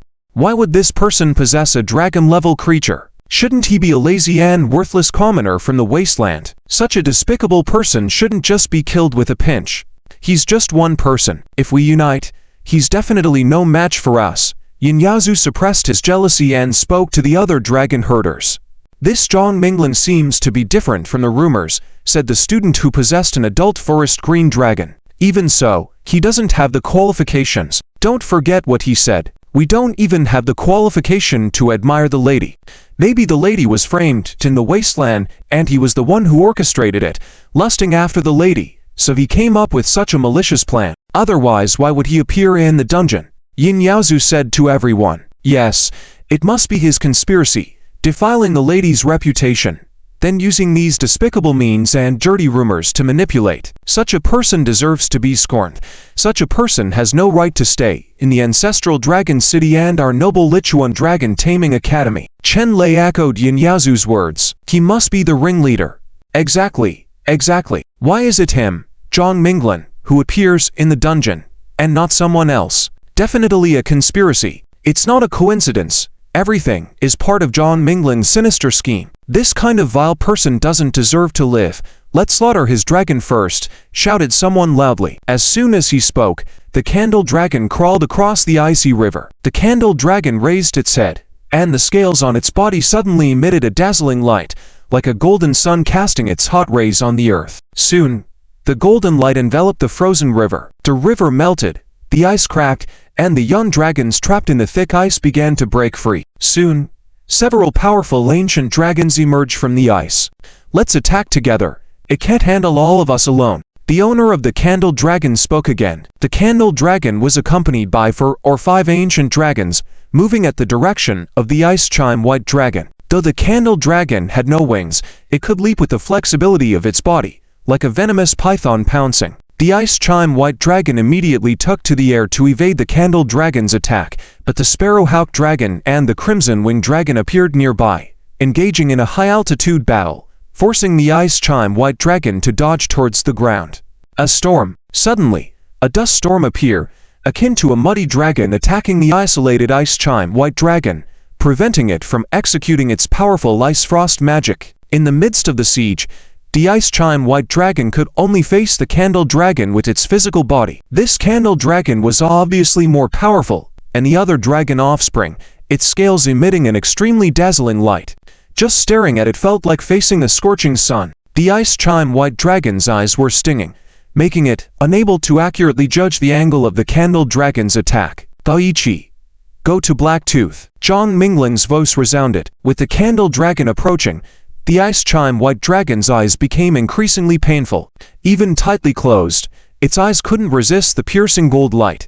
Blacktooth was on the ground, surrounded by several dragons. Once they took flight or fought on the ground, the Ice Chime White Dragon would be surrounded by dragons. However, Boichi believed in Zhang Minglan's judgment. It folded its wings, creating a gust of wind like a hood. Its white body suddenly descended, surprising the Candle Dragon as it missed its strike. It landed. Attack now. Yin Yaozu suddenly became excited, quickly shouting to everyone, "Watch out for its ice magic. Our dragons cannot withstand the magic of a dragon general." "Don't worry, it won't have the chance," Chen Lei said confidently. The stone dragon stood on the ground, its tail already buried in the soil, stirring up a large pit of mud and sand. With a roar, the stone dragon used its control over the sand to lift the sand particles into the air, forming a strong sandstorm, engulfing a large area. Daichi's vision was blurred, making it difficult to assess the surrounding situation and target the enemy accurately. Without precise targets, its powerful ice magic would be ineffective. Suddenly, a red claw slashed at the Ice Chime White Dragon's wing side. It was the swift red dragon, taking advantage of the sandstorm to strike the Ice Chime White Dragon's vulnerabilities, exploiting its blind spots and preventing it from reacting. The Ice Chime White Dragon froze the feathers on its wings into a thick frost armor, resembling a white-winged shield, blocking the swift red dragon's assault. The Ice Chime White Dragon prepared to strike back at the swift red dragon, but before it could, thick vines sprouted from the ground, twisting and entangling like the tentacles of a deep-sea monster, forcing the Ice Chime White Dragon to abandon its attack. As its vision cleared, the Ice Chime White Dragon saw a powerful figure in the murky sandstorm, just less than 5 meters away, the adult Forest Green Dragon. The Forest Green Dragon was strong and robust. Even the Ice Chime White Dragon's feathers with their frost armor had a hard time resisting its direct impact, especially when the Forest Green Dragon was charging head-on. Just as Boichi had nowhere to hide, a burly sandstorm dragon charged at it. Before the Forest Green Dragon could injure the Ice Chime White Dragon, a massive black figure intercepted it, causing the Forest Green Dragon to howl and crash into the Sandstorm Dragon, sending them both flying into the dusty sandstorm, with the Forest Green Dragon sliding far from the impact. The battle ended in such a way, leaving Chen Lei dumbfounded as he watched his stone dragon. He had not expected to be eliminated like this. His stone dragon frozen on the river's surface after struggling from the ice, then flung into the air by the oncoming sandstorm. This embarrassing spectacle marked the end of the chapter. Chapter 62. The dragon in silver and green armor, the obstructive sand and dust were all dispersed, and strong winds blew across the river plains, making it difficult for the swift sparrow dragon and the bloodwing dragon flying in the air to maintain balance. Roar! The Black Kang Rampage Dragon roared violently towards the front, causing the earth to split apart.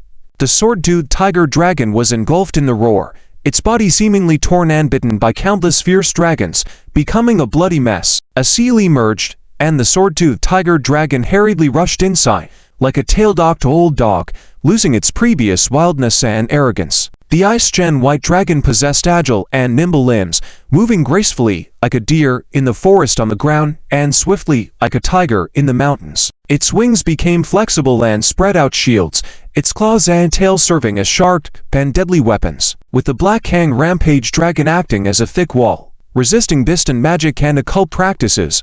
The Ice Chime White Dragon was equally strong in close combat. To meet scattered on the ground by its sharp claws, and the dragon offspring stabbed by its dragon spines, were almost unable to stand up again. No matter how thick the dragon scales were, they could not withstand the agile and flexible braided tail of the Ice Chime White Dragon. For a while, the Black Dragon and the White Dragon, working together, made it difficult for the group of dragons to handle.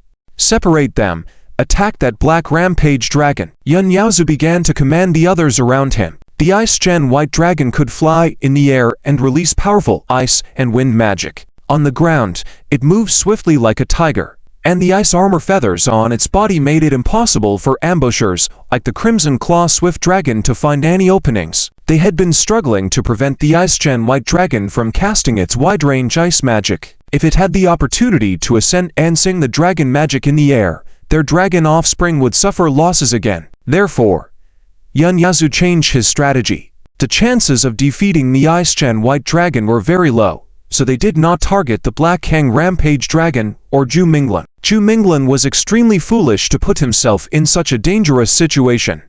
When it came to dragon combat, even if he accidentally got bitten to death, they couldn't blame him. "I'll entangle the Ice Gen White Dragon.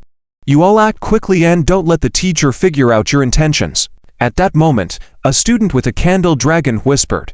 With a dragon lord like the Ice Gen White Dragon around, their odds of winning were already very low. But this duel was not about winning, it was simply about killing Zhu Minglin. Zhu Minglin was hiding far back, with teacher Bai Yishu keeping an eye on him, making it difficult for them to make a move. Now, Zhu Minglin was embroiled in the fierce dragon battle to help the Ice Gen White Dragon break free from the encirclement. He wasn't a top dragon breeder. How could he engage in dragon combat and emerge unscathed? The candle dragon slithered stealthily, hidden in a patch of riverbank reeds. Its strong and powerful arms were like pincers, emitting a terrifying cutting sound. Its scales could change colors, previously dazzling gold, now blending in with the color of the reeds. Motionless and lying there, one could not perceive the existence of this vicious dragon in the reed thickets. The candle dragon, hidden by the reeds and its camouflage, had approached the Ice Gen White Dragon, which was battling with 5 other dragons. At that moment, a large black figure was moving toward the candle dragon. Its dark skin stood out among the dragons, the Black Hang Rampage Dragon.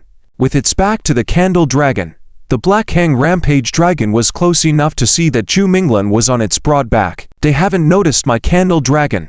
All of you engage the Ice Gen White Dragon. I will kill Zhu Minglin." The owner of the candle dragon suddenly said excitedly. This person was dressed in dark purple-black, deep-set eyes and high cheekbones, seemingly bearing a deep grudge against Zhu Minglin. Upon getting this excellent opportunity, the excitement within him grew unbearable. "Good. Disable him," Yun Yaozu said. After a brief discussion with the others, all the dragon offspring rushed toward the Ice Gen White Dragon with all their might. Keeping the Ice Gen White Dragon, entangle, and defeating it were 2 different concepts. Even if they couldn't win, with their number of ancient and giant dragons, they could definitely keep the Ice Gen White Dragon completely occupied. "Can you handle it alone?" Chen Lei asked with a hint of concern. "My candle dragon is just a step away from being a dragon lore, at the peak." The student in a purple-black robe said, "That Black Hang Rampage Dragon is only a dragon lore. Very good. Very good." Yun Yaozu's eyes lit up. Lower level, upper level. Most creatures to cross the dragon gate were in these stages, and those undergoing another transformation were far superior in strength to those at the same level, known as the peak stage. It was no wonder that the candle dragon could pose a threat to the Ice Gen White Dragon. Since it was at the peak stage, it was definitely capable of defeating the Black Hang Rampage Dragon. The reeds were extremely dense, and with the candle dragon's color-changing camouflage, the Black Hang Rampage Dragon was very close to it and still hadn't noticed the presence of this vicious dragon. All the dragon offspring surrounded the Ice Gen White Dragon, willing to get injured but refusing to let the Ice Gen White Dragon break free from their encirclement. At that moment, the candle dragon finally sprang into action. Coiling its body slightly, it attacked like a venomous snake hidden in the jungle, reaching an incredible speed as it stretched its body and neck, striking like a mere venomous snake. Oh! The Black Hang Rampage Dragon heard the sound and finally reacted. It hastily turned around, only to find that the vicious candle dragon was not targeting itself, but its rider on its sturdy back. Anger rose in the Black Hang Rampage Dragon as it realized that the candle dragon's fangs and claws were about to reach Zhu Minglin. Zhu Minglin stared at the candle dragon. He felt the intense murderous intent emanating from the candle dragon, clearly intending to put him to death. This was clearly not a simple match between academies. "Do you really want me dead that badly?" Zhu Minglin's eyes grew cold. Instead of dodging, he extended his palm, and silver-green light patterns appeared on his palm. These patterns emitted an extremely intense light, solidifying continuously and forming a metallic substance, appearing in front of Zhu Minglin and on the Black Hang Rampage Dragon. Armor Shadow. A silver-green armor appeared on Zhu Minglin's body. Simultaneously, the Black Hang Rampage Dragon's dark skin underwent a significant transformation, as the armor radiating from Zhu Minglin's palm covered the dragon's skin at a rapid pace. Starting from the horns, the skull was covered by the silver-green armor, extending from the neck to the tail. Excluding the need of active claws and limbs, the Black Hang Rampage Dragon transformed within this armor as if reborn, becoming a dragon in silver and green armor. The dark and tough skin turned into a silver-green heavy armor that shone brightly, combining the metallic texture with the wild and overpowering feeling of a tyrant dragon. The aura it emitted was completely different from those of the other dragon offspring, exuding a sense of pride and superiority that made them stand out. End of this chapter. Chapter 63 by Chet. The Azure Dragon Secret, Art Boom. The toxic bite of the Candle Dragon was swift and fierce, causing excruciating pain when it collided with Zhu Mingling's armor shadow. Several large front teeth were broken off, but Zhu Mingling was unharmed under the protection of the armor. The enraged Black Hang Violent Dragon had fully turned around, arching its body completely and almost lowering its head to the ground, aiming the covered silver horns at the Candle Dragon in the reed thicket. The enraged dragon released its brutal power, causing a deep trench to be suddenly cut through the reeds, with some buried rocks also being shattered by the horn. The Candle Dragon was bleeding from its mouth, its slender tail desperately swinging, trying to escape.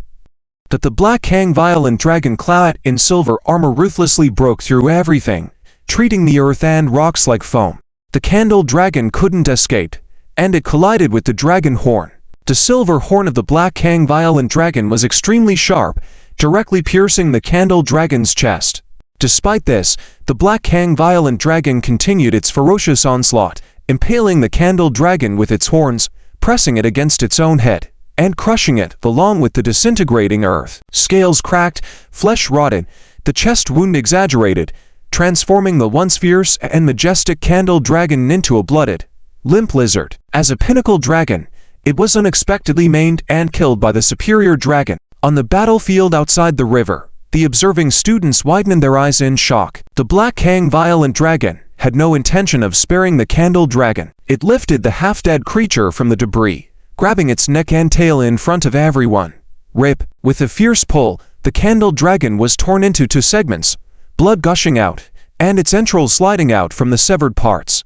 The scene was extremely bloody. Discarding the severed half, the Black Hang Violent Dragon, unable to contain its rage, opened its mouth and bit down fiercely on the Candle Dragon's head, chewing it with its black fangs. Teacher by Yishi. Why did you? The student in the purple-black attire was about to ask for help, when his dragon's head was already bitten off and swallowed by the rampaging black dragon. As the dragon died, the backlash from the bond formed with it felt like countless poisonous thorns stabbing his entire body, causing him unbearable pain beyond physical torture. His features contorted, his muscles convulsed uncontrollably, and he writhed on the ground, screaming non-stop as if he was being chewed up alive. You brought this upon yourself, and now you must face the consequences. Baishi said coldly to the student. Anyone with eyes could clearly see the atrocious behavior of the Candle Dragon. Since it was a duel within the academy, attacking the dragon riders themselves was strictly forbidden. The Candle Dragon could have directly attacked the Black Hang Violent Dragon, but it chose to bite Zhu Mingling instead, a vicious act that led to its own demise. Baishi could have stopped the Black Hang Violent Dragon from devouring the Candle Dragon's head, but he chose not to interfere. They were not children. They had to bear the consequences of their actions. Suddenly, a resounding howl cut through the air as the besieged Ice-Chan White Dragon ascended into the sky over the river battlefield. Its divine wings and fur wings spread out completely, snowstorm raging, cold winds biting, enveloping the vast plain in a dark snowstorm that blocked out the daylight. Like a lone star accompanying the bright moon, the Ice-Chan White Dragon hung high above the river basin, its proud silhouette and radiant glow exuding an intimidating pressure that made all the dragons on the ground shiver uncontrollably, filled with inexplicable fear and unease. Another long howl echoed in the dim sky as silver mutilated stars fell, speeding down like white streaks of lightning with long fiery tails, leaving astonishing marks in the infinite firmament. Daytime meteor shower. Stars falling in the night sky was an exquisite sight, capable of leaving a profound impact on people's minds even if fleeting. But it was only afternoon, and the daytime sky meteor showers couldn't be seen, yet more and more stars were appearing, plummeting from the Ice-Chan White Dragon resembling a silver moon, striking the earth in various directions, creating a visually stunning spectacle. Boom boom boom boom boom. The stars exploded on the ground, stunningly beautiful yet exuding a destructive aura, reminiscent of a divine punishment or demonic annihilation. The white river collapsed, water splashing everywhere. The vast land to the east sank under the relentless impact of the falling stars, turning into craters in the yellow soil. The dragons panicked, even though they were true dragons transcending mortals. At that moment, they were no different from wild creatures fleeing in confusion from floods and earthquakes. They searched for safe havens, but as the stars continued to fall, striking the wounded dragons in the pits that had no hiding place,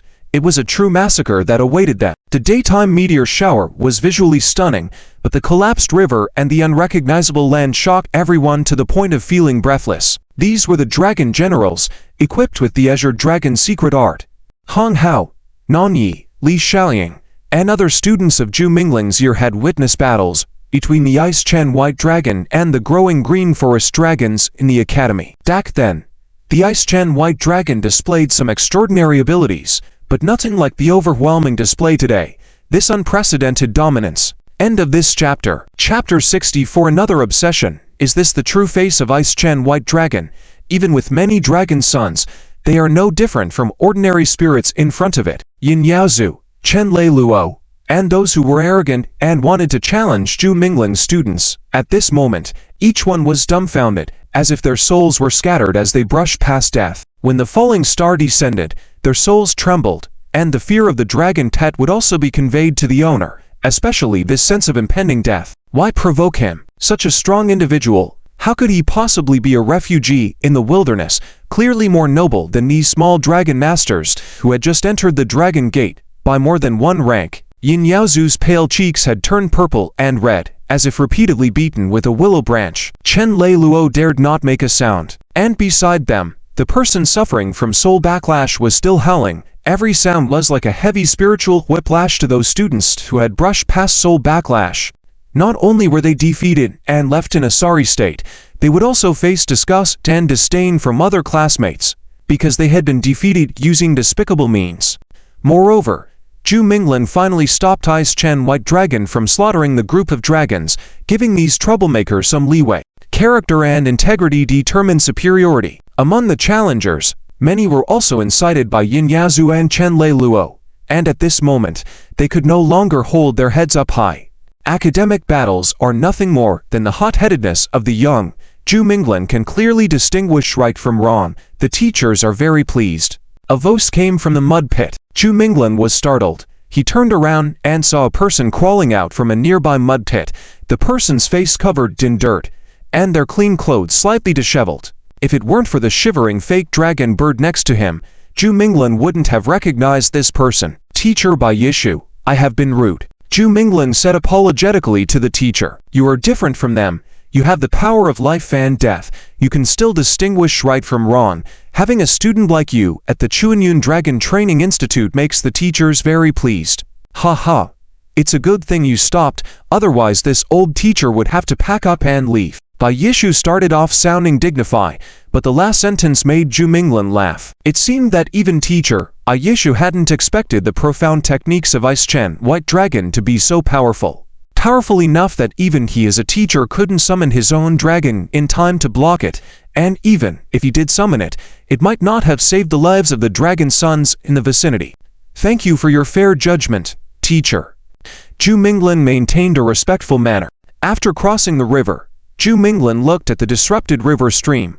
Fortunately, a natural growth and circulation in this world are very fast, otherwise this tributary would have been ruined by Bai Qi's overbearing Kanglong techniques. Thank you, Zhu Mingling, for showing mercy. Several challengers who had come to their senses hurriedly bowed, expressing their apologies. It's only when you're beaten that you realize the need for humility and reason. Why not do it sooner? A respectable dragon herder should have their own judgment, once influenced by others and shedding blood. Whether in battle or in society, you'll lose your life. Bai Yishu teacher reprimanded mercilessly. What the teacher said is true. The teacher is right. The students didn't dare to raise their heads, and they all bowed to Zhu Mingling. As for the reputation of my wife in the future, please don't worry about it. Zhu Mingling said, yes, we actually only admire the lady, and have no other improper intentions. Absolutely not. These people hastily said. Zhu brother is a strong person in the world, and perfectly matched with the lady. Immediately, the owner of the Sparrow Dragon immediately flattered. As they looked around, several students who were gathered together had darkened expressions, their gaze fixed on Zhu Mingling, and then glanced at the extremely miserable Candle Dragon owner. Our challenge is scheduled for next month. I wonder if there are any dragon generals among us in this group. A big-eared and fat student asked. There were 70 or 80 joint challengers, But this time only 20 participated, mainly Yin Yaozu's group, and there were quite a few people who supported the Valkyrie.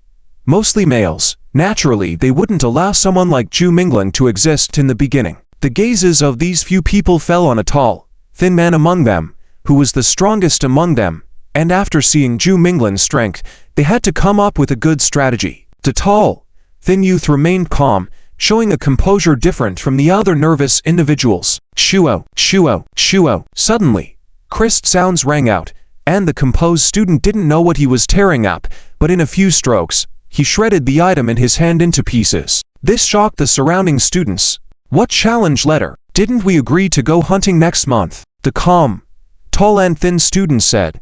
Everyone's jaws almost dropped, but then they thought about it. And indeed, Zhang Shengshu was right. Yes, we are going hunting. Nothing serious. There is really no need to disrupt the plan. Cough. Several elegant young men nodded and agreed, stepping on the pieces of the challenge letter on the ground, erasing all traces completely. At this time, Zhu Minglan and his classmates happened to walk over from there. This group of people immediately looked kind and friendly, no different from the onlookers who came to watch, completely forgetting the boldness they had when they wrote their names on the joint letter not long ago. It could be considered a great victory. As Zhu Minglan looked at the admiring gaze thrown at him by the surrounding students, he knew that from now on, it would be almost impossible for him to lead a carefree life. This was probably the highs and lows of fate. Quite exciting indeed. A real man should be like this, steady as an old dog when things don't go well, and as arrogant as a proud heavenly dragon when rising up. I am still me, shining with the different fireworks of life. Cough. Fellow students, let's leave it at that here. I still have some small matters to attend to. Thank you to the senior sisters and fellow students for supporting me. I will redouble my efforts to gain recognition from more people, and I also ask everyone to help me dispel rumors and not further damage my wife Yunzi's reputation. Thank you. Thank you. Zhu Minglan bowed to his fellow students, displaying the humility and gentleness he should have. Where did these rumors come from? This would take some time to investigate, but using this method to stop the unfavorable rumors about himself and Yunzi will also help them establish a better foothold in the Zulong city-state. Rest assured, within the Zulong city-state, we may not have control, but if there are any rumors circulating in the academy slandering you and the Valkyrie, we will definitely punish those spreading lies. That delicate senior sister said. Thank you. What rumors? Zhu Minglan was about to thank him, but raised his eyebrows in confusion. The delicate senior sister blushed immediately and changed the subject. Luckily, Zhu Minglan wasn't one to delve deeper into things, so this matter passed over lightly. Mostly because Zhu Minglan, with his pure and unblemished heart, didn't quite understand the meaning of the term the senior sister had used. Everyone dispersed, but this dragon tattle will definitely soon spread throughout the academy inside and out, making Zhu Minglan quickly become the focus of the students. After all, as a dragon herder student, having a dragon general level Kanglon is very rare, especially since Zhu Minglan's name will continue to ferment in the Zulong city-state due to the sudden rumor that had erupted in the city-state. Zhu Minglan deliberately waited for the students to leave before supposedly returning to the school, but he secretly followed the guy whose soul he had severely damaged. That person is the Candle Dragon's owner. Zhu Minglan didn't know this person at all, and had no connection with him. Zhu Minglan still wanted to understand why this person harbored such strong intentions to kill him. In fact, the noble sons Bai Jun, Yin Yaosu, and Chen Leilua were loud, but their main goal was to drive Zhu Minglan out of the Zulong city-state. The person who truly wanted him dead was this man. Following him all the way, Zhu Minglan still had some skill in concealing himself, having practiced trailing those he felt were a threat before. After all, at that time there were many people who envied him. Zhu Minglan found that this man was taken to the infirmary after being seriously injured. He didn't rest there for long, and impatiently left the academy with his heavy body. Zhu Minglan specifically inquired. This person's name was Lei Feiming, a relatively low-key dragon herder, with no particularly strong background, and often embarked on adventures, spending little time in the academy. This person had a residence in the city-state, conveniently located near the city walls, so Zhu Minglan trailed this person and discovered that he lived alone. His yard was almost overgrown with weeds, hardly maintained. After guarding outside for an entire night, Zhu Minglan found that he had no contact with anyone else. Unable to suppress his confusion, Zhu Minglin sneaked into this person's home. Lei Feiming had already fallen into a deep sleep, his soul was damaged, and his body was extremely weak. Without another dragon companion, he would never be able to become a dragon herder again in his life. After circling around his house, Zhu Minglin finally gave up on investigating this person further. Indeed, there was a possibility that this person was a lackey of Luozi. Unable to get close to the Dragon Training Institute and the Zulong city-state, Luozi had this person lurking nearby, waiting for an opportunity to strike against Zhu Minglin. Zhu Minglin thought he could catch Luozi, who was hiding in his house, but unfortunately he had no connection with Luozi at all. Instead, in his house, he was quite shocked by the numerous portraits of a person hanging all over the place. There were ink paintings and colored ink, consistent with the statues erected on every city in Jukan. End of chapter. Chapter 65, Encounter with Li Yunzi in the Bamboo Forest at Night. This statue and painting of Li Yunzi, crafted by an unknown master, left countless people in the Dragon Ancestral City amazed and caused many young men to be infatuated, even leading to distorted obsession like Luozi. Lei Feiming was just one of them. Unlike those who merely satisfied their curiosity and fantasies, he pasted every portrait with dignity and purity, resembling a celestial beauty. Unlike the unsightly version circulating in the market, it is evident that in his mind, someone has been regarded with the utmost reverence. Therefore, the thought of killing has settled in his heart.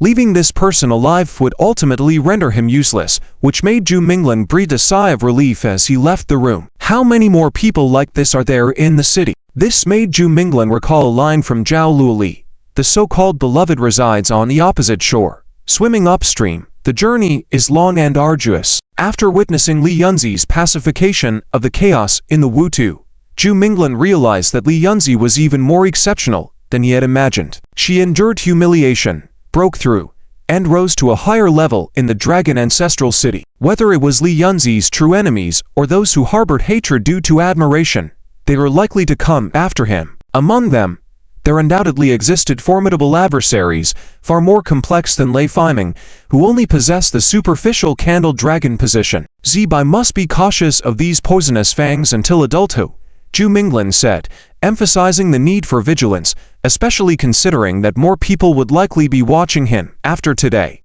In the quiet night, frost began to form in the overgrown yard, and a layer of ice covered the pond filled with water ferns. Suddenly, an unusual wind breezed through, causing the ice on the pond to crack, revealing intricate patterns. Inside the dimly lit room, the silhouettes of furniture, screens, and beds were outlined by the light from a lamp on the wall not far away. The room was closed, yet the paintings on the wall began to sway without any wind, emitting the sound of pages flipping. Lei Feiming, half asleep, saw the large mural on the wall in the dim light. The figure of the beautiful woman in the painting stood proudly, radiating a faint moonlight glow even in the darkness. Lei Feiming rubbed his eyes, thinking he was hallucinating as he saw the person in the painting float out and walk towards him step by step. Shuo, the beauty in the painting, held a sword, and without warning, the painting thrust the sword, piercing Lei Feiming's throat.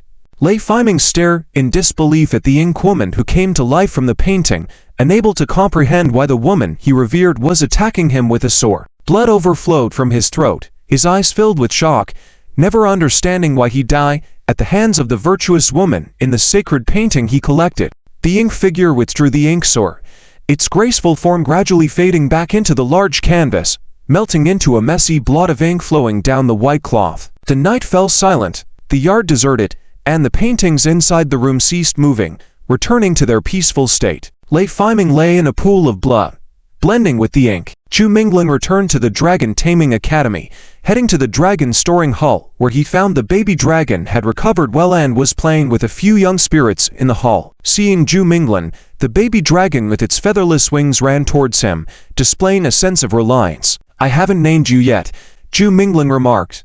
"Woo woo." The baby dragon seemed to understand Zhu Minglin's words, looking expectant. "Green skin? Woo woo. Green bean? Woo woo woo." The baby dragon felt like crying, finding these sounds extremely unpleasant even though it didn't understand human language. Qingjuo. Naming is a laborious task, and a name is merely a code. Choose one of these three: green skin, green bean, or Qingjuo, Zhu Minglin told the little creature. The baby dragon widened its eyes, displaying a hint of confusion within its blue-tinted pupils. Not wanting to be too harsh on the youngster, was there really a need to choose? Alright, let's go with Qing Juo. If your skin changes color in the future, becoming blue or purple, we'll rename you Lan Juo, Zi Juo, Zhu Mingling suggested, pleased with the name he had given. Let's head to the spirit realm for now.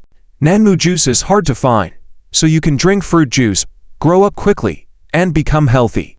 Zhu Mingling continued. In the spirit realm, the baby dragon met Dehaya and Xiaobai. After introducing themselves, Zhu Mingling suddenly heard 3 dragon pets voicing their discontent simultaneously. Was there a more nonchalant owner? Couldn't he put more thought into their names, ensuring they were not a random collection of colors? Zhu Mingling indeed had plans in that direction. If he were to acquire red, blue, or yellow dragon pets in the future, they needed names that would fit in seamlessly with the current naming system. However, the spiritual contract had reached its limit. Opening a new contract required rare celestial treasures, and in the Dragon Ancestral City, any object capable of increasing the contract limit would be fiercely contested. Now that Xiaobai had awakened the celestial dragon technique on its own, Zhu Mingling didn't need to worry about buying expensive dragon pearls anymore. With a substantial sum received from Qing Juo's mother as support, he could consider boosting Xiaobai's growth rate to reach adulthood sooner and ensure Qing Juo's rapid growth as well. Even Mr. Wu thought Qing Juo was extraordinary, and his potential was worth anticipating. If he could add another dragon to his collection quickly, he could proactively find Luozi and eliminate this malignant presence. Slay Kabe, severely wound Duan Lan. Zhu Mingling wouldn't easily forget the grudges of the past. On his way back to the dormitory, he passed through a lush bamboo forest that remained verdant through all seasons. The tall and slender bamboo swayed gently in the melancholic night, producing a soft rustling sound occasionally, comforting those who heard it. The sound of bamboo was most calming to the mind, and Zhu Mingling also enjoyed the bamboo forest. Within the bamboo forest stood a separate pavilion with an observation platform where Zhu Mingling could see a warm light shining below. A graceful woman holding a brush was elegantly painting. The bamboo forest, the light, and the beauty instantly illuminated and warmed the bleak winter night, adding an indescribable vibrancy. Zhu Mingling stood on the path in the bamboo forest, gazing through the soft bamboo, silently observing for a while. Painting at night, he pondered, a slight perplexity rising in his heart, but upon deeper reflection, he thought she might merely be practicing rather than depicting this pitch-black bamboo forest. Zhu Mingling didn't disturb the woman's elegant activity, continuing on his way. She seemed familiar to him, as she had staged a congenial scene with him earlier in the afternoon. He had heard that Nan Lingsha was an artist at the Dragon Taming Academy, so seeing her painting here was not particularly strange to him, as long as she wasn't painting some airy ritual drawing and cursing herself. Pretending not to notice her, Zhu Mingling walked past her like a scholar traveling at night, feigning blindness upon encountering a beautiful woman, suspecting that encounters with peach blossoms often didn't bode well, choosing to act as if he was unaware. However, Nan Lingsha spotted Zhu Mingling. Having completed her painting, she set down her brush and gazed at Zhu Mingling's retreating figure from afar. Her clear and beautiful eyes showed no ripples, leaving her inner emotions inscrutable. As Zhu Mingling was about to leave, a small, blue creature resembling a young dog darted over, hopping through the bamboo forest and leaping onto the observation platform where Nan Lingsha was. The creature cautiously inspected the graceful lady, confirming she posed no threat before poking its head into the ink used for painting, delicately sniffing at the unique fragrance emanating from the leafwood juice, which comprised the blue and green colors in the ink. The orderly array of colored inks included over a dozen varieties, but the blue-green wood juice was the little creature's favorite. Satisfied that the gentle human sister wouldn't harm it, the small dragon licked the juice contentedly. Dang, dang, dang, dang. Footsteps echoed from the side staircase, and Zhu Mingling caught up, witnessing Qing Juo drinking the lady's ink, a skull darkening his face. Dehaya drank honey, and Xiaobai ate fat. What was the taste preference of this mischievous creature that now dined on ink? Zhu Mingling apologized awkwardly, picking up the playful creature. This is Nanmu juice. Let it drink that, Nan Lingsha said calmly. Nanmu juice. Zhu Mingling was surprised, leaning in to scent it, finding a lightwood fragrance, but it lacked the refreshing appeal of deliciousness. Where does this dragon come from? Nan Lingsha queried. It comes from the forest, from the ancient pine forest in the northern woods, where there's a dragon cliff. Miss, Do you recognize this dragon? I'm a bit confused about its lineage and species. There's no mention of it in the books, Zhu Minglin inquired. Since Nan Lingsha was a member of the Nan clan, she was not unfamiliar with dragons. Qingjue wasn't a green forest or forest giant dragon, but it clearly belonged to a particular lineage.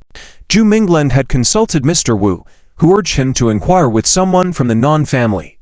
He had asked Nan Yi, who didn't know much, and now, with Nan Lingsha coincidentally present, he hoped to gain a better understanding. End of the chapter. Chapter 66 Sacred Dragon of the Godwood. If anyone from my clan sees you, you will be held accountable. Nan Lingsha's tone was calm. Xia Minglin was confused. What does his dragon, preserved for his future, have to do with the Nan clan? The Lin Dragon clan originates from the ancient spirit of the Godwu, and after combining with the forest giant dragon, the Lin Dragon clan emerged. Only a few of the Lin Dragon clan inherit the ancient bloodline of the Godwood spirit. Most are giant dragons. However, if it can grow, this sacred dragon of the Godwood will become the leader of the Lin Dragons. Unfortunately, Nan Lingsha said, the sacred dragon of the Godwood, just the name alone, is extraordinary. No wonder the little guy's blood turned blue after the change, and its decaying skin turned into spirit wood. If it weren't for the obvious features of a living being such as eyes, mouth, and nose, Xia Minglin would have thought the little guy was turning into a wooden dragon. He had planned to spend time with his kindred spirit, but now, in the darkness of the night, things seemed different, and even the whereabouts of the Nanmu juice were not disclosed to him. I sense that it is extremely weak, likely due to significant damage during its birth and crucial growth stages. Even if it reaches its peak in the future, it will be difficult to unleash the true power of the sacred dragon of the Godwood. Nan Lingsha said, Nan Lingsha responded with a cold air, though her gaze was no longer on the scroll before them. Fortunately, even as a damaged dragon, cultivating it would surpass other Lin dragons. Perhaps there might be some unexpected encounters in the future that could help heal the young Qingju's trauma. Xia Minglin smiled bitterly. He truly had an eye for treasures. The various inks, Kingmo, Jumo, Zimo, Shulanmo, and Xianmo, under the lamplight resembled soft silk, swirling around the graceful and beautiful woman next to him, Nan Lingsha, who stood among them like a celestial being, exquisitely beautiful. Before he could stop it, the inks in the bamboo ink bottle seemed to come alive, floating in midair. As a damaged dragon, it would be its companion for life. However, she now seemed to have put away everything. Despite her gentle and serene appearance, her nature was aloof and cold. She was no longer like Li Yunzi, but exuded an aura similar to Li. Perhaps it was already too late. Nan Lingsha had her reputation to maintain. A sheet of white ice and frosty air, but it could not cool the passionate fervor within Xia Minglin. In fact, Mr. Wu had warned him about the indiscriminate use of spirit contracts. Why did Nan Lingsha mention unfortunate twice? What's unfortunate? Xia Minglin asked, finding it difficult to contain his inner joy. The Soul Pearl and Dragon Pearl were excellent aids. The money hand should be enough, but it wouldn't hurt to collect better materials to strengthen the dragon armor, making Dahai even more formidable. Dahaya with its powerful silver-blue dragon armor could already rival lower-level dragon generals, but Zh Minglin hoped it could advance to the level of a dragon general, making it capable of single combat against Luo Zhao's Jinlong Fire Dragon. Xia Minglin could tell from Luo Ying's attitude that she was probably a Dragon Master level expert. The book mentioned that from its growth stage to adulthood, it would take about a year for a Bai-Chet. Now that his spirit power had increased, this time frame would shorten to just over 8 months. If he could find more appropriate DW who tin Bai and feed it higher quality nectar, it could be reduced to just 6 months. Oh well, he could ask about this another time. The Nan Lingsha he saw at night and the one he had seen during the day seemed like two different individuals. Perhaps that was the unpredictable nature of Jun Rain. Xia Minglin walked towards the steps, about to descend, but suddenly remembered something and turned around, saying, "Oh, Yunzi, where did you get this Nanmu from?" Next was Dahaya's growth. "I am Nan Lingsha. I apologize." Xia Minglin medley scolded himself. A while back, he had asked Fan Nianian to help him find Nanmu juice. Good quality nectar was available, but there seemed to be a scarcity of Nanmu in the entire city. So it was a pleasant surprise to see Nan Lingsha using this Nanmu for Kingmo. Reflecting on the details, Zh Minglin noticed many differences in the demeanor of Nan Lingsha and Li Yunzi. Nam Lingsha's voice was gentle yet maintained a sense of composure, while Li Yunzi's tone was colder and more distant. By keeping an early morning routine, one could be full of vitality. Li Yunzi's divine power and the abilities Nam Lingsha just displayed were clearly two distinct capabilities. It was unlikely for one person to have two divine attributes, just as a divine being could not be a dragon herder. If both potentials existed, one must be relinquished. Xia Minglin perceived Nam Lingsha as still in character, as meeting her at night revealed a tranquil yet slightly cold demeanor, a stark contrast to the encounters before where he felt she was as changeable as the ever unpredictable June rain. Qingju messed up an empty bamboo bottle, creating a pleasant ringing sound. Xia Minglin still believed he had met Li Yunzi. The way she spoke initially had left him puzzled, thinking she might have some sort of personality disorder. Bai Qi's adulthood was crucial, and without any surprises, its strength in adulthood should at least reach the level of a dragon lord, making it far superior to arrogant beings like Luo Xiao. Qingju didn't pay much attention to their conversation. It used its less agile claws to pick up the Nanu juice, intending to lick out the remnants, but its small body lost balance and rolled backward, nearly knocking over all the bamboo ink bottles. Different divine powers, it seems they truly aren't the same person. Xia Minglin murmured to himself as he left the bamboo forest. I need to practice my painting here. Nam Lingsha said. Half a year later, he would be fearless.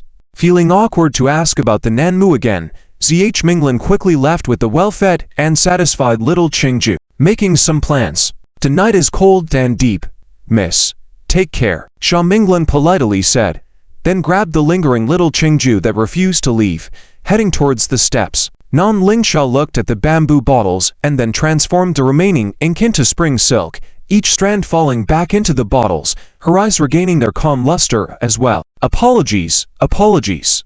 Xia Minglin averted his gaze, unsure if he was apologizing for getting lost in thought or for Qingju knocking over her ink bottles, then hurriedly arranged the fallen bottles back in place. It seemed he had been overthinking things. As for the sacred dragon of the Godwood, its potential was tremendous. If not for the fall from the cliff, it would likely be unrivaled by the ice morning by Che in adulthood. Xia Minglin needed to find Nanmu quickly, feed it abundantly, and the damaged dragon would crush other lesser dragons. End of this chapter. Chapter 67 of the college. All members are appointed to maintain the good habit of attending class, and Zhu Minglin now wants to become a knowledgeable person. Coincidentally, today's class is taught by the handsome and elegant Baiyushu teacher.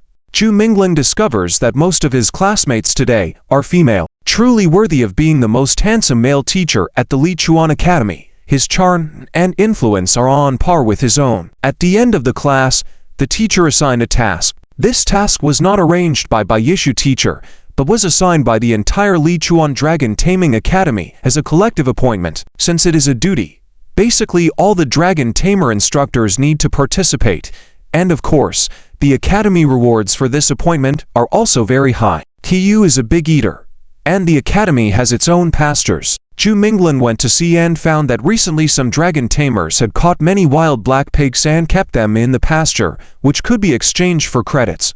Black pigs happen to be Haiyu's favorite, and the price of buying black pigs outside has doubled or even tripled in this winter season. Considering that his future expenses will only increase, Zhu Minglin naturally prioritizes using credits to exchange for Haiyu's food. The credits reward for the collective appointment is quite generous, and many students have already set off upon learning about it. If they perform exceptionally well, they may even receive recognition from the academy. The academy's recognition rewards are very tempting, even including items like soul pearls, dragon pearls, spirit fruits, magic diamonds, and soul remains. This time, the academy will award outstanding students with a spirit domain fruit. I believe some classmates who have recently entered the dragon taming profession may not know what this spirit domain fruit does. Baiyushu teacher said to the students. Many students nodded, including Zhu Minglin. Baiyushu glanced at Zhu Minglin. Ha! Why are you pretending to be a novice dragon tamer? Wasn't it you who knocked me off the phony dragon bird? Complaining aside, Baiyushu patiently explained to the students, spirit domain fruit, as the name suggests, enhances the spirit domain. The direct effect is that it allows you to add another spiritual contract, and other effects depend on individual absorption. Zhu Minglin's eyes immediately lit up. He had been worried about not being able to buy a spirit domain fruit, as after Zichengzhuo obtained the third spiritual agreement, Zhu Minglan had no more empty spiritual agreements left. No matter how many dragons he may encounter in the future, it is best to maintain an empty spiritual agreement. After all, the Dragon Taming Academy, still the Dragon Taming Academy, awarding a spirit domain fruit as an annual reward is something even the major families in the empire are reluctant to give out casually, yet the academy directly offers it as a scholarship. The female students were also excited, as the academy's incentives are the most anticipated each year, never failing to live up to the students' expectations. Of course, this time's collective appointment is not easy. Bai Yishu continued. The description on the appointment list is not very detailed, so Bai Yishu proceeded to explain the specific details of this appointment to his students. In winter, when all living things wither, many creatures are forced to take risks during this white season. Upstream of the Lichuan River, there are numerous towns, villages, and nomadic groups. After the onset of winter, they have been harassed and attacked by many spiritual beings and demon spirits. According to the information from the southern Shai clan of the ancestral Dragon Empire, these spiritual beings are ravaging our towns because a very powerful and intelligent demon spirit is leading them. Many creatures who couldn't find food in the mountains and plains after the onset of winter have joined this intelligent demon spirit's forces, continuously plundering human cities and towns, including some humanoid monsters and demon spirits. If they were just stealing from households and livestock, we wouldn't have to resort to such drastic measures. However, with the presence of human-eating monsters, we cannot sit idly by. Cannibalism by such creatures is extremely dangerous in any city-state, and these spiritual beings are often very cunning, knowing very well how to exploit the vulnerabilities of humans living in densely populated areas. Upstream of the Lichuan River, many wealthy towns rarely engage in conflicts, and their military forces are relatively small. If a large demon spirit suddenly enters a city at night, it could lead to a bloody tragedy. Certain large demons can consume dozens of humans in a single night. Not to mention this time it is a group of spirits raiding, commanded by a demon spirit. If a demon spirit enters a city, it will surely lead to a massacre, a truly disastrous scenario. However, the military excels in combat, but is often powerless against powerful spiritual beings. Even if there are a greater number of troops, if the spiritual beings escape, how will the military capture them? Moreover, searching and besieging them in the mountains is more like a fantasy tale. Some highly intelligent spiritual beings may take advantage of the military's departure from the city to directly attack the deserted city. The military forces can only defend and are often very passive when facing spiritual beings. Only dragon tamers can better handle these rampant demonic groups. Of course, we teachers will also be stationed in various major cities. Your goal is to eliminate those wandering spiritual beings and demons of different levels in different towns and villages. Do not provoke demons of the demonic spirit level, and if found, immediately inform the academy instructors. Do not risk your life recklessly. Bai Yishu teacher emphasized, dragon tamers have always been in a high-risk profession, and there have been many students who never return after their annual external training. So this collective appointment is not just about campus sanitation or volunteering to help elderly grandparents find their lost cats. One wrong move, and both humans and dragons could be devoured by the demonic beings. Therefore, Bai Yishu repeatedly reminded the students to travel in pairs. Solo actions will not be credited. Zhu Minglan had intended to act alone, as his current strength was more than enough to handle any crisis, but upon hearing about the mandatory rule of traveling in pairs, he couldn't help but feel frustrated. This rule not only aimed to ensure the safety of the students, but also hoped that stronger students could guide the weaker ones. So who should he choose as his partner for this mission? Among the students, there should be some very strong individuals, but he didn't know any of them well. They usually kept to themselves, high-spirited and proud, with no interaction with someone as humble and gentle as himself. There were a few classmates in his dormitory that he was familiar with, but they had not crossed the dragon gate. Students without real dragons did not even have the qualification to participate, so they were peacefully cleaning the academy, looking for lost cats for the village's old grandmothers. The spirit domain fruit, an inevitable goal. Credits had to be earned in full. The only problem was finding a partner to travel with. Zhu's junior brother, a delicate senior sister, approached Zhu Minglan, looking at his troubled expression. Senior sister, Do you want to team up with me?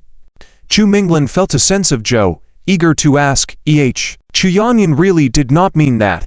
She was just curious whether the girl who went to the river battlefield with Zhu Minglan that day was Li Yunzi. Gossip makes one feel forever young. Chu Yanyan had no other intentions. End of chapter.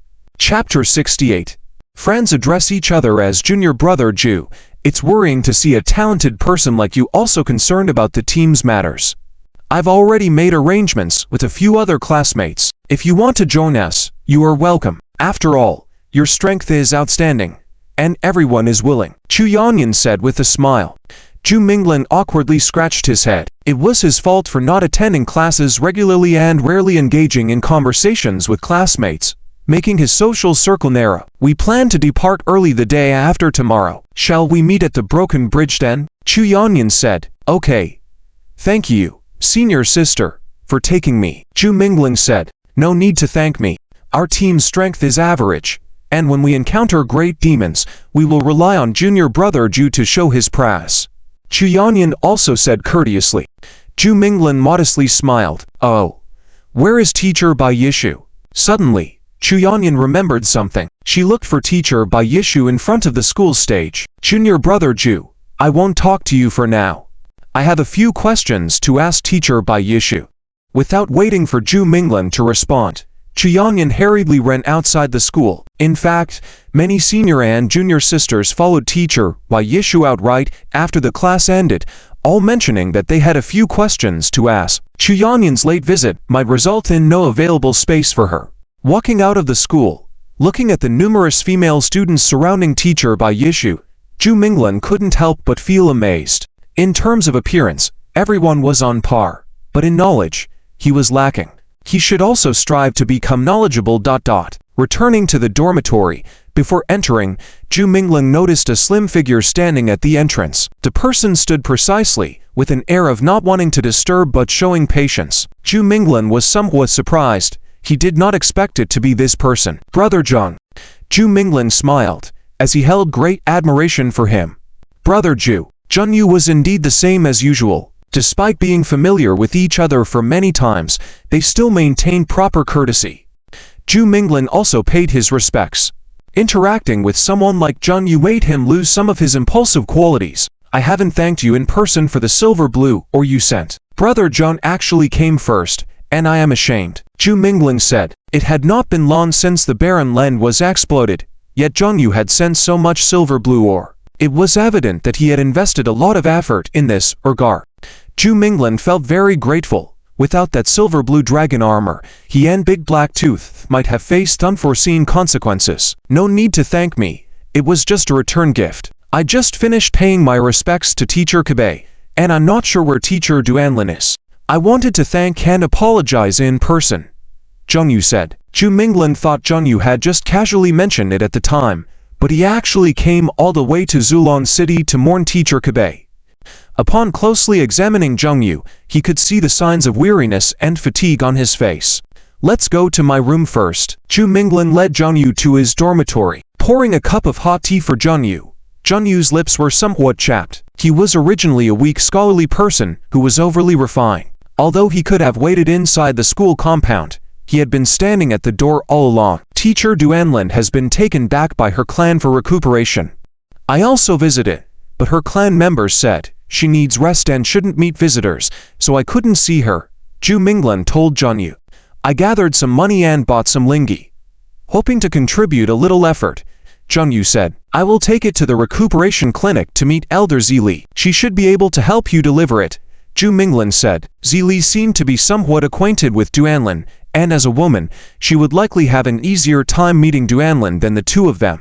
Well, thank you, Brother Zhu. Zhang Yu stood up again. Wait. Sit down and catch your breath. Have some hot tea to warm yourself up. You must be busy in Rongnu City. How come you ran all the way here? These matters can be assigned to your subordinates, Zhu Minglan said. Morning matters still need personal attendance. Besides, I need to frequently come to the city due to the pressing matter of the ore route being opened between the city and the barren land, Zhang Yu said. Opening the ore route is a good thing. Zulong City is rich, but ores have always been scarce, necessitating high-priced purchases from neighboring cities.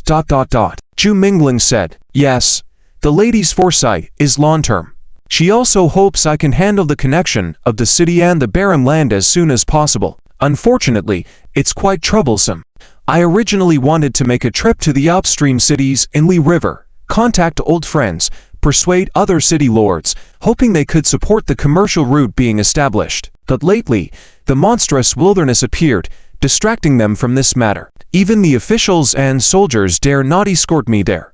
It's quite troublesome, Junyu said with a wry smile. As a scholar like me who doesn't know martial arts or dragon taming, going to upstream cities at this time is very risky, Zhu Mingling said in surprise. Although I understand the principle that success depends on fate, sometimes you need to push yourself a bit. I can't talk with Brother Zhu for long, it's regrettable. After the commercial route is opened, we can have a drink and enjoy ourselves. Junyu got up, evidently thinking of ways to go to the upstream cities. Brother Zhang, don't be in a hurry. Why not listen to my suggestion? Zhu Mingling said. Junyu was about to clasp his fists in courtesy, but gradually sat back down. The day after tomorrow, I'll go to the upstream cities with other students from the academy. The main purpose is to protect the people and kill the roaming cannibalistic spirits. Brother Zhang can accompany us, and I will be your guard. Zhu Mingling smiled. Junyu looked at Zhu Mingling, seemingly observing whether Zhu Mingling's words were genuine. He didn't want to trouble Zhu Mingling with his affairs. I can't bear such a burden. Brother Zhu, Junyu said, the Dragon Taming Academy is already working to clear this monstrous wilderness. Our team can give you a lift as a favor, Zhu Mingling said. Oh, in that case, I am extremely grateful to Brother Zhu. Junyu stood up again and sincerely saluted. Zhu Mingling knew Junyu was a refined person and didn't stop him. It was indeed just a favor. They were going to several cities after all, and it would be nice for Junyu to travel with them. Zhu Mingling didn't want Junyu to die recklessly in the upstream cities, even if there were officials and soldiers protecting him. In the future, if friends want to address each other, there's no need to be so polite, Zhu Mingling said. He wanted to deepen his friendship with Junyu. It's my honor. Brother Zhang, Junyu said. Nonsense, I truly admire you. Brother Zhang, Zhu Mingling said. Admire what? Junyu suddenly raised his eyebrows, as if he already knew the answer. Zhu Mingling was caught off guard. He wasn't being polite anymore. Yuan said, I believe Brother Zhu is also a wise man. With such insight into people, I truly admire you. Zhu Mingling said. Junyu was also taken aback. The other party had played a better hand. Junyu dryly smiled, clinked teacups with Zhu Mingling, and drank it all up. Packing up his belongings, today was the day of departure. Zhu Mingling just stepped out when he saw Li Xiaoying from the neighboring room also carrying luggage, looking like he was about to go on a long journey. Li Xiaoying, were you finally expelled by the academy? Someone mocked in the courtyard. Li Xiaoying was easily provoked. His face immediately turned red, and he explained angrily, I'm going back to visit. My family lives in the upstream cities. Oh, be careful then. If you have any accidents, we won't have such a trustworthy odd-jawed worker here anymore, the person continued. The courtyard still maintained its weekly tradition of banter and duels. Every time, Li Xiaoying couldn't bear the provocation and joined in, only to end up as the last person each time, responsible for cleaning the entire dormitory. Just you wait, I will be the first to cross the Dragon Gate, and by then, you won't even be worthy of polishing my shoes. Li Xiaoying stormed out, leaving his bold words echoing in the courtyard for a long time. Everyday taunting had become the most enjoyable thing in the courtyard. Zhu Mingling shook his head, feeling that it was livelier to stay in the dormitory. Li Xiaoying was originally unqualified, but he had applied to the academy to visit home, and he should have a team accompanying him, so there was no need to worrying too much on the journey. Zhu Mingling went to Baiyan Bridge and saw that others had already gathered there, including Chu Yanyan and Junyu. Chu Yanyan knew Junyu and, upon hearing that Junyu was also coming, excitedly recounted the feats of Ranu City to the other students. There were some sporadic rumors about Ranu City in Zulan City, but most people didn't fully understand how Ranu City survived the turmoil. Upon learning that Junyu had stopped the marauding troops using this method, the students were even more in awe. Junyu was articulate and quickly became acquainted with these dragon-herding students, talking about various things regarding the upstream cities. Zhu Mingling, here we are, here we are. Chu Yanyan extended her slender, fair arm towards Zhu Mingling, who noticed several delicate and beautiful silver ornaments on her wrist that made crisp sounds. There were many people gathered here, most of whom were heading to the upstream cities that day. Zhu Minglan arrived and found that there weren't too many people in this group, only 6 in total, 5 women and 1 man, along with himself and Zhengyu. The gender ratio was slightly skewed towards women. So you are Zhu Minglan. Your appearance is nothing out of the ordinary, right? Do you really have a private relationship with the lady? How did you meet the lady? Is Li Yunzi really the most beautiful woman in Zulan City? How do I look? She is beautiful, or am I beautiful? Several female classmates quickly bombarded him with questions, not giving Zhu Minglan a chance to respond properly, and not even wanting his answers. They just poured out their curiosity all at once. Now that everyone is here, let's go. We can't fall behind others, the only male student said, with a somewhat cold tone. Okay, let's follow junior brother Jin. At this point, Chu Yanyan spoke. End of this chapter. Chapter 69. Released long now. A long slope covered in green and yellow grass, with a group of cows and sheep grazing laboriously, occasionally letting out a few complaining sounds, obviously not very satisfied with the food provided by nature. A middle-aged man wearing a fur hat, with a somewhat dark face that reveals a hint of helplessness. Under the long slope, there used to be a pond or lake with water grass, and during the rainy season, a stream would irrigate the entire slope from above, making the whole slope lush with green grass and blooming flowers. All the water would eventually flow into the pond or lake, nourishing the surrounding woodlands, grasslands, and villages. Chiwu Lake Village is a typical pastoral village in the upstream city area, where many villages rely on such reservoirs. Zhan Shu, Li Xiaoying, why are you back? Weren't you at the Dragon Taming Academy? Didn't you say you wouldn't come back if you didn't become a dragon keeper? Uncle Zhan asked puzzledly. Uncle, I might not be able to become a dragon keeper, Li Xiaoying said somewhat bitterly. His classmates were either advancing steadily, getting closer to the dragon gate, or had already crossed the gate and become true dragon keepers. Only he remained stagnant, with no sign of progress from his great horned bull, let alone the young spirit bird. He adopted. Be confident, remove the possibility.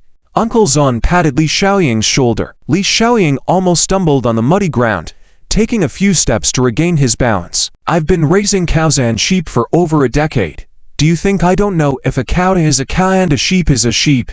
The great horned bull is special, but it's still just a bull, Uncle Zhan said. Uncle, you really know how to comfort me. Li Xiaoying burst into tears, unable to stop himself. Go back, it's getting late, Uncle Zhan said. Returning to Chiwu Lake, it was already dusk, and the lights at the entrance of the village are unusually unlit, probably to avoid attracting demons from afar. Demons are not beasts. They are not afraid of light, so it was wise. Seeing the villagers finally becoming cautious, Li Xiaoying breathed a sigh of relief. As they walked into the village, it was dark. Suddenly Uncle Zhan pulled Li Xiaoying and pointed gravely at the ground. Li Xiaoying looked down and his face changed. Bloodstains. There was a large pool of blood at the entrance of the village, clearly not from slaughtering chickens or sheep, but the kind that splatter. Li Xiaoying looked closely and found the fence surrounding the village entrance also had exaggerated splatters of blood. Taking a few steps forward, Li Xiaoying lifted a large wooden board and underneath it lay a person covered in blood.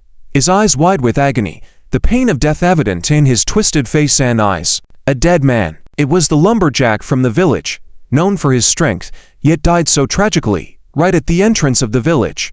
Man-eating demons. Man-eating demons had appeared. Li Xiaoying was so scared he kept retreating, about to pull Uncle Zhan to run when someone suddenly shouted, "Hey, there are 2 survivors here."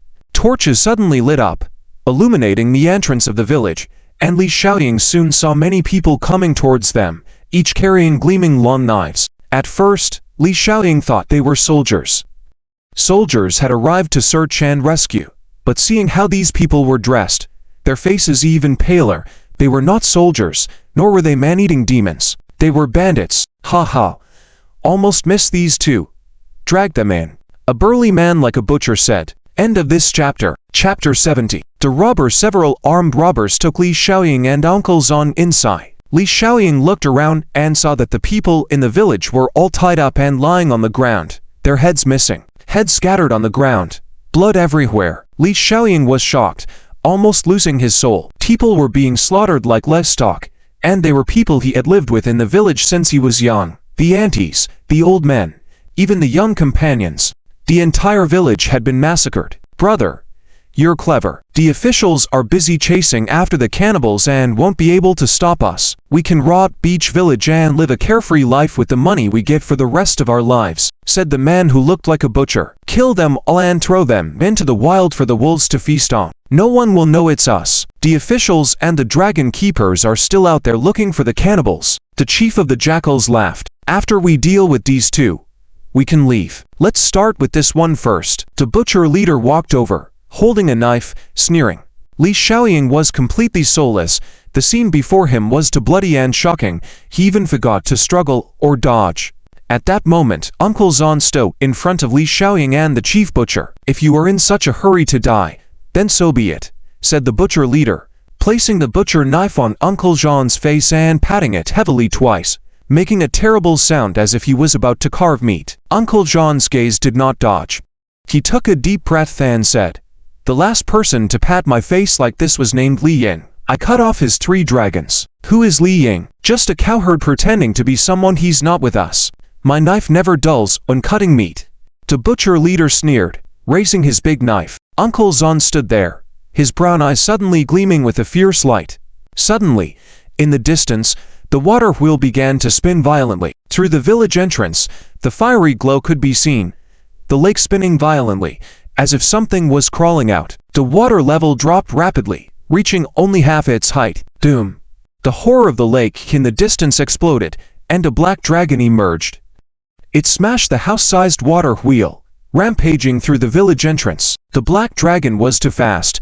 Before the butcher leader could swing his knife, the dragon was already in front of him, grabbing and tossing the fierce butcher away like a morsel. The butcher leader flew high, straight down, while the black dragon opened its mouth, allowing the butcher to slip into its long esophagus, swallowed alive. In full view of everyone, the butcher leader was swallowed alive by the black dragon, struggling frantically inside the dragon's undulating stomach. The black dragon floated in the air, its body wet, perched over the village, its size almost impossible to be completely illuminated by the flickering flames of the village below, with half of it still hidden in darkness. Uncle Zhan stood there, his eyes cold, his aura at that moment completely in line with the floating dragon in the sky, overlooking these ruthless robbers. These robbers, with only brute force at best, had absolutely no resistance against the black dragon. The dragon did not give them any chance for escape, one by one being bitten and torn apart, unable to flee. In just a few minutes,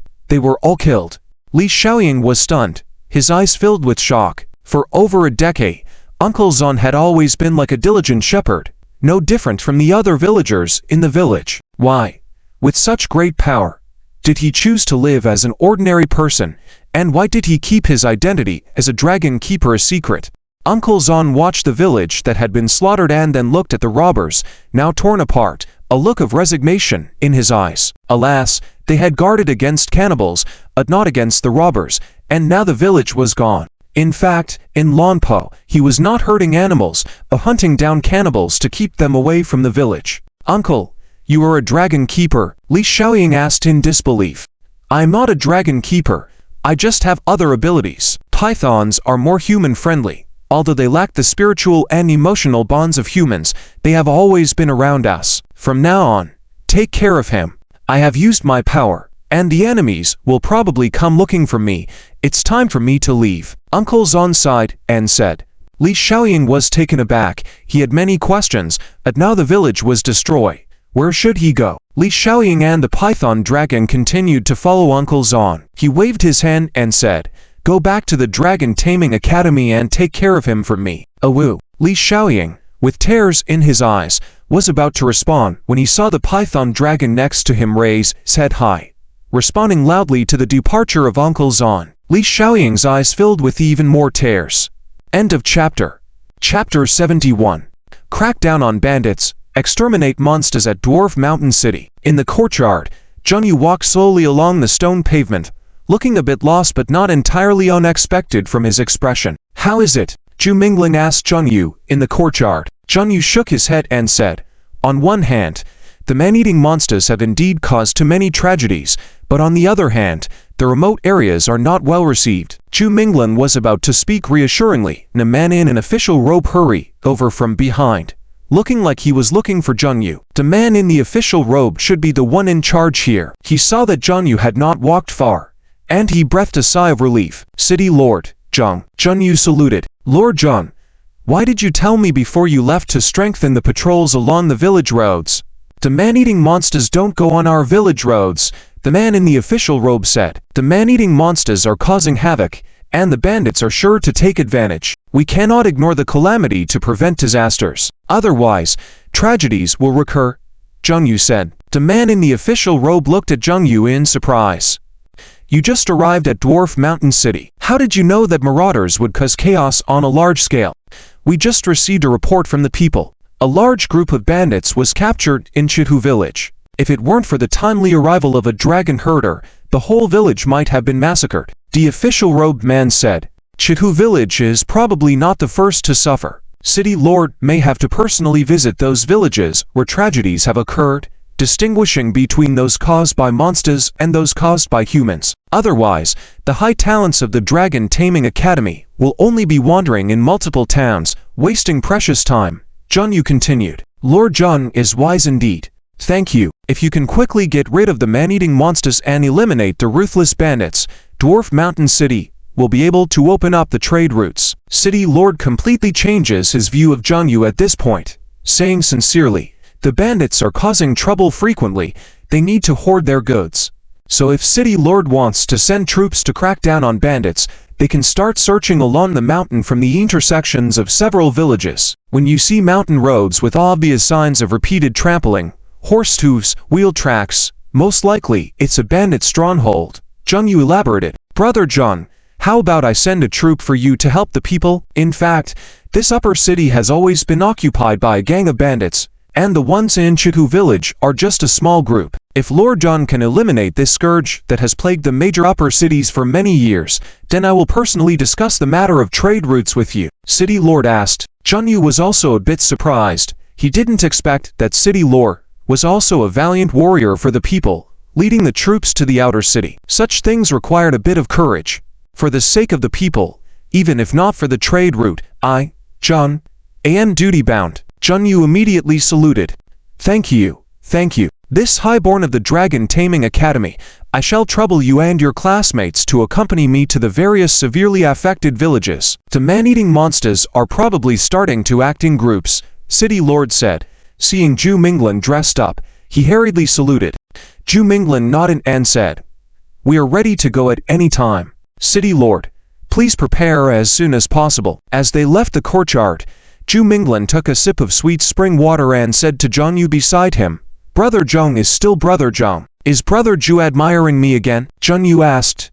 For the sake of the people, it's a duty that cannot be shirked. Well said, Zhu Minglan said. Zheng Yu chuckled and shook his head helplessly. I only wanted to hear Brother Zhu praise my wisdom, but it seems unlikely. But it's true, compared to the wisdom of the lady, I, Zheng Yu, am indeed inferior. It's not that bad. The lady was born in a royal household, more keen on state affairs, while you are an official who can see through these matters. Already impressive, Zhu Minglan said. Thank you for the praise, Brother Zhu. Zheng Yu's face lit up, as if he had been waiting for Zhu Minglan to say those words.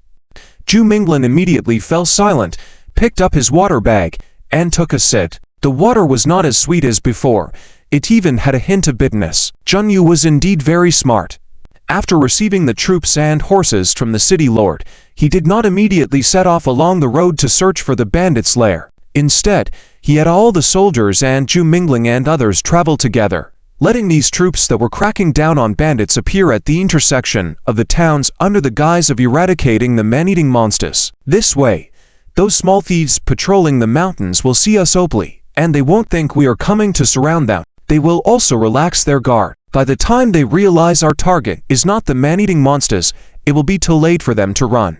Zheng Yu said to the City Lord. The City Lord's face was full of joy, and he admired Zheng Yu even more. Cracking down on bandits is not difficult. The difficulty lies in how the bandits resist the soldiers. Once the soldiers act, their large numbers are easy for the bandits to notice, and the bandits immediately move, hiding in the group of mountains, leaving the army empty-handed. So when City Lord received those bandits from Chihu village, he did not make a big deal out of it, instead quietly strengthening the patrols. In the academy's appointments, there were also some tasks to eliminate the bandits, but these tasks were difficult to complete. The bandits are not always committing crimes, and they are not visible minions. How could a dragon herder precisely target the bandits in the mountain towns? The bandit gang is your concern. We won't waste time on this. City Lord, please help us find the man-eating monsters as soon as possible. It would be best to find their nest. Senior Jin spoke to City Lord. Rest assured, we won't delay your monster hunt,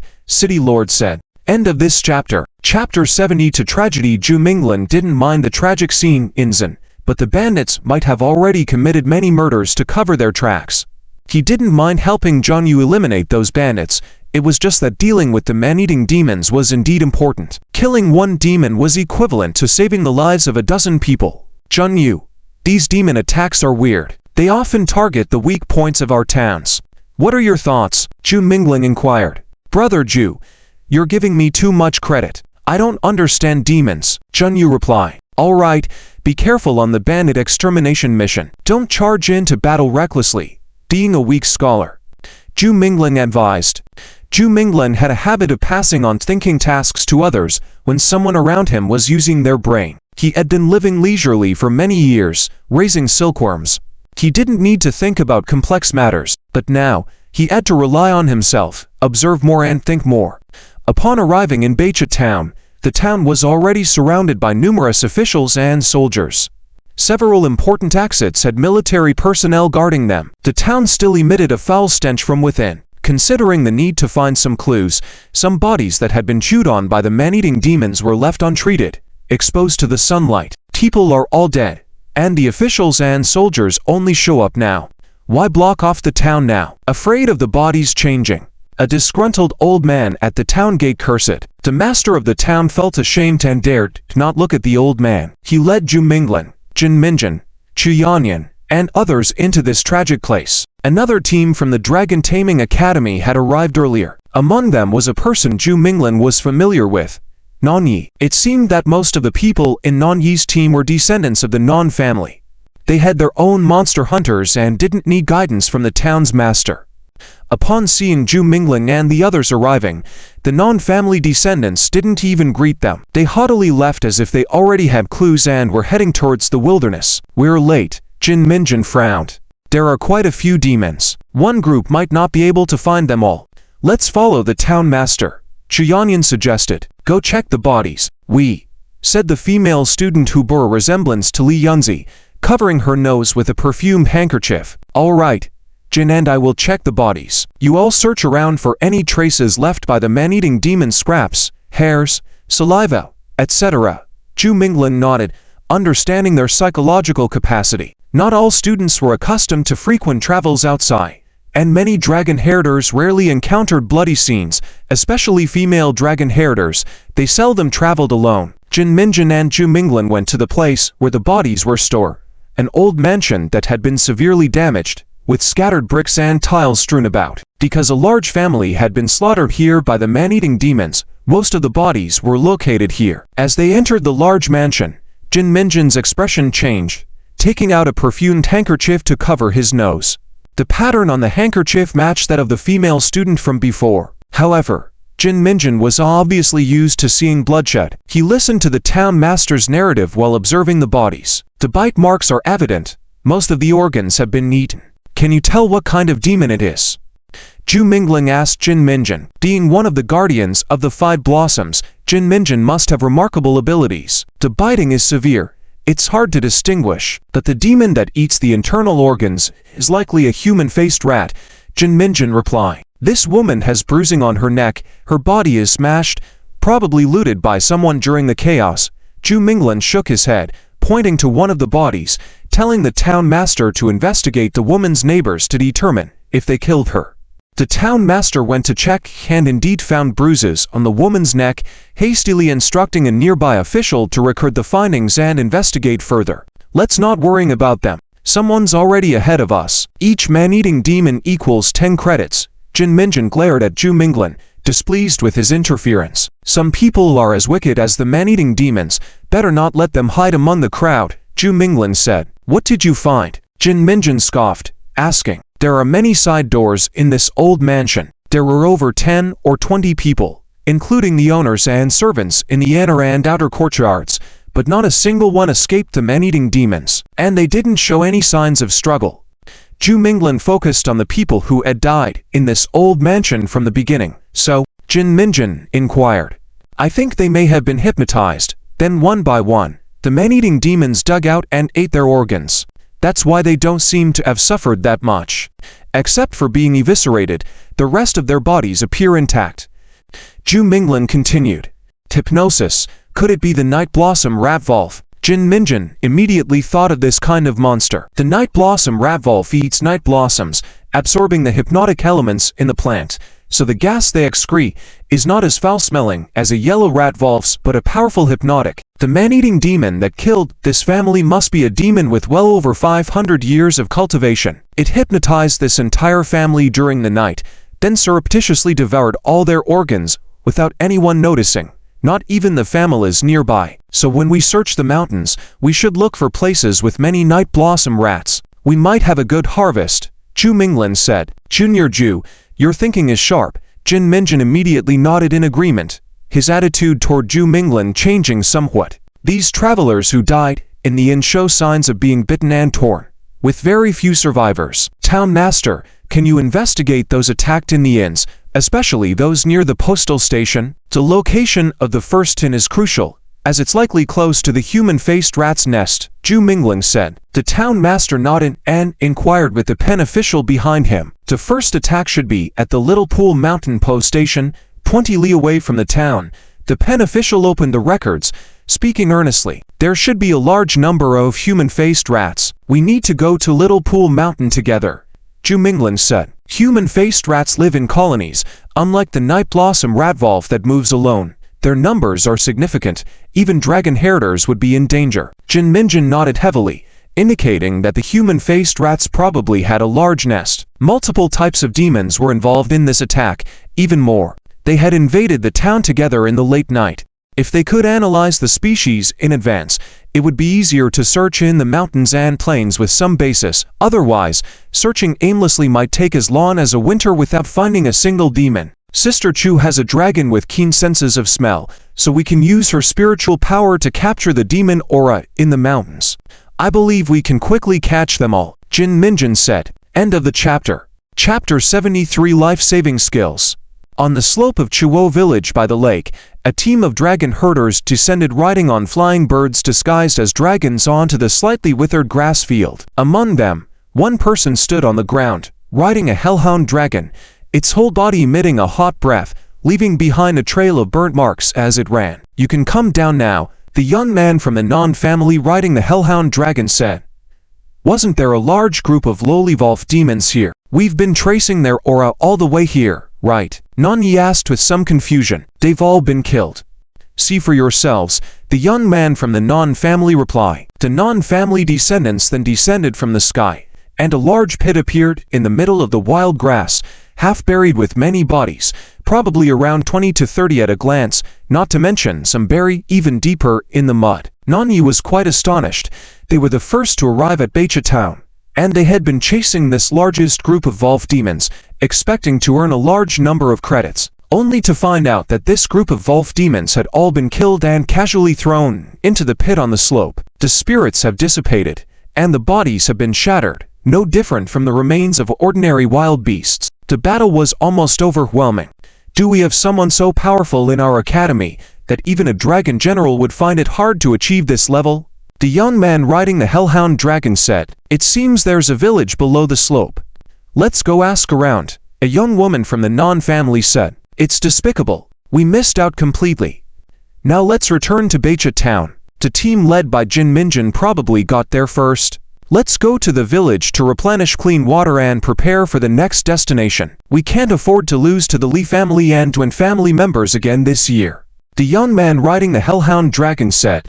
This time was completely fruitless. We may have already fallen behind others. I think we should try to find traces of the demon spirit. If we can hunt down a demon spirit, our ranking will be secure. The young woman with long hair from the Non family said. All right, Let's look for the demon spirit. If we can't handle it, we'll inform Nalan Lingsha, who's stationed in Red Lotus City, immediately. If she slays the demon spirit, we can still earn half the credits. Shaoqi Mountain Post, a traveler's inn 20 miles away from Baicha town, with 3 inns and a peddler shop. This location is actually a hub for various towns, and every 5 days, peddlers, farmers, woodcutters, hunters, and tea farmers from various villages and towns gather here.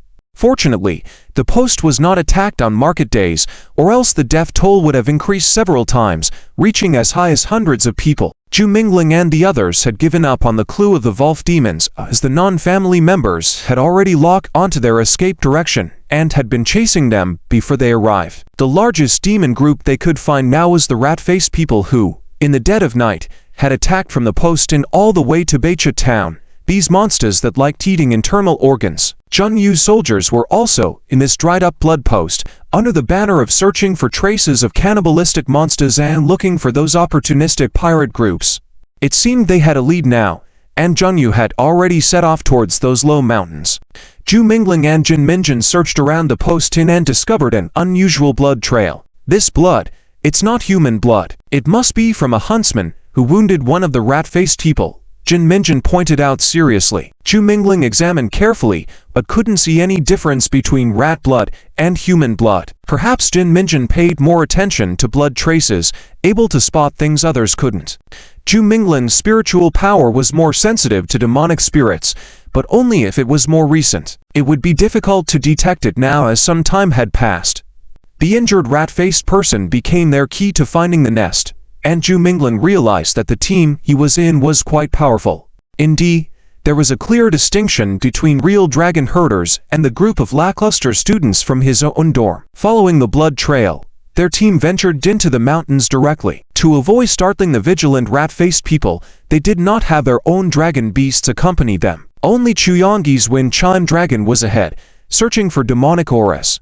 The wind chime dragon was quite petite, comparable to a peacock, emitting a weak aura like an ordinary bird spirit, so there was no worrying of being detected by the rat-faced people while searching. Its bell-like call was pleasant to the ears as it danced gracefully in the mountain breeze, guiding the confused group with a clear path whenever they lost track, showing them the missing footprints and blood trails. Yi! The sacred dragon of the divine tree requested to come out for some fresh air. Zhu Mingling thought about it. After all, it had just entered its juvenile stage with a very weak aura, so it was safe to let it move around. Xiao Jingzhu enjoyed the natural aura of the mountains and forests, which could bestow greater power upon it. Furthermore, this little dragon seemed to like its elder sister, Koi the wind chime dragon, waving its somewhat stiff wings and following behind Koi. Learning the art of flight, is that a wooden carving dragon? Lu Xiaoya asked. Lu Xiaoya was the most adept at grooming herself among the 5 female students. Along the way, whenever she had the time, she would touch up her makeup to maintain her red lips and autumn eyebrows. Maybe it's a rotten wood dragon. Rotten wood can't be carved, haha, coughed the sacred dragon of the divine tree, being teased into a rotten wood dragon by them, leaving Zhu Mingling unsure how to defend his little green dragon at home. When we encounter the rat-faced people later, make sure to conceal it quickly. It would be a shame if the young dragon were to die, said Chuyonggi. A juvenile dragon in the Virtue Dragon City was considered very valuable. If its bloodline and potential were high, it could fetch an outrageously high price in auctions. Everyone could actually see that Zhu Mingling's green dragon was extraordinary, but no one said it out loud. Zhu Mingling nodded, knowing that the little one had just experienced a life-threatening experience and was not as rash as other fearless young dragons. Thinking this, Zhu Mingling suddenly realized that the little sacred dragon had disappeared from his sight. He looked at the wind chime dragon and noticed that it was not behind the wind chime dragon either. Hastily using his soul perception, Zhu Mingling searched for the little sacred dragon in the grove, but sensed that it was right around him. Yi! At the canopy where the leaves drooped, the little sacred dragon flapped its wings, hovering in midair with a pair of cute vertical pupils looking at Zhu Mingling, a mischievous smile on its little face. Zhu Mingling carefully observed and discovered that this sacred dragon of the divine tree possessed a natural affinity, its feathers and scales changing color to match the surrounding environment. It merged seamlessly with the environment, showcasing the life-saving skill. Zhu Minglin liked this ability that could last for eternity. End of this chapter. Chapter 74. Hollow Jungle. Hurry, over here. Chu Yanyan led the way, followed closely by her Wine Chan dragon. Several people hurried to catch up, with Zhu Minglin sensing the presence of demons nearby through his spiritual power. Hastening his pace, he caught up to Chu Yanyan, who was being a bit reckless, and pulled her behind him, cautioning, "Be careful, they could be hiding in the bushes." Glancing around, Chu Yanyan noticed the dense grass and low trees nearby. If something were to ambush her from within, her throat would be torn in an instant. Stepping back a bit, she whispered a thank you and stood in the midst of the others.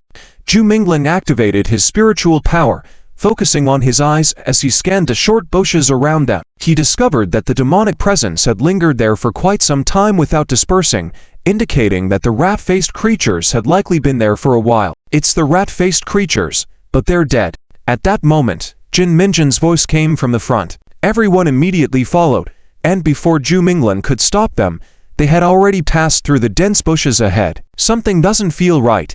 The demonic presence here hasn't dissipated. They're right here." Zhu Minglin immediately realized this. Stretching out his palm, he gathered his spiritual power, forming a black gate connecting to the spirit realm. A low growl sounded from the dark bushes less than 5 meters away, and a ferocious creature emerged, followed by gray-red dirty fur, resembling an adult-sized dog, but moving at an incredible speed, with sharp-clawed hands like short daggers. "Cunning beasts," Zhu Minglin coldly snorted. Summoning the abyssal storm dragon wouldn't be a problem, but Zhu Minglin himself risked having his throat bitten. Planning to sidestep, he intended to create distance from the rat-faced creature before calling the dragon, when suddenly the holy Qing dragon flying around him let out a furious call.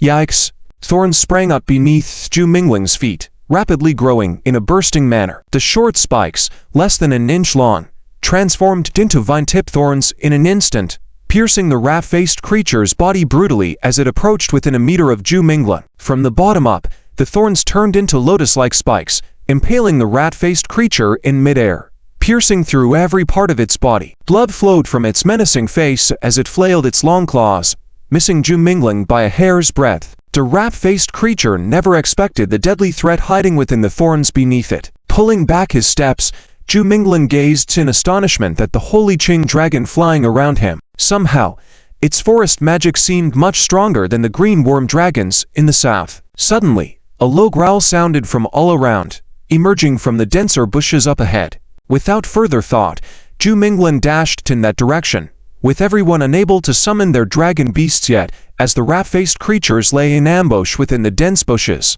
Even simply passing by them would be difficult to detect their presence. Zhu Minglin had almost been ambushed by these cunning spirits earlier. In the wilderness, as a dragon herder, one must never let their guard down. Dragon herders themselves were quite fragile, risking their lives before being able to summon their dragon beasts. However, if one summoned a powerful dragon from the start, its imposing aura would be hard to conceal, potentially scaring off the intended target. Sometimes, the smaller demons were more troublesome than the big bosses.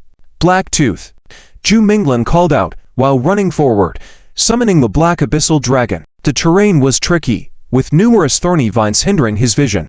Zhu Minglin couldn't see where his teammates had run off to. The black abyssal dragon burst out of the spiritual realm, finding itself in a lush thicket where it could only catch a glimpse of gray-red figures darting through the foliage. Yikes, yikes, yikes. Little Qingju flew ahead of Zhu Minglin. As it passed, the short trees and vines along its path obediently parted, making way to the sides. Only then did Zhu Minglin catch sight of Chu Yanyan's figure, with the rat-faced creatures behind her. The Wine Chan dragon created a storm, hindered by the trees, its airflow vortex limited in power, momentarily lifting the rat-faced creatures into the air. Chu Yanyan had unwittingly fallen into the trap of the rat-faced creatures, her pale face unsure where to hide. The black abyssal dragon's chest bulged as it roared fiercely in Chu Yanyan's direction. The vegetation shattered, the ground cracked open, and the two rat-faced creatures attempting to ambush Chu Yanyan from behind were instantly dismembered, blood splattering everywhere. Startled, Chu Yanyan turned around, her complexion paling. She hadn't anticipated two more creatures behind her. "Come to me," Zhu Minglin exclaimed, running towards Chu Yanyan, who in turn rushed towards him. Yikes, yikes, yikes. The holy Qing dragon let out a series of calls, its vertical pupils shimmering with unpredictable radiance as huge hands suddenly appeared in the chaotic thicket, sweeping furiously. Shrill cries echo as several rat-faced creatures attempting to flank them from another direction were ruthlessly swatted away by the hands, crashing into tree trunks and shattering their bones. "Well done," Zhu Minglan praised. "Junior Zhu, they've fallen into a pitfall, with a layer of fern-covered fractures ahead," Chu Yanyan hurriedly explained. As soon as she finished speaking, a loud crash came from behind. Zhu Minglan turned to see the giant black abyssal dragon seemingly trapped in a pitfall, plummeting downward. It attempted to grab onto nearby vines and branches, but none could bear its weight. "The area is riddled with fractures. We can't summon large dragons." Zhu Minglan's expression shifted. Considering that Bai Qi's magic was widespread, easily confusing in areas with blocked vision, Zhu Minglan chose to first summon the black abyssal dragon that could crush everything up close. However, it turned out that the thicket wasn't as straightforward as it seemed, with many hollow spaces underfoot. The sudden disappearance of Jin Minjin and the other senior and junior sisters was likely due to falling when summoning their dragons. Hopefully, they hadn't fallen too deep, or it could be dangerous. "Blacktooth, are you okay?" Zhu Minglan shouted down the large hole created by Blacktooth. "Oh, tilde came Blacktooth's reply from below, seemingly tough and strong-boned, facing no issues, just finding it difficult to climb up as the surrounding vines couldn't support its weight. "Go find the others, protect them. I'll have Bai Che deal with the rat-faced creatures above," Zhu Minglan instructed Blacktooth. Oh. The black abyssal dragon wasn't afraid of those small rat demon creatures, but the environment around it was very unfriendly, with haphazardly growing thorns and vines that could entangle even a dragon's powerful body. Chapter 75. The Hypnotic Vine. The thick vegetation resembling an intricate jungle made it seem like a hollowed-out forest.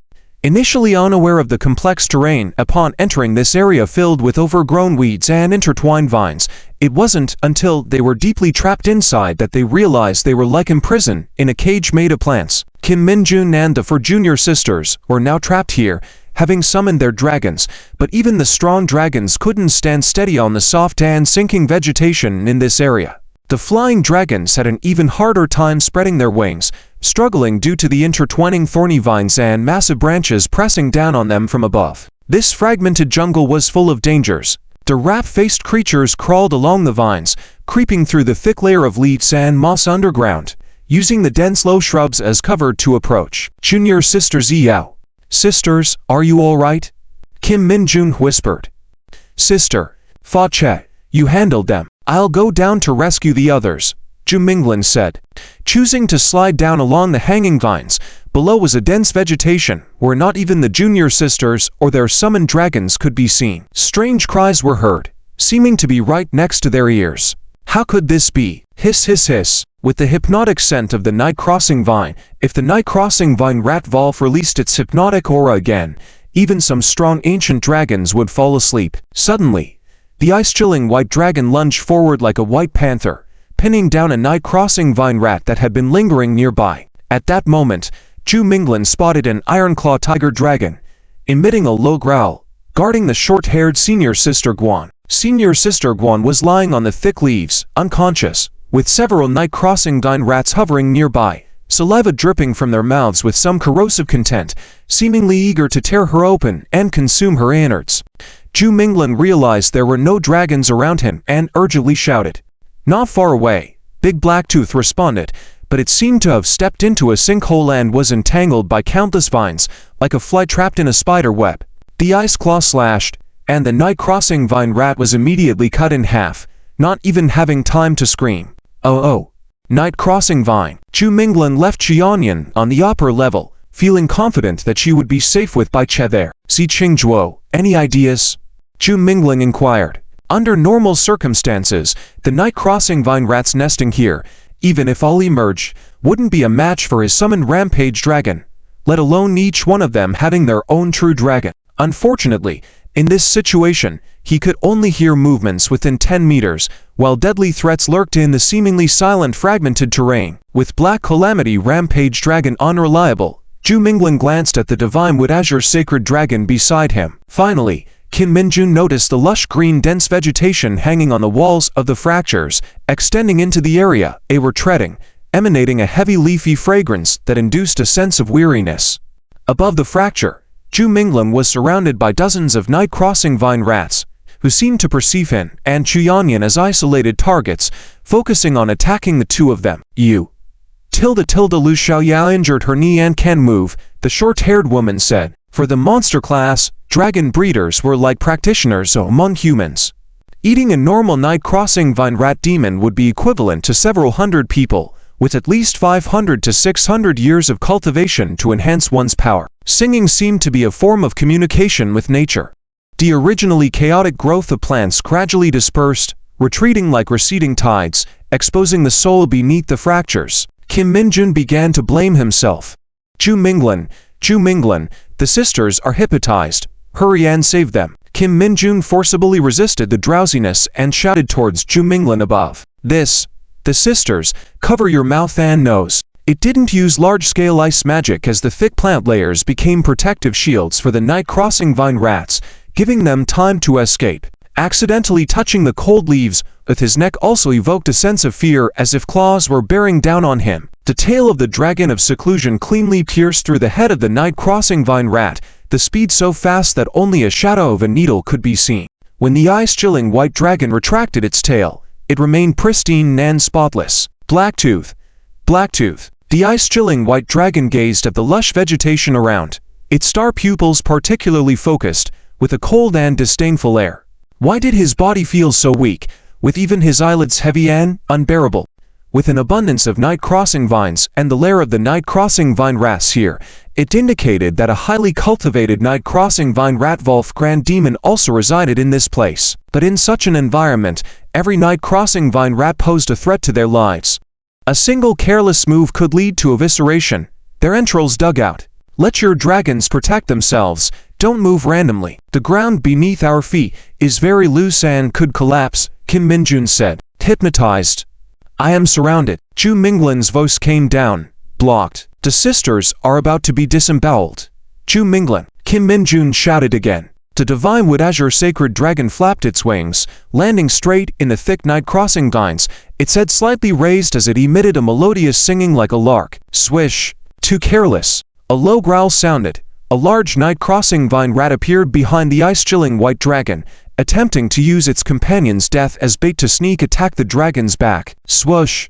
Are you unable to open your eyes? Kim Minjun didn't quite understand what she meant, but soon he too felt a strong wave of drowsiness coming over him, feeling extremely tired as if collapsing on this soft jungle. Kim Minjun paled in shock, shouting repeatedly, with none of the junior sisters responding to him. Kim Minjun remained vigilant, his spiritual perception able to capture footsteps, even if they were far away. Hence, even with an iron-claw tiger dragon standing by, they showed no sign of leaving. Senior brother, I can hardly keep my eyes open. Zi Qingzhuo indeed had other abilities. With a flash of its vertical pupil, it saw several giant tentacle-like vines above their heads swiftly entwining the night-crossing vine rats, suspending them upside down. The iron-claw tiger dragon swiftly moved, opening up all the bound night-crossing vine rats, subjecting them to the taste of such torment. End of this chapter. Chapter 76.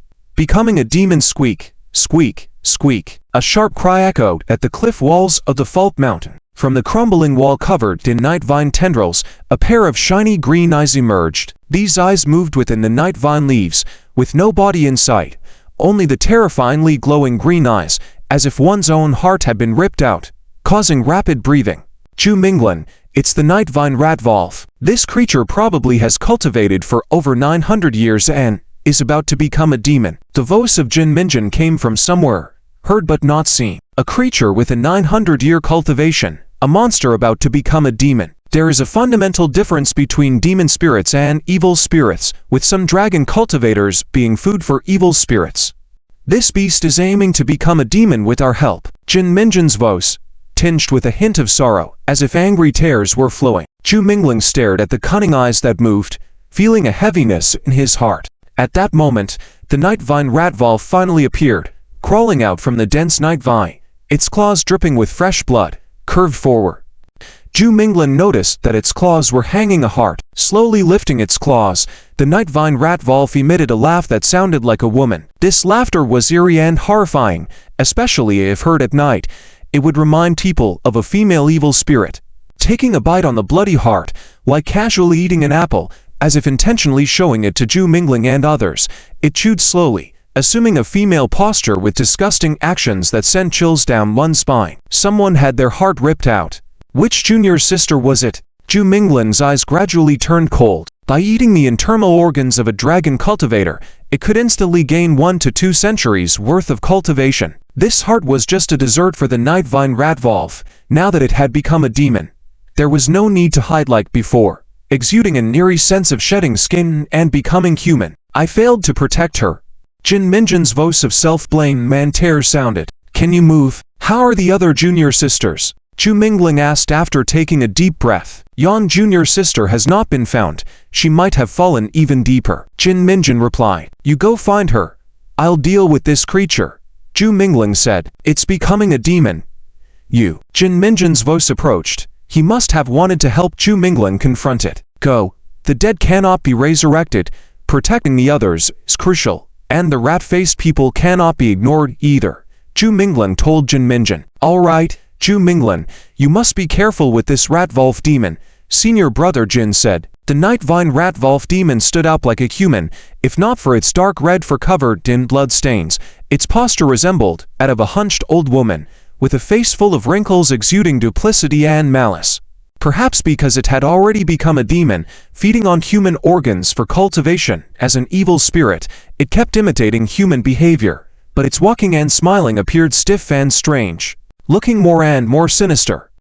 Zhu Mingling calmly stared at the Nightvine Ratvolf approaching. Suddenly, a strange smell emanated from the Nightvine Ratvolf, a nauseating fragrance that flooded the surrounding Nightvines. Zhu Mingling was standing amidst a large expanse of Nightvine men. For some reason, after being enveloped by the fragrance, the Nightvines began to morph strangely. The leaves turned into only green claws, bones colliding in a chaotic manner, producing a harsh sound. Like a horde of ghosts pouncing towards Zhu Mingling, they seemed to have been hiding in the thick nightvines ready to ambush any passerby. Facing the evil claws, Zhu Mingling remained unfazed. The Nightvine Ratvolf, previously capable of hypnotizing, had evolved its abilities, now directly inducing realistic horrifying illusions in people. Zhu Mingling remained calm in the face of these illusions. The Nightvine Ratvolf, thinking humans were becoming tiresome prey and preferred dragon cultivators, especially trapped dragons like the one now unable to climb out of the pit, approached sneakily. Zhu Mingling turned his head and locked eyes with the Nightvine Ratvolf, as if seeing through its act of pretending to devour a human heart in front of him. Squeak! The Nightvine Ratvolf, enraged and embarrassed, let out a sharp scream. It lunged toward Zhu Mingling, looking more like a bloodstained ghost, sinister and malevolent. Chapter 77. Join the teacher team. Die. All of you go die. Kim Minjin roared angrily, flames continuously spewing from the mouth of his violent dragon. These flames were as big as drums, concentrated into a ball of fire. Once they touched the mountainside and the ground, they would explode, spreading a stronger wave of flames in all directions. Kim Minjin unleashed his anger on this group of rat-faced people, sparing no one visible. Senior Kim, calm down. If this continues, we will all be buried in flames. Zhu Mingling sighed. You guys go. I must burn this place to ashes. These harmful beasts, I will not spare a single one, Kim Minjin said. Senior Kim.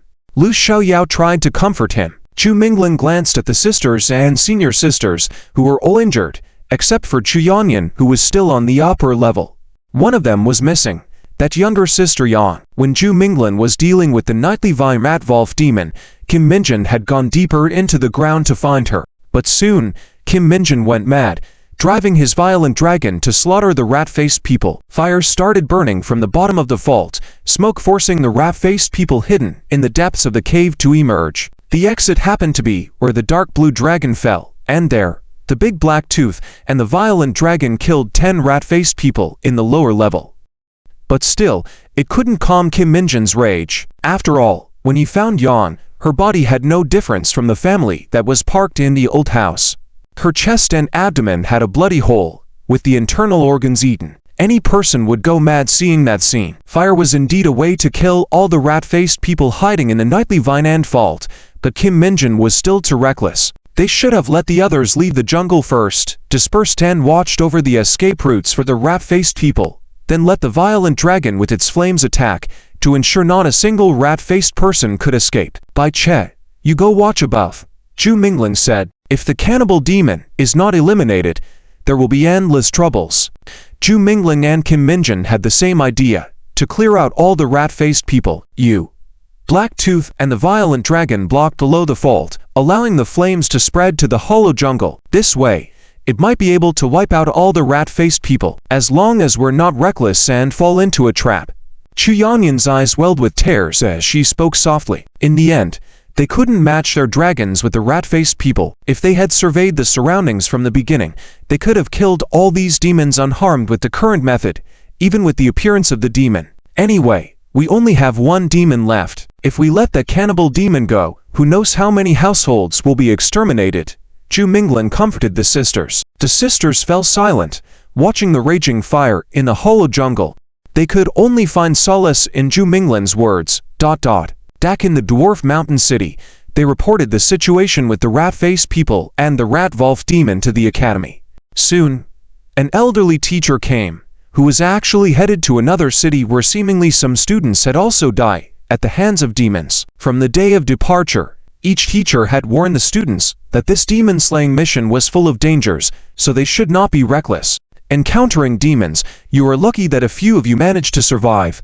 The elderly teacher sighed, as if muttering to himself, or consoling them.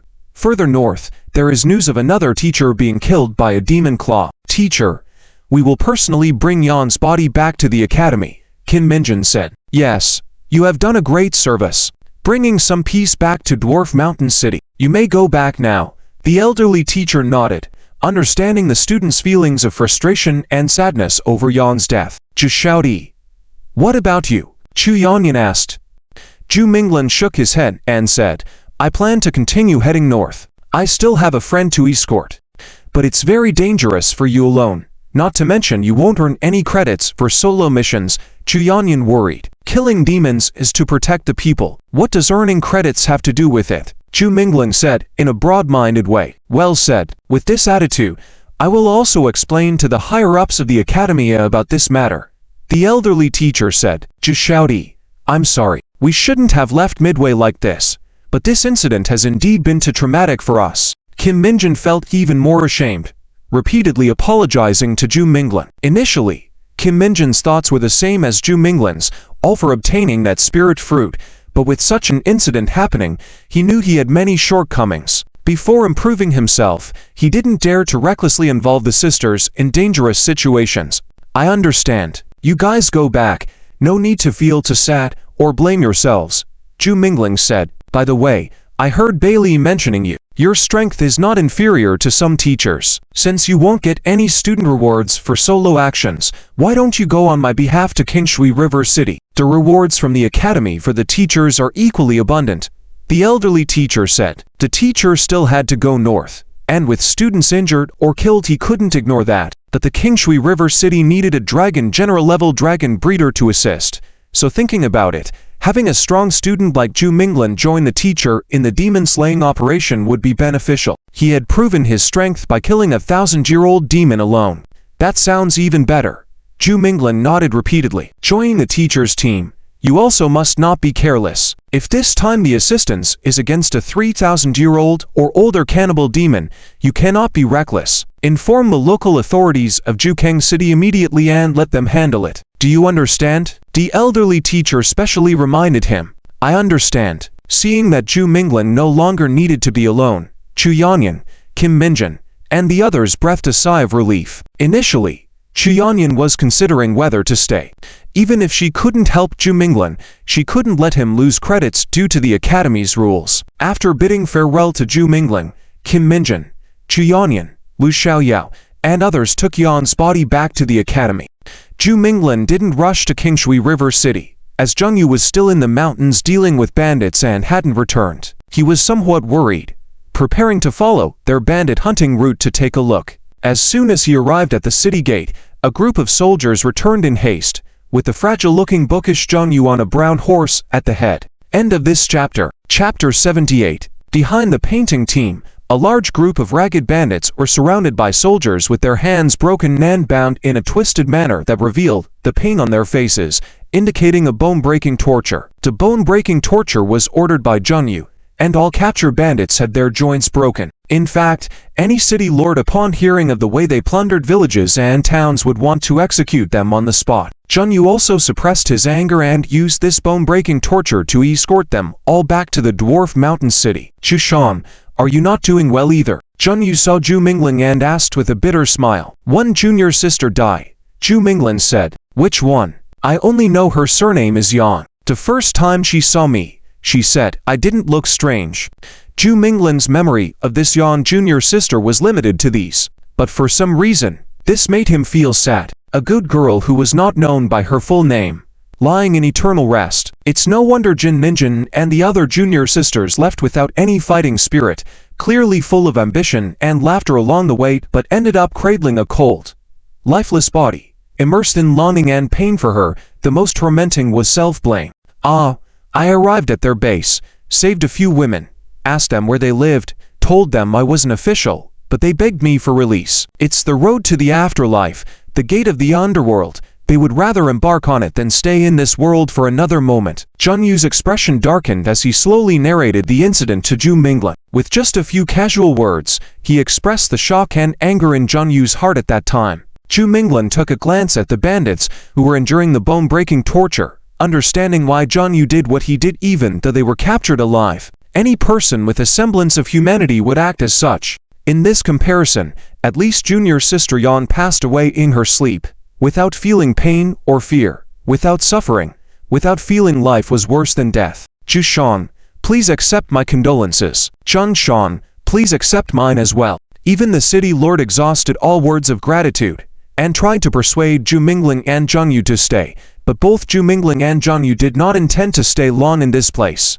Even though everything was settled, their hearts were heavy. The two of them knew that despite the need for rest, they had to continue on their journey. Riding the spirited horse gifted by the city lord, the two of them headed towards the next city upstream.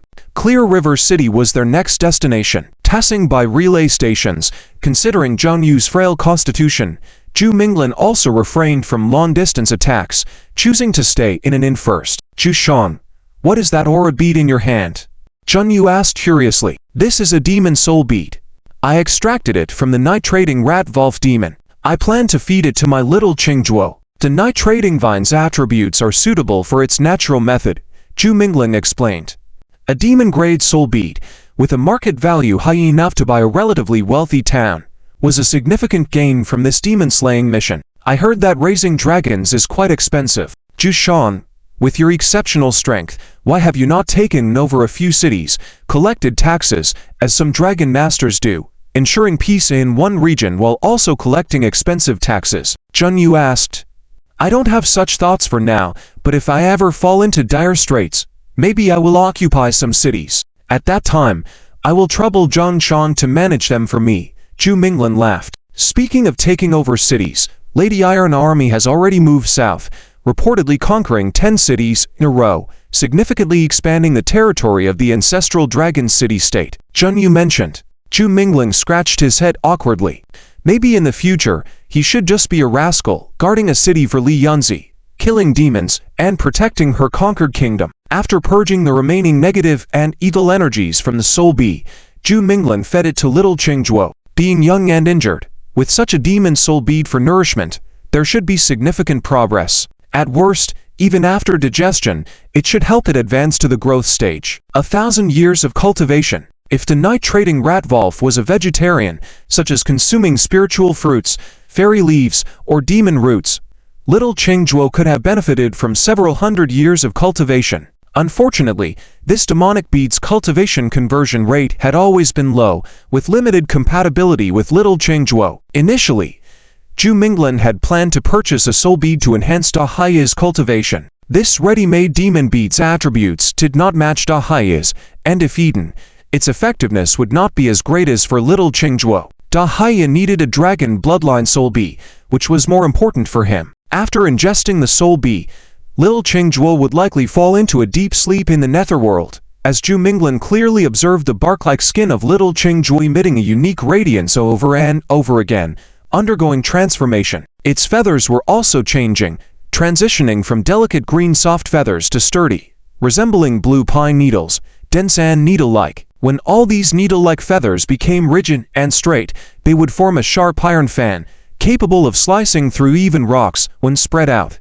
Zhu Minglan had noticed from the start that as little Qingzhuo progressed into the growth phase, its appearance differed significantly from its brothers, evolving towards a unique direction.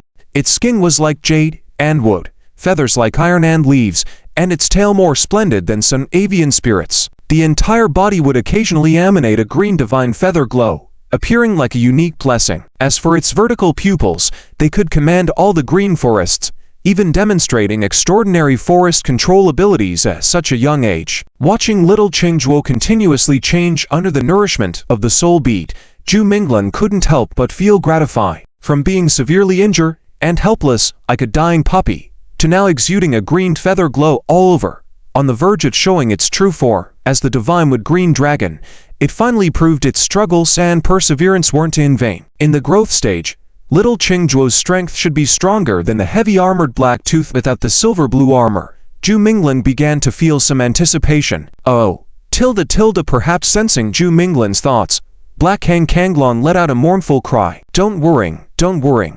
We have a lot of money on hand, all prepared to buy you soul beads. When the time comes, I'll feed you a 2,000-year ancient dragon soul bead. Maybe you'll directly rise to the dragon general level. Zhu Minglan consoled Black Hang Kanglong's sense of imbalance. If Black Hang Kanglong reached the dragon general level and wore heavy armor, he could probably challenge White Chenao. Thinking that all three of his dragon babies would soon be able to stand on their own, Zhu Minglan gradually smiled warmly like a father. Zhu Shan, are you missing Lady Iron? Why are you smiling like that? Zhang Yu took a sip of tea. Looking at Zhu Minglan, ahem. Let's rest well and continue our journey. Zhu Minglan deflected. As they reached the stable and mounted the spirited horse, Zhu Minglan suddenly remembered little Qingzhuo's rapid growth in the spiritual realm. With a forest giant dragon's lineage, when it reached the growth stage, its physique should resemble its mother's, which meant he would have a divine green dragon mount in the future. The pseudo-dragons flew too slowly, often disobedient due to their tame nature, making it uncomfortable for Zhu Minglan to ride, so this time he chose to ride a horse to Clear River City. However, horses had limited speed and relied on official roads, which also had its own set of problems. Just the thought of being able to soar through the sky on a divine green dragon in the near future made Zhu Minglan's smile widen, finally embodying the image of a dragon keeper. Red Lotus City, where the fiery red lotus flowers were like festive lanterns in a river under the city gates, swaying gracefully. The ever-flame-like red lotus flowers bloomed all year, radiating a mesmerizing beauty. One of the greatest sceneries of Red Lotus City.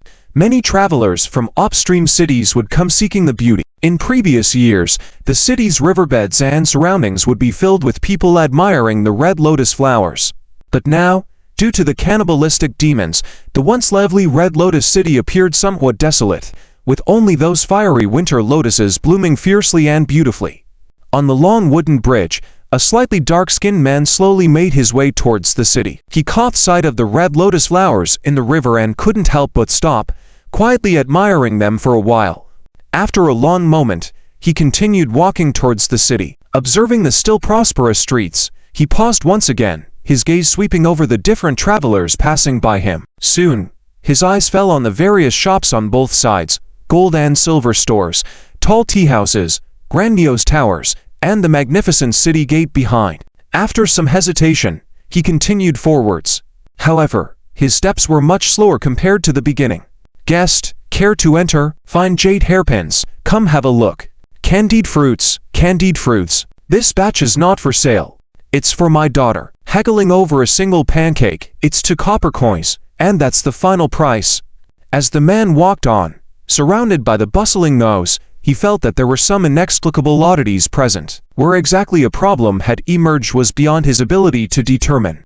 Upon entering the city, he had caught a strong scent of ink, even though there were no calligraphy or ink stores nearby. This ink scent seemed to emanate from every corner. Suddenly, strange ripples appeared on the ground ahead. Though previously neat, the stone bricks along the main street into the city were disrupted, as if a ripple on a lake, spreading out in concentric circles along the blue-roofed gray buildings. These ripples spread to the 2 rows of blue-roofed gray buildings, causing even the houses and shops to sway as if seeing a reflection in water. Incredibly surreal. The people around, pedestrians and shops suddenly froze. The bustling nose came to a complete halt in that moment. A lone traveler wearing white scholarly attire hurriedly passed by from in front of the man. As he walked, he sunk into the ripples beneath his feet. As he continued walking, he turned into ink. The man looked back, the road behind, the street behind, the people behind, the city walls behind. At some point, had turned into a huge ink painting, vividly detailed and lifelike. And he, a living person, inexplicably found himself in this ink-painted world of vividly depicted painted city. Chapter 79. The painting dragon master of the blue-gray roof, with rich ink fragrance, went exhibition and turned his gaze back. The splendid city in front lost its original colors in an instant. It became distinct ink brush strokes, depicting the charm of the entire Crimson Lotus city. Even the distant, undulating mountains and ancient pagodas turned into mere distant scenery. The candy vendor was merely a few strokes of a sketch. The tea house waiter pulling in customers was just a blob of ink. The hurried passing carriages and travelers, though now still, were intricately shaded to depict their busy movements. Exhibition and touched himself with his hands, wanting to know if he had also turned into an ink painting, but he still had flesh and blood. Warmth. Which master is setting up a banquet here waiting for me? Painting this city, I am truly flattered. Exhibition and spoke to the ink city in front of him. His voice echoed in the painted city, but no one responded. Suddenly, a dark shadow appeared on the main street. Exhibition and faced, towering and imposing, approaching the city gate. The broad road appeared narrow and crowded under its feet. The dark shadow approached step by step, causing the ink city to tremble. When it reached the main intersection, the vendors, pedestrians, and soldiers had all disappeared. The street clear, leaving only exhibition and facing this giant ink beast. The dark figure was covered in armor, its fur like flames swaying in the wind. Despite being drawn entirely in black ink, the varying shades created a powerful aura as if engulfed in flames. Fire Lin Dragon. Exhibition and recognized the creature.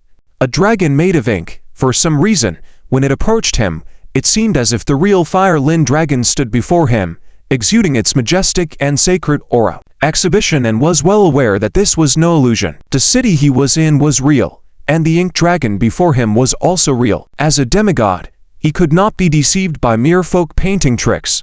The artist who painted the Crimson Lotus city and awaited his arrival was undoubtedly an extraordinary master. But did the Dragon City have such a powerful figure? Exhibition and couldn't recall anyone who could reach such a level, turning art into reality. Even the dragon in the painting was as magnificent as the Fire Lin Dragon itself. If you want to kill me, why not show yourself? We are both demigods of the Dragon City, and I can be considered your senior. Exhibition and faced the approaching Fire Lin Dragon without stepping back. Yet, there was still no response from the artist demigod. He furrowed his brows. Could it be a powerful outsider? Was Lei Ying willing to seek help from foreign demigods to kill him? The Fire Lin Dragon roared like a divide bull, stomping on the ground, unleashing a massive wave of flames that engulfed half the city. Even though it was just ink lines, the scorching sensation and impact felt no different from real molten lava, causing Exhibition and sleeves to almost catch fire. Leaping onto the rooftop, he evaded the dragon's advances, causing the street's buildings to collapse as the ink flame wave grew higher, threatening to engulf half the city. Suddenly, all the ink fell like water, turning the Fire Lin Dragon into splattered black ink as Exhibition and faced the terrifying realization that the city wall of the Crimson Lotus city was alive, manifesting as a city guardian dragon, gazing down at him with its rocky head. His heart trembled as he realized the heights to which the artistry had reached. The artist transformed the walls into a dragon itself, a feat only possible for the most skilled demigods. Ancestor Dragon's divine princess, masterful painter of realms, are you Lei Ying's daughter? Exhibition and finally understood the identity of the artist behind the painted city. However, as he turned around, he saw that the city wall of Crimson Lotus City, though majestic and imposing, had not transformed into a living dragon creature. It was all but a vivid and elaborate dream. He found himself waking up in bed. As he listened to the bustling market sounds once more, surrounded by bustling pedestrians, clay brick roads, ancient towers in the distance, Exhibition and could not see the painter anywhere. The fear that the painted dragon once elicited lingered within him. The scene shifted to the Crimson Lotus City, ancient tower mountain.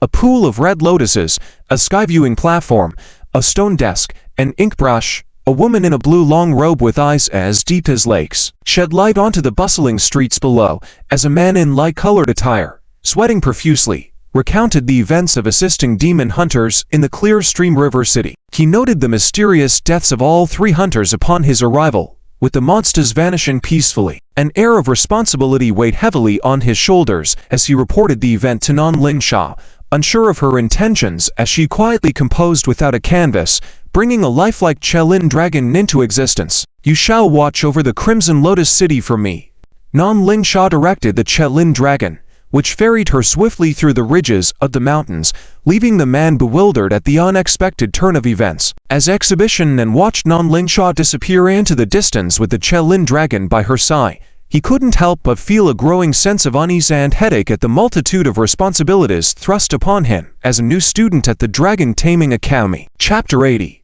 Substitute teacher Zhu Mingling stood under the ancient tower, glancing at the paintings done by Nan Lingsha before. She painted precisely this Crimson Lotus City, using only the simplest black ink, yet it seemed to have depicted the entire aesthetically beautiful city. The second painting was blank, but from the brush marks, it seemed like some object was painted, with outlines resembling the Chelin dragon she had just ridden. The third painting was even more bizarre. No matter how Zhu Mingling observed, he couldn't make out what she had painted. It was as if his eyes were veiled by a layer of mist on the canvas, only achievable to see what was depicted with a higher state of mind.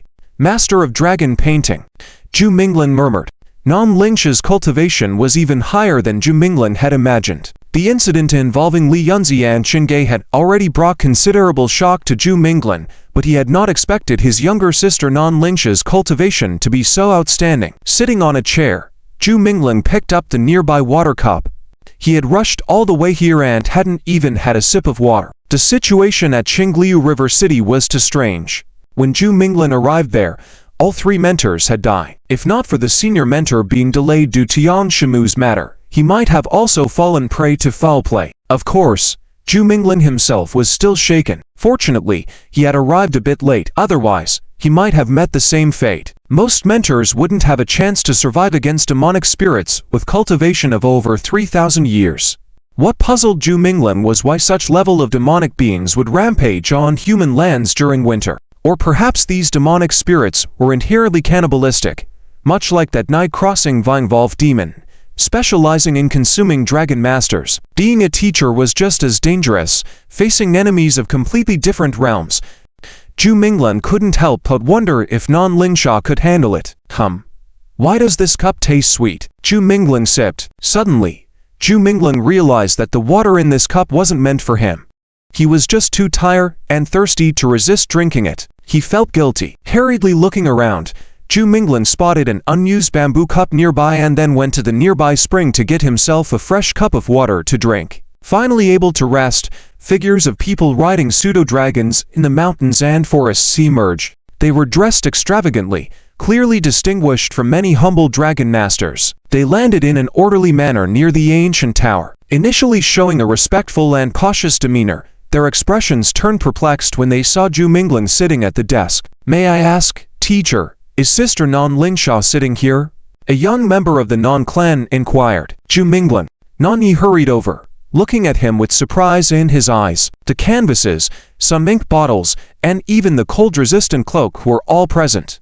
It was evident that Nan Lingsha was the one stationed here. So why was Zhu Mingling also here? "Oh, Nan Lingsha asked me to stand in for her here," Zhu Mingling explained.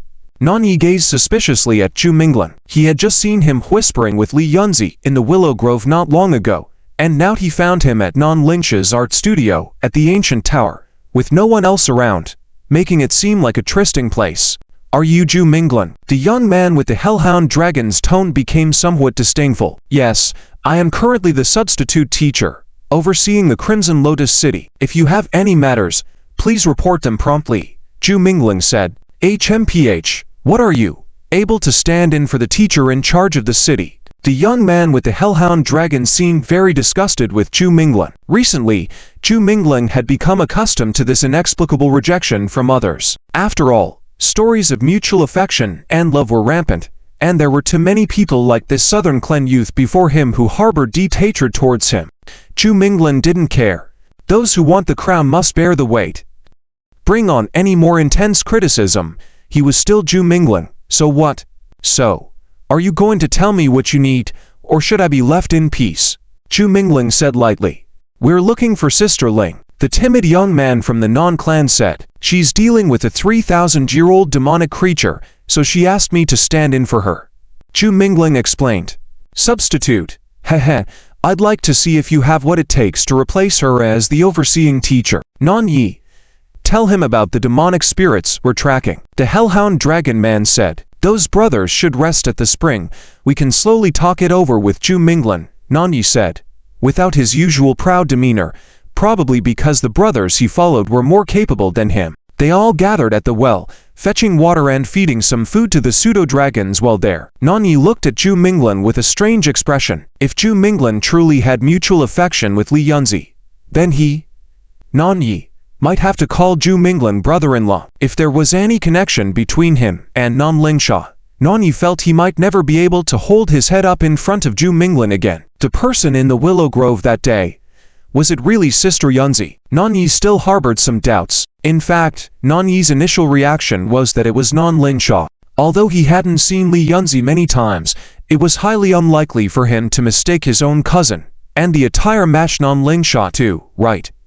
Are you asking me about your sister? Zhu Mingling retorted irritably. Then it wasn't Sister Yunzi.